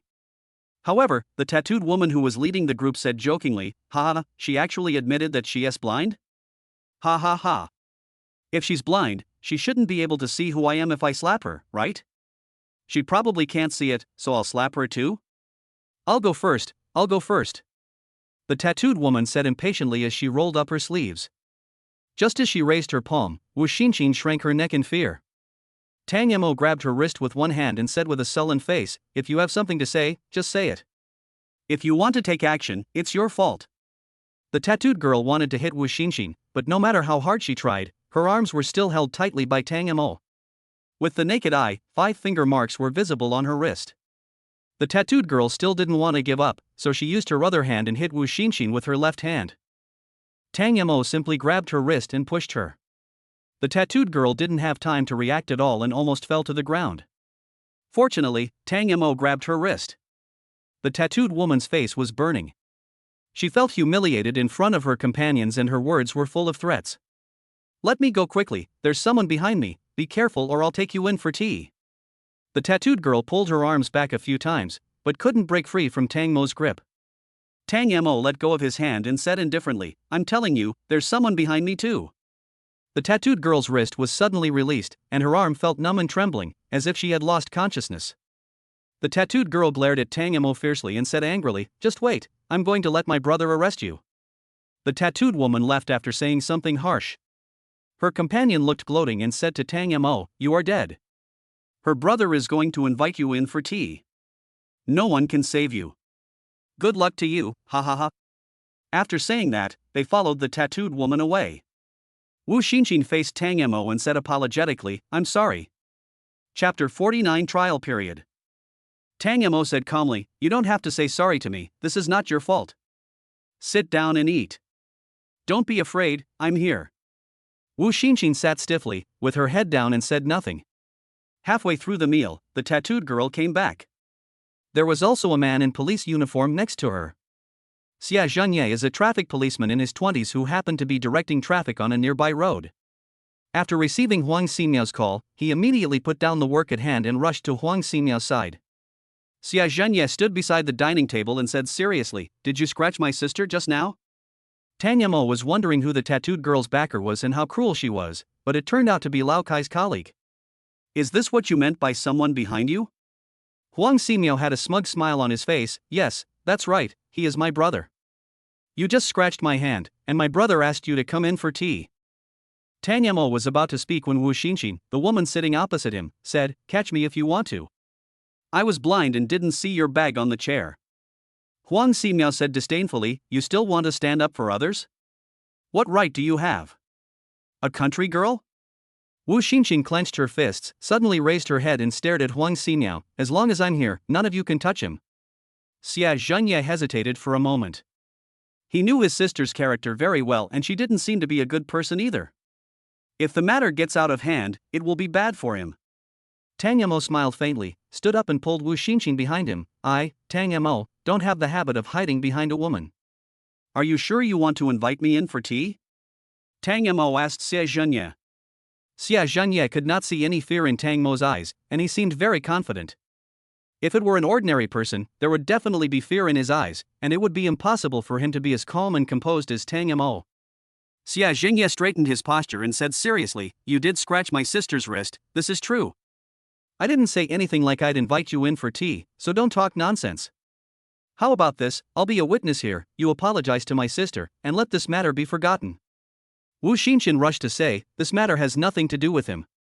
I sat on the chair where your sister put her bag. I have to apologize." Xia Zhenye nodded, "Okay, you guys should apologize to my sister together." Huang Ximiao looked at Tang Mo with a playful smile. Although Xia Zhenye couldn't invite him in for tea, it was good to ask him to apologize. At least she got her face back. Wu Xinqin was about to apologize. Tang Mo said coldly, "I think she should apologize to my sister. After all, she was about to hit my sister, and I just stopped her." Xia Zhenye frowned. This Tang Mo, he didn't know how to back down after being given the chance, and he even talked back without knowing the consequences. Huang Ximiao wished Tang Mo would say a few more words. "Brother, look at him, he dares to slander me even when you are standing here." Xia Zhenye knew clearly whether it was slander or not. "It seems that this matter cannot be resolved here? It can't be solved. Let's go. I'll go have a cup of tea with you. I drank coke too quickly and ate too much. Now I'm thirsty again." Xia Zhenye hesitated slightly.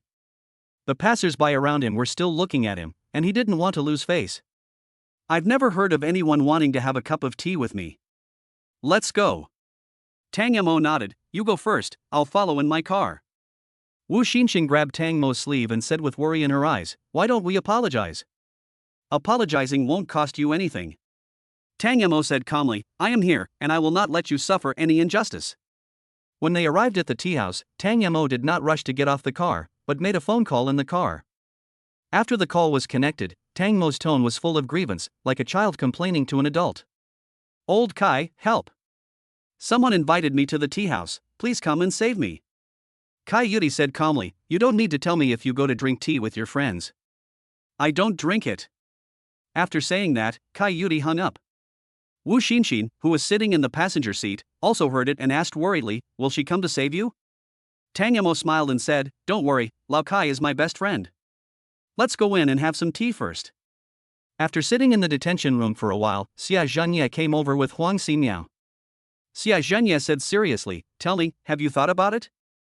Do you want to apologize or spend a fulfilling week in the detention room? Tang Mo looked elsewhere, ignored Xie Zhengye, and whistled in a very provocative manner. Be serious, are you really not afraid of death, or are you just pretending not to be afraid of death? Even if you are not afraid of death, you have to think about your sister beside you? You wouldn't want your sister to spend a week in jail like you did, would you? Tang Mo nodded. Yes, then you can release her first. I'm not in a hurry.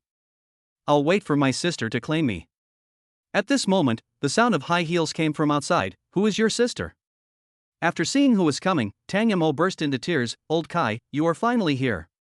This kid bullied me. When Xie Zhengye saw who the person was, he was frightened out of his wits.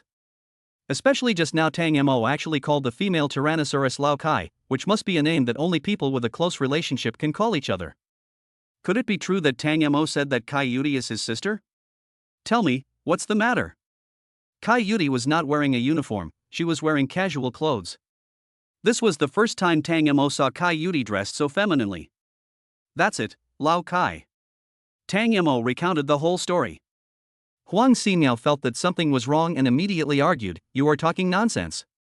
It was your sister who pushed me first, so I hit her. Besides, I haven't hit her yet. My wrist is swollen from your scratching. You can't argue with that. As soon as Huang Ximiao said this, everyone's eyes fell on Wu Xinxin. Wu Xinxin quickly shook her head and said, I didn't push her, I swear to God. Kai Yudi looked at Huang Ximiao, crossed her arms over her chest, and warned him in a threatening tone, you'd better promise me that nothing you say is a lie. Huang Ximiao seemed a little flustered, but he quickly calmed down and looked directly at Kai Yudi and said, everything I said is true. Kai Yudi nodded, okay, let's just assume that what you said is true. Xie Zhengye, I've taken the person away. Go talk to the curator if you have anything to say. Although Xie Zhengye disliked Kai Yudi a little, he was not angry with her. Okay, we are all family. I am already being unfair to Sister Kai by inviting her to have tea. Kai Yudi glanced at him coldly, then took Tang Mo out of the tea house. As soon as they left, Huang Ximiao became angry. He yelled to Xie Zhengye, Brother Xie, what's going on? Who is that woman? Are you taking the person you captured away now? Keep your voice down. She is qualified to join the Flame Dragon Special Forces. Not only that, her family background is also very prominent. Besides, you are not in the right after what others have said about your case. Stop making trouble. Huang Ximiao was furious. Xie Zhengye, I really misjudged you, you coward. If it's no use looking for you, I'll look for someone else. Xie Zhengye ignored her. He couldn't let his career be ruined by a little girl. Standing at the entrance of the tea house, Kai Yudi said dissatisfiedly, you don't come to me when you have nothing to do. You come to me when you have something to do, right? Tang Mo looked innocent, I've been too busy lately and left my sister aside. I'll definitely do it next time. Okay, I'm taking a break today. I've made an appointment with a friend to play badminton. Let's go. After saying that, Kai Yudi left. Sitting in the car, Wu Xinxin looked unhappy. She looked at Tang Mo and asked, did you call that person sister just now? Are you married, Tang Mo? Tang Mo nodded, I'm already married. Then if I ask you to pick me up, won't she be angry? Wu Xinxin felt very uncomfortable. She had always had expectations for Tang Mo. But Tang Mo has not contacted her since graduation. She is very busy at work. Sometimes she doesn't come home for several months. You don't have to worry about her. Wu Xinxin looked at the street outside the window and said, Tang Mo, can you recommend me a place to work? I want to start work today, preferably with food and lodging provided. Tang Mo thought for a moment and said, yes, it depends on your choice. I know the boss of the China World Trade Center. You can rent a store in the China World Trade Center to sell things and be the boss. You can also work as a waiter in a store in the China World Trade Center. You can get the job right away if you want. Of course, in addition to the China World Trade Center, there is also a sales company. But the application requirements are a bit strict. I can't help you. You have to apply on your own. If you're in sales, things like today might happen all the time, so you have to be mentally prepared. Of course, being a shopping guide is the same, but it's better than being a salesperson, mainly because it's easier. After Wu Xinxin heard this, she asked directly, which one makes more money? Tang Mo replied, if you want to make money, you must do sales, but it's a bit difficult at the beginning, so you have to think about it carefully. Okay, then I want to do sales. Afterwards, Tang Mo sent Wu Xinxin to lunch on sales. When applying for the job, Wu Xinxin found out that Tang Mo was the sales director here. Wu Xinxin felt happy at the thought of working with Tang Mo. Sophia looked at Wu Xinxin. The only column on her resume where she graduated from was an unknown university. The rest of the resume is blank. Resumes like Wu Xinxin's are usually thrown directly into the trash can. But she was brought by Tang Mo, so Sophia couldn't judge. Sophia asked Xianglan for instructions. Xianglan said that Wu Xinxin could give it a try. So, Sophia gave Wu Xinxin a 1-month trial period. You can become a regular employee if you get a job at a counter during the probation period. Wu Xinxin was a little confused after hearing this. She didn't know what a counter was. Can I ask what a counter is? Sophia sighed and explained. To put it simply, it means cooperating with shopping malls, such as opening a counter specializing in selling high-end skincare products. However, you can't just randomly find a shopping mall to cooperate with. You need to do a good market research. For example, we have a batch of high-end skincare products, and there are more people buying high-end cosmetics in the China World Trade Center recently, so we can talk to the owner of the China World Trade Center about setting up a high-end skincare counter. Wu Xinxin nodded, I understand. In the sales director's office next door, Tang Mo said angrily, I told you a long time ago that there was someone upstairs, but you rushed up with a frying pan like a reckless man. It's a miracle you could hit him. At this time, Sophia and Wu Xinxin walked out of the application room together. Sophia's ears twitched, she looked towards the source of the sound, and then walked over with an angry look on her face. Play games during work hours and you will be fined. Tang Mo looked up and said disdainfully, you can knock. If I say that you are not allowed to knock, it will be my fault. Sophia walked to Tang Mo's desk, closed her notebook, and said coldly, please treat me to dinner tonight. Tang Mo opened his notebook and said, okay, as long as you take good care of Wu Xinxin, let alone dinner, 3 meals a day will be fine. Humph, Sister Man said that if she can't get a counter in a month, she will be fired. She is on probation now. She can get it. Tang Mo said affirmatively. Sophia closed her notebook again and said fiercely, stop playing. Tang Mo curled his lips, if you don't want to play, then don't play. Why are you so fierce? At this time, Tang Mo stood up and walked in front of Wu Xinxin. I found a job for you, whether you can get a permanent job depends on you. Come with me to where I live. Tang Mo took Wu Xinxin to the rental house where he had lived before. He had lived in Lin Yu's mansion before, and he no longer cared about this rental house. However, the rental period is still half a year, which is enough for Wu Xinxin to live there for a while. If you don't mind, you can live here first. When you make enough money, you can move to a bigger house. Wu Xinxin looked at the rental house with 2 bedrooms, a living room and 1 bathroom, and she was extremely happy. She used to wonder when she could be independent and live in a house by herself. Although the rental house is a bit dirty, it will be very nice as long as you spend some time to clean it up. Thank you Tang Mo, I will definitely treat you to a big meal when I make money. Tang Mo smiled and said, okay. Afterwards, Tang Mo checked the electrical equipment in the rental house and left only after finding that there were no problems with anything. He hadn't been to the China World Trade Center today. After leaving the rental house, he drove to the China World Trade Center. As soon as he walked to the office door, he saw a pile of folders on the desk. The piled-up folders even blocked Li Sitian's fair face. This made Tang Mo a little unhappy. Who doesn't want to see a beautiful secretary the moment they walk in the door? Li Sitian? Tang Mo called out. Li Sitian heard the voice and looked over. Tang Mo, there are too many documents these 2 days. I can't handle them all. You didn't come this morning either. I was doing it all by myself. Tang Mo joked, from your tone, are you blaming me? Then I'll find you a secretary? Find me a secretary? Tang Mo had thought about hiring a secretary before, so that Li Sitian wouldn't have to come to work every day and could take a vacation, go shopping, or something. Are you tired of looking at me? Li Sitian said angrily with a puffy mouth. No, I feel bad for you. You come to work every day and you don't have any holidays or anything. Do I look like an unscrupulous boss? Don't you look like that? Li Sitian, you've become more and more courageous recently? Tang Mo wondered. Li Sitian laughed and said, really? Chapter 50, King of Hell. Tang Mo flipped through the address book and found Meng Meng, and asked her if she had any intention of working in the China World Trade Center. Meng Meng said she would think about it, and called again not long after I hung up, saying she could give it a try. After hanging up the phone, Tang Mo said to Li Sidian, since you've been working hard, I found you a secretary. When she comes, you can take a look at her. If she's okay, you can keep her here. With Meng Meng joining, Tang Mo became even lazier and he hardly went out. In the mansion, Tang Mo was like a big boss, wearing pajamas and watching TV in the living room with a cup of health tea. When Tang Mo got tired of watching TV, his eyes fell on Su Qin. Su Qin always wears a maid outfit when she is in the mansion. It seems that this is the rule set when Lin Yu signed the contract with her. Su Qin stopped what she was doing and glared at Tang Mo with her beautiful eyes wide open. If you look at me again, I will tell Lin Yu. When Tang Mo heard this, he looked even more unscrupulous, as if to say, go ahead and sue me if you have the guts. Su Qin had no choice but to continue cleaning with her head down, letting Tang Mo watch. That day, Tang Mo received a phone call. His expression suddenly became stern. He put on his suit and left. Su Qin saw that he had put on his clothes and wanted to ask him if he would come back for lunch, but she didn't have the time to ask. The roar of the Bugatti sounded from the garage, and then the sound became farther and farther away.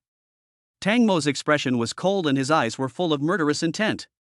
Just now, Wu Xinxin called him and said that she was trapped in the president's office on the top floor of Hai Rui Plaza and couldn't get out. There was no one outside the president's office. She didn't want to lose points in Luncheon sales because of this incident. So she could only call Tang Mo. Tang Mo knew very well that Shen Lang must be deliberately making things difficult for Wu Xinxin.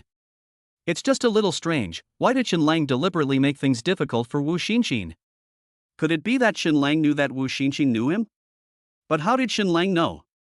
There is a possibility that Lan Xiong Sales has spies planted by Shen Lang. Thinking about it this way, it makes sense. He will talk to Cheong Man about this matter later. Tang Mo arrived at Hai Rui Plaza and went up to the top floor. There were several well-trained bodyguards wearing black suits in the corridor on the top floor. The bodyguard stretched out his hand to stop him, saying, sorry, non-staff members are not allowed to enter here. Tang Mo said nothing and walked forward with a cold look in his eyes. The bodyguards looked at each other and attacked Tang Mo directly. But Tang Mo is not a vegetarian either. Tang Mo stretched out his palm towards the fist that was coming at him with a sound of breaking wind, wrapped his hand around it and squeezed it hard. All I heard was the sound of bones breaking. The bodyguard was well trained and did not cry out in pain, but instead groaned. When the others saw this, they rushed over to help. However, Tang Mo directly threw the bodyguard who rushed up first like a sandbag. He knocked down 4 or 5 bodyguards. What a strong force! We've run into trouble today, so we can only ask the King of Hell to help. Quick, go and ask the King of Hell. Soon, a bodyguard who fell to the ground got up and ran deep into the corridor.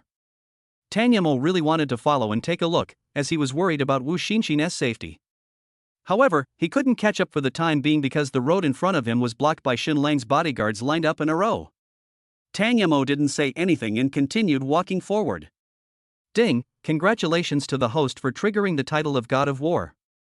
Activate the God of War's physique and increase your combat power by 200%. Tang Mo paused slightly. He hadn't heard the system announcement for a long time. The title of God of War is not bad, and it has additional attributes. He only felt that his eyesight became clearer, and he also felt confident that he could avoid the attacks of Shen Lang's bodyguards. Shen Lang's bodyguards moved, unable to let Tang Mo move forward. However, Shen Lang's bodyguards' movement seemed very slow in Tang Mo's eyes. After Tang Mo dodged sideways, he looked at him with lingering fear. The bodyguard looked confused, he clearly felt that he could beat Tang Mo. The bodyguard didn't believe it and punched him twice more.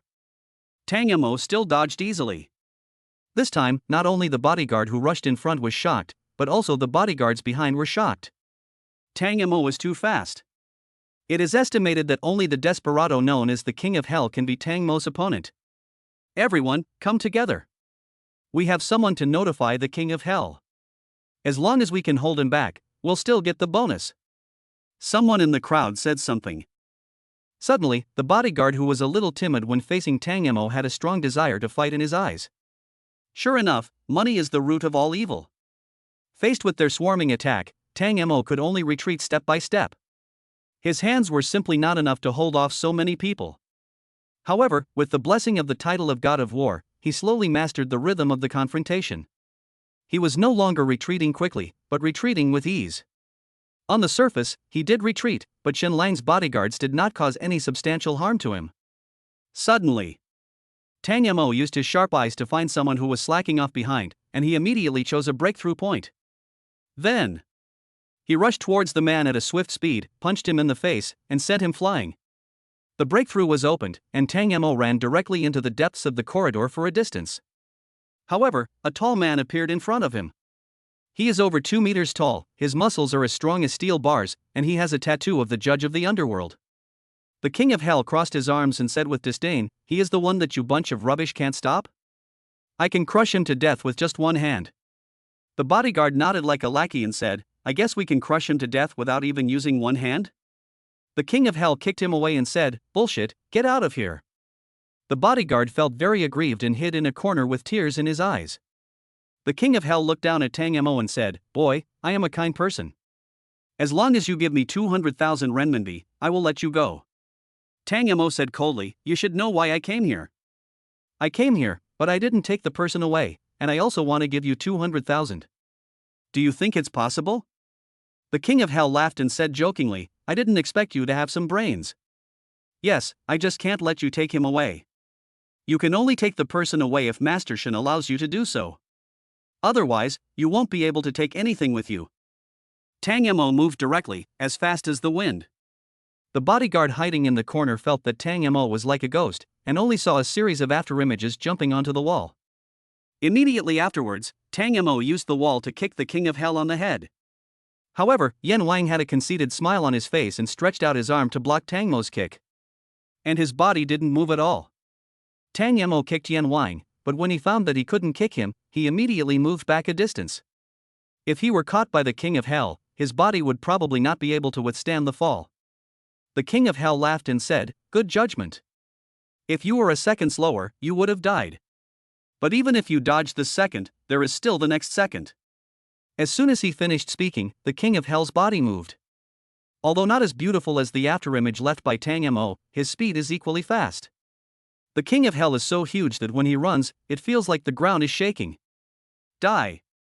The king of hell swung his iron fist towards Tang Mo. Tang Mo reacted quickly and dodged. However, even if he dodged it, he would still be affected by the king of hell's fist. Tang Mo took 2 steps back before he could stand firm. After just this round of fighting, Tang Mo felt that Yan Wang was even stronger than the soldier king Jin Xin. Before, Tang Mo spent the whole night still not being a match for the soldier king Jin Xin. You can imagine how powerful the king of hell is. Tang Mo felt unprecedented pressure. At the same time, he felt a little excited. He can continue to learn fighting skills from the king of hell. Just as I was thinking about it, the king of hell rushed over again like a brown bear. Tang Mo quickly dodged. And the wall behind him was hit by Yan Wang's punch, leaving spider web-shaped cracks. He pulled his fist back from the wall, and the spider web-shaped crack collapsed instantly. It would be a lie to say that he wasn't afraid, but Tang Mo wanted to try his best to challenge the king of hell. Only by fighting with people who are stronger than himself can he learn fighting skills very quickly. Besides, he hasn't learned fighting skills for a long time. After being a boss for a long time, your body will also rust. After thinking about all this, Tang Mo immediately took the initiative. However, in the eyes of the king of hell, Tang Mo was like a child, too short. He didn't think Tang Mo was that powerful. He stretched out his hand and wanted to wrap Tang Mo's fist, and crush Tang Mo's hand bones in the simplest and most brutal way. In fact, Tang Mo did not intend to hit the king of hell with this punch, nor did he think that this punch could hurt the king of hell. When the king of hell wanted to confront him head-on, he suddenly swung his left fist. Fake punch. The king of hell's pupils suddenly shrank, and he changed his left fist and pounced directly towards Tang Mo. He wanted to rush into Tang Mo in the most brutal way. Fortunately, Tang Mo did not use all his strength on his left fist, he still had some strength left. He rolled over the king of hell's head. As the king of hell did not collide with him, he quickly knelt on one knee on the ground and slid for a distance before stopping his body, which was carried by inertia. The bodyguard in the corner felt terrible when he saw the king of hell kneeling on one knee on the ground. No one has ever been able to make the king of hell kneel on one knee. It was not until this moment that the bodyguard suddenly realized the strength of the person Shenlang wanted them to fight. He is a thug who is not much different from the king of hell, and may also be a desperado. The king of hell slid for a distance, rolled forward and stood up. The smile on his face disappeared and he looked at Tang Mo with a serious expression. You reacted quickly, otherwise you would have been crippled if not killed. But I really didn't hit him, so I won't make excuses. Come on, I'm serious. The king of hell assumed a stance. Tang Mo had seen this stance before, in the Soldier King Jin Xin. Have you been a special forces soldier? Tang Mo asked doubtfully. The king of hell was slightly surprised. He didn't expect that Tang Mo could actually see through his moves. You know? I've learned it for 2 days. As he said that, Tang Mo also put on the same posture as the king of hell. The king of hell laughed. It's not enough to just be aggressive. After saying that, the king of hell took action. But after a few rounds of fighting, the king of hell was shocked. Tang Mo actually blocked all his moves. Otherwise, he could cripple Tang Mo with just one punch. Tang Mo passively took the attack and retreated, which reminded Yan Wang of someone. A very familiar person. His shadow was seen in Tang Mo. If it was him, the king of hell would smile grimly. Yan Wang attacked Tang Mo from both sides with his fists, leaving no defense in the middle. Although it was only a moment, Tang Mo captured the gap when Yan Wang switched his boxing techniques.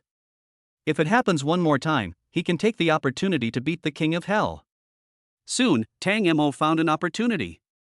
However, when he took action, he remembered that since Yan Wang was a thug similar to Jin Xin, he would definitely not reveal such a flaw. But it was too late for him to stop, so he had to continue fighting. The king of hell grinned and kicked Tang Mo far away. He kicked Tang Mo directly in front of Wu Xinxin's office. Xin Lang's office uses glass walls, which allows for double-sided and single-sided walls to be set up inside. Wu Xinxin saw Tang Mo falling in front of the glass door of the office and spitting out blood. She hurriedly pounded on the glass door with her fist and said, Tang Mo. Tang Mo. Tang Mo turned his head and smiled bitterly. He still underestimated Xin Lang's strength. Yan Wang came over and asked seriously, Are you Jin Xion's apprentice? After hearing this, Tang Mo looked at Yan Wang. Do you know him? The king of hell said, he was my former comrade in arms, but we had a disagreement and haven't seen each other for a long time. I'm not his apprentice. I just practiced boxing with him for 2 days, that's all. Tang Mo wanted to stand up, but the kick made his internal organs bleed. He struggled to support himself with his hands and staggered to his feet. The king of hell hesitated for 2 seconds and said, To be honest, I really want to crush your head and throw it into the river to feed the fish. But, I want Jin Xin to owe me a favor. I might as well tell you that I'm a desperado with several murders on my shoulders. It was Master Shin who accepted me and allowed me to stay under his name to protect his safety. I can't disobey Master Shin's words, but I also want Jin Xion's favor. At this time, Xin Lang's voice came from not far away, and he said with a smile, Yan Wang, I support whatever you want to do. Tang Mo, where did you get this country girl from? She's quite pretty. How about getting engaged to me too? Tang Mo angrily said, You are looking for death. Xin Lang put his hands in his trouser pockets and raised his chin and said, Do you think you can do it? As soon as he finished speaking, more than a dozen bodyguards in black suits came up behind Xin Lang. Tang Mo, I've been very polite to you. You still want to cooperate with me? Are you dreaming? This is just a small reminder. Don't try to take advantage of me again. I can't possibly cooperate with you. It would be best if both Lan Xiong Sales and China World Trade Center went bankrupt. Ha ha ha. Okay, take your woman and go. Xin Lang walked to the glass door and pressed his fingerprint, then said fiercely, Can you afford to pay for breaking my door? Then, Xin Lang sneered, Go away. As soon as the glass door opened, Wu Xinxin hurried to Tang Mo's side, supported him, and said with tears in her eyes, Tang Mo. Tang Mo smiled and said, It's okay, my sister will be here soon, I'll sleep for a while. Chapter 51 Official Business. Half an hour ago, Tang Mo contacted Kai Yudi. As soon as Kai Yudi heard that Tang Mo was going to Hai Rui Plaza to look for someone, she immediately had a bad feeling. She drove the police car to Hai Rui Square as quickly as possible. But in the end it was too late, Tang Mo had already fallen into coma. Kai Yudi ran to Tang Mo's side and asked angrily, What did you do to him? Xin Lang spread his hands and said with an innocent smile, Officer Kai, he broke into our office area, and we hope you can bring him to justice. The corridor was filled with Xin Lang's bodyguards, and there was no way Kai Yudi would believe what he said. Kai noticed the only woman beside Tang Mo and asked, "You know everything that happened just now, right?" Wu Xinxin said anxiously, "I know, let's send Tang Mo to the hospital quickly." Kai nodded. Now was not the time to find out what happened. It was Wu Xinxin's first time riding in a police car. She clenched her fists and placed them on her legs, looking very nervous. She secretly glanced at Kai, only to see that Kai's face was gloomy. Such an expression could only mean one thing, that is, Tang Mo is very important to her. Tang Mo had said before that he was married and that his lover was busy with work. Wu Xinxin had some suspicion that Kai was Tang Mo's lover, but Tang Mo had said before that Kai was his sister. This made Wu Xinxin very conflicted. After sending Tang Mo to the hospital, Kai asked Wu Xinxin in the corridor what had just happened. Wu Xinxin told Kai everything she had just seen and heard. "How dare they detain you in broad daylight?" Kai was furious.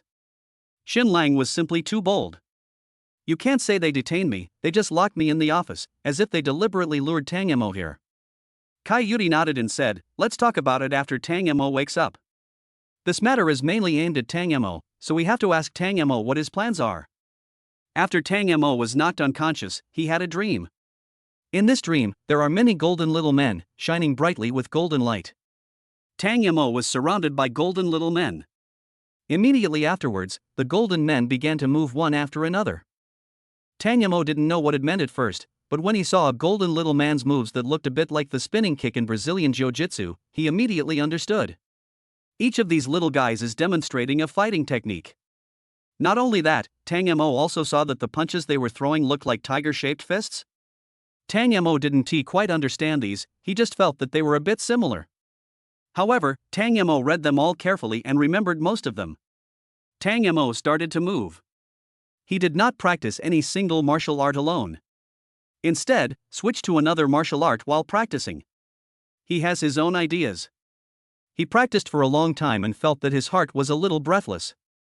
Outside the dream, two women were standing beside the bed, holding his hands in panic. Lying on the hospital bed, Tang Mo was sweating profusely, and his sweat even soaked the pillow. "Tang Mo? Hurry up and wake up Tang Mo. Tang Mo." After Kai called out twice, she hurried out to call a doctor. The male doctor who came and flipped Tang Mo's eyelids and said solemnly, "Give him an injection of sedative." After taking the sedative, the sweat on Tang Mo's face slowly disappeared. In the dream, Tang Mo rolled on the ground, holding his neck as he was out of breath. Suddenly he found that he could breathe and heaved a sigh of relief. "What's going on? Is there something I haven't practiced well?" After thinking about it, Tang Mo couldn't figure it out, so he stood up and continued to practice martial arts. The golden man who demonstrated martial arts before no longer demonstrates it alone, but two people fight against each other.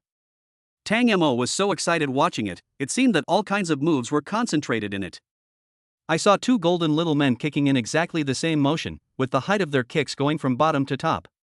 But after they separated, their attitudes were different." After watching for a while, Tang Mo decided to fight against a golden little man. The golden man seemed to understand what he meant, and he got ready and started to attack.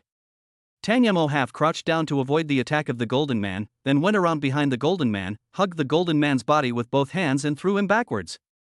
After the golden man was hugged and thrown, he turned into golden starlight and dissipated. "It seems that I have to defeat all these golden villains before I can return to the real world." Ever since Tang Mo was bound to the system, he has become accustomed to such strange things. But in this dream, it should also be considered a special place, right? Why didn't the system speak? Ding, the host is detected in the Jiwu dream, and the Xinwu title is awarded. Tang Mo felt a little strange. When he thought of the system appeared. It's just that this title doesn't seem as good as the last one. The last time the title of God of War had additional attributes, Tang Mo never expected that. Still, having a title reward is better than having none at all.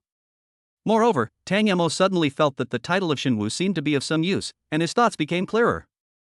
Demonstrating Tiger Fist, Baji Collapse, Bagua Palm, Thousand Evil Palm, Lion Roar Skill, etc., the golden villains were defeated one by Tang Mo.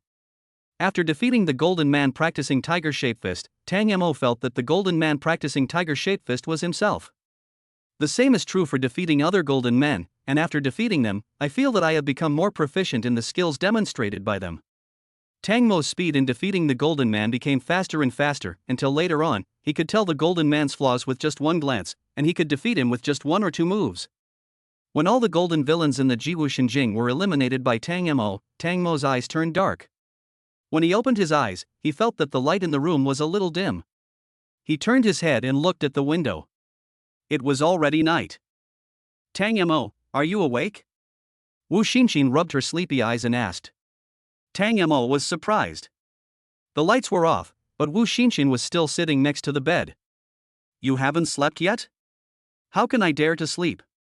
You were injured because of me. If anything happened to you, I wouldn't be able to survive. Tang Mo sighed softly, and suddenly found the lunchbox on the bedside table. Who sent this lunchbox? Wu Xinxin was a little amazed and said, it was sent by Kai Yudi. She said you can eat hot food when you wake up. It's an insulated lunchbox. Okay, I'm hungry, let's have a midnight snack. After eating, Tang Mo called Kai Yudi. Kai Yudi answered the call quickly. She couldn't sleep tonight when she thought about Tang Mo. I felt annoyed when I heard someone calling me, hello? Thank you, Lao Kai. As soon as she heard Tang Mo's voice, Kai Yudi's irritable mood immediately disappeared. But soon, the irritable mood came back like the clouds turning to cloudy. Do you have evidence of Shenlang's arrest this time? Give it to me if you have it. I don't want Shenlang to get away with it anymore. Tang Mo smiled and said, thank you, Lao Kai. This time it can't be considered that Shenlang took the initiative to provoke me. He just locked the office door. Even if he wants to make a fuss about this, he can just make a fuss and say that he didn't know there was someone in the office. Kai Yudi sighed, okay, as long as you're okay, I'm going to sleep. The next day, Tang Mo went to the military camp. Tang Mo had been to the military camp before, and he was brought by Kai Yudi, so some people had not forgotten him. The person on duty explained in a kind tone, there is no pass for the military camp, and outsiders are not allowed to enter. Tang Mo was speechless and asked if there could be some flexibility. He just wanted to talk to Jean Xin. The person on duty said that Jean Xin was not in the barracks. He had gone out on a mission and it was unknown how long it would take for him to come back. You can't just stand at the door of the duty room and wait for Jean Xin to come back, right? After thinking about it, Tang Mo decided to ask Kai Yudi for support. However, Kai Yudi was also at work. If you have something to say, please tell me now. Listen, everyone inside, you are surrounded. As long as you are willing to lay down your guns and surrender, we will not make things difficult for you. Kai Yudi had just finished speaking when the sound of a broadcast from a loudspeaker came. Tang Mo heard and asked, what are you doing? Kai Yudi said, criminals have taken everyone in the bank hostage. I plan to teach them a lesson. Do you have any objection? Tang Mo didn't want Kai Yudi to die in the mission, so he asked, where are you? Maybe I can help. Hee, how can you help? Or just tell me why you called me, and I'll think about whether I can help you or not. Tang Mo said, I want to talk to Jean Xin. I didn't understand something when I was practicing boxing last time, otherwise I wouldn't have been injured. Kai Yudi said with a slightly dissatisfied look, you called me just to find Jean Xin? He is on a mission with me, so I'm afraid he doesn't have time to chat with you for the time being? Which bank is it? I'll go there. Tang Mo said with a stronger tone. Kai Yudi looked around and saw soldiers with guns everywhere. The risk level was very high. She couldn't let Tang Mo come to such a place.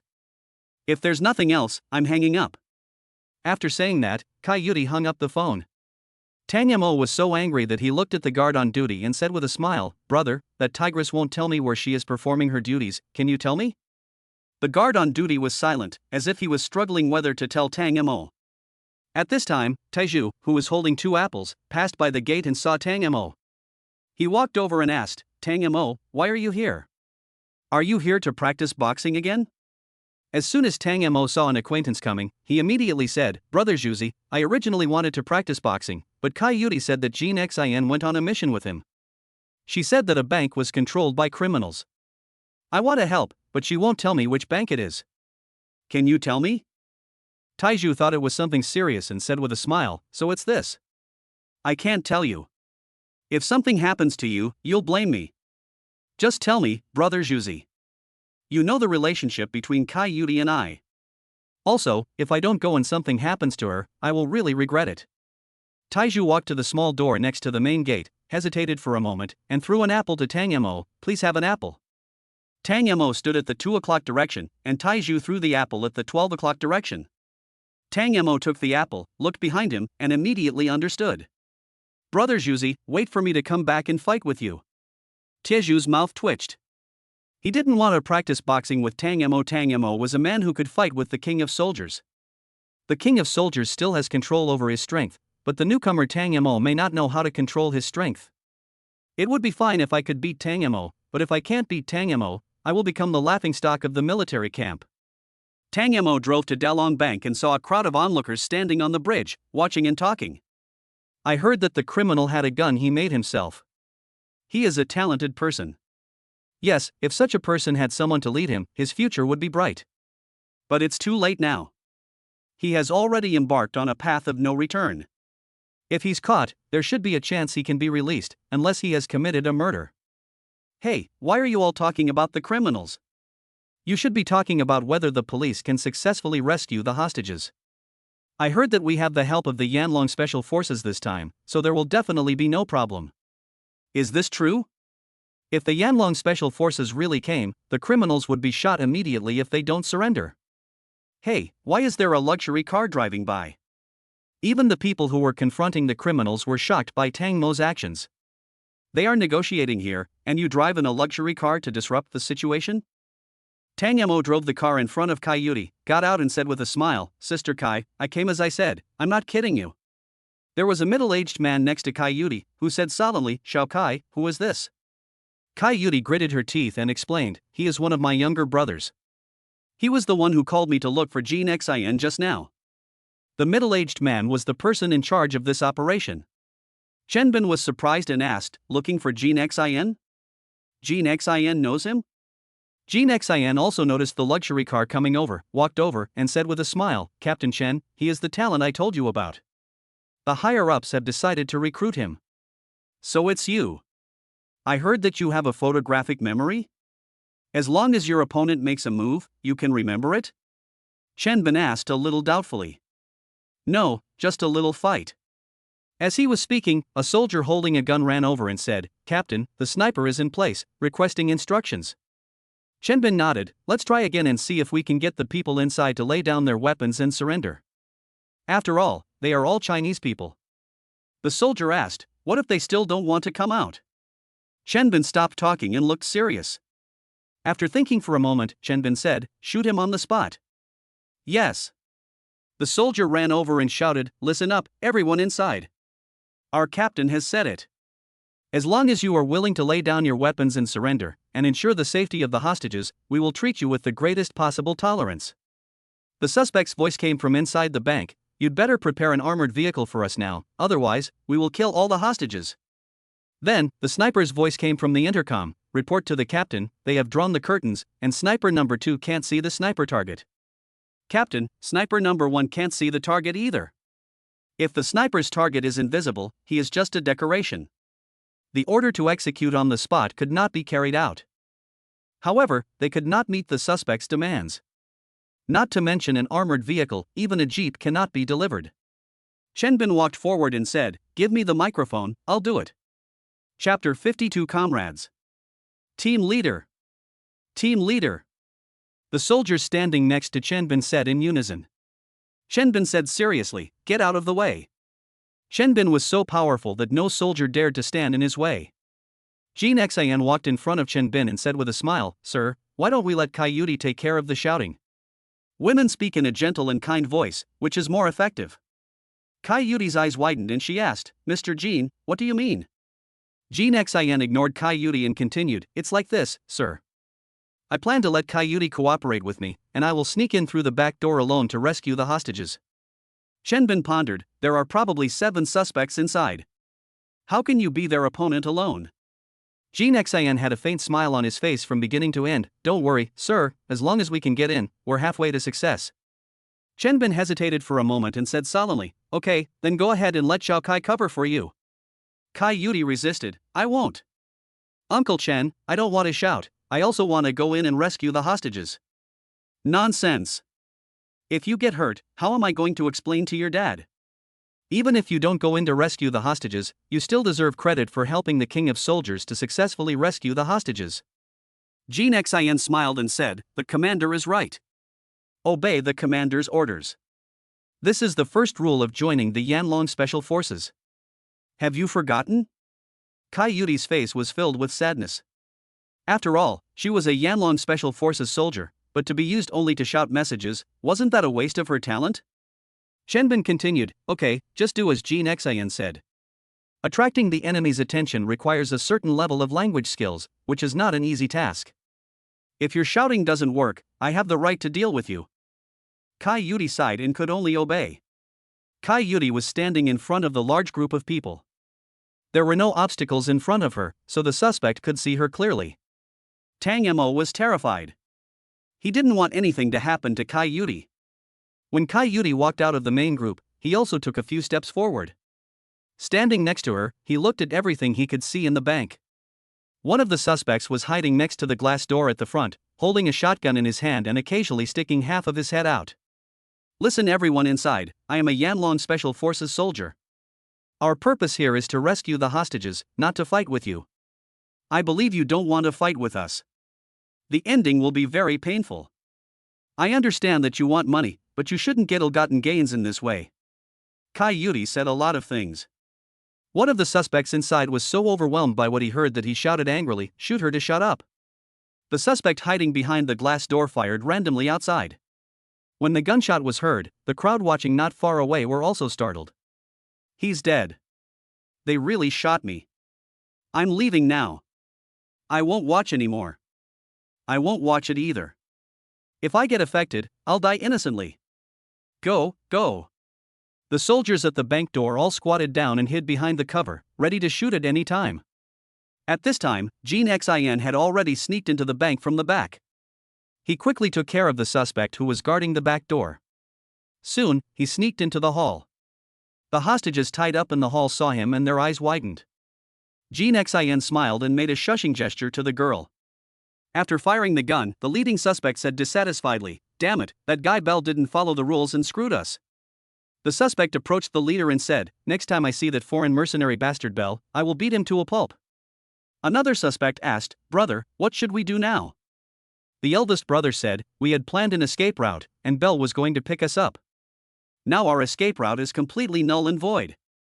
The younger brother said, "Brother, let's fight them. We're all going to die anyway." The eldest brother said, "No, we haven't even married or had children yet. It's not worth dying." One of the younger brothers smiled evilly, "Big brother, there are a few beautiful girls here, why not give them to the brothers?" Several other younger brothers also followed suit. "Yes, big brother, even if I die under the peony flowers, I will still be romantic."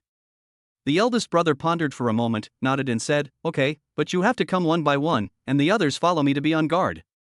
The suspect approached the young girl step by step, and Jean Xin, who was hiding behind the counter, gradually stopped smiling. Jean Xin has dealt with the two suspects guarding the back door, and now there are 5 suspects left in the hall. He carried 2 Colt double pistols. He could shoot and kill 2 suspects in an instant, but the other 3 would be a bit difficult.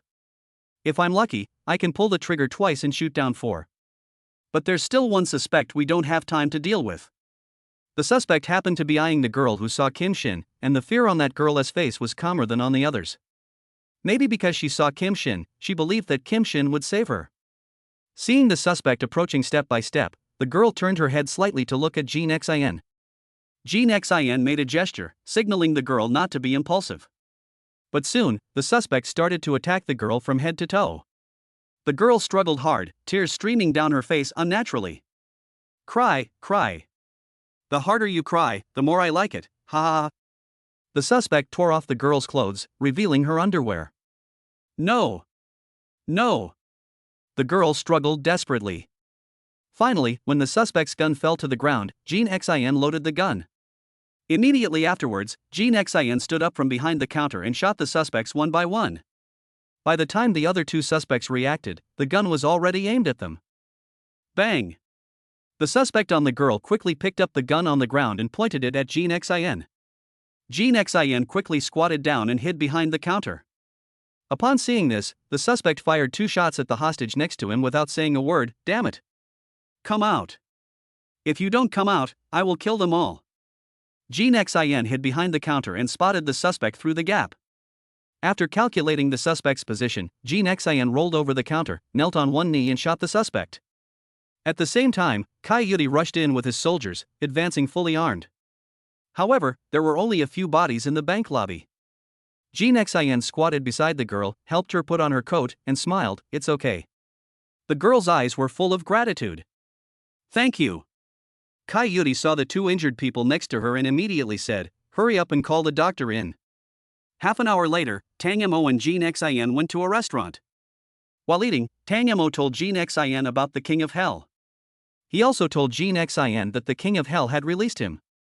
When Jin Xin heard the name of the King of Hell, a terrifying chill broke out throughout his body. But soon, Jin Xin suppressed the chill emanating from him and said with a smile, "He said he let you go so that I would owe him a favor?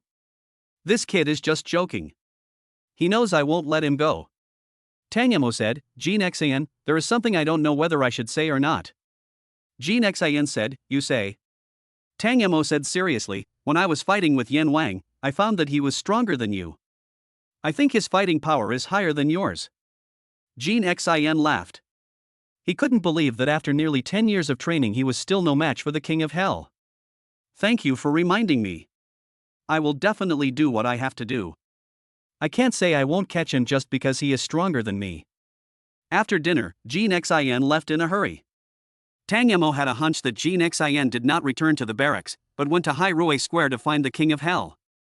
It was not until the evening that Kai Yuri called Tang Mo. Kai Yuri asked Jin Xin to come back and record the transcript. But after lunch, Jin Xin was no longer with Tang Mo.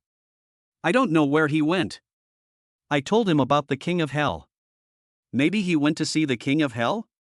Tang Mo also began to worry. Logically speaking, the winner should have been decided in half a day.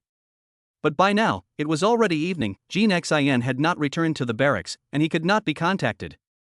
"I understand," Kai Yuri said and hung up the phone. In the evening, Su Qin was cutting fruit for Lin Yu. Seeing Tang Mo putting on his coat, she asked, "Where are you going so late?"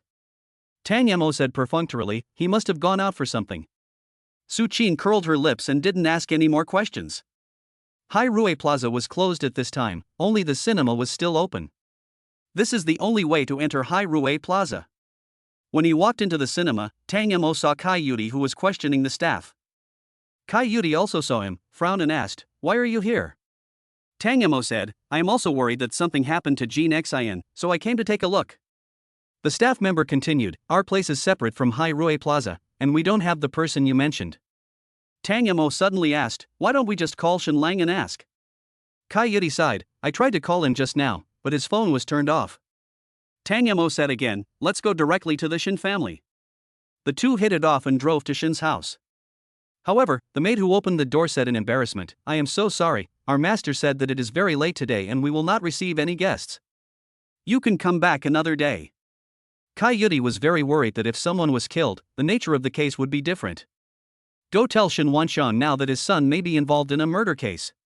If he doesn't want his son to go to jail, he'd better see me immediately. Kai Yuri spoke in a very strong tone, which made the maid dare not pass on the message. Shen Wanxiang was forced to put on a coat to receive Kai Yuri and Tang Mo. Shen Wanxiang asked solemnly, "Officer Kai, everything must be based on evidence. My son has been at home all day today. What murder case is he involved in?" Yesterday, he found out that Shen Lang deliberately locked Wu Xinxin in the office. He didn't want to see his loved ones die, and he didn't want his Shen empire to collapse. So, he locked Shen Lang at home and made him reflect on his mistakes facing the wall. Kai Yuri came to him again today, which made him very puzzled. Shen Lang has a subordinate named Yan Wang. He used to be a member of the Yanlong Special Forces, but later he changed his name due to some things. I didn't expect him to appear in Rue Plaza now. After investigation, we found that he is your son's subordinate, and we have a man who was once a comrade in arms with Yan Wang. After hearing the news that King Yan was in Rue Square, I immediately headed for Rue Square. But there has been no news from him so far and we can't contact him." Shen Wanxiang frowned. He couldn't find any information about Yan Wang, and it turned out that he was once a Special Forces soldier of Yanlong. As long as you have participated in the Yanlong Special Forces, all your information is top secret. My son has been sitting at home today, thinking about his mistakes. You said he was involved in a murder case, but I don't agree. Kai Yudi retorted, then why is his phone turned off? Shin Wanxiang was really annoyed with Kai Yudi, so he waved his hand and said, "Go, call that bastard over here." A few minutes later, Shin Lang came over in his pajamas with a reluctant look on his face and said angrily, "Are you sick? You came to see me yesterday, and you come to see me again today? I don't know you guys well, please don't come to me again, okay? I'm really convinced. Can you let me sleep so late at night?" Shin Lang has been complaining since he came. Until Shin Wanxiang said to him harshly, "Since they are guests, they should know the rules." Shin Lang smacked his lips, sat down next to Shin Wanxiang, crossed his legs and asked, "Tell me, what's the matter again?" Shin Lang's carefree attitude doesn't seem like someone involved in a murder case at all. Kai Yudi began to doubt her own judgment. Without waiting for Kai Yudi to speak, Shin Wanxiang said first, "One of them went to look for your subordinate Yan Wang, and there is no news so far." You should ask him quickly. Shin Lang laughed and said, "Dad, do you know why he is called the King of Hell? Because he has killed countless people overseas." Don't even mention Officer Kai. Even if Officer Kai's father came, he wouldn't be a match for us. Ha ha ha. Shin Wanxiang was annoyed by what he heard, and slapped Shin Lang on the back of the neck, intimidating him without even getting angry. "Just ask me if I ask you, what nonsense are you talking about?" Shin Lang calmed down immediately, smacked his lips twice, and then said to the maid next to him, "Lend me your phone, I'll make a call." Shin Lang has an exclusive mobile phone number for contacting the King of Hell. He is the only one who knows the King of Hell's cell phone number. The call was quickly connected. "Hello?" After Shin Lang heard the voice, he said, "Yan Wang, I want to ask you something." Did someone come to see you today? It seems to be someone from the military? The phone stopped ringing and became very quiet. After a moment of silence, the King of Hell said in a low voice, "No one is looking for me." Okay, hanging up. After saying that, Shin Lang hung up the phone. Did you hear that? The King of Hell said that no one is looking for him. Shin Lang said with a smile. Kai Yudi didn't believe it and asked, "No one came to see him, why didn't he speak for so long? He must be guilty. Give me the phone and I'll call." Kai Yudi took the opportunity to snatch the phone from Shin Lang's hand. Shin Lang dodged directly and walked around the coffee table. There were more and more black lines on Shin Wanxiang's face, and he pounded his crutch twice.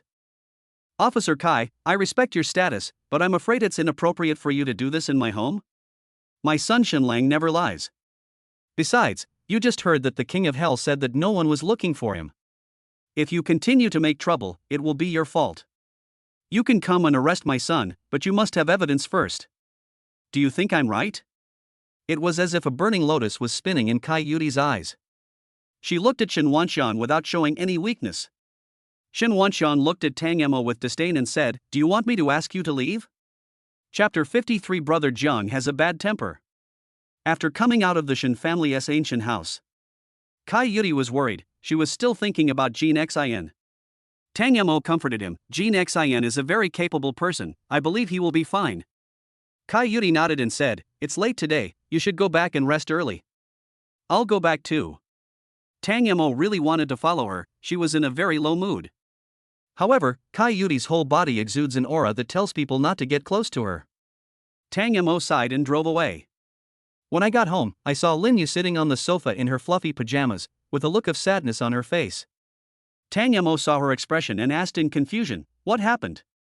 Why are you sitting on the sofa so late at night?" Lin Yu looked up at him, then retracted her gaze, pretending not to care, and said, "I don't know if my man has any urgent matters that require him to go out and deal with them so late at night." In the past, no matter how late Tang Mo went out, Lin Yu would not care about him. But this time, after Tang Mo went out, her heart began to beat fast and she felt very uneasy. Tang Mo was stunned for a moment. He didn't expect Lin Yu to ask him what he was doing out so late at night. "I'm going out for a drive. It's a bit hot at home this late at night." Lin Yu laughed at herself. "Can't you turn on the air conditioner when it's hot? Didn't I allow you to turn on the air conditioner?" Tang Mo was a little annoyed by Lin Yu's words, even though Lin Yu hadn't asked him anything before. "Why do you care so much? You never asked me when I went out this late before, but now you ask me where I am. Is it any use?" Tang Mo had never spoken to Lin Yu in this tone before. Lin Yu was also frightened by his tone, and she really wanted to say, "I'm just asking because I care about you." But when the words came to her lips, she couldn't say them, because what Tang Mo said was not wrong. After Tang Mo finished speaking, he went straight back to his room to rest. After a while, Lin Yu's new TV series, Huagu Martial Arts Drama, was released. Lin Yu also watched it at the first moment. As the first episode of Huagu ended and the ending credits played, Lin Yu planned to peel 2 apples to eat. As he was whittling, Lin Yu suddenly discovered Tang Mo's name. Partner companies, Tang Media, Tang Mo. Lin Yu, who was peeling an apple, was stunned for a moment and the fruit knife cut her finger. Oh. Lin Yu looked at his bleeding finger, then looked at the name on the end credits. She pressed the pause button, and the ending scene stopped at the moment of the cooperative company. Lin Yu immediately thought of why Tang Media agreed to any of her requests. If that person was not Tang Mo, would others agree to any of her requests? In order to be truthful, Lin Yu asked Su Qin. Su Qin nodded, yes, Tang Media is an entertainment company under Tang Mo's name. Did you just know this, Sister Lin Yu? In fact, Su Qin knew it when she signed the contract. But she never said it. This is also why she is getting closer and closer to Tang Mo. Tang Mo is no longer the silly boy he used to be. He has many identities. Why didn't you tell me earlier? Lin Yu said angrily. Su Qin said pitifully, you didn't ask me about Sister Lin Yu. Besides, Tang Mo is your man. I thought you knew it. It was not until this moment that Lin Yu realized how much she despised Tang Mo. She owed Tang Mo so much. Lin Yu leaned on the sofa, thinking about how to make up for her debt to Tang Mo. Soon, Lin Yu made a decision, looking very serious.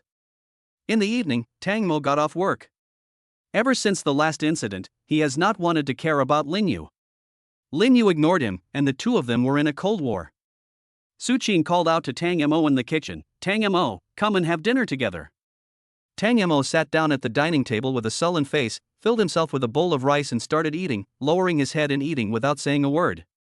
Just when Tang Mo was about to finish eating, Lin Yu finally couldn't help but speak. Lin Yu looked at him and forced a smile, my dear, you've worked hard today. I made fish soup for you. Would you like some? This was the first time Lin Yu called Tang Mo like this since their marriage. However, Tang Mo did not get rid of his dissatisfaction because of this title, and continued to eat with his head down. Lin Yu never knew how to coax people. She turned her head and looked at Su Qin, her eyes full of help. Su Qin smiled and said, Sister Lin Yu never cooks. Today, I made fish soup specially for some people, but he didn't appreciate it. It's okay. He doesn't want to drink it, so he lets me drink it. I just like the fish soup made by Sister Lin Yu. After saying that, Su Qin directly served herself a bowl of fish soup and deliberately made noises while drinking the soup. Gurgle gurgle. Ah, delicious. Tang Mo felt overwhelmed after hearing this and quickened his eating pace, finishing the bowl of rice in less than a few seconds. Then he ran out of the kitchen. As soon as Tang Mo left, Lin Yu really couldn't hold it anymore. She had never been so compromising as she was today, but the other party didn't appreciate it, which made her so sad. Woo woo. At night, Lin Yu sneaked into Tang Mo's bed. Tang Mo was sleeping and thought he was dreaming when he bumped into a marshmallow. However, after he reached out and touched it twice, he felt something was wrong the more he touched. Soon Tang Mo woke up from his dream, and he looked at everything in front of him in disbelief. Lin Yu was actually in his bed? And his hands were still on her? Although the lights were off, there was still moonlight filtering through the window curtains. Lin Yu blinked her bright eyes and said, Hubby, I'm sorry. I have never really considered you as my husband. When I got the marriage certificate, I only considered myself. I didn't want to embarrass myself. But now, I know everything you have done for me. I terminated my contract with Xinghua Company, but I still had movies to shoot, and they were directed by famous directors. I always thought it was my talent. Thank you, husband. Can you let me repay you? Tang Mo applied a little force on the palm of his hand. After hearing Lin Yu's panting, Tang Mo withdrew his hand, just to repay you? Lin Yu hesitated for a moment. She didn't want to let all her efforts go to waste. She quickly reacted and said, it's not just about repaying, it's also about love. I like you, Tang Mo. After the TV series and online drama Huagu was broadcast, Lin Yu's career returned to its peak. Those directors who wanted to work with Lin Yu were ostensibly talking to Tang Media, but in fact the only person they were talking to was Su Qin from beginning to end. Now, in addition to being Lin Yu's agent, Su Qin also has another identity, the vice president of Tang Media. Tang Mo became a hands-off boss and no longer had to worry about the China World Trade Center. He promoted Li Sidian from his secretary to vice president, and Meng Meng became her secretary. After becoming a hands-off boss, Tang Mo had plenty of time. Plus, he had money, so he frequented high-end entertainment venues. He's been playing at the Mora Bar lately. Zhang Zhangchuang, the owner of Mora Bar, is also a nice person. Zhang Zhangchuang is not in the bar every day, but whenever he is there, he is always wearing the same outfit, a white suit. Tang Mo sat on a single leather sofa chair. He came to the bar just to satisfy his eyes and didn't want to do anything to let Lin Yu down. Every time, Zhang Zhangchuan would send him a few beautiful young girls. Brother, every man who comes to the bar doesn't come for fun, but you are special. You come here to watch, not to play. Zhang Zhangchuan joked with a smile. The woman next to Zhang Zhangchuan heard what he said and also smiled. However, what greeted them was Zhang Zhangchuan's fierce eyes. I'm talking to my brother. Who allowed you to laugh? Slap yourself in the face. The women sitting next to Zhang Zhangchuan looked at Tang Mo for help. They didn't want to slap themselves in the face. Tang Mo understood and said, Brother Zhang, you have a bad temper? It's okay for them to laugh, but I might be a weirdo to them, right? When Zhang Zhangchuan heard this, his face turned even worse. He mistakenly thought that Tang Mo was really angry. You don't want to smoke it yourself, right? You want me to do it myself, right? As he said that, Zhang Zhangchuan slapped the woman next to him. The woman's face turned red all of a sudden, but she didn't dare to resist and continued with a smile that was uglier than crying. Brother Jiang, are you comfortable with the fight? You can take a break if you're tired. I'll do it myself. I guarantee you'll be satisfied. Zhang Zhangchuan ignored what the beaten woman said and continued to slap her in the face. Tang Mo looked at her for a while, frowned slightly. Brother Jiang, stop hitting her. Will you kill her if you continue hitting her?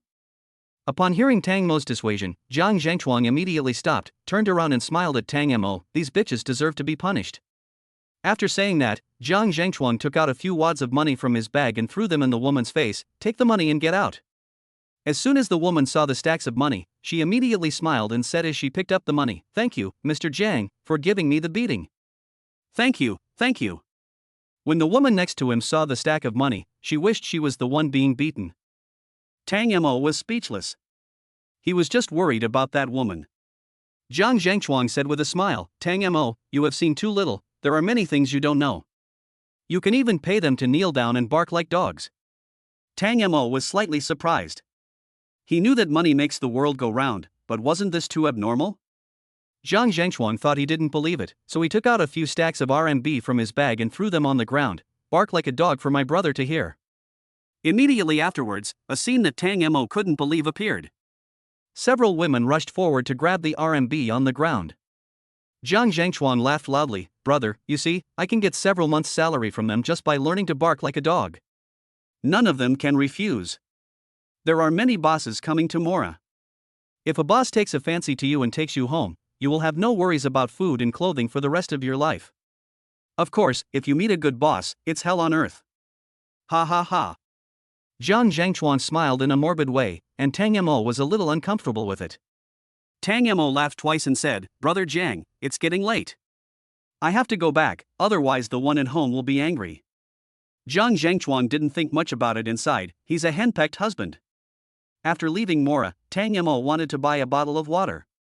I happened to see the woman who was beaten by Zhang Zhangchuan just now. She was wearing a mask, which seemed to be used to cover her face.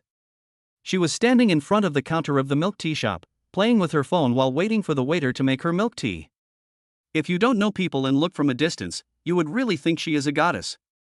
But after seeing what she did just now, Tang Mo really couldn't associate her with the goddess. Tang Mo was a little curious about how she managed to achieve such superb acting skills of being one person in front of others and another behind their backs. Tang Mo walked up to her and said, You were beaten, but you didn't resist. Why? Xu Bingbing heard the voice and turned her head to look. When she saw Tang Mo, she frowned and asked, What do you mean? My goodness, when she showed this expression, I would have thought that Tang Mo was just flirting with a woman on the street. I don't mean anything else, I'm just a little curious. Tang Mo spread his hands. Xu Bingbing smiled charmingly, lifted her hair and said, "Why, do you want to find out about me? Do you want to support me?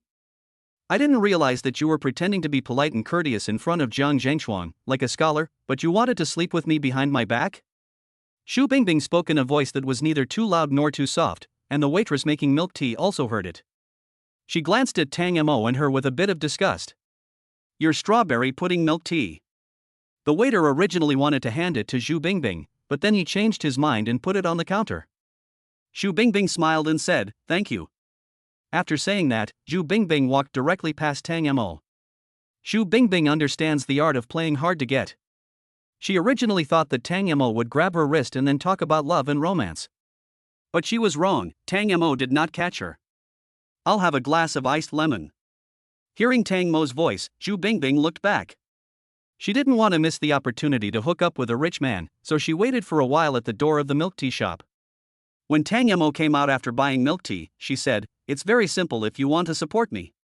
100,000 pocket money a month, and I can go for a physical examination with you. How about that?" Tang Mo smiled and said, 100,000 pocket money a month, you are too cheap." "What do you mean?" Xu Bingbing asked angrily. Her price was very low. Her best friends all earned hundreds of thousands or millions.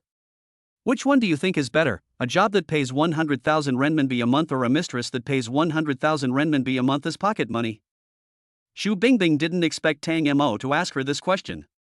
"What do you mean?" Tang Mo continued drinking ice lemon and walked towards the parking lot. Xu Bingbing followed him, not believing in evil, and said, "If there is a job that pays 100,000 renminbi a month, I will definitely choose the job that pays 100,000 renminbi a month. But there are too few jobs that pay 100,000 renminbi a month. It's different when you go to Mora. If you're lucky, you can earn tens of thousands of RMB in one night, and you don't even need to be kept." As she spoke, Xu Bingbing was proud of herself for earning 40,000 renminbi tonight. "Have you thought about the future?" Tang Mo's words made Xu Bingbing stunned. She never thought about the future, let alone dared to imagine there would be a future. She recalled what happened in the bar and tears fell uncontrollably. Who doesn't want to have a future? But I want endless money, so this is the only way I can take, right? You're supporting me, right? I'll just serve you from now on, okay? Tang Mo threw the milk teacup into the trash can and said calmly, "You are too cheap. No one wants to use you. If you have made up your mind, just call me." Tang Mo gave Xu Bingbing a card with the contact information of Tang Media. Chapter 54, Tang Media's first artist. Tang Mo was no longer the small character he used to be. The reason why he wanted to bribe Xu Bingbing was that he wanted to know more about Jiang Zhengchuan.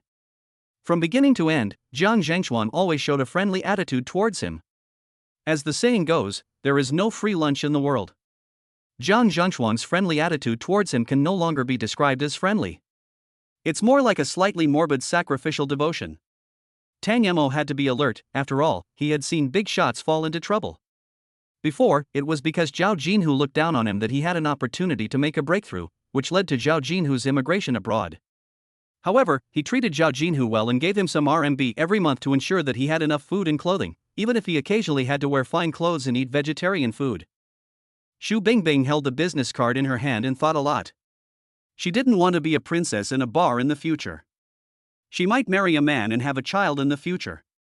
But what about her job? Since graduation, she has only worked normally in the first year of graduation, and then she has lived a muddle-headed life every year. The RMB she earned by using her beauty will disappear one day, and she cannot tell others about her experience. Only a proper job can allow her to hold her head up high in front of her future man and children, and also allow her to talk about her experiences when she was working. Before Tang Mo walked away, Xu Bingbing had already thought it through and made a decision. "Mr. Tang." Tang Mo was walking towards the parking lot with a scornful smile on his face.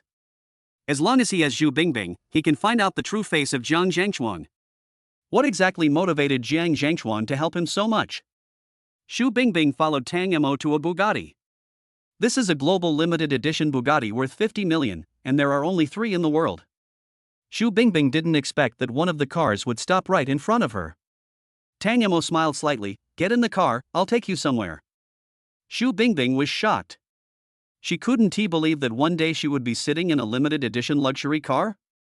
Compared to those sponsors I hooked up with before, Tang Mo is the real sponsor. As long as she serves Tang Mo well, she will never have to serve others again? Maybe Tang Mo will buy her a few cars if he is happy? Or maybe Tang Mo got tired of her and dumped her? That's fine too. As long as I can get some RMB from Tang Mo, it's worth it even if I get dumped. Xu Bingbing was sitting in the passenger seat and staring at Tang Mo, with a shrewd gleam in her eyes. Tang Mo noticed her gaze and joked, "There's no writing on my face, stop staring at me. Inside Mora Bar, I never got a good look at you. I didn't expect you to be so handsome. If I had known this earlier, I would have tried my best to curry your favor." Xu Bingbing seemed to have said this deliberately, probably with the purpose of attracting Tang Mo's attention. She wanted to win Tang Mo's favor in this rebellious way. "Haha, you don't have to fawn on me. You can't fawn on me. I'm sitting on a single sofa seat, which is not comfortable for two people to sit on." Xu Bingbing said, "It's okay. I can stand beside you and give you a back massage. If you want to drink, I'll open the bottle cap for you. If you finish the wine in your glass, I'll refill it for you." Although what Xu Bingbing did might be what every man who went to a bar wanted, Tang Mo didn't like it. In a short while, Tang Mo drove the car to the front of an office building. "Get out of the car." Xu Bingbing looked at the brightly lit office building and got out of the car with a puzzled look on her face. "What did you bring me here for?" "My company is here," Tang Mo said as he walked into the office building. Tang Mo directly bought a floor to be used as a studio for Tang Media. Xu Bingbing was the first woman she had ever recruited with whom she had no intimate relationship. When she arrived at Tang Media Studio, Xu Bingbing was amazed by the decoration there. It's like a futuristic technological style. The walls and the lights on the desks make people feel like they are isolated from the world. "This is the conference room. This is where I plan to hold the meeting. You are considered the first artist signed by Tang Media." "Tang Media?" Xu Bingbing is no stranger to this media recently. It's going viral on the internet. It was mainly because Lin Yu had terminated her contract with Tsinghua Company, but still had movies to shoot. Netizens are saying that it has something to do with Tang Media. Otherwise, with director Zhou's fame, he would never use a tainted artist as the protagonist. Is Tang Media the entertainment company that actress Lin Yu is signed to? Xu Bingbing asked. Tang Mo was slightly surprised. "Yes, Lin Yu is my woman, and also the boss lady of Tang Media. So I said that you are the first signed artist of Tang Media." It was not until then that Xu Bingbing realized where she had been led. An entertainment company with a so-called national goddess. "Let me ask, what is my job and how much is my salary?" Tang Mo nodded. "Let me ask you first, can you dance?" Xu Bingbing said, "I studied it for a while when I was in school." Tang Mo shook his head. "No, you have to learn the dance that the internet celebrities do." "How about this? I'll give you a month to study, which will count as your internship period, and I'll give you 20,000 per month. If you learn it, we'll start being anchors next month, and I'll give you 100,000 a month. If you are a live streamer and have a good career, you can earn millions of RMB a month." There is no upper limit. Xu Bingbing looked embarrassed. She didn't want to do these complicated things in the first place. What's more, it's only 20,000 renminbi a month. If Jiang Zhangchuang slaps her twice, she will have already earned several months of internship RMB. Tang Mo continued, "You can consider whether to learn it or not. I'll also mention this to you. If you join me now, you will be a veteran of Tang Media in the future. It's possible that you won't need to do live broadcasts then. But that's all for the future. Now it depends on your choice." Xu Bingbing nodded calmly, "Then I'll go back and think about it?" "Can." A month later, Xu Bingbing called Tang Mo. Xu Bingbing said she had learned dance for a month and she asked if she could become a contracted artist under Tang Media. Tang Mo did not rush to agree to her, but asked her to come to the company first. Tang Mo sat in front of Xu Bingbing, with a faint smile on his face, then jumped for me to see. Xu Bingbing seemed a little ashamed, as she had never danced in front of a man before. But in order to have a decent job, she had to grit her teeth and take the risk. After a dance, Tang Mo applauded and praised, "You can dance like this in just 1 month, I'll sign you." "How about this, let's sign a 1-year contract first, and I'll give you 3 million renminbi as a signing bonus." Xu Bingbing's pupils suddenly dilated, her eyes full of surprise. Before, Tang Mo said it was tens of thousands of RMB a month. "However, I will give you this signing bonus in 2 installments. I will give you 1 million in a moment. There are still 2 million left to be given to you in a year. Xu Bingbing's eyes were filled with joy, but this sentence did not diminish their joy. Compared to other platforms that only pay the signing fee after the broadcast, Tang Mo is already very good. More importantly, she no longer has to show up in public and act like a princess in a bar. Really? Xu Bingbing felt that it was all unreal, like a dream. Real. Also, from now on, in addition to listening to me, you also have to listen to Su Qin. Su Qin is our number 2 person. I think I will refer to her suggestions for the development of Tang Media in the future. By the way, Su Qin is Lin Yu's agent, a top agent. While Tang Mo was talking, Su Qin walked into the meeting room and brought 2 cups of coffee. I just came in and heard you say that I'm the number 2. Be careful or I'll hit you, Su Qin said coquettishly. Su Qin placed the coffee in front of Tang Mo, then picked up another cup of coffee and handed it to Xu Bingbing, who was standing. After doing all this, she walked out of the meeting room. Xu Bingbing frowned slightly. She didn't like coffee because it was too bitter. Maybe he noticed the sad look on Xu Bingbing's face. Tang Mo said, Su Qin's coffee tastes good, a little bitter, but also a little sweet, try it.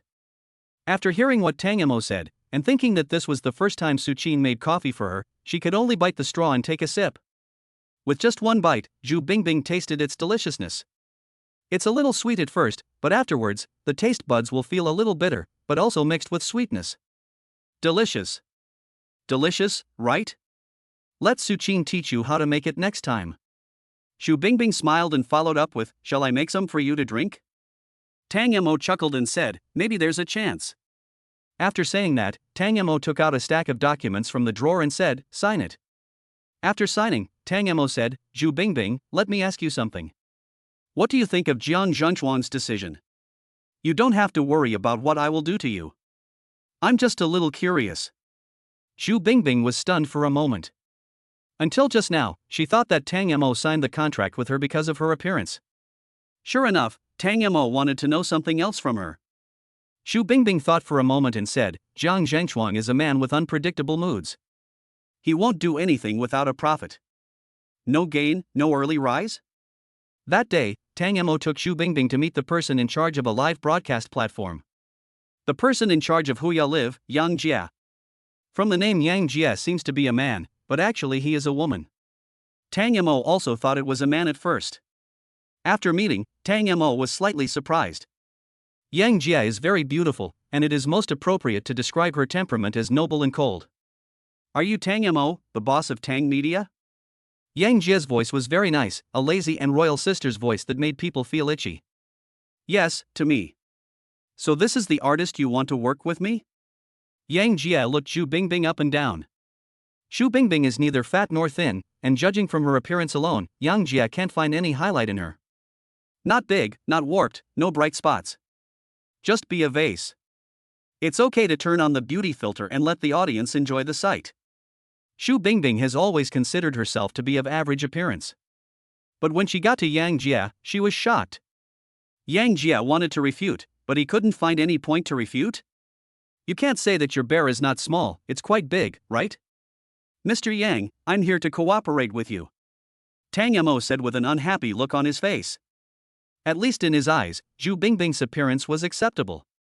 Moreover, it only took Xu Bingbing 1 month to learn how to dance almost as well as internet celebrities. Yang Jia also said coldly, yes, you are here to cooperate with me. Is it wrong for me to give a serious review? There are a lot of people like her in Tiger Bud. You want me to praise her? Is there anything about her that is eye-catching? When Tang Mo heard Yang Jia's tone, he suddenly smiled and said, Boss Yang, you're right, but Bingbing's dancing is really good. She's only been learning for a month, but I think she's almost as good as the internet celebrities. How about you take a look? Xu Bingbing really didn't want to jump. Yang Jia was too contemptuous. After hearing this, Yang Jia looked at Xu Bingbing again and said with a hint of disbelief, then follow me. Half an hour later, Tang Mo took Xu Bingbing to the Huya headquarters. There is a dance studio at Huya headquarters. It only takes a month to learn it. I'm also quite curious. Let me see what you learned, then. Xu Bingbing asked timidly, just jump? Yang Jia said, play whatever music you want. There is music equipment next to it.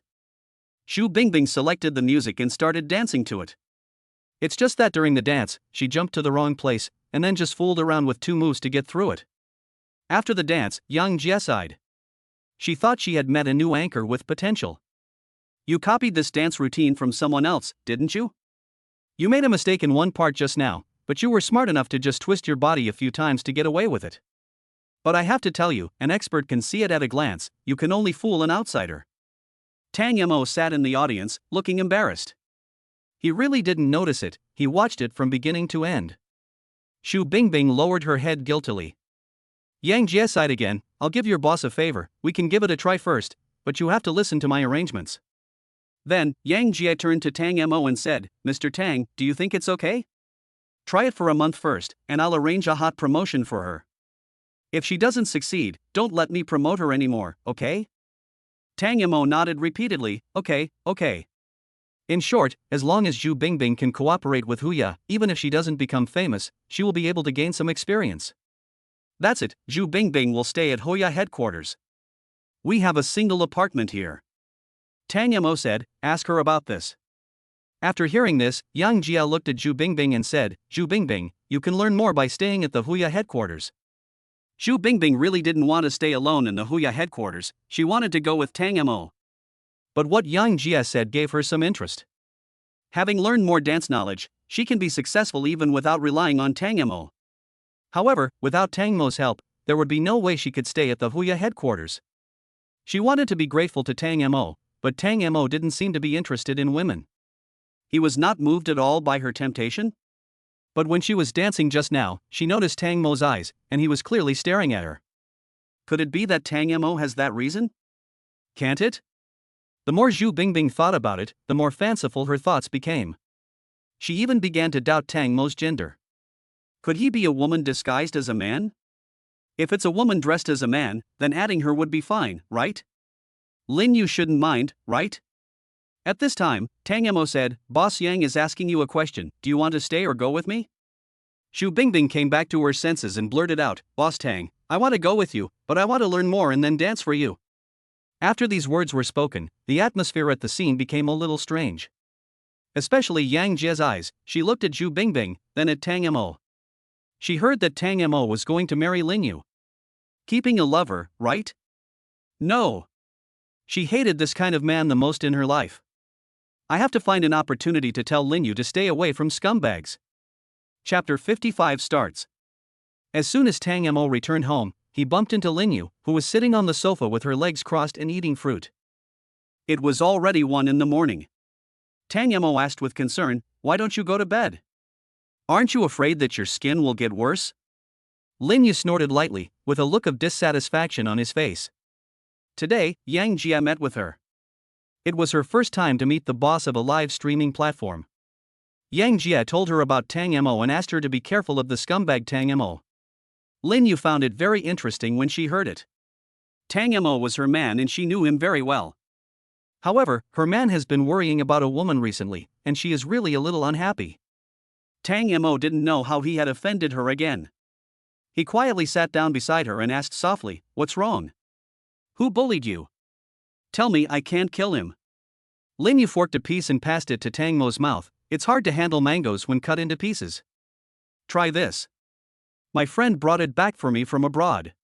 Tang Mo tasted it and said with satisfaction, this is so delicious. I have never eaten such delicious mango cubes in my life. Lin Yu had just eaten it, and it wasn't much better. But because it was Tang Mo who said that, she began to suspect that there was something wrong with her taste buds. Is it really that delicious? With doubt in his heart, Lin Yu took another bite. While eating, Tang Mo said, of course. My wife is very clever and she fed it to me. Is there any fruit that tastes better than this? Lin Yu rolled her eyes, her heart beating wildly, you're just a chatterbox. Then, Lin Yu said, I heard that Tang Media recently signed a star show artist. Have you been busy with her affairs recently? As soon as Tang Mo heard Lin Yu say this, he knew why Lin Yu was in a bad mood. She is a princess I met at Morabar. I want to find out from her about Jiang Zhangshuang. I have always wanted to develop Tang's media, and then I thought live streaming was a good way to do it, which was just right for Xu Bingbing.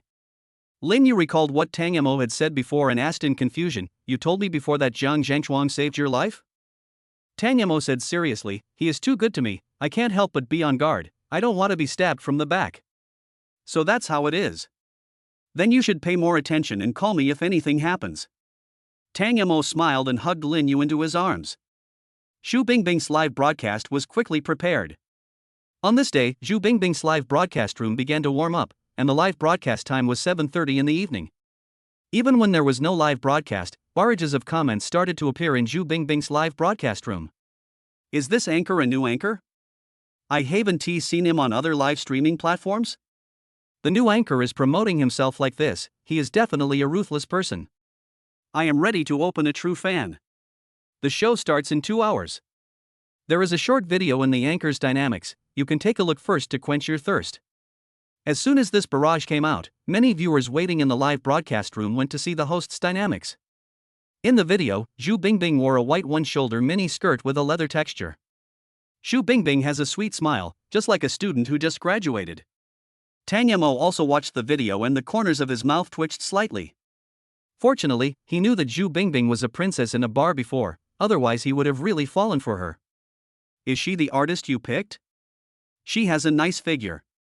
Lin Yu sat next to Tang Mo and looked at Xu Bingbing together with Tang Mo. Tang Mo said, "Yang Jia said before that her figure is not good, not fat or thin, no highlights. I think she's a little chubby, with some flesh." Isn't this kind of female anchor very likable? Otherwise you wouldn't sign her, would you? As he spoke, the faint smile on Lin Yu's face was filled with coldness. Tang Mo laughed twice. Where is the cool air coming from? How about turning on the air conditioner? The air conditioner is on, stop pretending, if it looks good, just look at it more. I can allow you to look at other women, but you can't act, do you understand me? As she spoke, Lin Yu's tone became a little off, and she seemed to be about to cry. Tang Mo noticed her tone and immediately comforted her, whose little darling is crying. It's not mine, right? My little darling isn't that fragile. Lin Yu rolled her eyes at Tang Mo in annoyance, then walked away in her slippers. "I'm going back to my room to read the script." After the TV series Hua Gu was launched, Lin Yu's resources began to increase again. Recently, she took on another TV series that has the potential to surpass Painted Bones and The Legend of Sword and Fairy. At 7:30 in the evening, Xu Bingbing's live broadcast room started. As soon as the show started, there were countless gift special effects floating in Xu Bingbing's live broadcast room. Golden leopard, thousands of lights, emperor suit. The Xu Bingbing in the camera is nothing like the Xu Bingbing that Tang Mo knows. Xu Bingbing's hair was dyed orange and fell vertically, and she wore a pair of half glasses. Hello everyone, I'm the new dance host Bingbing. Computer users click follow in the upper left corner, and mobile phone users click follow in the lower right corner. Click to follow and you won't get lost. Thank you, Brother Mizui, for the Emperor set. Thank you, Brother Wushuang, for sending me the lights for thousands of families. Thank you brothers for the gifts. Bingbing is going to dance next. After an opening speech, Xu Bingbing started playing music. She stood up from her chair and pushed it aside. Behind her, there seemed to be a sofa chair without a backrest. I make coffee by myself. Like a wild goose flying southwards. Xu Bingbing followed the melody of the music, first with slow movements, then the melody of the music became higher and her dancing speed also increased. This thigh is really white. After all, she is the dancing anchor promoted by the platform, so pleasing to the eyes. Follow me. When I get paid, I will start a Supreme Guardian. Supreme Guardian, is this true or not? Supreme Guardian costs 9,999 Tiger Bud coins, even if you have a channel, it will cost 7,000 or 8,000? You don't believe it? I don't believe it. In the blink of an eye, Xu Bingbing's live broadcast room already had nearly 2,000 VIP guests. And the one sitting in the first seat is a wealthy man who has activated the king authority. In addition to the king in the first seat, there are more than 30 kings in the VIP seats. The king himself brings traffic. If there is a king in a live broadcast room, he will definitely be ranked high in the anchor section and will be more easily discovered by passers-by. The number of VIP seats is still increasing, and Xu Bingbing hasn't even finished dancing a single song. Tang Mo was watching when Yang Jia called him. After the call was connected, Yang Jia said in a cold voice, "Since it's your artist, you can open a few king accounts to give out some gifts. It would be best if the premier can top the list." Otherwise, it will be more difficult to top it next time. Tang Mo has not had much experience with live streaming, especially the King account, which he understands even less. How? Yang Jie thought Tang Mo was joking with her, so she suppressed her anger and made a joke. Recharge 100 million Tiger Bud coins, and then give them all to her. Okay, I understand. After saying that, Tang Mo hung up the phone. Isn't it just giving away 100 million gifts? As long as he can promote a female star, let alone earning 100 million, even 200 million is no problem. Yang Jia was hung up instantly and was completely angry. She felt that Tang Mo was playing tricks on her. Let alone her, she would have to spend half her life to get 100 million gifts. But Tang Mo said, okay, I get it. He can't do anything. And Tang Majin was charging Tiger Bud coins. Ding, congratulations to the host for triggering the live broadcast reward. Watch the female anchor dance and get a reward of 1 million Tiger Bud coins and 10,000 soft sister coins. Ding, congratulations to the host for winning the first Rising Star Artist of Tang Media, and reward 10 million renminbi for support. Ding, congratulations to the host's new star artist for earning more than 8 million renminbi. I will reward the host with 1 million renminbi. Ding, the host has used the liquidity of the China World Trade Center. The system assumes that the host is in financial difficulty and rewards him with 10 million renminbi. If the host's life is still difficult, he can decide whether to auction the existing title. Currently, the host has a total of 700 titles, including Photographer, Charles IX, Sherlock Holmes, Gourmet, Artist. The system was talking a lot, and Tang Mo's mobile phone text messages came one after another. 10 million RMB has arrived. 1 million Tiger Bud coins have been successfully received. Enter the live broadcast room to reward. 100 million Tiger Bud coins have been successfully received. Congratulations to the client for becoming the king of the Huya platform. Exclusive customized appearance show, 108 kinds of king privileges. Please click on the website for details. After recharging the Tiger Bud coins, Tang Mo opened the gift interface. There are no leopards, no emperor suits, and no lights in every home. Just now, Golden Leopard gave the most gifts, and they were definitely not free gifts, because the contribution value on the ranking list was refreshed. Tang Taizong, where can I send the Golden Leopard? Why can't I see it in the gift column? No way? The king doesn't know what a leopard is? Golden Leopard wants to draw scrolls, common scrolls, rare scrolls, legendary scrolls. The more you draw, the more money you make. After finding out the answer, Tang Mo reopened the gift bar and really found the legendary scroll. Select the amount to be given. 1. Wholeheartedly. 10. Perfect. 66. Everything goes smoothly. 188. 520. 1314. 1314. A lifetime is the maximum number that can be given at one time. A legendary scroll costs 25 Tiger Bud coins.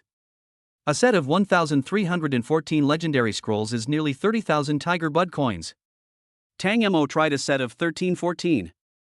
Suddenly, his phone screen was filled with special effects. Just this one move caused a sensation in the entire live broadcast room. Moreover, a set of 1314 legendary scrolls triggered a banner for the entire site. Any online viewer can click on this banner to enter Bing Bing's live broadcast room. The freeloaders are most familiar with the banners throughout the site. Because triggering the site-wide banner means that a random treasure chest has been opened in the live broadcast room. If you're lucky, you might get a rare gift worth several thousand RMB, which is equivalent to a month's salary. In a blink of an eye, the barrage in Bing Bing's live broadcast room was rolling, and one person's barrage was instantly drowned out by countless barrages. Even if you have the privilege to comment on something superior to others in this live broadcast room, your comments are only slightly better than those of ordinary viewers. Because there are too many rich people in the VIP seats. 1314 legendary scroll? Terrible. Who is this king? Grab the treasure chest quickly. The real rich second generation who have the status of king are discussing among themselves who Emperor Taizong of Tang is. They can do a group of 1314, but it would be a bit stupid to spread them all out at once. Except the king was discussing who Emperor Taizong of Tang was. The Huya headquarters is also discussing who Emperor Taizong of Tang is. The owner of Huya, Yang Jia, immediately looked up information about Emperor Taizong of Tang. You don't know until you check, and you'll be shocked when you do. The person who gave her gifts was the one she thought was stood up. Yang Jia quickly calmed down and comforted himself. Just now she and Tang Mo talked about swiping 100 million, this is only tens of thousands of yuan, and she was still stood up.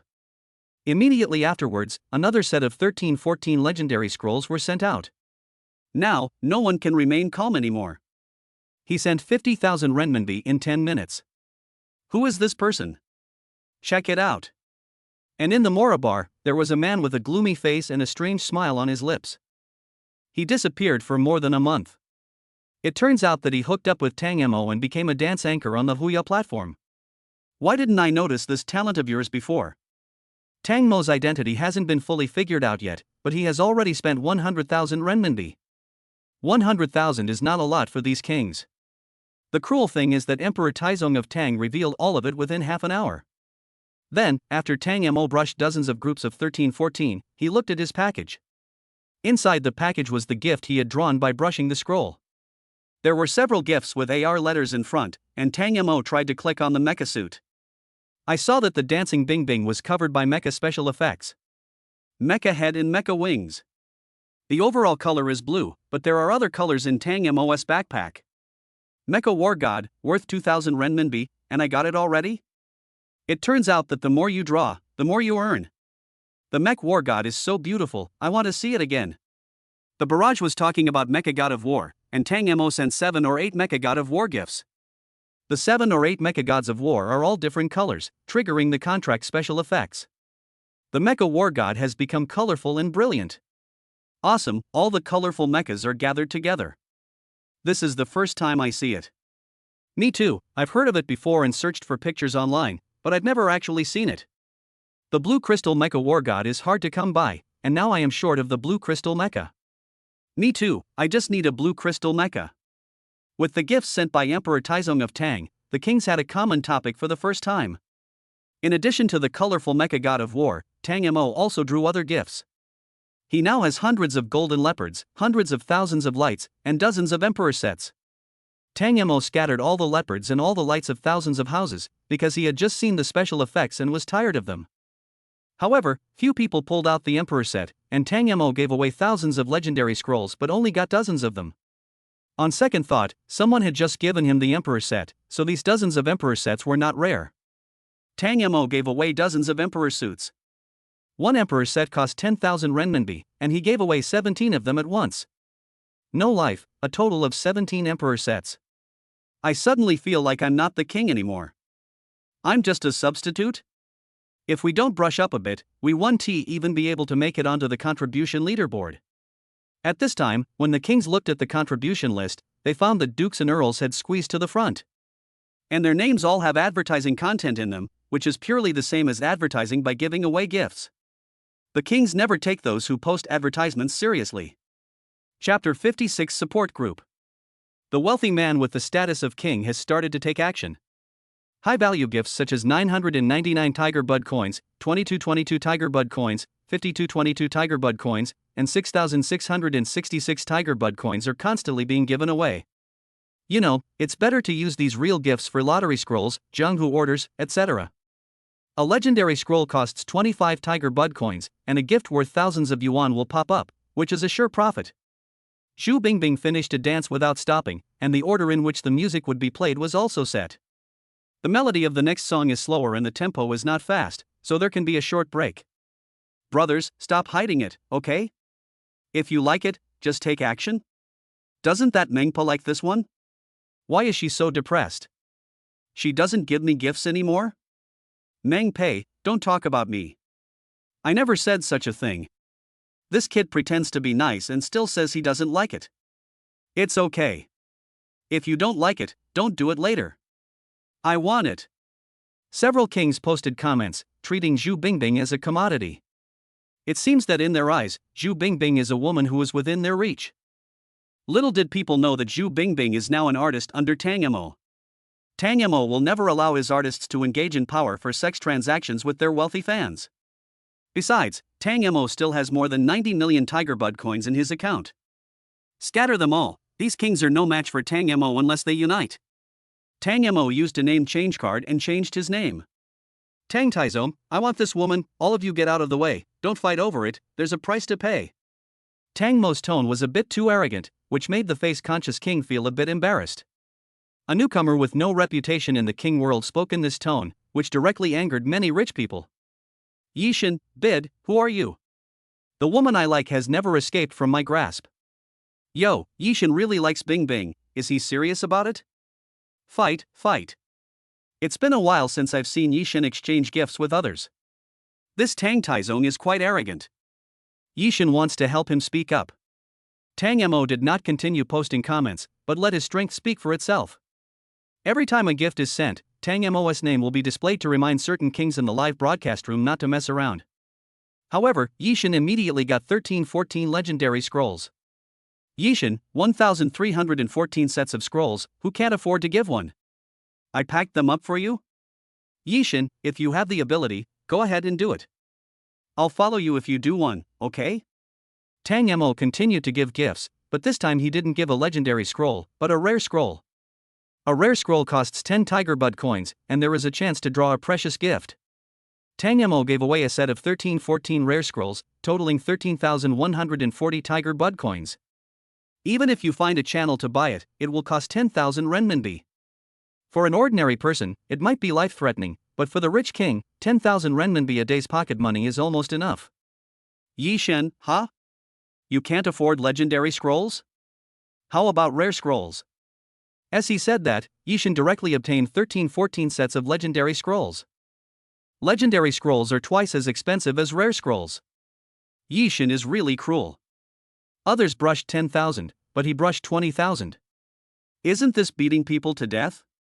So pitiful, and he's called Emperor Taizong of Tang. Are you really not afraid of death? Isn't Emperor Taizong of Tang already dead? Ha ha ha. The king who was friends with Yishin laughed along, and all the comments were mocking Tang Mo. Tang Mo ignored him and ordered 1,314 sets of rare scrolls in a row. 1 group. 2 groups. 3 groups. 4 groups. The number is still increasing. And Yishin's set of 1,314 legendary scrolls is not enough. In the contribution list, Tang Mo's contribution value is the best, 10 times that of Yishin. When Yishin saw Tang Mo responding to his barrage by slapping him in the face, he immediately became angry and embarrassed. He found a channel to recharge another 1 million RMB. Yishin stopped posting barrages and just followed the barrages to spend 1 million Tiger Bud coins. Audiences from all platforms almost flocked into Bing Bing's live broadcast room. And Yang Jia at the headquarters was stunned when he saw Bing Bing's live broadcast data. At first she thought it was just a vase, but now it seems like a dark horse has emerged. The show has only been aired for less than half an hour, and Xu Bingbing's fans have exceeded 100,000. If this trend continues, we will have 200,000 active fans tonight. The top anchor on the platform only has 2 million fans, and at least half of them are fake. They are inflated by data. When Yang Jia thought of his previous attitude towards Tang Mo, his face turned red and he felt very ashamed. She was already struggling with her thoughts. She wanted to find an opportunity to say sorry to Tang Mo. It seems that Tang Mo is really sending gifts towards 100 million Tiger Bud coins. Yishin was really angry, and didn't say a word. He spent 700,000 or 800,000 Tiger Bud coins, right? It seems that Emperor Taizong of Tang also spent 700,000 or 800,000 Tiger Bud coins? Who is this Tang Taizong? How dare he snatch a woman from Yishin? I don't know. I had my eyes on a pure female anchor and was ready to take action. In the end, Yishin spent about 5 million renminbi on her. I feel like this battle is worth tens of millions, right? The barrage of comments about the king quieted down a bit as waves of gifts were poured in. They were all watching Yishin fighting against Emperor Taizong of Tang. They underestimated Emperor Taizong of Tang a bit. Emperor Taizong of Tang has not shown any signs of stopping and is still brushing. But the speed of Yishin's brushing has slowed down. Xu Bingbing danced for half an hour and then sat down to rest.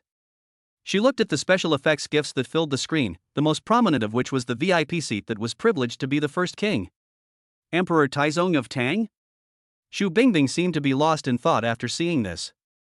She always felt that behind Emperor Taizong of Tang was someone she was familiar with, maybe Tang Mo.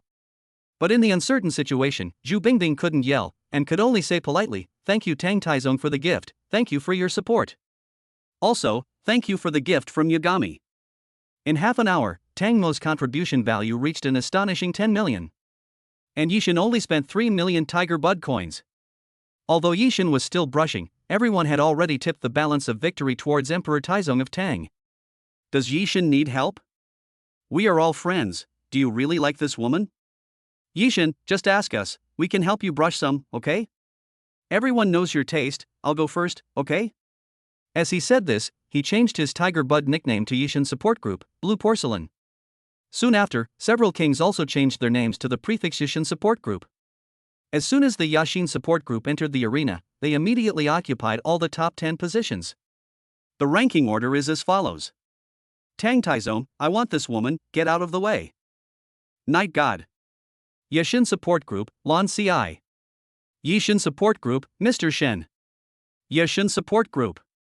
The total contribution value of everyone in Yishan's fan club is greater than Tang Mo's contribution value. Tang Mo was also amused by their actions and thought it was quite interesting. Tang Taizong, I want this woman, you all get out of the way. I said, I want this woman, even 100 kings will be useless, I'm putting my words here, you are welcome to hit me.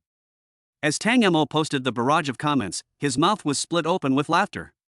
The more these kings swipe, the more he gets. He signed a cooperation agreement with Yang Jia, in which Yang Jia could only get 20% of the profits, while he could get 80%. You are really stubborn. You want to beat more than 10 of us by yourself? Are you kidding me? I'll let you spend 10 million for nothing, okay? If you don't have money, just get out of here. Why are you trying to rob women or pretend to be rich? Don't say I don't have money, I spent 10 million. Stop mocking me, I'm going to cry soon, I spent 10 million in vain and still can't beat Yishan. Ha ha ha ha. Inside the room of the mansion, Lin Yu was also watching Zhu Bingbing dancing. After all, this woman was the first artist signed by her man. She was also curious about what was worth betting on about Zhu Bingbing. After watching Zhu Bingbing's dance for a while, Lin Yu didn't think she looked outstanding. Many female anchors on the internet were like this. But what she couldn't tolerate was someone saying that about her man. Tang Taizong's supporters, Wu Zetian, the gifts given by a few people only cost 10 million renminbi, and you still have the nerve to call others poor, how shameless. As soon as Wu Zetian came out, the entire live broadcast room was silent for a few seconds. Especially the circle of super rich people were stunned by the scolding. What is the relationship between Wu Zetian and Emperor Taizong of Tang? Then, Wu Zetian spent 10 million Tiger Bud coins. She was directly ranked second behind Tang Taizong. What are you playing? Tang Mo smiled, then walked into Lin Yu's room from the hall of the mansion. Are you joining in the fun? Tang Mo said as he got into bed. Lin Yu snorted, I won't allow trivial things to be said about my man. Okay, let's swipe together for a while. The money will be ours in the end anyway. Yang Jia and I agreed on a 20 hours 80 minutes split. She gets 20% and I get 80%. Lin Yu's beautiful eyes flickered, she was a little unconvinced, and said with a smile, are you serious? Yang Jia takes 20%? Tang Mo smiled and said, that must be true, otherwise why would I swipe with them? They are just giving us money, ha ha ha ha. You are so bad, ha ha ha. Lin, you couldn't stop laughing. The contribution values on the ranking list alone add up to tens of millions. Even if they make a loss, the couple won't lose much money. As the two were talking, a ruthless man from Yishan's support group suddenly showed up. Yishan support group, OE. Da Jiang was even more generous than the previous kings, spending 5 million Tiger Bud coins. He topped the list in 4th place. Tang Mo laughed and said, oh, another sucker has come? Ha ha ha, I'll brush it, I'll brush it. Lin Yu rushed to brush a few sets of legendary scrolls. Tang Mo said, brushing this legendary scroll can draw rare gifts. Look at what's in your backpack. Lin Yu nodded. She looked at the package and found a gift with only one quantity inside. The name of the gift is Tiger Bud Castle. Hey, is this gift valuable? It's at the very front of the line, and there's only one? Tang Mo already understood the order in which the gifts were arranged. They should be valuable, right? Why don't you try them? Choose Tiger Bud Castle. Choose Give as a gift. Boom! The entire Huya platform, all online viewers and anchors were dominated by a huge Huya Castle special effect. Immediately afterwards, all the viewers in other live broadcast rooms were forcibly transferred to Zhu Bingbing's live broadcast room. The audience who came in were all confused. How did I get to this live broadcast room? What's going on? Me too, am I not in the Big Devil S live broadcast room? I am in Sister Joe's live broadcast room, why am I here too? There were so many people pouring into Zhu Bingbing's live broadcast room that the server became stuck. Yang Jia, who was always paying attention to Zhu Bingbing's live broadcast room, immediately asked the engineer to go to the database to check a server. Fortunately, the engineers were very good and increased the server power, which solved the lag problem. If it was a few seconds later, the Huya live streaming platform might have crashed completely. A computer crash can be considered a very serious accident. Yang Jia breathed a sigh of relief and said, "Let me see how high you can push your artist." A Tiger Bud Castle, worth 520,000 Tiger Bud coins. The most expensive single-player gift in the entire live broadcast industry. Tiger Bud Castle? What the hell? I thought Huya Castle was officially deleted, but it still exists. I got the Huya Castle during the annual ceremony of the Huya platform 2 years ago. At that time, I didn't know the value of the Huya Castle. After swiping it, I found out that it was worth 520,000 Huya coins. This isn't the annual grand ceremony, this is more than the annual grand ceremony. Yixin Fan Club, Lon Ci, a Tiger Bud Castle alone has earned 500,000 contribution points. It's a bit hard to catch up. Yixin Fan Club, Mr. Shin, let's try the legendary scroll too. Damn, I don't believe we can't get it. Yixin Support Group, Da Jiang, I'm coming. Immediately afterwards, Da Jiang spent another 5 million Tiger Bud coins to get the legendary scroll. However, after spending 5 million Tiger Sprout coins, the Tiger Sprout Castle did not appear, but instead several sets of colorful mecha AR were integrated. At Mora Bar, Jiang Zhengchuan had a gloomy look on his face. 5 million Tiger Bud coins cannot buy a Tiger Bud Castle. This must be the official insider information. Yixin Support Group, Mr. Shin, okay, brother Da Jiang, take a break, I'll do it. As he spoke, Shin Lang also spent 5 million Tiger Bud coins. But the result is the same, there is not a single Huya Castle. Behind the phone screen, Tang Mo and Lin Yu couldn't stop smiling. Tang Mo smiled and said, "This still needs professionals to do it. Others can't even draw Tiger Bud Castle. They probably recharged more than 1 million, ha ha." Lin Yu was also laughing, "Let me use your account for fun, I'm sure I can come up with another one." Tang Mo stretched his arm to the side and said, "You want to play with my account?" Impossible. Just one sentence, and Lin Yu's smile faded a little. Tang Mo continued, "Unless you kiss me." Lin Yu rolled her eyes at him. "Are you ready? Let me play with it?"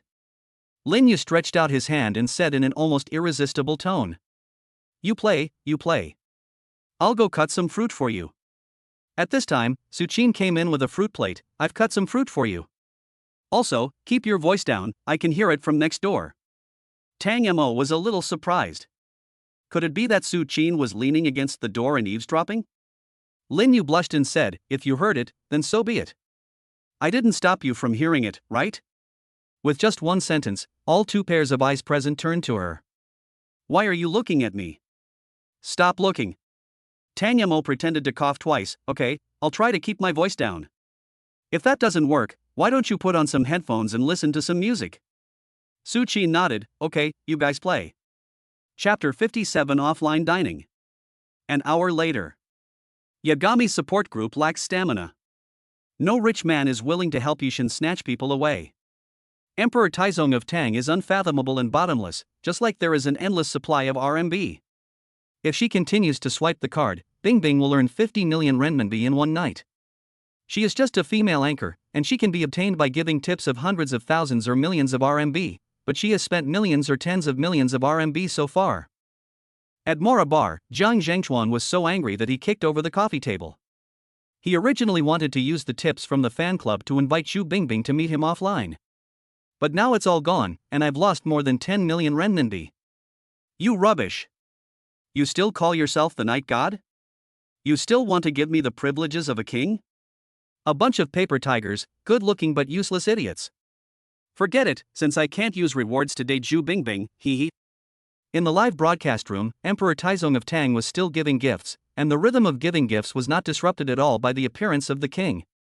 In addition to Emperor Taizong of Tang, there is also a Wu Zetian who is also giving out gifts lavishly. The two of them were like playing a game, seeing who could get the rare item first. The audience in the live broadcast room no longer worships the king as much as before. There are only two people they admire now, the two people who are giving gifts, Emperor Taizong of Tang and Emperor Wu Zetian. A bunch of kings can't beat one Tang Taizong. It turns out that Western kings are just not that good. Tang Taizong is still giving out gifts.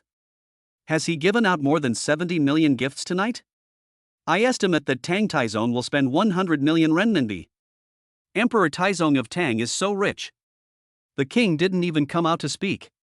He was so aggressive just now. Several people changed their names to the fan club or something. Even if they formed a support group, they still couldn't defeat Tang Taizong. This support group is very weak. In the mansion, Ling Yu screamed, "Eh? I drew Tiger Bud Castle again?" I saw that in Ling Yu's account package, there was a Tiger Bud Castle at the front. Tang Mo hadn't delivered it to Huya Castle yet. I'll deliver it. I haven't delivered it to Huya Castle yet. Lin Yu raised her snow-white chin, as if she was trying to defend herself for what had just happened. Then kiss me too, Lin Yu said, closing her eyes slightly. Tang Mo acted like a bullied child and asked, "Are you done?"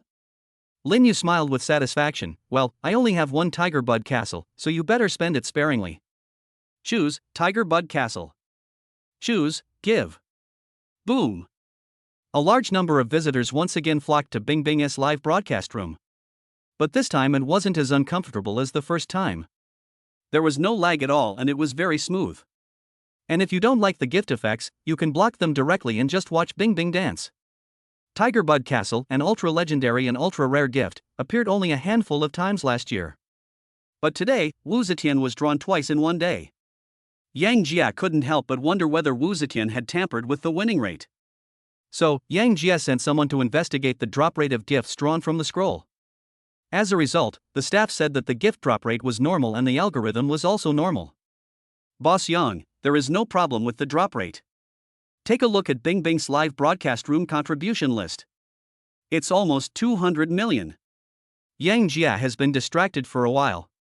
She was not staring at the contribution list. She was watching the fight between Yishin Support Group and Emperor Taizong of Tang.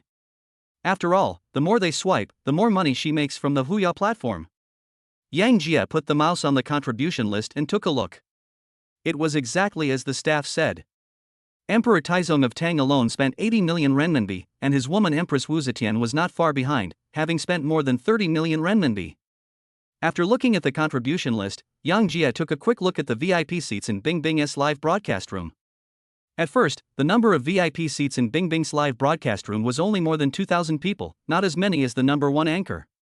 But now, the number of VIP seats has reached an astonishing 18,000 people. Even if he is the top anchor, he usually only has around 10,000 VIP seats.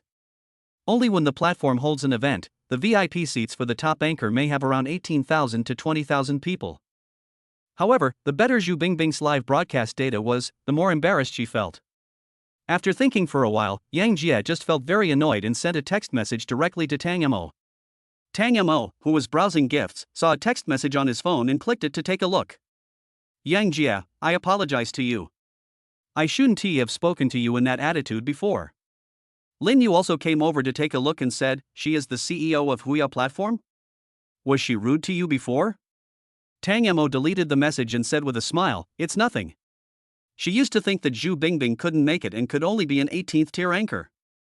Maybe he was embarrassed to apologize to me because he saw that Zhu Bingbing's live broadcast data was too good. It doesn't matter to me whether she apologizes or not. I only have one goal, which is to promote Zhu Bingbing first. After a while, when I have enough funds, I might start my own live streaming platform. Lin Yu's beautiful eyes sparkled, and she said with a hint of worry, but there are already 3 giants in the live broadcast industry. It's not a good time for you to enter the market, right? Tang Mo said seriously, no one can always guarantee their own status. As long as the live broadcast platform I open can retain the audience, then I will be the next giant. At this time, Zhu Bingbing was sweating profusely after dancing, and then she sat down to rest after dancing. She took a look at the gift list and seemed a little unconvinced and confused. Because even if the value of the gift list is not 100 million, it must be 10 million. Even if the gift list is 10 times higher, it would still be 1 million RMB. She made 500,000 renminbi in one night? And it was all based on her talent? Thinking of this, Zhu Bingbing's eyes welled up with tears. If she had known that being a female anchor could make so much money, she would not have been a bar princess. Thank you for the gifts, thank you everyone. Not skipping anymore? I still want to continue watching? My happiness is gone, and the goddess is almost gone too. Can the fan club do this? It's been half an hour and you haven't said a word yet? Yishin's fan club has almost disbanded. The king who just said he would change his name to help Yishin is no longer in Bingbing's live broadcast room. He has long since changed his name and returned to his own live broadcast room. I think I can change my name to Daytime God. I am the opposite of Night God. I don't give out gifts. Yishin is still in the VIP seat, but he doesn't say anything. Can Yishin still rise again? Thank you for the gifts from Emperor Taizong of Tang, Empress Wu, and the Night God. Originally, it was only going to be broadcast for 2 hours tonight, but just now, Mr. Yang asked me to broadcast for another 2 hours. Honestly, I can't dance anymore. Boss Yang told me that I could try the entertainment mode and connect with other anchors who are also dance anchors. On the surface, Zhu Bingbing was chatting with a dance host via live broadcast. In fact, she has already sent private messages to the richest people on the contribution list. In fact, she didn't understand any of this. It was Yang Jia who taught her how to do this. At the same time, Zhu Bingbing also sent a private message to Emperor Taizong of Tang. Hello, little brother. I'm Bingbing. I'm very happy that you can give me so many gifts. This is my WeChat XXXX. If you need me, you can add me as a friend. Tang Mo was stared at by the death gaze and replied with a smile, I am Tang Mo, you dance well on Hoya Live, your sister-in-law also said that you are good looking and wants to support you. Zhu Bingbing was suddenly in a daze. She was actually praised by Tang Mo? Otherwise, Yang Jia's attitude towards her would not have changed so quickly. It must be that her first live broadcast was very successful. Thank you, sister-in-law, thank you, Mr. Tang, I will definitely work harder. In addition to sending a private message to Tang Mo, Zhu Bingbing also sent a private message to Yishin. Yishin asked as soon as he came up, can we have dinner offline? Zhu Bingbing said with a hint of caution, let me ask Mr. Yang. Yang Jia received the private message from Zhu Bingbing and frowned slightly, saying, you are Tang Mo's man, you can ask Tang Mo. After some twists and turns, Zhu Bingbing sent another private message to Tang Mo. Tang Mo said, it's fine if we just have a meal, but if there is any power for sex transaction, don't blame me for being rude to you. After receiving Tang Mo's words, Zhu Bingbing immediately talked to Yishin and explained that they could only eat. Yishin, okay, let's just have a meal. In addition to Yishin, Zhu Bingbing also sent a private message to Jiang Zhengchuan. After all, Jiang Zhengchuan also spent more than 10 million renminbi. Jiang Zhengchuan asked, can we go out for dinner? After all, I spent 10 million renminbi. When Zhu Bingbing saw Jiang Zhengchuan's private message, her heart started pounding. What did Jiang Zhengchuan say? 10 million RMB? On the live broadcast room contribution list, Jiang Zhengchuan's contribution value is a little over 10 million. Then look at Emperor Taizong of Tang and Emperor Wu Zetian. Zhu Bingbing was completely stunned because their contribution value reached over 100 million. If it's really 10 million, it's not impossible to have a meal with him, right? Zhu Bingbing took a look at the contribution list and found that quite a few people had spent 10 million renminbi. Even if you only have a meal with one person a day, it will take more than half a month to do this. Zhu Bingbing said, you can have dinner, but you have to wait 2 days. Jiang Zhengchuan sneered when he heard this. It turns out that no matter where the princess goes, her essence cannot be changed. Zhu Bingbing must have gone first to accompany those who brushed more than him. But it doesn't matter, even if he is a rag, being a princess can bring him an endless supply of RMB. After Zhu Bingbing finished the live broadcast, she reported to Tang Mo that several wealthy people were going to have dinner offline. Tang Mo thought about it and said, eating alone can increase your sincerity, but you will be unsafe. Who knows if these rich second generations are wolves in sheep's clothing? How about this, let's invite them to a lavish meal together as a way of thanking them for their gifts. I'll book the hotel. Wait for my notification. On the side, Ling Yu saw the message sent by Tang Mo and smiled wickedly, aren't you bullying me? I spent millions, but I can't even have dinner with the anchor woman? Tang Mo spread his hands and said, I didn't force them to give gifts. Inviting them to a meal is already a sign of respect for them. Besides, Zhu Bingbing is the woman I rescued from the sea of fire. I can't push her back into the sea of fire. You won't either, will you, wife? Lin Yu snorted, you'd better not mess around with other girls, otherwise, humph. Go to sleep, go to sleep. Lin Yu struggled and said, ah. Don't touch me. Tang Mo quickly booked a hotel, a Western restaurant. The kings walked into a box at the same time, but Zhu Bingbing was not in the box. In the upstairs suite of the Western restaurant, Zhu Bingbing said, Boss Tang, they all seem to have arrived. Should I go down now? Tang Mo nodded, let's go, I'll go down with you, I'm also one of the rich. Zhu Bingbing smiled as well. At this time, inside the box, the kings were about to fight each other. After all, they came here to have dinner with Zhu Bingbing. Don't call me Yishan next time. It's shameful that you can't even get the top spot. Yishan said, you sound like you got the top spot? I didn't get the top spot. I'm a member of the Yashin support group. There are so many of us helping you, but you don't live up to your expectations. How unlucky. Yishan grabbed the person who was speaking by the collar and angrily said, are you looking for death? You can fight here? After seeing this, Shenlang smiled and pulled the two apart. Stop arguing, we are all good friends, we will play together next time. Yishan glanced at Shenlang and said in a cold voice, I'm giving brother Shen a favor today. Don't blame me for tearing your mouth apart if you keep complaining next time. At this time, Zhu Bingbing and Tang Mo walked into the box one after another. Some people's attention was focused on Zhu Bingbing, while others' attention was focused on Tang Mo. Bingbing, what do you mean? Aren't we going to have dinner alone offline? Zhu Bingbing said, I'm sorry, my boss doesn't allow me to have dinner with you guys privately. This meal at the Western restaurant was a token of Bingbing's love. I begged my boss to have this meal. I'd be sorry if you don't eat it. Yishan stared at Zhu Bingbing for a long time, then took over and said, Bingbing is right. This is a token of her heart. Everyone, please take a seat. The king next to him said disdainfully, humph. You're like a fucking liquor, Yishan. I won't eat it. You guys eat it. Once one king took the lead by not eating, several other kings lost their appetite and followed suit. Jiang Zhangchuang had guessed it the moment Tang Mo came in. Tang Mo, you can't be the Emperor Taizong of Tang who was at the top of the list? Jiang Zhangchuang walked in front of Tang Mo and asked. When they heard the title of Emperor Taizong of Tang, everyone present lost their composure. A man who spent more than 100 million in one night. Are you Emperor Taizong of Tang? You were so awesome last night, you spent 100 million by yourself? Tang Mo smiled and said, it's okay. Yang Jia and I are friends.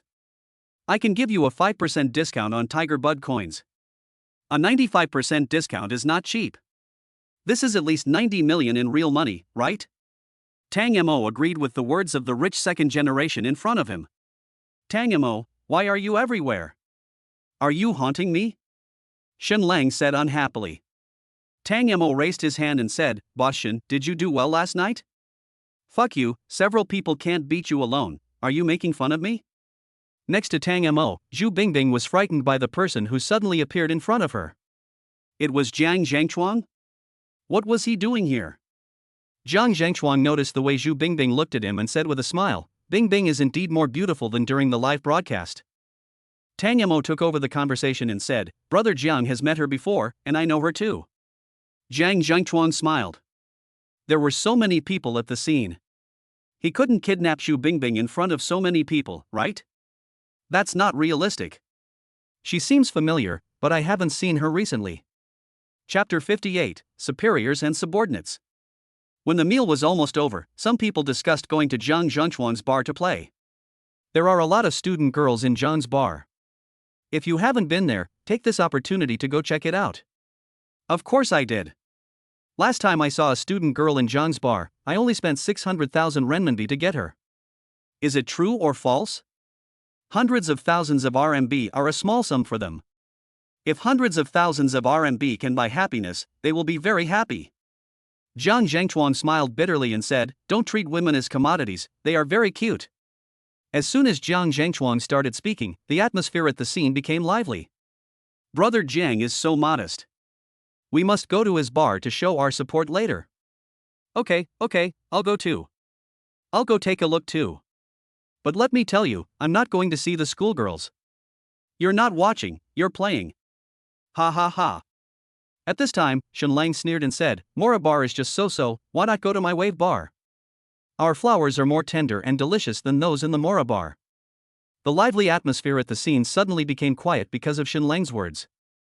Jiang Zhengchuan couldn't tell whether he was happy or angry. He smiled and said, "Mr. Shen, do you have a problem with Mora or me?"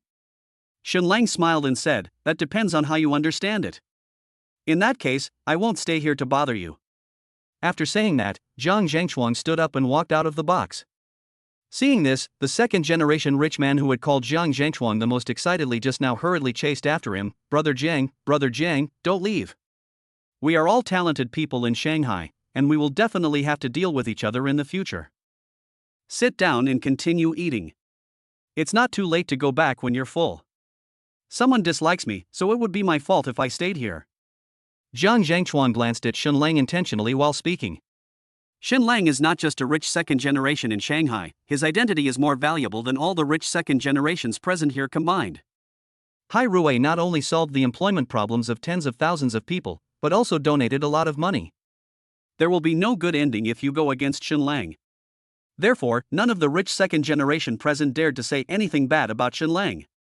Even though Jiang Zhengchuan had walked to the door, Shenlang said without hesitation, "Get lost, what are you still doing standing at the door? Are you waiting for me to treat you to a meal?" Jiang Zhengchuan smiled and nodded, then ignored the rich second generation who tried to stop him and walked out of the box. The rich second generation who blocked Jiang Zhengchuan did not want to lose the opportunity to communicate with his peers, so he returned to his original position. "Mr. Shen, I didn't know that Jiang Zhengchuan had a grudge against you."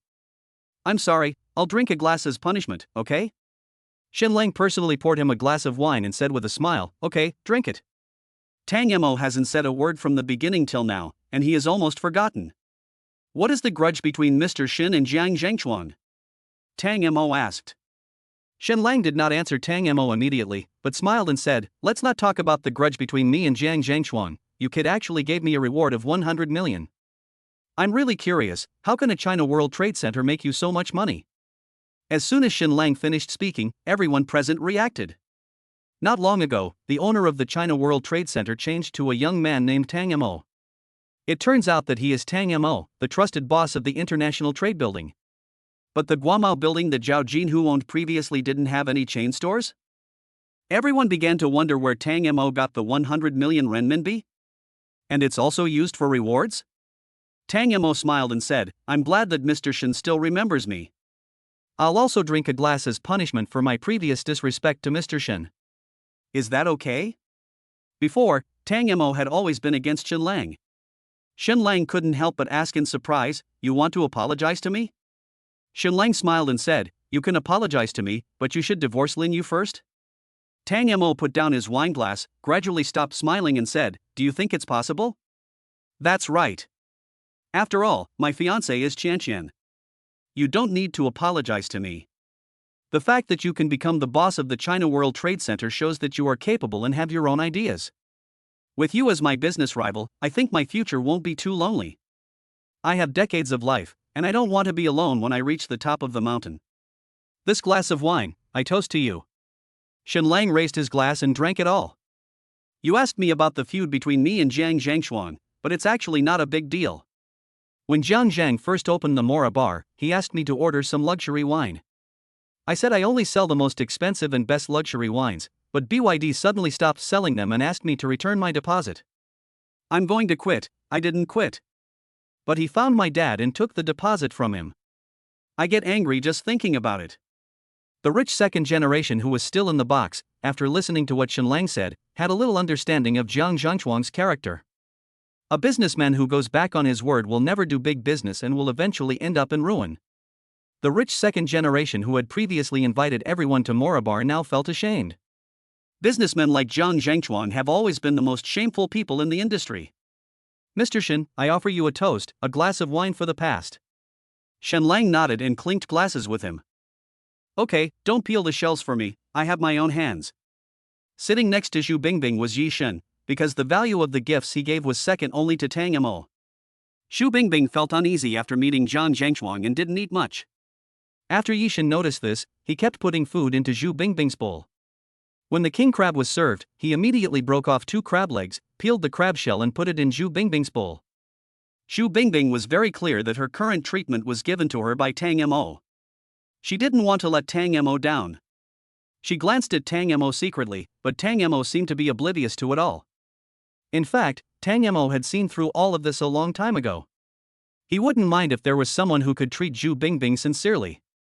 Yishan ignored Zhu Bingbing's words and started peeling the tail meat of the king prawn for her. On the side, Tang Mo smiled and said, "Someone is nice to you, are you still unwilling?" Tang Mo's voice was neither too loud nor too soft, and all the rich second generations present could hear it. The rich second generations quickly turned their attention to Yishan. After seeing Yishan helping Zhu Bingbing peel the lobster shell, everyone looked as if they had never seen such a thing before. Actually, Yishan is a nice guy. He is loyal in relationships and likes simple girls. Before, Yishan fell in love with an innocent girl, but it turned out that she was only after his money. If I remember correctly, it seems that Yishan has dated a girl before, as far as I can remember. After he finished speaking, other rich second generations also reacted and spoke well of Yishan. Yes, there was one, but he met the wrong person, otherwise the child would have been born, right? Not only that, I guess you can call me uncle, ha ha ha. Shenlang took over the conversation and said, "Why do you always say good things about Yishan? Say something good about Tang Mo as well. I just feel that Tang Mo is very ruthless. He even dares to hit me. Just think about it." After hearing Shenlang's words, everyone looked at Tang Mo with higher regard. Looking at the entire demon city, who dares to touch Shenlang? But Tang Mo dared to take action. To be honest, we are no match for Tang Mo this time. We only have about 70 or 80 million combined, right? Yes, Tang Mo is really rich. No, Tang Mo gave us so many gifts and was willing to meet us. Doesn't he have his eyes on Bingbing? Shenlang said leisurely, he is Bingbing's boss, he must support his own artists. When these words were spoken, everyone present was dumbfounded. They browsed for a long time and found out that Bingbing was already taken? If they had known that Bingbing was already taken, they would not have joined in the fun. This is all Yishan's fault. Everyone thought Yishan had investigated everything. Don't listen to what Shenlang said. Bingbing and I are just superiors and subordinates. Nothing has ever happened between us. But what Shenlang said is also correct.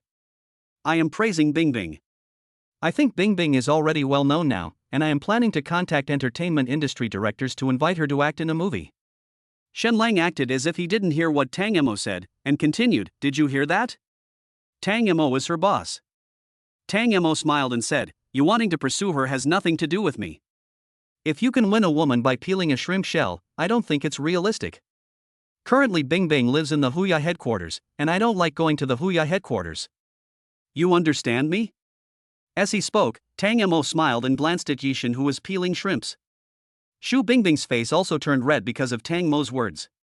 It was the first time that someone cared about her like this. Tang Mo was really good to her, she could feel it. If Tang Mo was willing, she can even be Tang Mo's lover. But Tang Mo remained unmoved and didn't even bother to look at her temptation. After dinner, someone looked depressed, as if he was thinking about what happened at Mora Bar. Shenlang smiled and said, "I was just joking just now. We don't have many female students in our family. Shall we go to Mora Bar?" When they heard that they were going to Mora Bar, everyone's eyes lit up. As he was speaking, Zhu Bingbing stood still. Yishan's eyes stayed on her and asked, "What's wrong?" Zhu Bingbing didn't say anything. Yishan continued, "If you don't want to go, I'll take you back to Huya headquarters?" Zhu Bingbing nodded. Yishan said something to Tang Mo, then took Zhu Bingbing to his Aston Martin. Because he would inevitably have to deal with these people in the future, Shenlang also went to Mora Bar. Before I even walked into Mora Bar, I could hear the noise inside. Standing at the door, you can see a long-haired woman pole dancing on the stage. Looking around, there are many beautiful girls, and the clothes they wear are all luxury goods. What luxurious clothes she wears, Balenciaga, Lolita. As soon as they walked into Mora Bar, everyone felt that Mora Bar was different in style and great from other bars. Other bars are bigger than the Mora Bar, but they definitely don't have as many people wearing Balenciaga. Shenlang smiled and reminded, "Don't be fooled by superficial phenomena.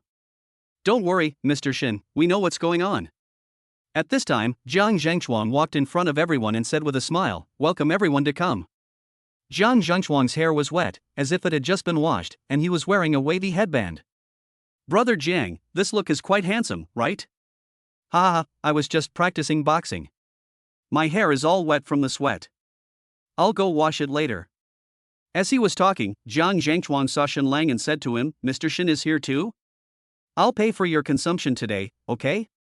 Shenlang refused, no, I'll pay for my own consumption. Jiang Zhangchuang smiled and didn't force it, okay, let's play. Jiang Zhangchuang had just finished speaking when a second-generation rich man pointed at a woman and asked, Brother Jiang, do you have any information about that woman? Jiang Zhangchuang looked in the direction of his finger and shook his head, no, I never ask about these things. Do you want me to help you find out? No, I can do it myself. Then, Tang Mo and Shenlang sat on a rose-red sofa chair. Shenlang seemed to be very familiar with this. He leaned on the sofa with his arms open and his legs crossed. Soon, the waiter brought a glass of drink. Shenlang took a glass and said, Jiang Zhangchuang is quite polite for the free drinks.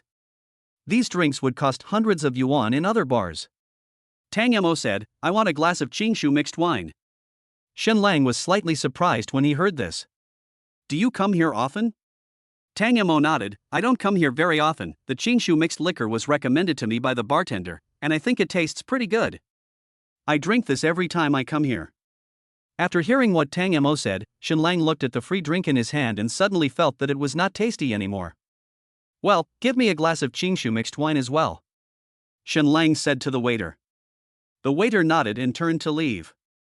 At this time, Tang Mo took a sip of Qingshu, and his cell phone rang.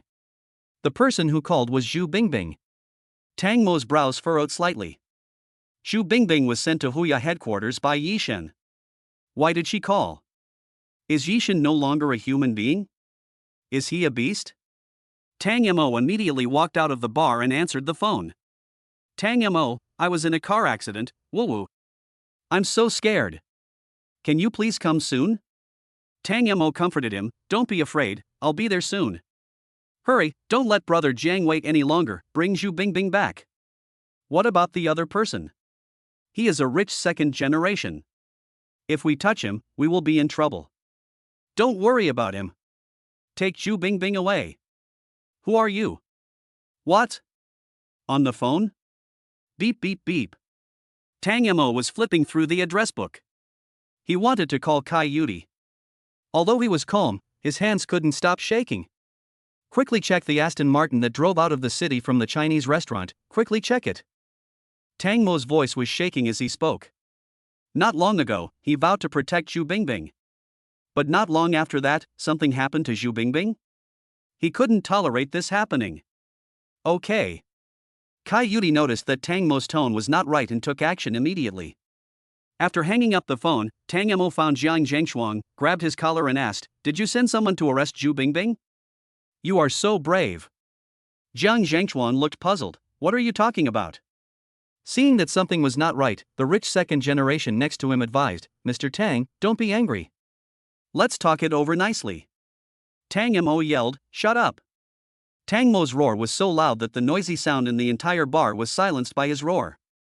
Shenlang also heard Tang Mo's roar, then walked over with interest, sat on the sofa next to him, drank Qingshu and watched the show. Chapter 59 found. You'd better pray that I don't catch your people, otherwise I will tear down your bar. Tang Mo pushed Jiang Zhangchuang away fiercely, and walked out of Mora bar with a ferocious face, as if he would kill anyone who stood in his way. Alas, my good brother has left, and I won't stay either. You guys enjoy yourself. Shenlang put down his wine glass and walked out of the bar slowly. The rich second generation who stayed behind stared at each other, as if to say, are we leaving or not? We can't leave, right? Jiang Zhangchuang is still here? Find a chance to sneak away. Shenlang walked out of the bar and looked around on both sides of the door of Mora bar, only to see a McLaren speeding past his sight. Oh my god, Brother Jiang has offended someone again. Unfortunately, it's not me this time, but the young and inexperienced Tang Mo. At this time, Tang Mo had a murderous look on his face. He stepped on the accelerator and flew to the scene of the car accident. A cordon was set up at the accident scene, and the criminal team is investigating possible traces left at the scene. Fortunately, it didn't rain today, so the traces are easy to find. You don't have to worry too much. Kai Yudi comforted. Kai, let me tell you, when I was on the phone just now, I heard those people talking about Brother Jiang. Brother Jiang is Jiang Zhangchuang, the owner of Mora Bar. He must have kidnapped Zhu Bingbing. Kai Yudi frowned and asked, do you have any evidence? He had no evidence, so he lowered his head and said nothing, but Tang Mo still wanted to try. Old Kai, do you believe me? Kai Yudi sighed softly, I believe you are useless. I don't have the authority to use the police force. I believe in you, Tang Mo, but can you also believe in me? I promise to bring her back to you intact and safe. At this time, Kai Yudi's intercom rang. Captain Kai, we spotted a suspicious three-wheeled truck driving out of the city. Kai Yudi and Tang Mo looked at each other, then immediately got in the car and drove towards an abandoned factory outside the city. Tang Mo has the skills to drive a luxury car, and he drives with sparks and lightning all the way. This was Kai Yudi's first time riding in Tang Mo's car. Her heart was in her throat and her hands were tightly gripping the door handle. The scenery outside the window flashed by, leaving only dazzling colorful lines. Soon, Tang Mo rushed to an abandoned factory outside the city. However, there was only a nearly scrapped three-wheel truck inside. However, the engine of the three-wheel truck was still hot, which meant it had only been parked for a short time. We didn't see any return cars on the way here. Could it have taken a detour? Kai Yudi asked. Tang Mo looked down at the dust on the ground and saw several tire tracks heading towards a road to the east.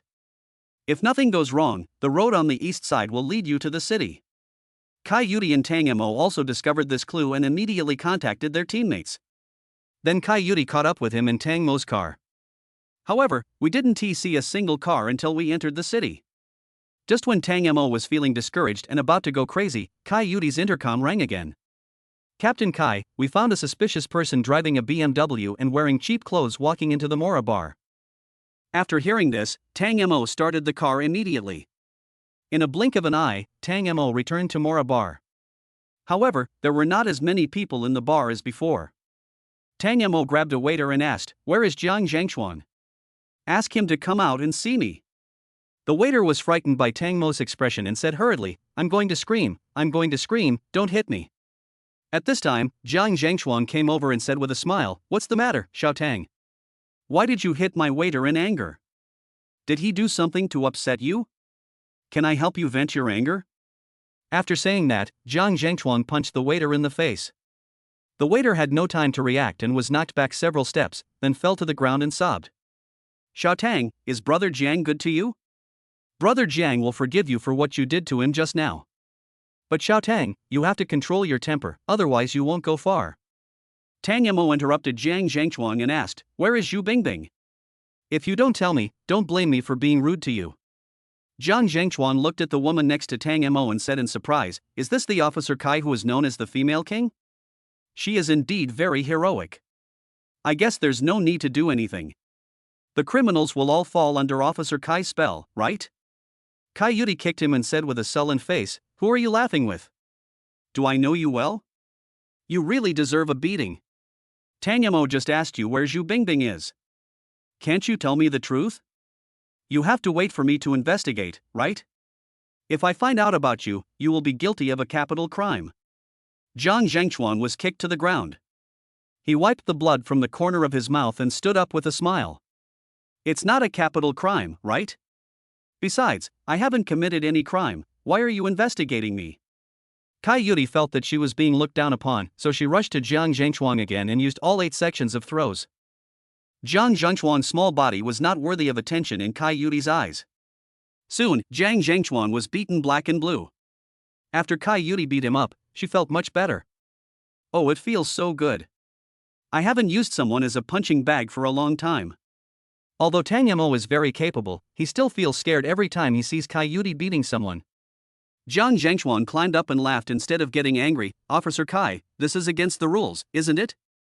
You have no reason to hit me, right? I will report you to my superiors." Then, Jiang Zhangchuan said to Tang Mo, "Xiao Tang, I treat you as a brother, is this how you treat me? But it doesn't matter. I believe you have your reasons. I really didn't arrest Zhu Bingbing, I swear to you." Jiang Zhangchuan raised his hand and swore. Then Jiang Zhangchuan said, "I won't keep you for a drink. Goodbye." After saying that, Jiang Zhang rushed over and helped up the waiter who had knocked him to the ground. "I didn't control my emotions just now. As compensation, I will give you an extra month's salary. Come with me to get it." Tang Mo clenched his fists and watched Jiang Zhangchuan and the waiter walk out of the bar hall. Kai Yudi comforted her, "Don't worry, we will find Zhu Bingbing. We have sent people to closely monitor the Mora bar. We've also been keeping an eye on Jiang Zhengshuang, don't worry." Tang Mo nodded, "Lao Kai, I believe you, you must find her." "I said I would protect her, but I only said it a short time ago. If I can't find her, I will feel guilty for the rest of my life." Kai Yudi suddenly hugged Tang Mo tightly and said softly, "It's not wrong to trust me." Evening. Yang Jia called and asked, "Is Zhu Bingbing coming to the Huya headquarters? Or is she just staying at home to live stream?" Tang Mo said, "Maybe we won't be able to broadcast live tonight. Something happened to her." Something happened? Yang Jia sighed. Zhu Bingbing is currently gaining momentum. As long as she seizes this opportunity, she may become a well-known dance anchor on the entire internet. The titles of each small Huya dance anchor are too small and not as big as those of the well-known dance anchors on the entire network. Yang Jia immediately hung up the phone. Any issues had to be resolved by the boss, and she was just a partner and it had nothing to do with her. It's time for Zhu Bingbing to start her live show in the evening. But Zhu Bingbing has not started broadcasting yet. It was agreed to start at 7:30? This anchor is really deceiving. Did he make enough money from the first night of the show? Did he go on an offline date? What a rubbish anchor, unfollow him, unfollow him.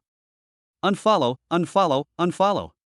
If I were to earn tens of millions in one night, I wouldn't broadcast it anymore. It's enough for me to live on for several lifetimes. Let's all unfollow her. Any chance she gets back on the stage is an insult to us." In the blink of an eye, the number of Zhu Bingbing's fans decreased linearly. Yang Jia is a man with a sharp tongue but a soft heart. She has been looking at Zhu Bingbing's background data. Seeing that the number of Zhu Bingbing's fans was dropping sharply, she was more anxious than anyone else. "It's definitely not going to be broadcast today. I have to think of a way to delay the time." Yang Jia supported his chin with his left hand and tapped the desk with the slender index finger of his right hand. Zhu Bingbing gained some fame during her first broadcast, but she will definitely lose fans if the show is suddenly discontinued. Zhu Bingbing is not the only one who has lost fans. Former top anchor Xiao Xiaomi and Lindsay have also lost fans. Lindsay recently changed the time of her live broadcast to the evening. Then only Xiao Xiaomi can make a fuss. After thinking about it, Yang Jia came up with an idea. Soon, Yang Jia used his authority to modify the title of Zhu Bingbing's live broadcast room. "I am currently practicing a duet dance with veteran anchor Xiao Xiaomi. Please look forward to the double happiness." At the same time, Yang Jia also logged into Zhu Bingbing's account. "Bingbing, I'm sorry everyone, I forgot to change the title of the live broadcast room earlier, it was Mr. Yang who reminded me. Bingbing, I am currently practicing dancing with veteran anchor Xiao Xiaomi, and we are going to appear on camera together." "Bingbing, thank you for your support. I apologize for my mistake. I'm sorry." After a few words, the fans who were still waiting for the show to start in the live broadcast room became excited. "Xiao Xiaomi? Is Xiao Xiaomi the anchor who wears the Squirtle t-shirt with big eyes? Bingbing's ball is also big. They are absolutely happy to be in the same frame. Ha ha ha. Okay, I won't unfollow you guys can unfollow me. Luckily I didn't unfollow you just now, otherwise I wouldn't have known this news in the first place. I won't unfollow anyone. I'll get angry with anyone who dares to ask me to unfollow them. Bingbing is so cute, she can even forget this, so silly." At the same time, the title of Xiaomi's live broadcast room was also changed by Yang Jia. "I am currently practicing a duet with Bingbing. Thank you for your support." At the same time, Yang Jia also called Xiao Xiaomi. Xiao Xiaomi is a very easygoing anchor. After knowing that Bingbing was in trouble, she readily agreed. "Xiao Xiaomi, you are the oldest anchor in Huya, thank you." Xiao Xiaomi said, "I used to be a small anchor, and you signed me. Although I am not as famous as before, I can still contribute to the Huya platform. It's okay, I'll just stop broadcasting for a few days." However, Xiao Xiaomi started crying after hanging up the phone. If she doesn't live broadcast for a few days, her fans will decrease. Yang Jia didn't give her a definite answer. If she could live broadcast with Bingbing, that would be fine, but if not, she would also be implicated. After Yang Jia's operation, the number of fans in Bingbing's live broadcast room increased instead of decreased. I can't wait to see Bingbing and Xiao Xiaomi live together. Xiao Xiaomi really dances beautifully. I used to watch her every day, But then I don't know why I haven't watched her for a long time. If I hadn't heard that Bing Bing was going to do a live broadcast with her, I would have almost forgotten about her. Me too, I'll go watch the replay of Xiaomi's live broadcast and reminisce. Soon, the number of Xiaomi's fans also began to move. It's not decreasing, it's increasing, just very slowly, and it's unbearable to watch compared to the live stream. However, there are very few anchors who can gain followers without even starting to broadcast. After Tang Mo found out about this, he went to Xiaomi's live broadcast room and gave her millions of gifts. When Xiaomi received the text message from the Huya platform, she felt that it was all unreal. It has been a long time since she received a reward of millions of Tiger Bud coins. She logged into her live broadcast account and saw that the top of the list had changed to Emperor Taizong of Tang. I want this girl. The news that Emperor Taizong of Tang Dynasty spent 100 million Huya coins had already fermented in the Huya anchor circle. I guess this is someone's way of making up for her? After figuring it all out, Xiaomi showed a long-lost smile on her face. Maybe her number of fans will decrease, but her income today is equivalent to several months' income. Are you still thinking about Bing Bing? Lin Yu walked to Tang Mo in her pajamas and said softly. Tang Mo sighed and said, I haven't heard from her for a day. I didn't keep my promise to her. Lin Yu smiled. She liked this fact about Tang Mo, he was responsible. Don't worry, Sister Kai Yudi will definitely find her soon. As he was speaking, Kai Yudi called. Tang Mo quickly answered, Lao Kai? Open the door, I've brought her back to you. Kai Yudi said and hung up. Tang Mo was stunned for a few seconds, then ran out to open the door. Xu Bingbing was wearing a police uniform jacket and her hair was messy. Are you okay? Tang Mo asked. Xu Bingbing looked up at him, and all the grievances in her heart suddenly surged up. She really wanted to throw herself into Tang Mo's arms and act coquettishly, but Lin Yu was standing behind Tang Mo, so she could only suppress her inner restlessness, otherwise, she might not even be able to see Tang Mo. National Goddess Lin Yu has another title, the daughter of a wealthy family. But she was just an ordinary person and she couldn't compete with Lin Yu. Kai Yudi said coldly, we found the person who kidnapped her, but he refused to tell us why he kidnapped her. We plan to interrogate the prisoner later. I'll send Xu Bingbing back to you first. I'm afraid you'll be worried. Tang Mo nodded, thank you, Sister Kai. Kai Yudi smiled and said, I'll leave first. After saying that, Kai Yudi drove away in her Maserati. Okay, it's all over. Have a good sleep first. Come with me. Tang Mo said as he walked into the mansion. But the person standing at the door was Lin Yu. Xu Bingbing also stood at the front gate without moving. Tang Mo looked at Lin Yu, then at Xu Bingbing, feeling caught between the two women and in a dilemma. Suddenly, Lin Yu said, come in. Only with Lin Yu's permission did Xu Bingbing dare to enter the mansion with Tang Mo. As soon as Xu Bingbing entered the door, she was amazed by the decoration inside.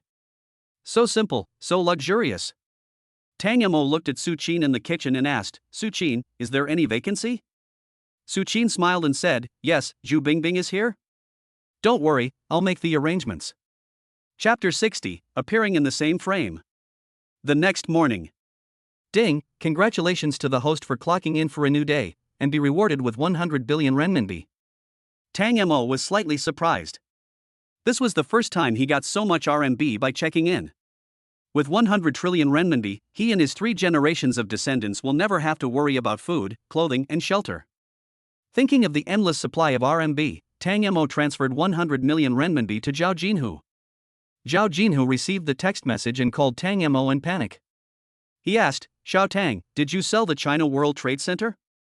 Otherwise, where would so many RMB come from? Tang Mo smiled and said, second uncle, if you hadn't given me the opportunity, I wouldn't have been able to earn so much RMB. Take it, I'm honoring you. I have other things to do now, uncle, do you have anything else to do? After hearing this, Zhao Jinhu's face lit up with joy. He was right about the person. Okay, second uncle won't bother you anymore. After hanging up the phone, Tang Mo sent Xu Bingbing to the Huya headquarters. At the Huya headquarters, several top anchors have settled here. This time, Xu Bingbing will appear in the same frame with Xiaomi. Xiaomi was waiting for Xu Bingbing downstairs at Huya headquarters early in the morning. She wanted to thank Xu Bingbing's boss for giving her gifts worth tens of millions in one night. Hello, are you Bingbing? Xiaomi was wearing a pair of glasses with half a gold frame. If you didn't look carefully, you couldn't tell that she was wearing glasses. Also, Xiaoxiami's eyes are very watery, maybe this is her secret to live streaming. Who are you? Xu Bingbing had only been in the industry for a few days and didn't know Xiaoxiami yet. Xiaoxiami smiled and said, I am Xiaoxiami, and I will be the protagonist who will appear in the same frame with you. Xu Bingbing heard about Xiaoxiami's help to her and said, thank you. Then, Xiaoxiami said to Tang Mo, is this Bingbing's boss? Thank you for the gift you gave me. I'm very happy. Xu Bingbing had never heard Tang Mo say that he gave Xiaoxiami a gift. Before she knew it, Xu Bingbing felt that she owed Tang Mo too much. Tang Mo smiled and said, you're welcome. I hope you can show more of my artist. She has only been dancing for a few months. Xiaoxiami nodded, and suddenly stared into Tang Mo's eyes and asked, you look quite young, am I suitable for you? Xu Bingbing was shocked. Isn't Xiaoxiami too bold? Confess openly? But it's useless, Tang Mo is already married, even if Xiaoxiami wants to date Tang Mo, she has no chance. Thinking of this, Xu Bingbing's expression relaxed a little. I'm sorry, I already have a family. If we had met earlier in the next life, we might have gotten married. When Xiaoxiami heard this, the faint smile on her face gradually disappeared. I hope so. At this time, Yang Jia came over wearing a white collar uniform. Her black hip skirt was actually made of black leather, shining under the light. Are you here? Yang Jia observed Xu Bingbing and Tang Mo. Let me introduce you to Xiaoxiami, the veteran dance host at Huya. She is Bingbing, and this is her boss, his last name is Tang. I thought of a solution last night, which is for you two to live stream together. Let's go to the dance studio and practice a dance for two people now. Tang Mo also followed him to the door of the dance studio. When I was about to go in, Yang Jia stopped him and said, this is the women's dance studio. There are all kinds of dance costumes for us to wear. It's not appropriate for you to go in. Tang Mo shrugged and said, okay, I won't go in. Bingbing, call me if you have anything. I'm leaving now. When Xu Bingbing heard that Tang Mo was leaving, she snorted unnaturally. She was still afraid. Although the snort was not loud, they were the only ones in the corridor. Xiaoxiami and Yang Jia looked at Xu Bingbing with puzzled eyes, and then looked at Tang Mo. Tang Mo smiled and said, don't worry, as long as you are in the Huya headquarters, no one can kidnap you from here. I promise you. I spent a lot of money to hire the best female bodyguards from the security company. They will be arriving at the Huya headquarters soon. Just relax and work hard to improve yourself. Don't be afraid. I'm still at the Tiger Bud headquarters for now. I'll leave when the gold medal female bodyguard arrives. Xu Bingbing nodded heavily and then walked into the dance studio. Xiaoxiami and Yang Jia looked at each other and followed him into the dance studio. At this time, Tang Mo called Yang Jia. Boss Yang, can you please spare me a moment to talk? Yang Jia knew that Tang Mo had something to tell her. Besides, a hired gold medal female bodyguard could not enter the building without her permission. What on earth happened to Bingbing? When they turned the corner, Yang Jia couldn't help but ask. Because of the special nature of her previous job, she was kidnapped by that group of people yesterday. I promised her that being my artist would give her my protection. So, I bought 4 gold medal female bodyguards. I'll have to trouble you later, Mr. Yang. Yang Jia was surprised and said, okay, leave it to me. As long as you are at Hoya headquarters, you need a work permit to enter and exit, and you have to go through a search when you leave Hoya headquarters. Tang Mo nodded and said, I feel relieved when you say that. I'll go downstairs and wait for the 4 female bodyguards. Not long after returning downstairs, Tang Mo met the gold medal female bodyguard. The leading female bodyguard was called Qing Yuan. She took off her gloves, stretched out her hand and said with a smile, hello, I am Qing Yuan, the female bodyguard of Fei Niao Security Group. Tang Mo didn't shake hands with her, but tested her reaction. Tang Mo suddenly reached for her hair, trying to get the small leather tie she used to tie her hair. Qing Yuan is not a novice bodyguard, but a female bodyguard with a gold medal. Her muscle memory instantly helped her to evade the move. The breeze from his hand brushed across her cheek, bringing a hint of coolness. Not bad, the reaction is good. I will take you to meet the person you are going to protect. I heard that one of you is a doctor. The person you are going to protect is not very emotionally stable right now, so you have to rely on the doctor. Qing Yuan stared at Tang Mo's smiling face and asked in confusion, if someone as powerful as you can't protect her, how can we protect her? Tang Mo smiled and explained, no matter how powerful I am still just one person. Do I need to learn to have a shadow clone, with one following behind each artist? The female bodyguard next to Qing Yuan thought what Tang Mo said was interesting and couldn't help but chuckle. And Qing Yuan glared at her coldly. After being glared at like that, her smile suddenly disappeared. Okay, take us to see the person we are trying to protect? Soon, Qing Yuan followed Tang Mo to the door of the dance studio. Tang Mo said innocently, men are not allowed to enter the dance studio. Can you go in and find her by yourselves? Qing Yuan just thought that this was a test from Tang Mo to them. Only after passing the test can they continue the job. Yang Jie noticed the 4 women in black suits who walked in and asked, "Are you here to look for someone?" Soon, Yang Jie thought of what Tang Mo said and thought that they were going to kidnap Zhu Bingbing. Stop. If you take another step forward, I'll call security. However, her words had no binding force on Qing Yuan's ears. Qing Yuan continued walking forward indifferently. Walking in front of Yang Jie, Qing Yuan said, "We are the bodyguards of a woman, but our employer seems to require us to find the woman to be protected ourselves." You shouldn't be? Judging from the situation, Yang Jie was wearing a standard white collar uniform and had a cold expression on his face all the time. Only the 2 women who changed into dance clothes could be the women they wanted to protect. However, both women looked as if they had gone through something terrible. Is this the one? A woman standing next to Qing Yuan walked to Zhu Bingbing and said in a gentle voice. At the door of the dance studio, Tang Mo gave a thumbs up, then turned and left. Faced with the sudden appearance of 4 women in black suits, Zhu Bingbing didn't like their dressing style very much. Hello, my name is Qing Yuan, and I'm the gold medal bodyguard of the Feiniao security group. From now on, your safety will be protected by us. Zhu Bingbing nodded. In the afternoon, the news of Zhu Bingbing and Xiao Xiaomi's live broadcast together spread across the entire network. The entire Huya platform was replaced with photos of Zhu Bingbing and Xiao Xiaomi's upper body. The promotion time was very short, only one afternoon. In the evening, Zhu Bingbing and Xiao Xiaomi's live broadcast room started. Whether you click into Zhu Bingbing or Xiao Xiaomi's live broadcast room, you will see the picture of them appearing in the same frame. Thank you, Brother Yixin, for the reward of the magic castle. Love you. Xiao Xiaomi is a veteran anchor after all. When she saw the luxurious gift from Yixin, she thanked him immediately. It's okay to give a free gift or a small gift without a greeting, but it's unacceptable to give a lavish gift without a greeting. The hostess' income almost all comes from gift rewards. Without gifts, his income will be halved.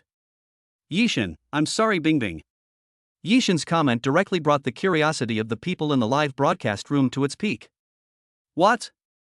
Yixin apologized to Bingbing? Apologize for what?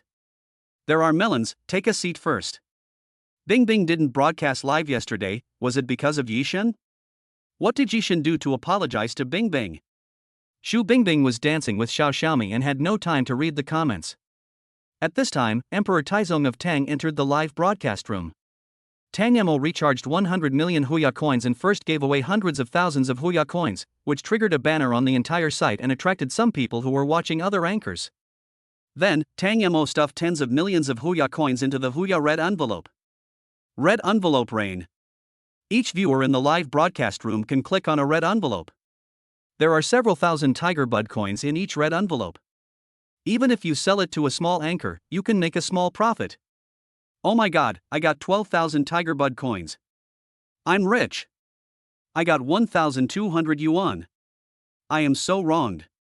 I came here a long time ago. 20,000 Tiger Bud coins are enough for my living expenses for a year. Haha, I never thought that I have achieved financial freedom.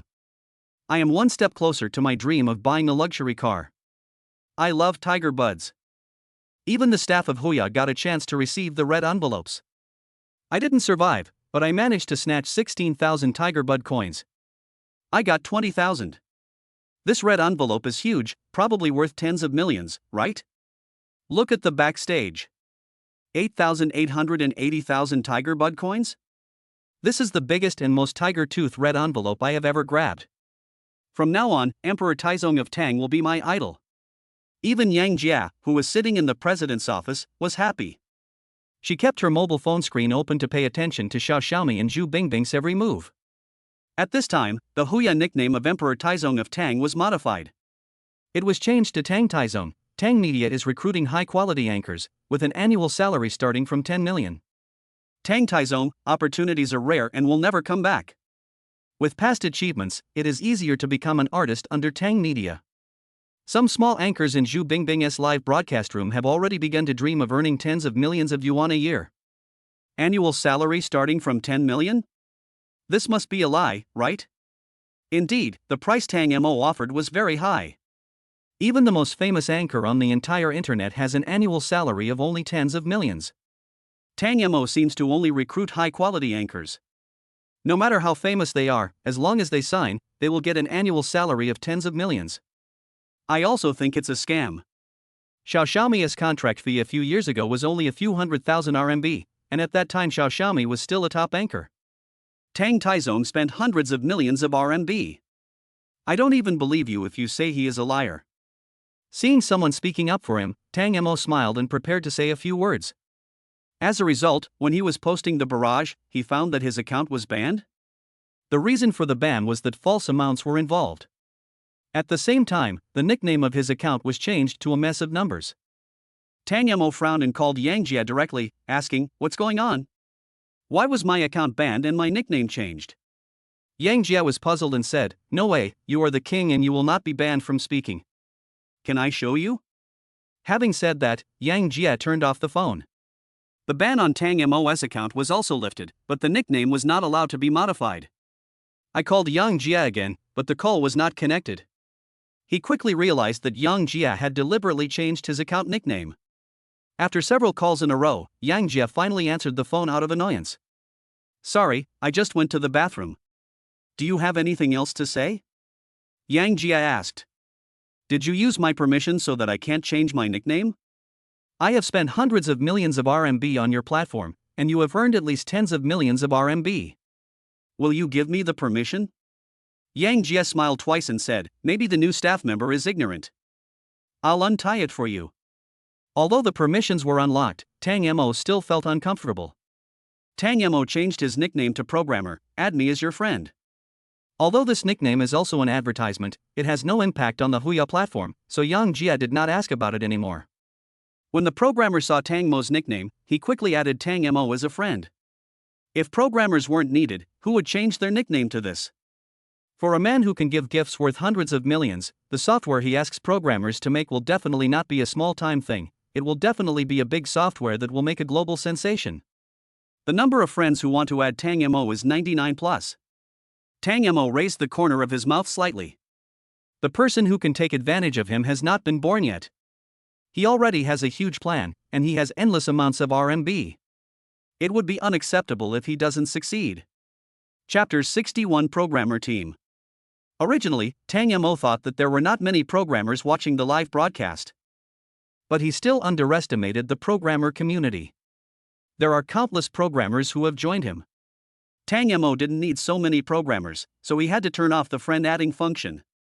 At the same time, the name was changed to Tang Taizong. The programmer team called me, limited to 2 minutes. Tang Mo believes that it is quite easy for a programmer to investigate a mobile phone number in 2 minutes. Besides, if we can't even find his cell phone number, then our ability is too poor, right? He wants a programmer who can be a hacker, not an ordinary programmer. Many programmers who add him as a friend probably want to try their luck. In less than half a minute, Tang Mo's cell phone rang. "Hello, are you Tang Mo, Mr. Tang?" Judging from his voice, he is a young man. "I am. Mr. Tang, my team has been established for 5 years and is proficient in various internet software development. If we can cooperate, I believe Mr. Tang will be satisfied." Tang Mo did not give him a clear answer, but said, "I also hope that we can cooperate. Come to my company Tang Media for an interview tomorrow. I have another call to take." "I'm sorry." "Okay, Mr. Tang, sorry to bother you." The young man quickly hung up the phone. Immediately afterwards, Tang Mo received the next call. 2 minutes later, Tang Mo received calls from 3 teams in total. Among them, there was a call from someone else. "I don't have a team, but I can definitely handle all the tasks you assign to me." This person spoke very simply. With just one sentence, Tang Mo agreed to let him come to Tang Media for an interview tomorrow. Tang Mo could not answer any subsequent calls as he set the call to do not disturb mode. Tang Mo, who regained sovereignty over his account, recharged another 100 million Tiger Bud coins. He removed the suffix after Emperor Taizong of Tang and just called himself Emperor Taizong of Tang. Then, Tang Mo gave the 100 million Tiger Bud coins as rewards to Xiao Xiaomi and Zhu Bingbing respectively. No way? Another 100 million Tiger Bud coins reward? Too rich, right?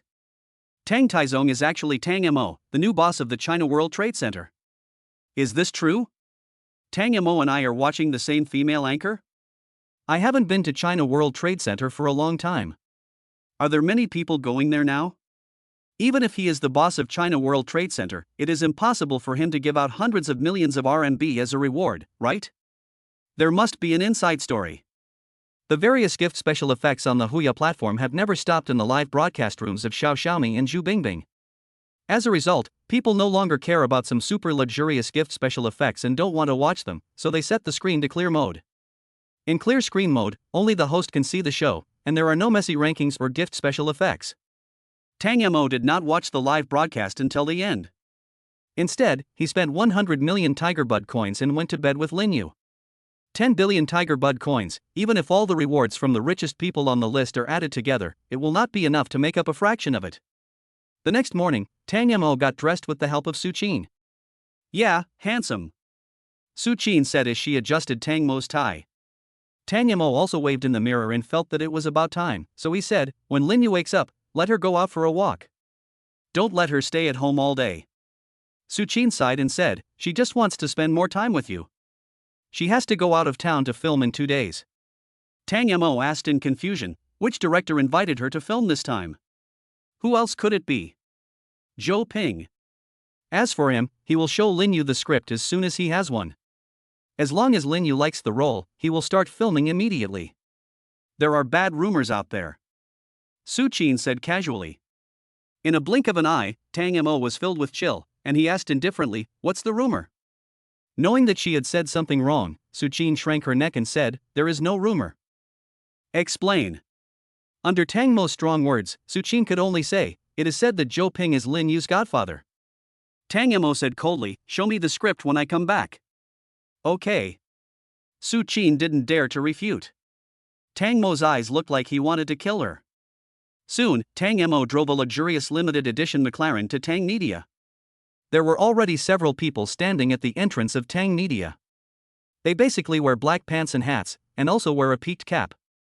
Tang Mo walked over and said, let's go in and talk. As hackers, they investigated a little bit of information and knew that Tang Mo was young. But after meeting him in person, I really couldn't believe my eyes. Tang Mo is only in his 20s, but he already has a shopping mall like the China World Trade Center. Now it seems that we are going to make another big software. The amount of rewards alone exceeded 1 billion. What is the concept of 1 billion? Even if he was the young master of Hai Rui Plaza, Shenlang couldn't get it out. Even if he is Shenlang's father, it would be useless even if Shen Wanxiang came. Unless you sell the real estate under your name, it will be possible to raise 1 billion renminbi. Tang Mo was wearing a luxurious Armani limited edition suit, exuding an imperial temperament. No one dares to have any bad thoughts towards such a person. Li Sun's team followed Tang Mo and walked into a meeting room. The negotiation room is not big, with only a medium-sized table. However, when you walk into the negotiation room, you will feel a sense of technology. On the wall, there are 2 logo letters TS. You guys sit down first, I'll go make some coffee. Tang Mo behaved calmly, like someone who was easy to talk to. And Lan's team noticed Tang Mo walked out of the meeting room and started whispering. Is this true? Too young, right? Why, are you moved? Fuck you, can you please talk properly? There is a girl in Lan's team, but she is not an ordinary programmer. She has participated in the Red Flag Defense War.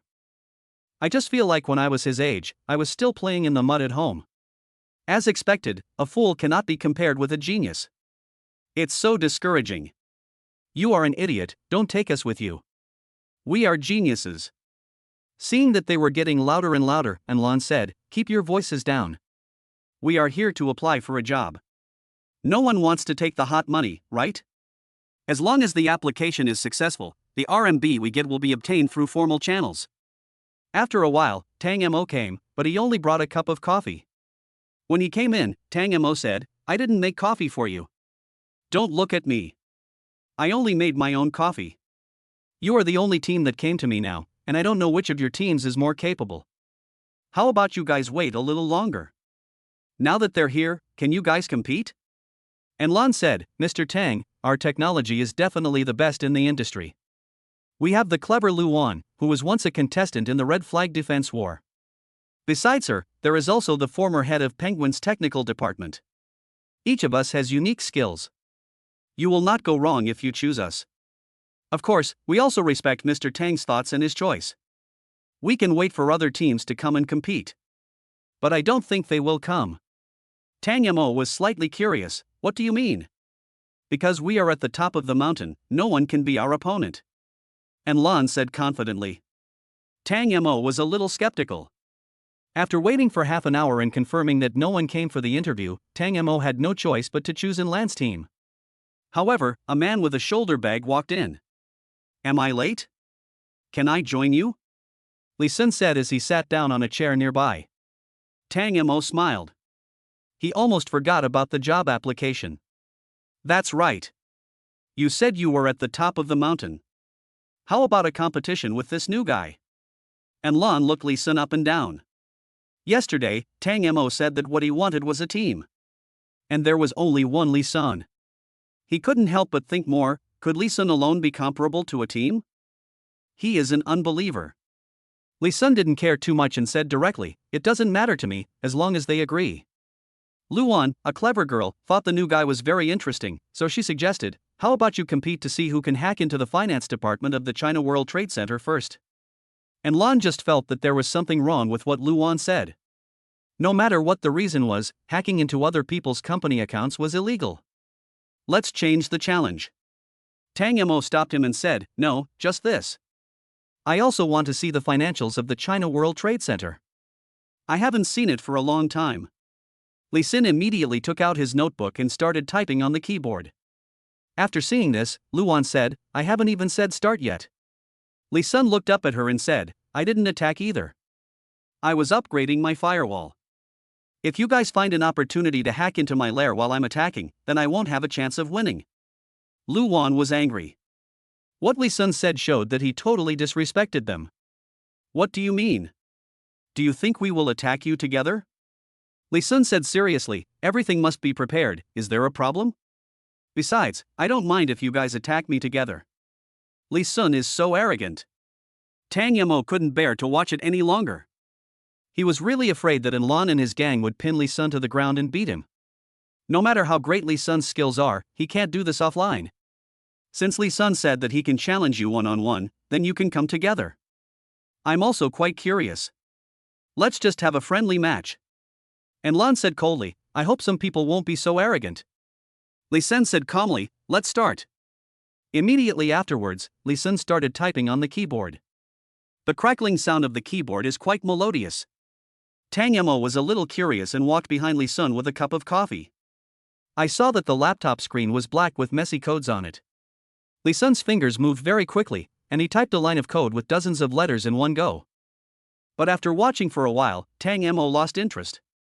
It was too boring and uninteresting. So, he walked behind Lan's team again. The notebooks of the Anlin team are all uniform, and they look very valuable and thick. Their codes are very simple, with just a few letters and symbols on a line. And a page is not filled with code. Their background color is also black. Tang Mo didn't say anything, just walked around twice and returned to his seat. Immediately afterwards, the people from Anlin's team began to take various actions. Wiping sweat, looking nervous. Tang Mo smiled and thought, it seems that this team is not as great as they say. Thinking about this, Tang Mo prepared to make a cup of coffee. Just as he stood up, Li Sun said, I lost. The people in Anlin's team breathed a sigh of relief, as if they had just experienced a great battle. Li Sun looked at the laptop screen and his hands on the laptop keyboard gradually clenched. According to the agreement, the losing party withdraws from the application. I'm leaving. With that, Li Sun packed up his notebook and prepared to leave. Tang Mo smiled. This guy really has personality. Stay, join Lan's team, and be a deputy team leader or chief of staff. You can come to me if you have any disagreements. I have already made the contract. The teen's annual salary is 3 billion. Tang Mo took out a few folders from the drawer and passed them to Enlan. Pass it on. Then, Tang Mo took another one and threw it to Li Sun. This is your contract. Annual salary is 200 million, bonus is not included. Enlan and others looked at the contract and felt that Tang Mo was cunning and treacherous. This is a lifetime honorary contract, which is entirely beneficial to Tang Mo. You can choose not to sign. The door is over there. Li Sun said, I have signed it. When do I start working? When Enlan heard Li Sun's determination, he also waved his hand and said, although it's for life, we have gained too much. Sign it. With Enlan taking the lead, his entire team signed. After getting the contract, Tang Mo smiled and said, from now on, I want you to make a live broadcast software similar to the Huya platform. The faster the better. Money is not a problem. I will pay you your signing bonus in batches later. You guys use the signing bonus first, and then ask me to reimburse you. Any questions? Li Sun said, no problem, I can do it in half a month by myself. If we have a team, it will only take a few days.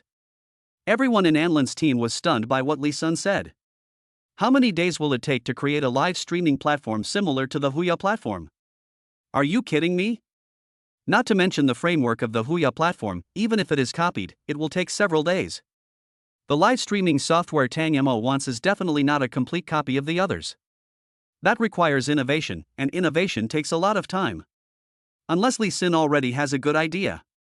In addition, after the software is completed, we have to build firewalls and other things, which are a lot of messy things. Li Sun said that it could be done in a few days, which is definitely a big boast. Tang Mo smiled and said, okay, then I'll give you 2 weeks. Of course, the sooner the better. The second to last floor on the top floor is your base. There's nothing installed on it yet. Take your signing bonus and go build some more. Just one sentence made Enlan's team look even uglier. The time is too tight. I have to develop software and decorate my workspace myself. And I paid for it myself. However, when part of the contract money arrived, everyone's face was filled with joy. 80 million has arrived, ha ha ha. I've got it too. Tang Mo was not overwhelmed when he heard their cheers. He remained calm. Chapter 62 Brown Sugar Live. Soon, Tang Media announced that its Hongtang live broadcast platform was officially launched. As soon as Hongtang was launched, the top anchors on many platforms disappeared. For example, some time ago, Xiao Xiaoming and Zhu Bingbing, two very popular anchors on Huya Live, all appeared on the Hongtang live platform. There are also game anchors, the Big Devil Tunton, Yitiao Zhao Chuanchuan, Wutong, Sister Zhou, and so on. And on the top floor of Tang Media, a pile of breach of contract documents were piled up there. And Lan's scalp tingled. He had never thought that Tang Mo's plan was so crazy. Directly poach people from major live streaming platforms and help pay the penalty. Perhaps the number one anchor on the Duya platform will become a second-tier anchor on the Hongtang live broadcast platform. Every anchor on the Hongtang platform is talented and has real skills. You can definitely find a host you like on the Hongtang live broadcast platform. There are the pure student type, the cool and beautiful queen type, the bare shoulders, legs and waist type, and there are countless types. Other live streaming platforms didn't take it seriously at first because their top anchor hadn't been online for a few days, but after finding their own anchor on the Hongtang platform, they were shocked. There is no time to react. Some live broadcast platforms want to use liquidated damages to force their former contracted anchors to come back, but Tang Mo has the most professional team of lawyers. As long as the penalty is not excessive, Tang Mo will pay it all. Yang Jia's Huya live streaming platform suffered the heaviest losses. The top anchor in each section has basically jumped to Hongtang Live. Yang Jia was extremely anxious. Tang Mo ignored all of this. He and his wife Lin Yu went to the crew to film. When Zhou Ping heard that Tang Mo was coming, he changed the plot of the play. Originally, Lin Yu wanted to film a plot about a heroine who was reborn and took revenge on a heartless man. Now, after Zhou Ping's modification, the unfaithful man has become the man who loves the heroine the most. Tang Mo said ruthlessly, Lin Xiaoya, we are not the same kind of people. Our marriage is doomed to be hopeless. Let's break up. Tang Xiaoma's identity in the play is a rich second generation. His family did not approve of his relationship with Lin Xiaoya because they were not a good match. Tang Xiaoma and Xiao Linyu have been fighting against the pressure from their family all along. But this time, Tang Xiaoma suddenly changed his usual personality and became like a puppet. Tang Xiaoma turned his back to Lin Xiaoye and shed 2 lines of tears. Lin Xiaoye couldn't see Tang Xiaoma's expression, she could only hear Tang Xiaoma's cruel words. Lin Xiaoye didn't cry. She said firmly, "Let's break up." All along, Lin Xiaoye has been obstructed by Tang Xiaoma's mother, and she has been tolerating it. But today, Tang Xiaoma's words made her so sad. "Even without you, I can still live well." In fact, Lin Xiaoye couldn't live a good life without Tang Xiaoma. They loved too much. Later, Lin Xiaoye was arranged by her family to go on a blind date and married the stupid son of a landlord. Lin Xiaoye's heart is dead, she doesn't care who she marries. However, on the wedding night, Lin Xiaoye committed suicide. After her rebirth, Lin Xiaoye has been looking for opportunities to take revenge on Tang Xiaoma. In the bar, Tang Xiaoma was drunk, and sitting next to him was Lin Xiaoye. "Master, have another drink. After this, we'll go to bed." Lin Xiaoye poisoned the wine and Tang Xiaoma had no idea. After getting drunk, Lin Xiaoye moved Tang Xiaoma into the box. After coming out, Lin Xiaoye randomly found a woman and tricked her into going to Tang Xiaoma's box. As soon as she walked into the box, Tang Xiaoma pounced on her like a madman. At the door of the box, Lin Xiaoye held up her mobile phone and recorded the video. When Tang Mo woke up, he saw the video sent on the mobile phone and the woman lying next to him. Crack. Zhou Ping said click, trotted over to Tang Mo, and demonstrated, "Tang Mo, your eyes should have a complex expression of confusion, and anger at this time, so that the audience can empathize with you, understand?" Again. Tang Mo rubbed his dizzy head and sat up, then inadvertently saw the ragged woman lying next to him. Tang Mo was startled and then looked at his belt. "It's over." While I was sorting my clothes, the screen of the mobile phone on the coffee table lit up and a video came on it. When Tang Mo clicked it, it was a video of him and the woman next to him. At the same time, a threatening letter was also attached below. "If you don't want me to send this video out, give me 10 million renminbi." Tang Mo frowned, put his phone on the coffee table, then pushed the woman next to him to wake her up. Su Shaoqin rubbed her sleepy eyes and said, "Someone has plotted against me. There is also your video in there. You should find a way to solve it yourself. Trash. Such a scumbag." Even the crew members filming the drama felt the scumbag temperament of Tang Xiaoma. Zhou Ping nodded with satisfaction. This was exactly the effect he wanted. He clapped his hands and said, "Okay, this part is over." When she heard that this part was over, Su Qin immediately picked up the sling that had fallen to her shoulder, then stood up and said with a smile, "Sister Yaya, how was my performance?" Lin Yu smiled and said, "You acted so well, I almost thought you ate Tang Mo." During the break, everyone was still discussing who Tang Mo was. "Isn't Lin Yu's boyfriend too handsome? It's the bossy CEO style. I like it so much. Stop daydreaming." When Tang Mo was still a nobody, Lin Yu had already obtained a marriage certificate with him. "Ah. There's a melon here, tell me about it?" After a short rest, Tang Mo started filming again. However, his cell phone rang at this moment. Zhou Ping respected Tang Mo very much and waited for Tang Mo to speak. Tang Mo took out his cell phone and looked at it. The person calling was Enlon. Enlon has a lot of power now, so maybe there was something really difficult, so he answered the phone. "What's the matter?" Tang Mo said lightly. Enlon smiled bitterly and said, "Boss Tang, the bosses of those live streaming platforms have all come to our company and are blocking the entrance to our company. We are in a difficult situation. Do you want to drive them away?" Tang Mo said, "Just invite them to the reception room for tea, don't worry about anything else. Also, don't let them go upstairs." "Okay, I understand." Zhou Ping said with a little concern, "Boss Tang, we can stop if you have something to do. It's not urgent." Tang Mo waved his hand and said, "It's okay, keep shooting." After Tang Mo spoke, Zhou Ping had no choice but to continue filming. The next scene filmed was the scene where Su Shaoqin went to find Lin Xiaoye to argue. Su Shaoqin's brother is the owner of this bar and quickly found Lin Xiaoye. She wanted Lin Xiaoye to delete the video. But Lin Xiaoye insisted on getting 10 million renminbi, otherwise she would never delete it and would publish it. "I can't possibly give you 10 million. As he was talking, Tang Mo came over and said, "If you want money, just tell me directly. Why do you want to record the video?" As he spoke, Tang Mo took out his cell phone and clicked twice.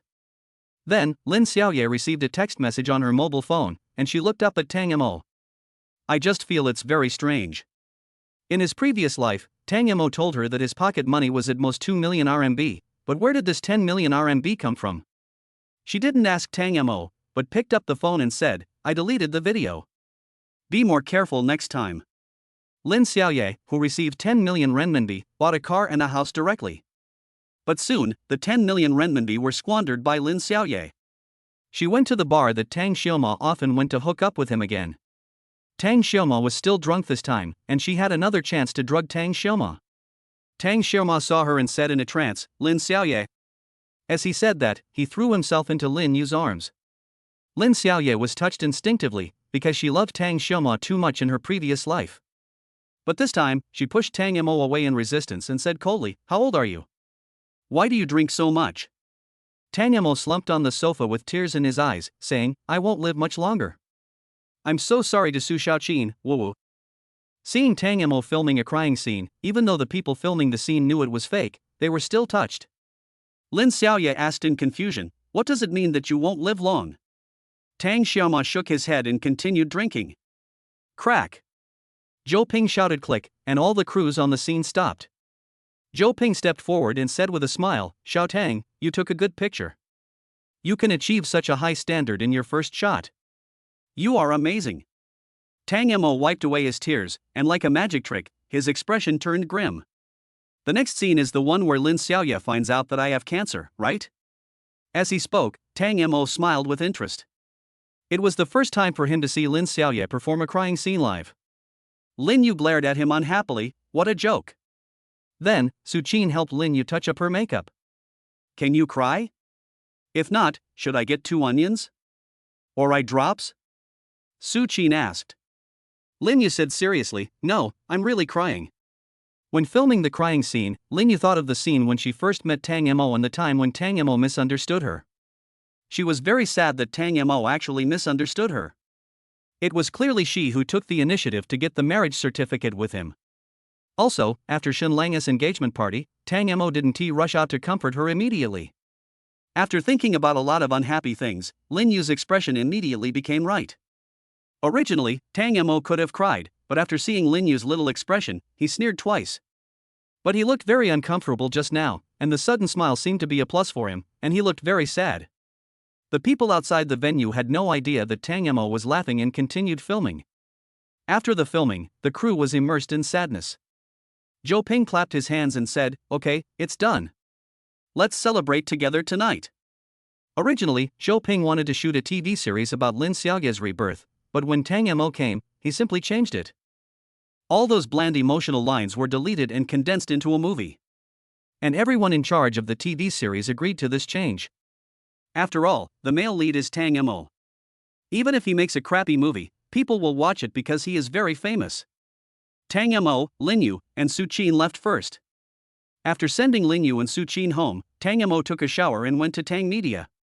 He found that the bosses of those live broadcast platforms were still sitting in the reception room. When Enlan heard that Tang Mo was coming, he immediately went to report these things to Tang Mo. Boss Tang, they have been here for several days and they insist on seeing you. Tang Mo nodded and walked to the reception room. As soon as Tang Mo walked in, all the bosses present stood up and showed him respect and awe. Tang Mo walked to the main seat, sat down and said, please sit down, let's talk. Yang Jia took the lead and said, Boss Tang, your approach of poaching people is not advisable, right? Don't you know that there are only a few top anchors on each live streaming platform? If you dig them all up at once, how are we going to survive? Tang Mo replied, how you live has nothing to do with me. You just need to go through the legal process. My legal team has already told you how much liquidated damages you should pay, right? It doesn't matter whether you can accept it or not. As long as you come to my Tang Media, you are all mine. Don't even think about taking any of you back. Besides, this is a win-win cooperation, right? You can take the liquidated damages. I just happen to need an anchor. It's okay if you want to sit here forever. I won't sit here forever anyway. That's all I have to say. Goodbye. Seeing Tang Mo wanted to leave, Yang Jia stood up to stop him and said, Boss Tang, you can't be like this, right? Tang Mo pushed her gently and she sat directly back on the original chair without even reacting. As soon as Tang Mo left, the reception room fell into silence. I wanted to send 1 or 2 people back, but not only did I not get them, I also wasted several days. Shen family. Shen Lang shouted at Shen Wanxiang, "It's time for you to step down. The Shen group should be handed over to me." Shen Wanxiang was frightened by Shen Lang's roar, and stared at Shen Lang with slightly shocked eyes. After staring for a while, Shen Wanxiang seemed to admit that he was old, and said, "If you want it, I'll give it to you. Let's go, we will give you the ordination ceremony today." Shen Wanxiang changed his usual behavior. This was something Shen Lang had not expected. After Shen Lang took over the Shen group, he also wanted to set up Shen Media and a live broadcast platform. He has already thought of a name for the live streaming platform, which is Hailang. The Shen group focuses on commercial development, and developing a live streaming platform may drag down the entire group. Therefore, many shareholders are opposed. "Mr. Shen, I object." "I object too." Shen Lang felt very embarrassed after being contradicted, and said angrily, "You are against NM? Still against it? If you don't want to play, get out. Anyway, I'm putting this here. Whether you are willing to support me in setting up a live streaming platform or not, I have already done it. It's useless even if Shen Wanxiang comes." The old man who had followed Shen Wanxiang in his battles was shocked by Shen Lang's words. Shen Lang actually dared to call Shen Wanxiang by his name? Is Shen Wanxiang old? After the meeting, those old men called Shen Wanxiang one by one. Shen Wanxiang said calmly, "The children have grown up, and we are old too. Let them have their way while we can still help them."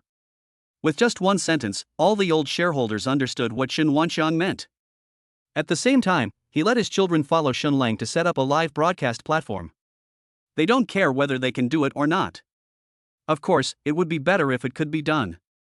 If you can't do it, just treat it as experience. As long as they are still here, Shen Group will be here. Shen Lang imitated Tang Mo's method and changed his nickname on the Douya platform to receive gifts.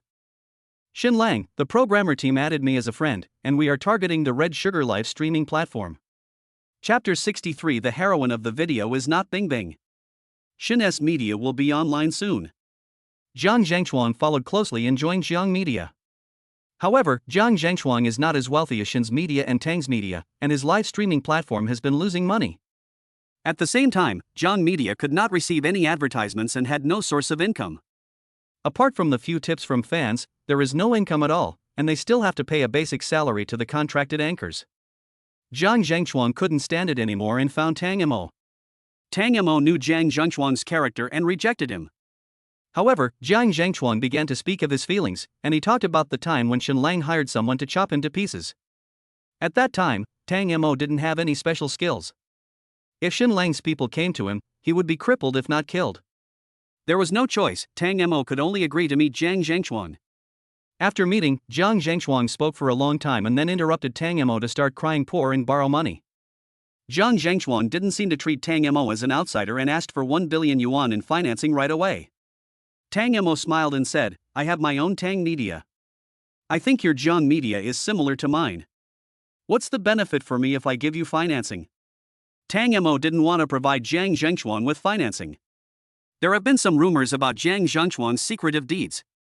The two people arrested by Kai Yudi last time insisted that there was no mastermind behind it. But the more they deny it, the more likely people will think that Jiang Zhangchuan is the mastermind behind it. After all, after they arrested Zhu Bingbing, one of them went to Mora Bar. Jiang Zhangchuan pretended to be pitiful and said, "Tang Mo, I helped you in the beginning, but now that you are rich you are not willing to help me anymore."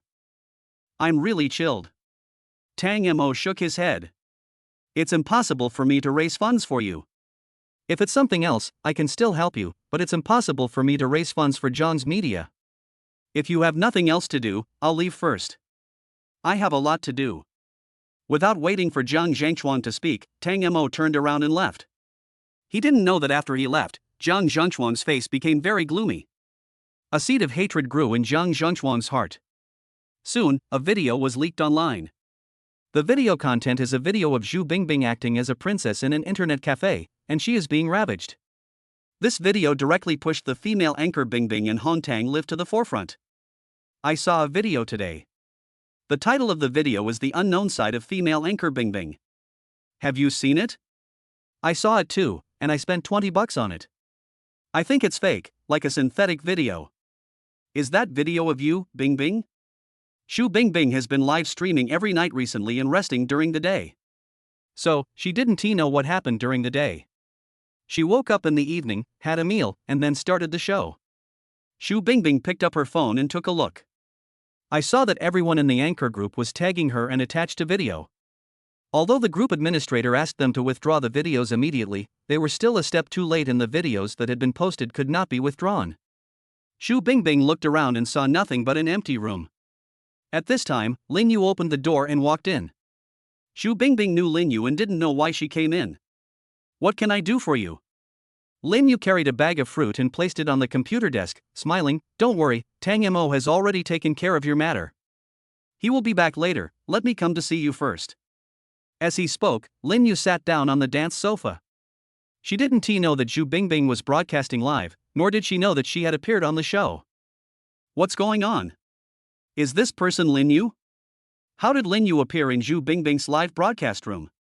She just said that Tang Mo went to deal with Bingbing's affairs. I still believe that the video must be fake. This is the first time I see Lin Yu wearing casual clothes. Isn't it too simple? Simple girl, I love her."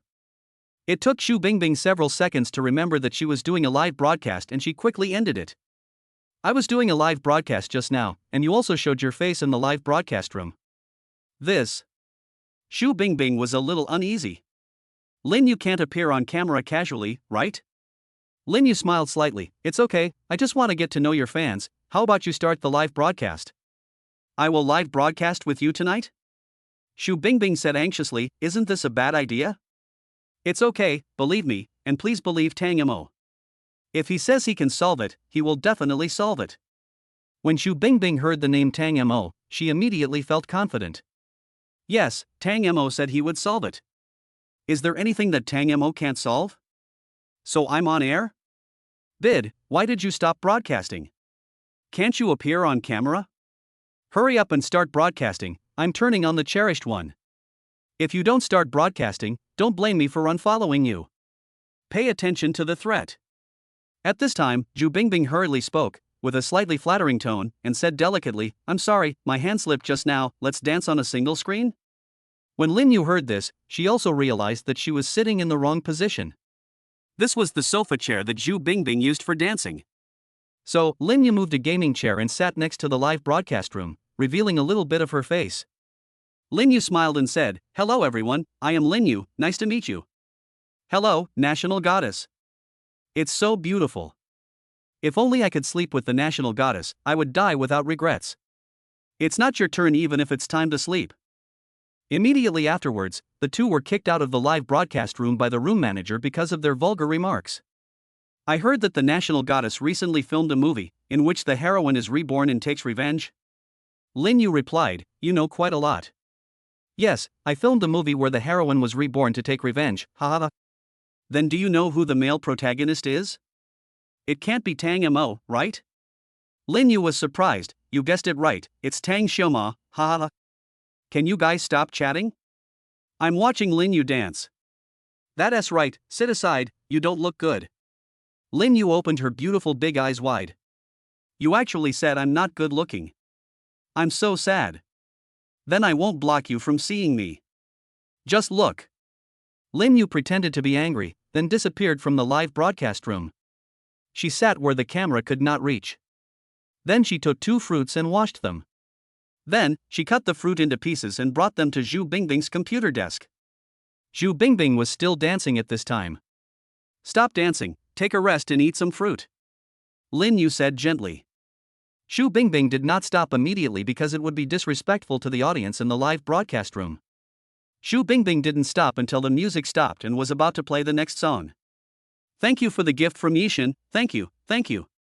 As she spoke, Xu Bingbing pulled over a chair and sat down. She turned around and said, "Thank you, Sister Yaya, for cutting the fruit pieces for me to eat. I want to eat too." Lin Yu cut the fruit pieces. "If I spend 100 yuan on gifts, can you send them to me by post?" The fruit must have the scent of Lin Yu's hands left on it. "I want to eat it too. I'll pay 200. Since you all paid to buy Lin Yu's cut fruit cubes, I'll also pay 500. If you really sell them, just ignore what I said and I'll just follow suit."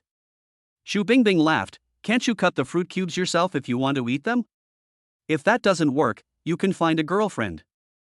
Lin Yu was also eating some fruit with a small plastic fork, and curiously leaned over to the computer screen to take a look. After seeing the comments in the live broadcast room, Lin Yu was speechless. Isn't it safe for me to earn this money from you? It's just cutting fruit, which takes at most half an hour. It's not good to charge you hundreds of dollars for half an hour, right? We are happy to pay for your cut fruit pieces. Whether they are good or not is our business. Lin Yu continued, even if I send it to you, it will probably be rotten. It will go bad if it's left for too long. You'll get diarrhea if you eat it, so why not just not eat it? No. I have to eat the rotten ones. It doesn't matter whether it's rotten or not, I just want to eat the fruit you cut. In front of the audience in the live broadcast room, Lin Yu forked a piece of apple and handed it to Zhu Bingbing's mouth. Come, I'll feed you. They'll be so jealous. Let them know that they can't eat the fruit pieces I cut, but have to watch me feed them to others. Ha, I am dying of laughter. Who wanted to eat the fruit cubes just now? Come out so I can meet you? Bid, you are not getting any better. Just when there was a joyful atmosphere in the live broadcast room, Tang Mo called Lin Yu. Lin Yu walked to the side and answered the phone. After knowing that Tang Mo had solved Zhu Bingbing's problem, the sadness on his face was slightly reduced. Recently, Tang Mo has done so much for Tang Media and worked so hard that she feels so heartbroken.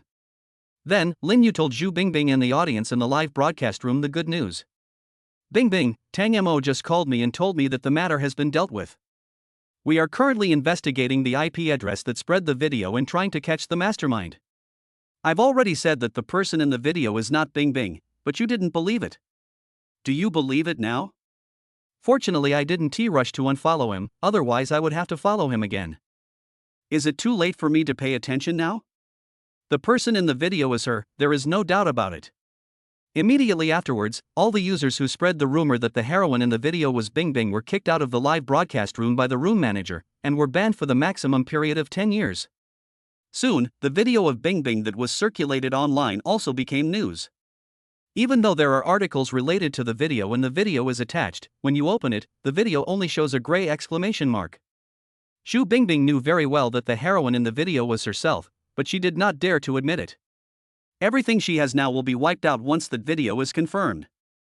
She has been working hard every day for today, and she doesn't want to fail. She began to regret being a princess because her background was clearly known to others. After hearing what Lin Yu told her, she felt so relieved. She felt like a floating cloud, light and airy, as if she had no ground to touch. And on WeChat, Yishan sent a message. Yishan, I believe the heroine in the video is not you. Zhu Bingbing smiled bitterly. She didn't know whether she should confess to Yishan. She didn't know how to repay Yishan for his kindness to her. Now she just wants to use the rest of her life to repay Tang Mo, even if Tang Mo looks down on her. As long as she could stay with Tang Mo, she would be satisfied. She didn't ask for much. After thinking about it, Zhu Bingbing decided to confess to Yishan. That heroine is me, not artificial synthesis. When Yishan heard the news, it was like a bolt from the blue, and he did not reply to Zhu Bingbing for a long time. Until Zhu Bingbing went off the air and sent him a smile. Yagami, even so, I still like you. Zhu Bingbing, it's not me you like, it's the Bingbing in the live studio. I'm not as good as you think. Don't give me gifts anymore. We can't be together. Not long after Zhu Bingbing finished the live broadcast, Tang Mo came. Tang Mo smiled and said, "Don't worry, the video has disappeared from the internet. I am asking Li Sun to find the source of the video. Once I find him, I will make him pay the price." Zhu Bingbing nodded, "Thank you, Tang Mo, if you like, I can be your servant." Tang Mo turned his head to look at Lin Yu, who was leaning on his arms, and chuckled, "Having one of my servants is enough. Don't always think about repaying me. I took you as an anchor just to find out something about Zhang Zhengshuang. I already know what kind of person Zhang Zhengshuang is, so our deal is done. You are no longer the princess of Morabar, but just a contracted anchor under Tang Media. If one day you don't want to live stream anymore, you can tell me. You can travel around the world, or find a small village and live out your life there." After saying that, Tang Mo turned around and left with Lin Yu. Lin Yu hit Tang Mo twice and said coquettishly, "Who is your servant?" "Nonsense." Tang Mo rubbed her cheek affectionately and said with a smile, "Then I am your servant, my princess." Seeing the intimate actions of Tang Mo and Lin Yu, Zhu Bingbing only felt deeply frustrated. She regretted it very much. She shouldn't have thought about doing things that could make money quickly before, otherwise she wouldn't be a hostess in the bar. Soon, Li Sun found the IP address from which the video was posted. The IP address is at Hai Rui Plaza. After learning the news, Tang Mo immediately went to find Shenlang and asked, "Why would you hurt a girl?" Shenlang was confused. "Who did I hurt? Don't spit blood at me. Be careful or I'll hit you." "Did you post that video of Zhu Bingbing?" Shenlang scratched his head and said, "Are you sick? Why would I do such a thing? Didn't you also start Shen's media? Fuck you." Shenlang couldn't control his temper when talking to Tang Mo and slapped Tang Mo in the face. Tang Mo never expected Shenlang to suddenly attack him and was knocked off balance. He twisted his neck and walked towards Shenlang with a cold face. Shenlang said fearfully, "Don't come over here. If you come over again, I will really beat you up." As soon as Shenlang started waving his hands, he was greeted with 2 punches. Half an hour later, Shenlang, with a bruised face, poured a cup of coffee and handed it to Tang Mo, saying, "Here's your favorite coffee." Tang Mo took a sip of coffee and said, "Not bad. Speak nicely next time and don't touch me. You didn't even give me a chance to speak. I just wanted to ask if someone deliberately used the IP address of Hai Rui Plaza." Shenlang retorted angrily. Tang Mo curled his lips. All right, don't act like I'm bullying you, just check it out and tell me if you have any news." Chapter 64 ran away. That day, Shenlang found the guy who used the IP address of Hai Rui Plaza to post Zhu Bingbing's video. He is a veteran employee of Hai Rui Plaza and has more than 10 years of work experience. Shenlang was very dissatisfied with this result. He wanted to ask this old employee something.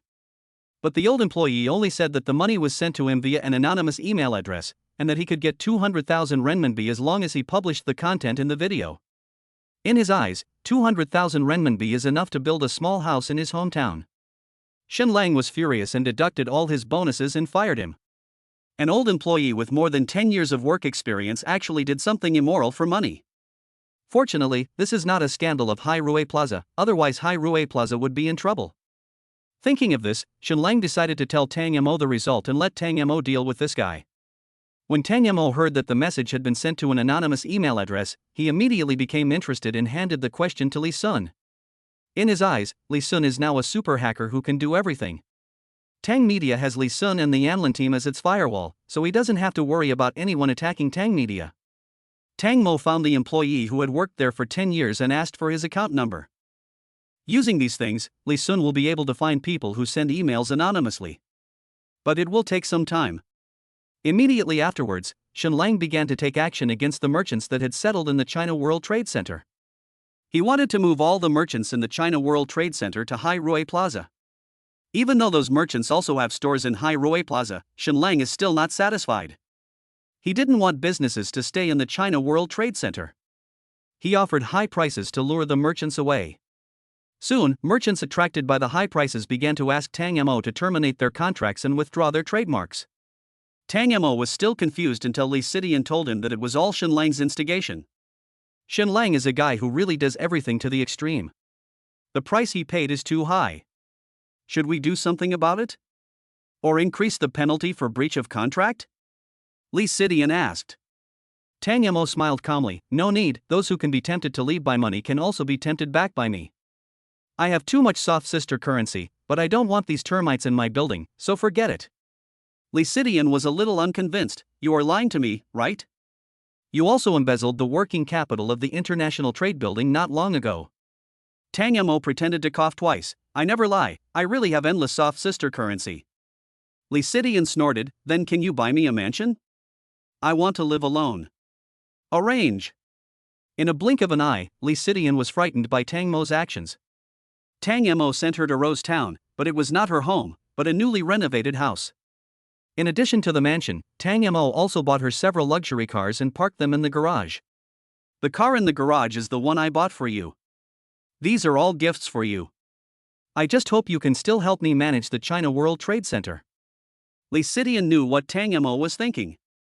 Tang Mo just wanted to be a hands-off boss. She also happened to be interested in management, otherwise she would not have waited so long for a resignation. Her current goal is to become an elite woman like Chong Man, the sales boss of Lanxiong. Lee Sidian was slightly surprised. The total value of his luxury houses and cars was at least 100 million. Maybe Tang Mo really has endless amounts of RMB? Lee Sidian looked at Tang Mo, clasped her hands behind her back, and said with a smile, "Thank you, Tang Mo." In fact, Lee Sitian's family can afford these things, but she doesn't want her family to buy them. Otherwise, she might be threatened to go on a blind date someday, and she didn't want that. Immediately afterwards, good news came from Lee Sun. He found out who was sending the anonymous email. It is a man named Bai Xiaochen. After hearing this, Tang Mo immediately drove to Bai Xiaochen's home. According to Kai Yudi's investigation, Bai Xiaochen has been working at Mora Bar and also serves as an executive at Mora Bar. However, Bai Xiaochen has not been going to work at Mora Bar recently, citing illness as an excuse. Bai Xiaochen lives in a small alley, which is surrounded by some old buildings.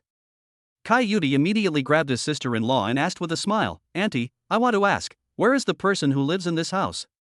When the old lady saw Kai Yudi in police uniform, she relaxed a little and said, "This house has not been occupied for a long time. There was a young man who lived here before." After hearing what the aunt said, Tang Mo and Kai Yudi both felt it was a pity. We are almost getting to the truth of the matter.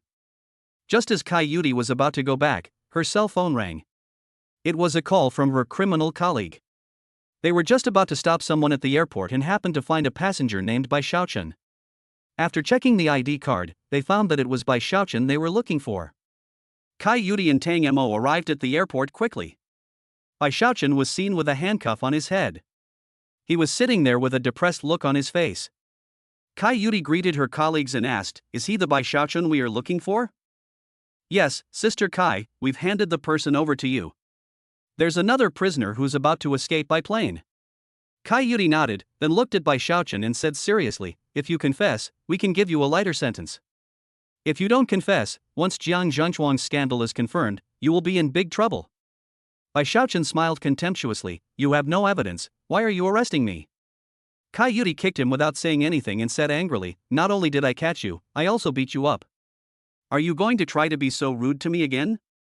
Bai Xiaochen stopped talking. "This woman is too cruel. She kicked me as soon as she came up." He had heard of Kai Yudi, but he had never believed how violent a woman could be. Now, he believed it and truly experienced it. Tang Mo stood aside, his mouth twitching slightly.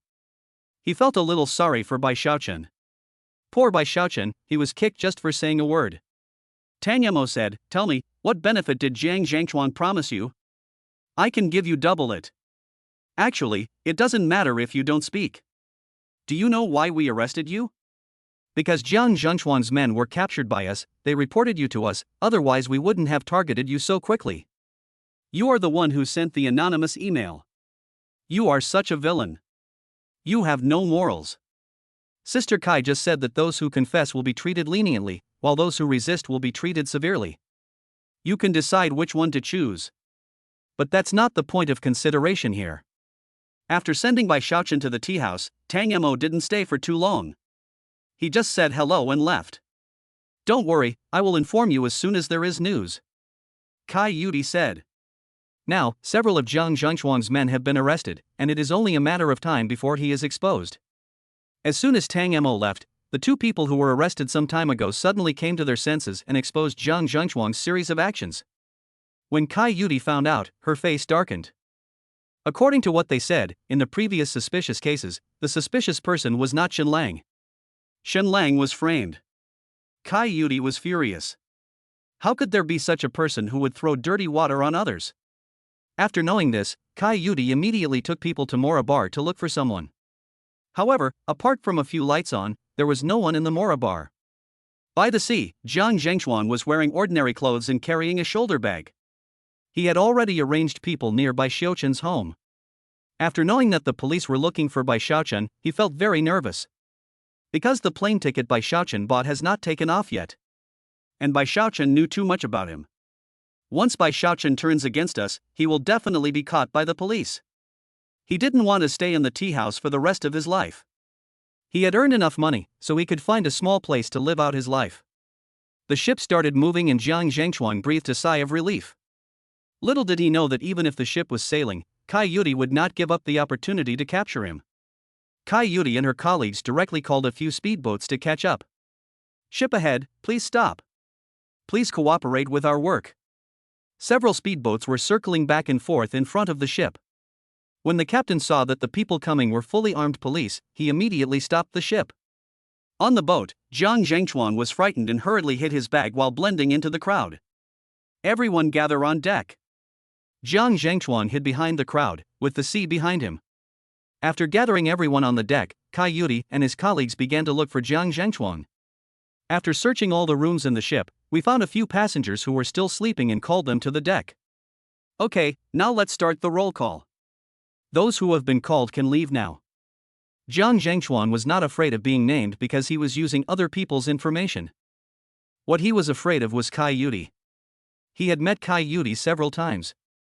As the number of people dwindled, Kai Yudi called out a name, Situren. Situren is the name that Jiang Zhengchuan impersonated.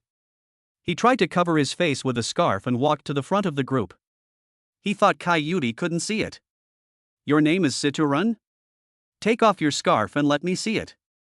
After hearing this, Jiang Zhengchuan took off his scarf slightly, revealing half of his face. Cough, cough. Jiang Zhengchuan pretended to be blown by the wind and coughed twice. "Okay, go in." Kai Yudi didn't want to embarrass others, so she waved her hand. But when she looked at Jiang Zhengchuan's back again, she felt that he looked a little familiar. Kai Yudi reacted and immediately said, "Catch him." When Kai Yudi's colleagues heard this, they immediately stepped forward to arrest Jiang Zhengchuan. Jiang Zhengchuan ran towards the ship's fence without saying a word and then dived into the sea.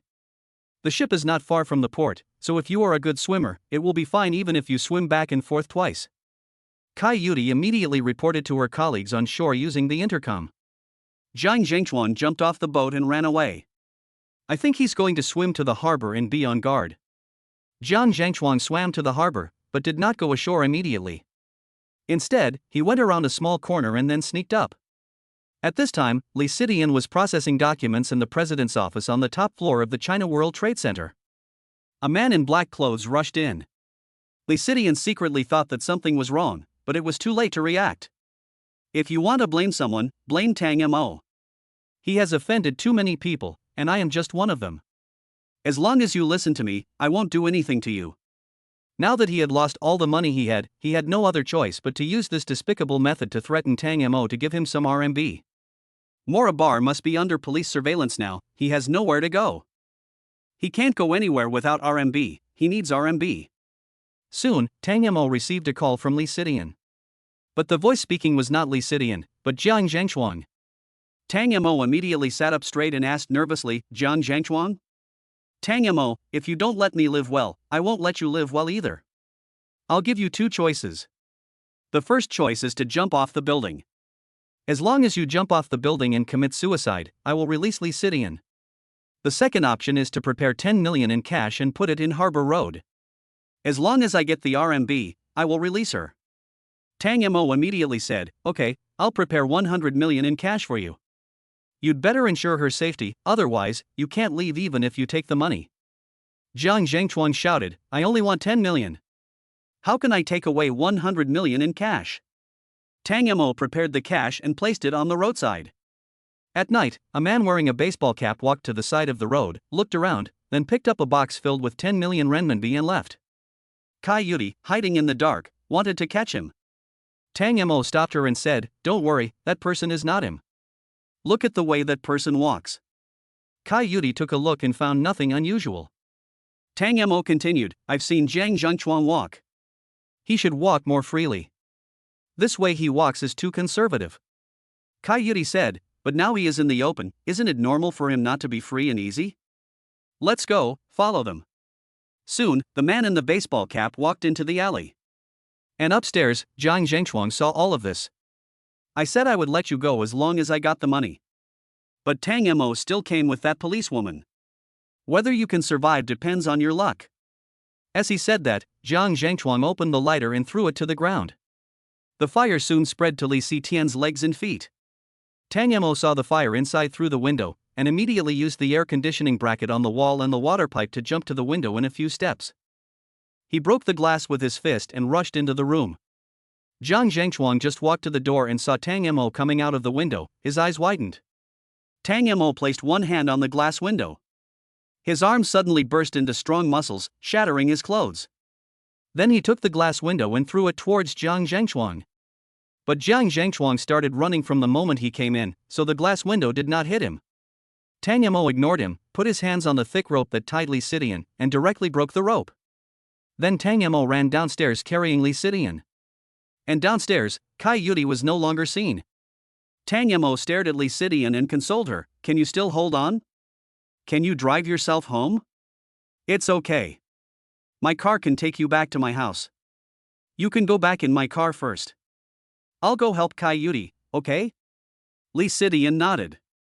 This car is a super sports car that Tang Mo spent over 100 million yuan to customize. Even bullets can't penetrate it. Lying in the car, Li Sidian listened to soft music, with the roof of the car shining with stars. Chapter 65, Shun's group cannot collapse, Tang's media bar opens. In the alley, Kai Yudi was confused. There was a 2-meter-high wall in front of Kai Yudi, and she didn't know where she was. She chased Jiang Zhengchuang away. Just after sending Li Sidian away, Tang Mo ran into Jiang Zhengchuang, who was trying to escape at the exit of the alley. Jiang Zhengchuang's pupils suddenly shrank and he turned around and ran into the alley. He didn't know that once Tang Mo targeted him, it would be difficult to escape. Tang Mo was very fast and caught up with Jiang Zhengchuang in the blink of an eye.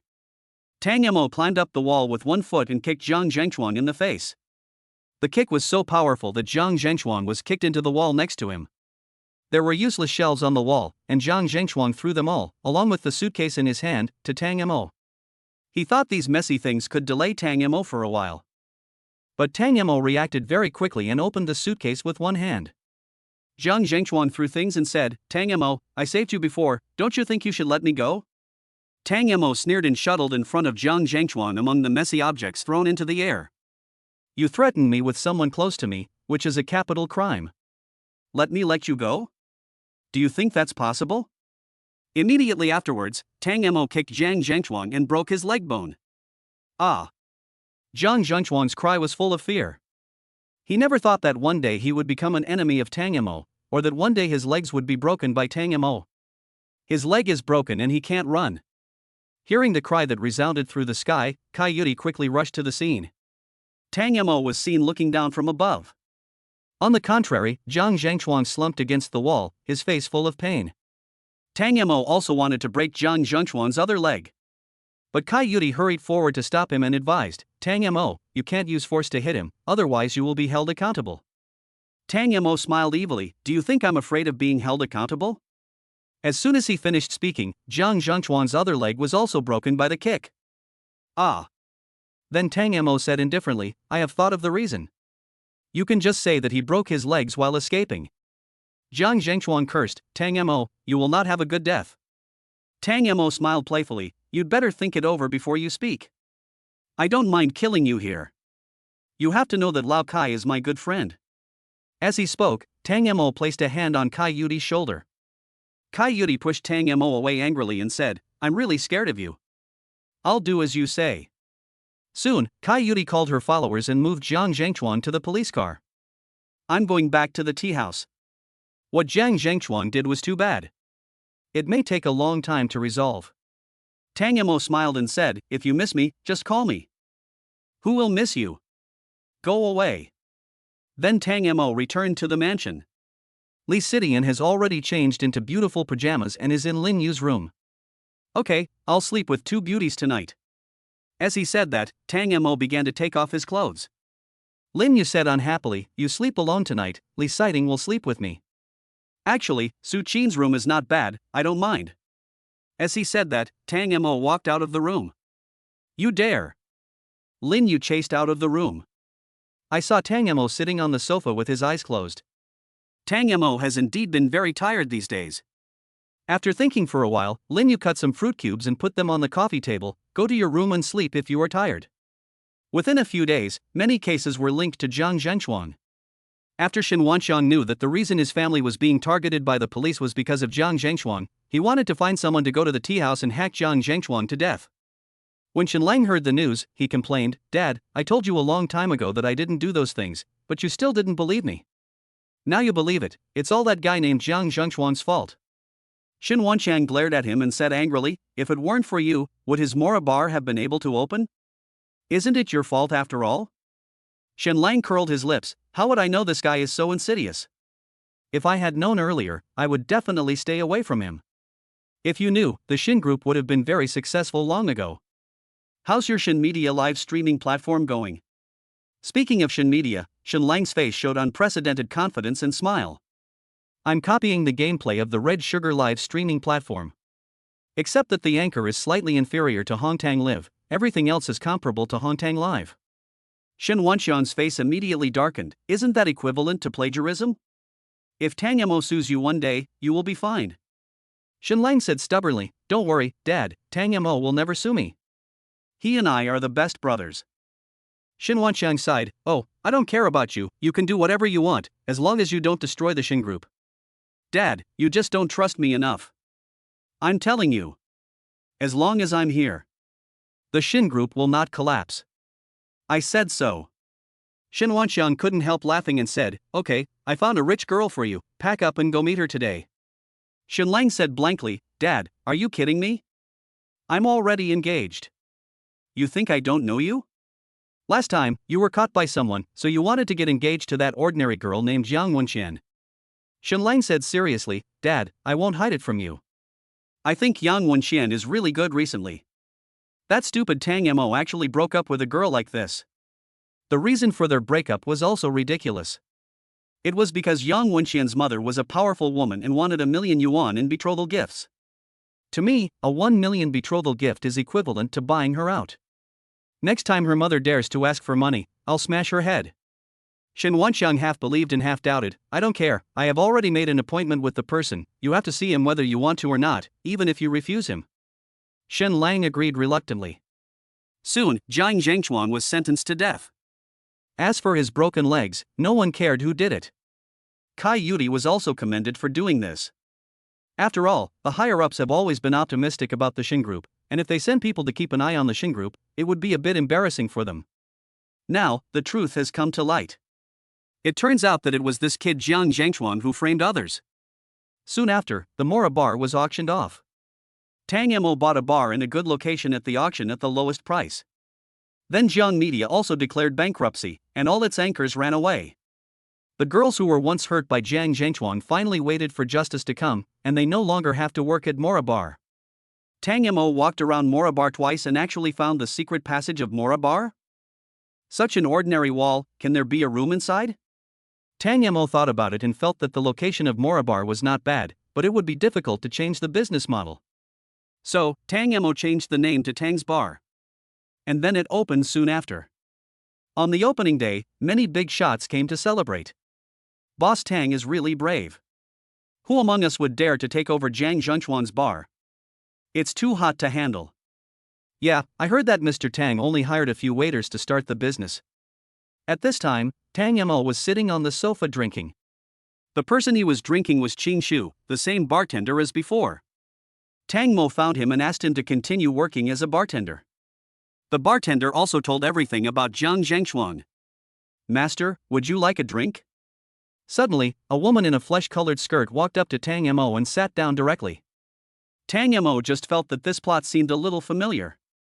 In the drama crew where the heroine is reborn and takes revenge? Without waiting for Tang Mo to speak, the woman suddenly took out a butterfly knife and stabbed Tang Mo. Tang Mo grabbed her wrist with one hand and with a little force, the butterfly knife fell onto the sofa. "I'll give you a chance to tell me the reason why you stabbed me. If you tell me well, I'll let you go. If you tell me not well, you know what I mean."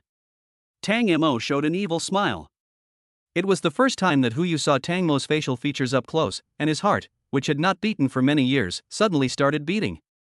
Hu Yu clenched his other hand and said, "If you kill Jiang Zhengchuan, what will happen to us women who only know how to use our bodies to make money? We have been without any source of income for many days. I've been eating instant noodles for 3 days. I'm about to throw up." Hearing this, Tang Mo felt a little embarrassed as he had forgotten how this bar was run before. Although some girls were rescued, it seems that some girls also lost their source of income. Tang Mo thought about it and decided, "How about you try Hongtang Live? I'll recommend it to you." Hu Yu was almost going crazy after hearing this. To be a female anchor, one must not only have good looks but also talent. She has nothing but a pretty face. You want me to persuade the audience to drink during a live broadcast? Young master, drink? Huyu's words were funny, and Tang Mo suddenly laughed. No, can you try to do something else? Like dancing and singing? If that doesn't work, can you tell some jokes or something? Perhaps persuading the young master to drink during live broadcast is also a novel way of live broadcast? Huyu thought Tang Mo was joking with her, so she immediately used her other hand to pick up the butterfly knife and stab Tang Mo again. Tang Mo grabbed her wrist and pushed her. With just one move, all the strength of her other hand was taken away, and the butterfly knife fell to the ground. I'm not a good person. Don't blame me if you touch me again. I'll give you a chance. If you cherish it, you can go and learn. Like Xu Bingbing, she was like this before, but now, she's a big anchor, right? Think about it. Come to Tang Media and find me when you're done. He said he would go to Tang Media to find him. But he is not in Tang Media 24 hours a day. Tang Media has become a paradise for its employees. There is no boss pushing you to work, it all depends on whether you want to do it and are willing to do it. Or if other employees have done their job well and you are the only one who doesn't do it, that would be a bit unreasonable. And Lan said, I'm going to call Mr. Tang now, you sit here and wait. At this time, Tang Mo was in the crew. This time he was filming a TV series. The content of this TV series was specially created for him and Lin Yu. That's right, the director is still the short and fat guy Zhou Ping. After receiving the call, Tang Mo smiled and said, just do whatever you want when she comes. I believe you. After saying that, Tang Mo hung up the phone. Okay, let's continue shooting. Tang Mo is not only a guest actor, he is also an investor in the crew. As long as the show becomes a hit, he can get a piece of the pie. When filming, the crew was in a scenic spot outside the city and stayed in a homestay in the scenic spot at night. In the morning, standing on the balcony, you can see the seashore and the eastern sky connected together. The sun had just risen halfway when the eastern sky was filled with rosy clouds. This period of time in the morning in the scenic area is the quietest and most comfortable time. Walking on the road, you can still smell the fragrance coming from the breakfast shop. During breakfast, Tang Mo, Lin Yu, and Su Qin found a breakfast shop to eat. Zhou Ping took his large group to have breakfast at another house. I feel that life here is so good. The traffic is very slow, there are no cars, and no engine sounds. Su Qin said with stars in her eyes. Lin Yu nodded, indeed, I haven't used RMB to pay for a long time. Now I use my mobile phone. Tang Mo interrupted, how about we buy a house here and settle down here? Su Qin's eyes were full of stars, but she didn't say anything, her gaze fell on Lin Yu. Only with Lin Yu's consent could they stay in this scenic area and this ancient town with a long history. Lin Yu looked up at Su Qin and smiled, is that okay? After breakfast, everyone started filming again. Zhou Ping waved his hand and said, Boss Tang, please move aside a little. You're blocking me from slapping Lin Yu's face. Mr. Tang, your expression just now was wrong. It should be like this. Boss Tang, you can't always have the same expression, it's too cold, you need to show some emotion. Mr. Tang. Tang Mo was filming today, and Zhou Ping kept complaining, which made Tang Mo very uncomfortable. Tang Mo walked out of the crew, walked in front of Zhou Ping, and angrily asked, did you do this on purpose? Zhou Ping smiled awkwardly, no, really, this drama requires a male protagonist with emotions. If it's too cold, the audience will definitely not like it. The ratings won't be high if that happens. Tang Mo put his hand on Zhou Ping's shoulder and asked, just tell me which expressions I want to perform.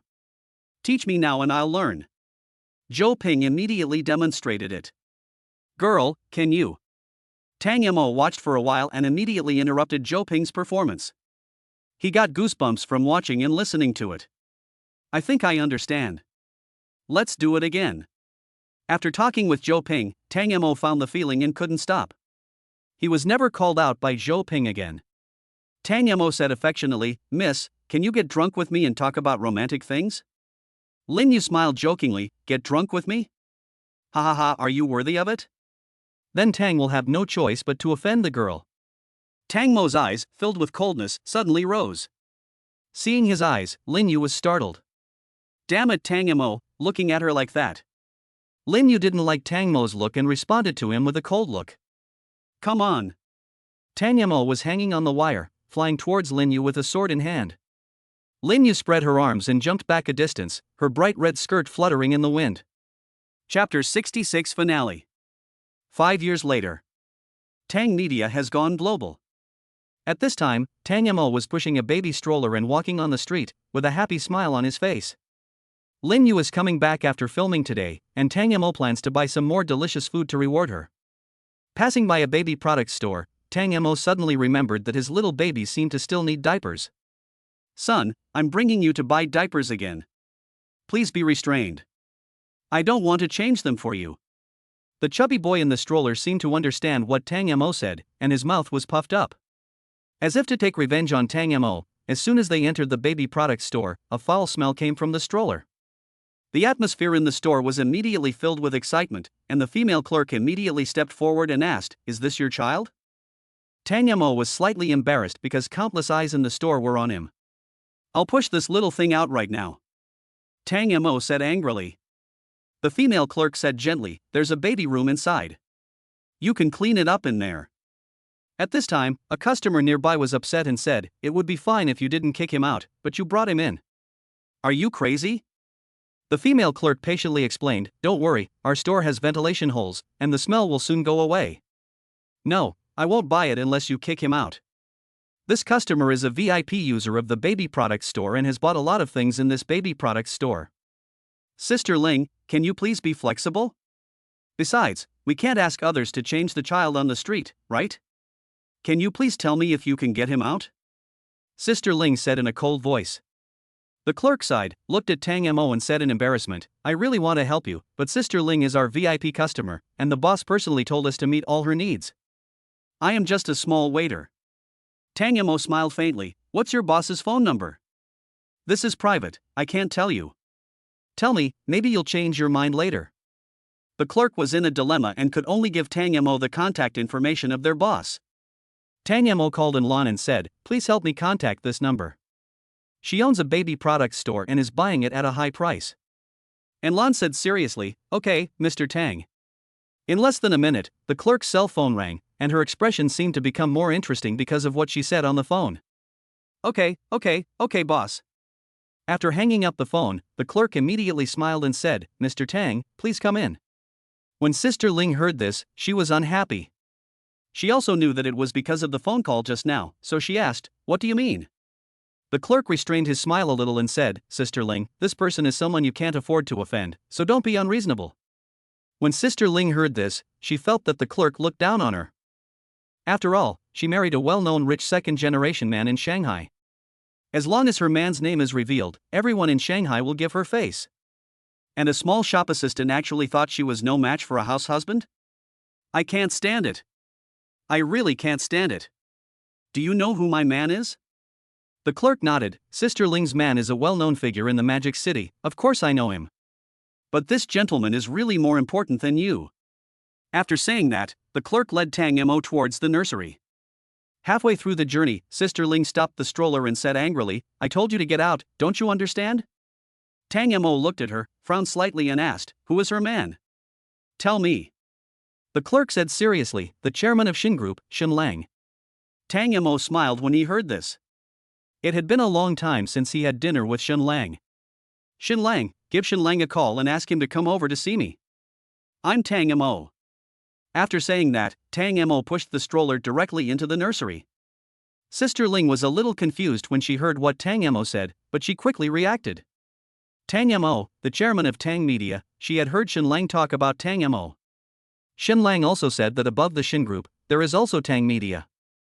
No one can shake Tang Media's current position.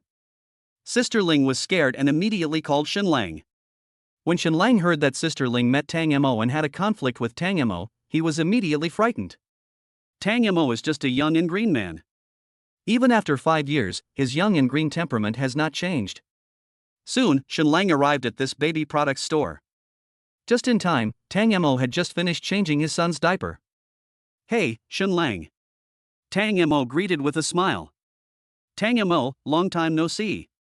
This is the first time I meet you, young master. Please accept my gift." Xin Lang smiled and stuffed a red envelope into the stroller. Tang Mo did not stop him and continued, "Is this the woman you married?" "Yes, a relative introduced him to me." He's a nice guy, but he's a little tough. Indeed, I'll come visit you in a couple of days. Lin Yu is coming back by plane after filming today, so I have to take good care of her. Okay, I'll wait for you. Tang Mo walked out of the baby products store with a faint smile still on his face. In the store, Sister Ling grabbed Shen Lang's sleeve and said with lingering fear, "Is he Tang Mo? At first I thought he was just a gigolo." I've told you several times not to judge people by their appearance. Now you've hit a wall, haven't you? Fortunately, Tang Mo didn't cause you any trouble, otherwise, neither of our two families would be able to protect you. Sister Ling was a little unconvinced. Is he really that powerful? Yes. Then, Tang Mo went to the China World Trade Center. Li Sidian picked up Tang Xiaoma, rubbed her face against his, and said with a smile, "Tang Xiaoma, long time no see? Do you miss your aunt?" Tang Xiaoma pinched Li Sitian's face with his little paws and said in a baby voice, "I do." Li Sidian was slightly surprised. Tang Xiaoma can talk now? That's amazing. At this time, Meng Meng came in with 2 cups of coffee. When she saw the visitor, she came to Li Sidian and teased Tang Xiaoma. Tang Mo was like a transparent person. He can only pick up the coffee brought by Meng Meng and take 2 sips. Is work going well lately? Or you can find a professional manager to take your place and give you paid leave, right? Tang Mo asked a few questions, and after a few seconds Li Sidian answered, "I am the president of the International Trade Building. I cannot take a paid vacation. I have to set a good example." Meng Meng followed up and said, "Me too, I want to follow Sister Tian and lead the China World Trade Center to the world." Then keep going. If you need money, tell me. I have too much money and I just don't know where to spend it. Don't worry, I will definitely come to you if I need money. After buying groceries, Tang Mo took little Tang Mo home. After a while, Lin Yu and Su Qin came back. But Lin Yu's face didn't look good. Tang Mo asked, but Lin Yu didn't say anything. So Tang Mo asked Su Qin. Su Qin told Tang Mo what happened in the crew. An American actor came to the crew and fell in love with Lin Yu at first sight. I want to invite Lin Yu to have a meal. Lin Yu did not agree. So, the American actors encouraged everyone to have a meal together, including Lin Yu. This filming was not invited by director Zhou Ping, but by another director. Other directors saw that there were benefits to be gained and agreed to the American actors' request. So the director invited everyone in the crew to have a wrap-up dinner together. It also implies that those who don't go to the dinner may have their filming scenes deleted or something. Lin Yu had been shooting this drama for a long time, so she had no choice but to agree to go. The dinner time is scheduled for tonight, and the location is in Shanghai. After hearing this, Tang Mo immediately got angry. How could other people like him, Tang Mo's woman? Don't they know my identity? Tang Mo asked indifferently. Su Qin thought for a moment and said, "I think they know, but no one speaks up for Lin Yu." Tang Mo smiled. It will be easier if you know that. What's the actor's name? What's his background? Su Qin said, that actor is the most popular American actor in China recently. He has no background in the United States and was even expelled from school for fighting. But because he is so good looking, many girls blindly worship him and put him on a pedestal. Tang Mo sneered, that's really interesting, he wants to touch me? Then I must satisfy him. As he spoke, Tang Mo did not stop his hands. He was cooking in the kitchen. Okay, the soup is ready, let's get it out of the pot. After a while, Tang Mo went to the room and called out, dinner is ready, come out and eat. I don't want to eat. Lin Yu was in a bad mood and said with a pout. Let's eat. I'll go to dinner with you tonight and I'll slap him twice, okay? Being cared for by Tang Mo, Lin Yu felt happy in her heart. There's no need to slap him, right? What if he tries to scam you and asks you to pay for it? I don't want that. Then don't slap him in the face, just ban him. After hearing this, Lin Yu felt much more cheerful. So what delicious food did you make? Is it something I like to eat? These are all the foods you like to eat? It was just past 6 o'clock after dinner. The crew's dinner was at 7:30, which gave Lin Yu and Tang Mo enough time to clean up. Su Qin, please stay and take care of little Tang Mo tonight. Lin Yu and I will go check on him. Su Qin nodded, okay, leave it to me. Tang Mo drove his McLaren to the hotel and saw the American actor at the door. He was indeed very handsome. He is rich and handsome, no wonder he is deified. Tang Mo's car stopped in front of the hotel. After getting out of the car, he walked straight into the hotel. The parking guy who was about to take the key and help park the car looked confused. "Sir, you can't park your car in front of the hotel," the parking attendant stopped him. Tang Mo smiled and said, "Go call your boss, and then come talk to me." The American actor came over and laughed. "Hey, is this the man of Goddess Lin Yu? He's really generous. Today, I have a dinner appointment with the theater crew, but I didn't ask if I could bring anyone to eat with me. Can you please go away?" Tang Mo clenched his fists immediately. This BYD mocked him in front of him? But soon, Tang Mo loosened his fist, took a deep breath, and pinched his orchid fingers and said, "Wife, he told us to get out, so we won't eat, let's go together." Lin Yu was confused. What was Tang Mo doing? She got goosebumps all over her body. The American actors were also confused. They all said that Lin Yu's man was the chairman of Tang Media and the most famous man in the world, but this? Are all the rumors outside false? But they have already invited me, I can't leave? Lin Yu followed Tang Mo's words and said, "No, let's go together," Tang Mo said shyly. The American actor couldn't bear to watch it anymore and said, "Forget it, let's eat together." After the American actor turned around, Tang Mo's mouth corners curled up in a strange arc. Immediately afterwards, all the people from the troupe disappeared from the dining room. I saw a few big directors sitting there, talking and laughing. Only the director who had accepted a dinner invitation from an American actor felt uneasy. "Hey, Mr. Tang is here. Mr. Tang, please come in." Zhou Ping stood up immediately when he saw Tang Mo come in. As soon as Zhou Ping spoke, other directors stood up and greeted him. The American actor suddenly panicked and wanted to leave.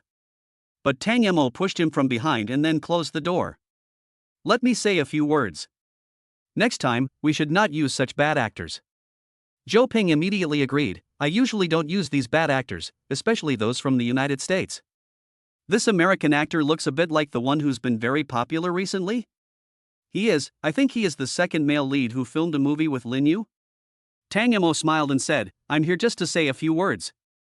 I won't ask anything else." My woman was frightened by this BYD. "I hope you can be more sensible. Then come to Tang Media tomorrow, I'll treat you to a drink." After saying that, Lin Yu took his arm and followed him out. After the door was closed, the directors inside were all mocking the director who invited Lin Yu to have this meal. "Director Zhang, you've offended someone. Today you only have two options. First, you have to quit directing. Second, we'll help you get out." Then, Zhou Ping grabbed the American actor's blonde hair with one hand and said with a joking smile, "You are the woman who threatened my brother Tang, right? I will beat you to death." "Hey, be gentle, I'll kick you too. Kick me a few times too. I have to be sincere when we drink tomorrow." At this time, Tang Mo walked into the hotel lobby. The parking guy just now became restless after hearing Tang Mo's name, and wanted to find an opportunity to apologize to Tang Mo. Seeing Tang Mo coming out, he stepped forward and said, "Boss Tang, I was blind just now." Tang Mo smiled and said, "It's okay. You've only been here for a few days. I understand." Afterwards, other crews reshot the part with the American actors in the play shot by Lin Yu, and then a professional editor re-edited the entire play. As a result, Tang Media added a template, the entertainment industry template. The people in this template are all well-known figures who hold half the country in their hands. Now, they are also members of Tang Media.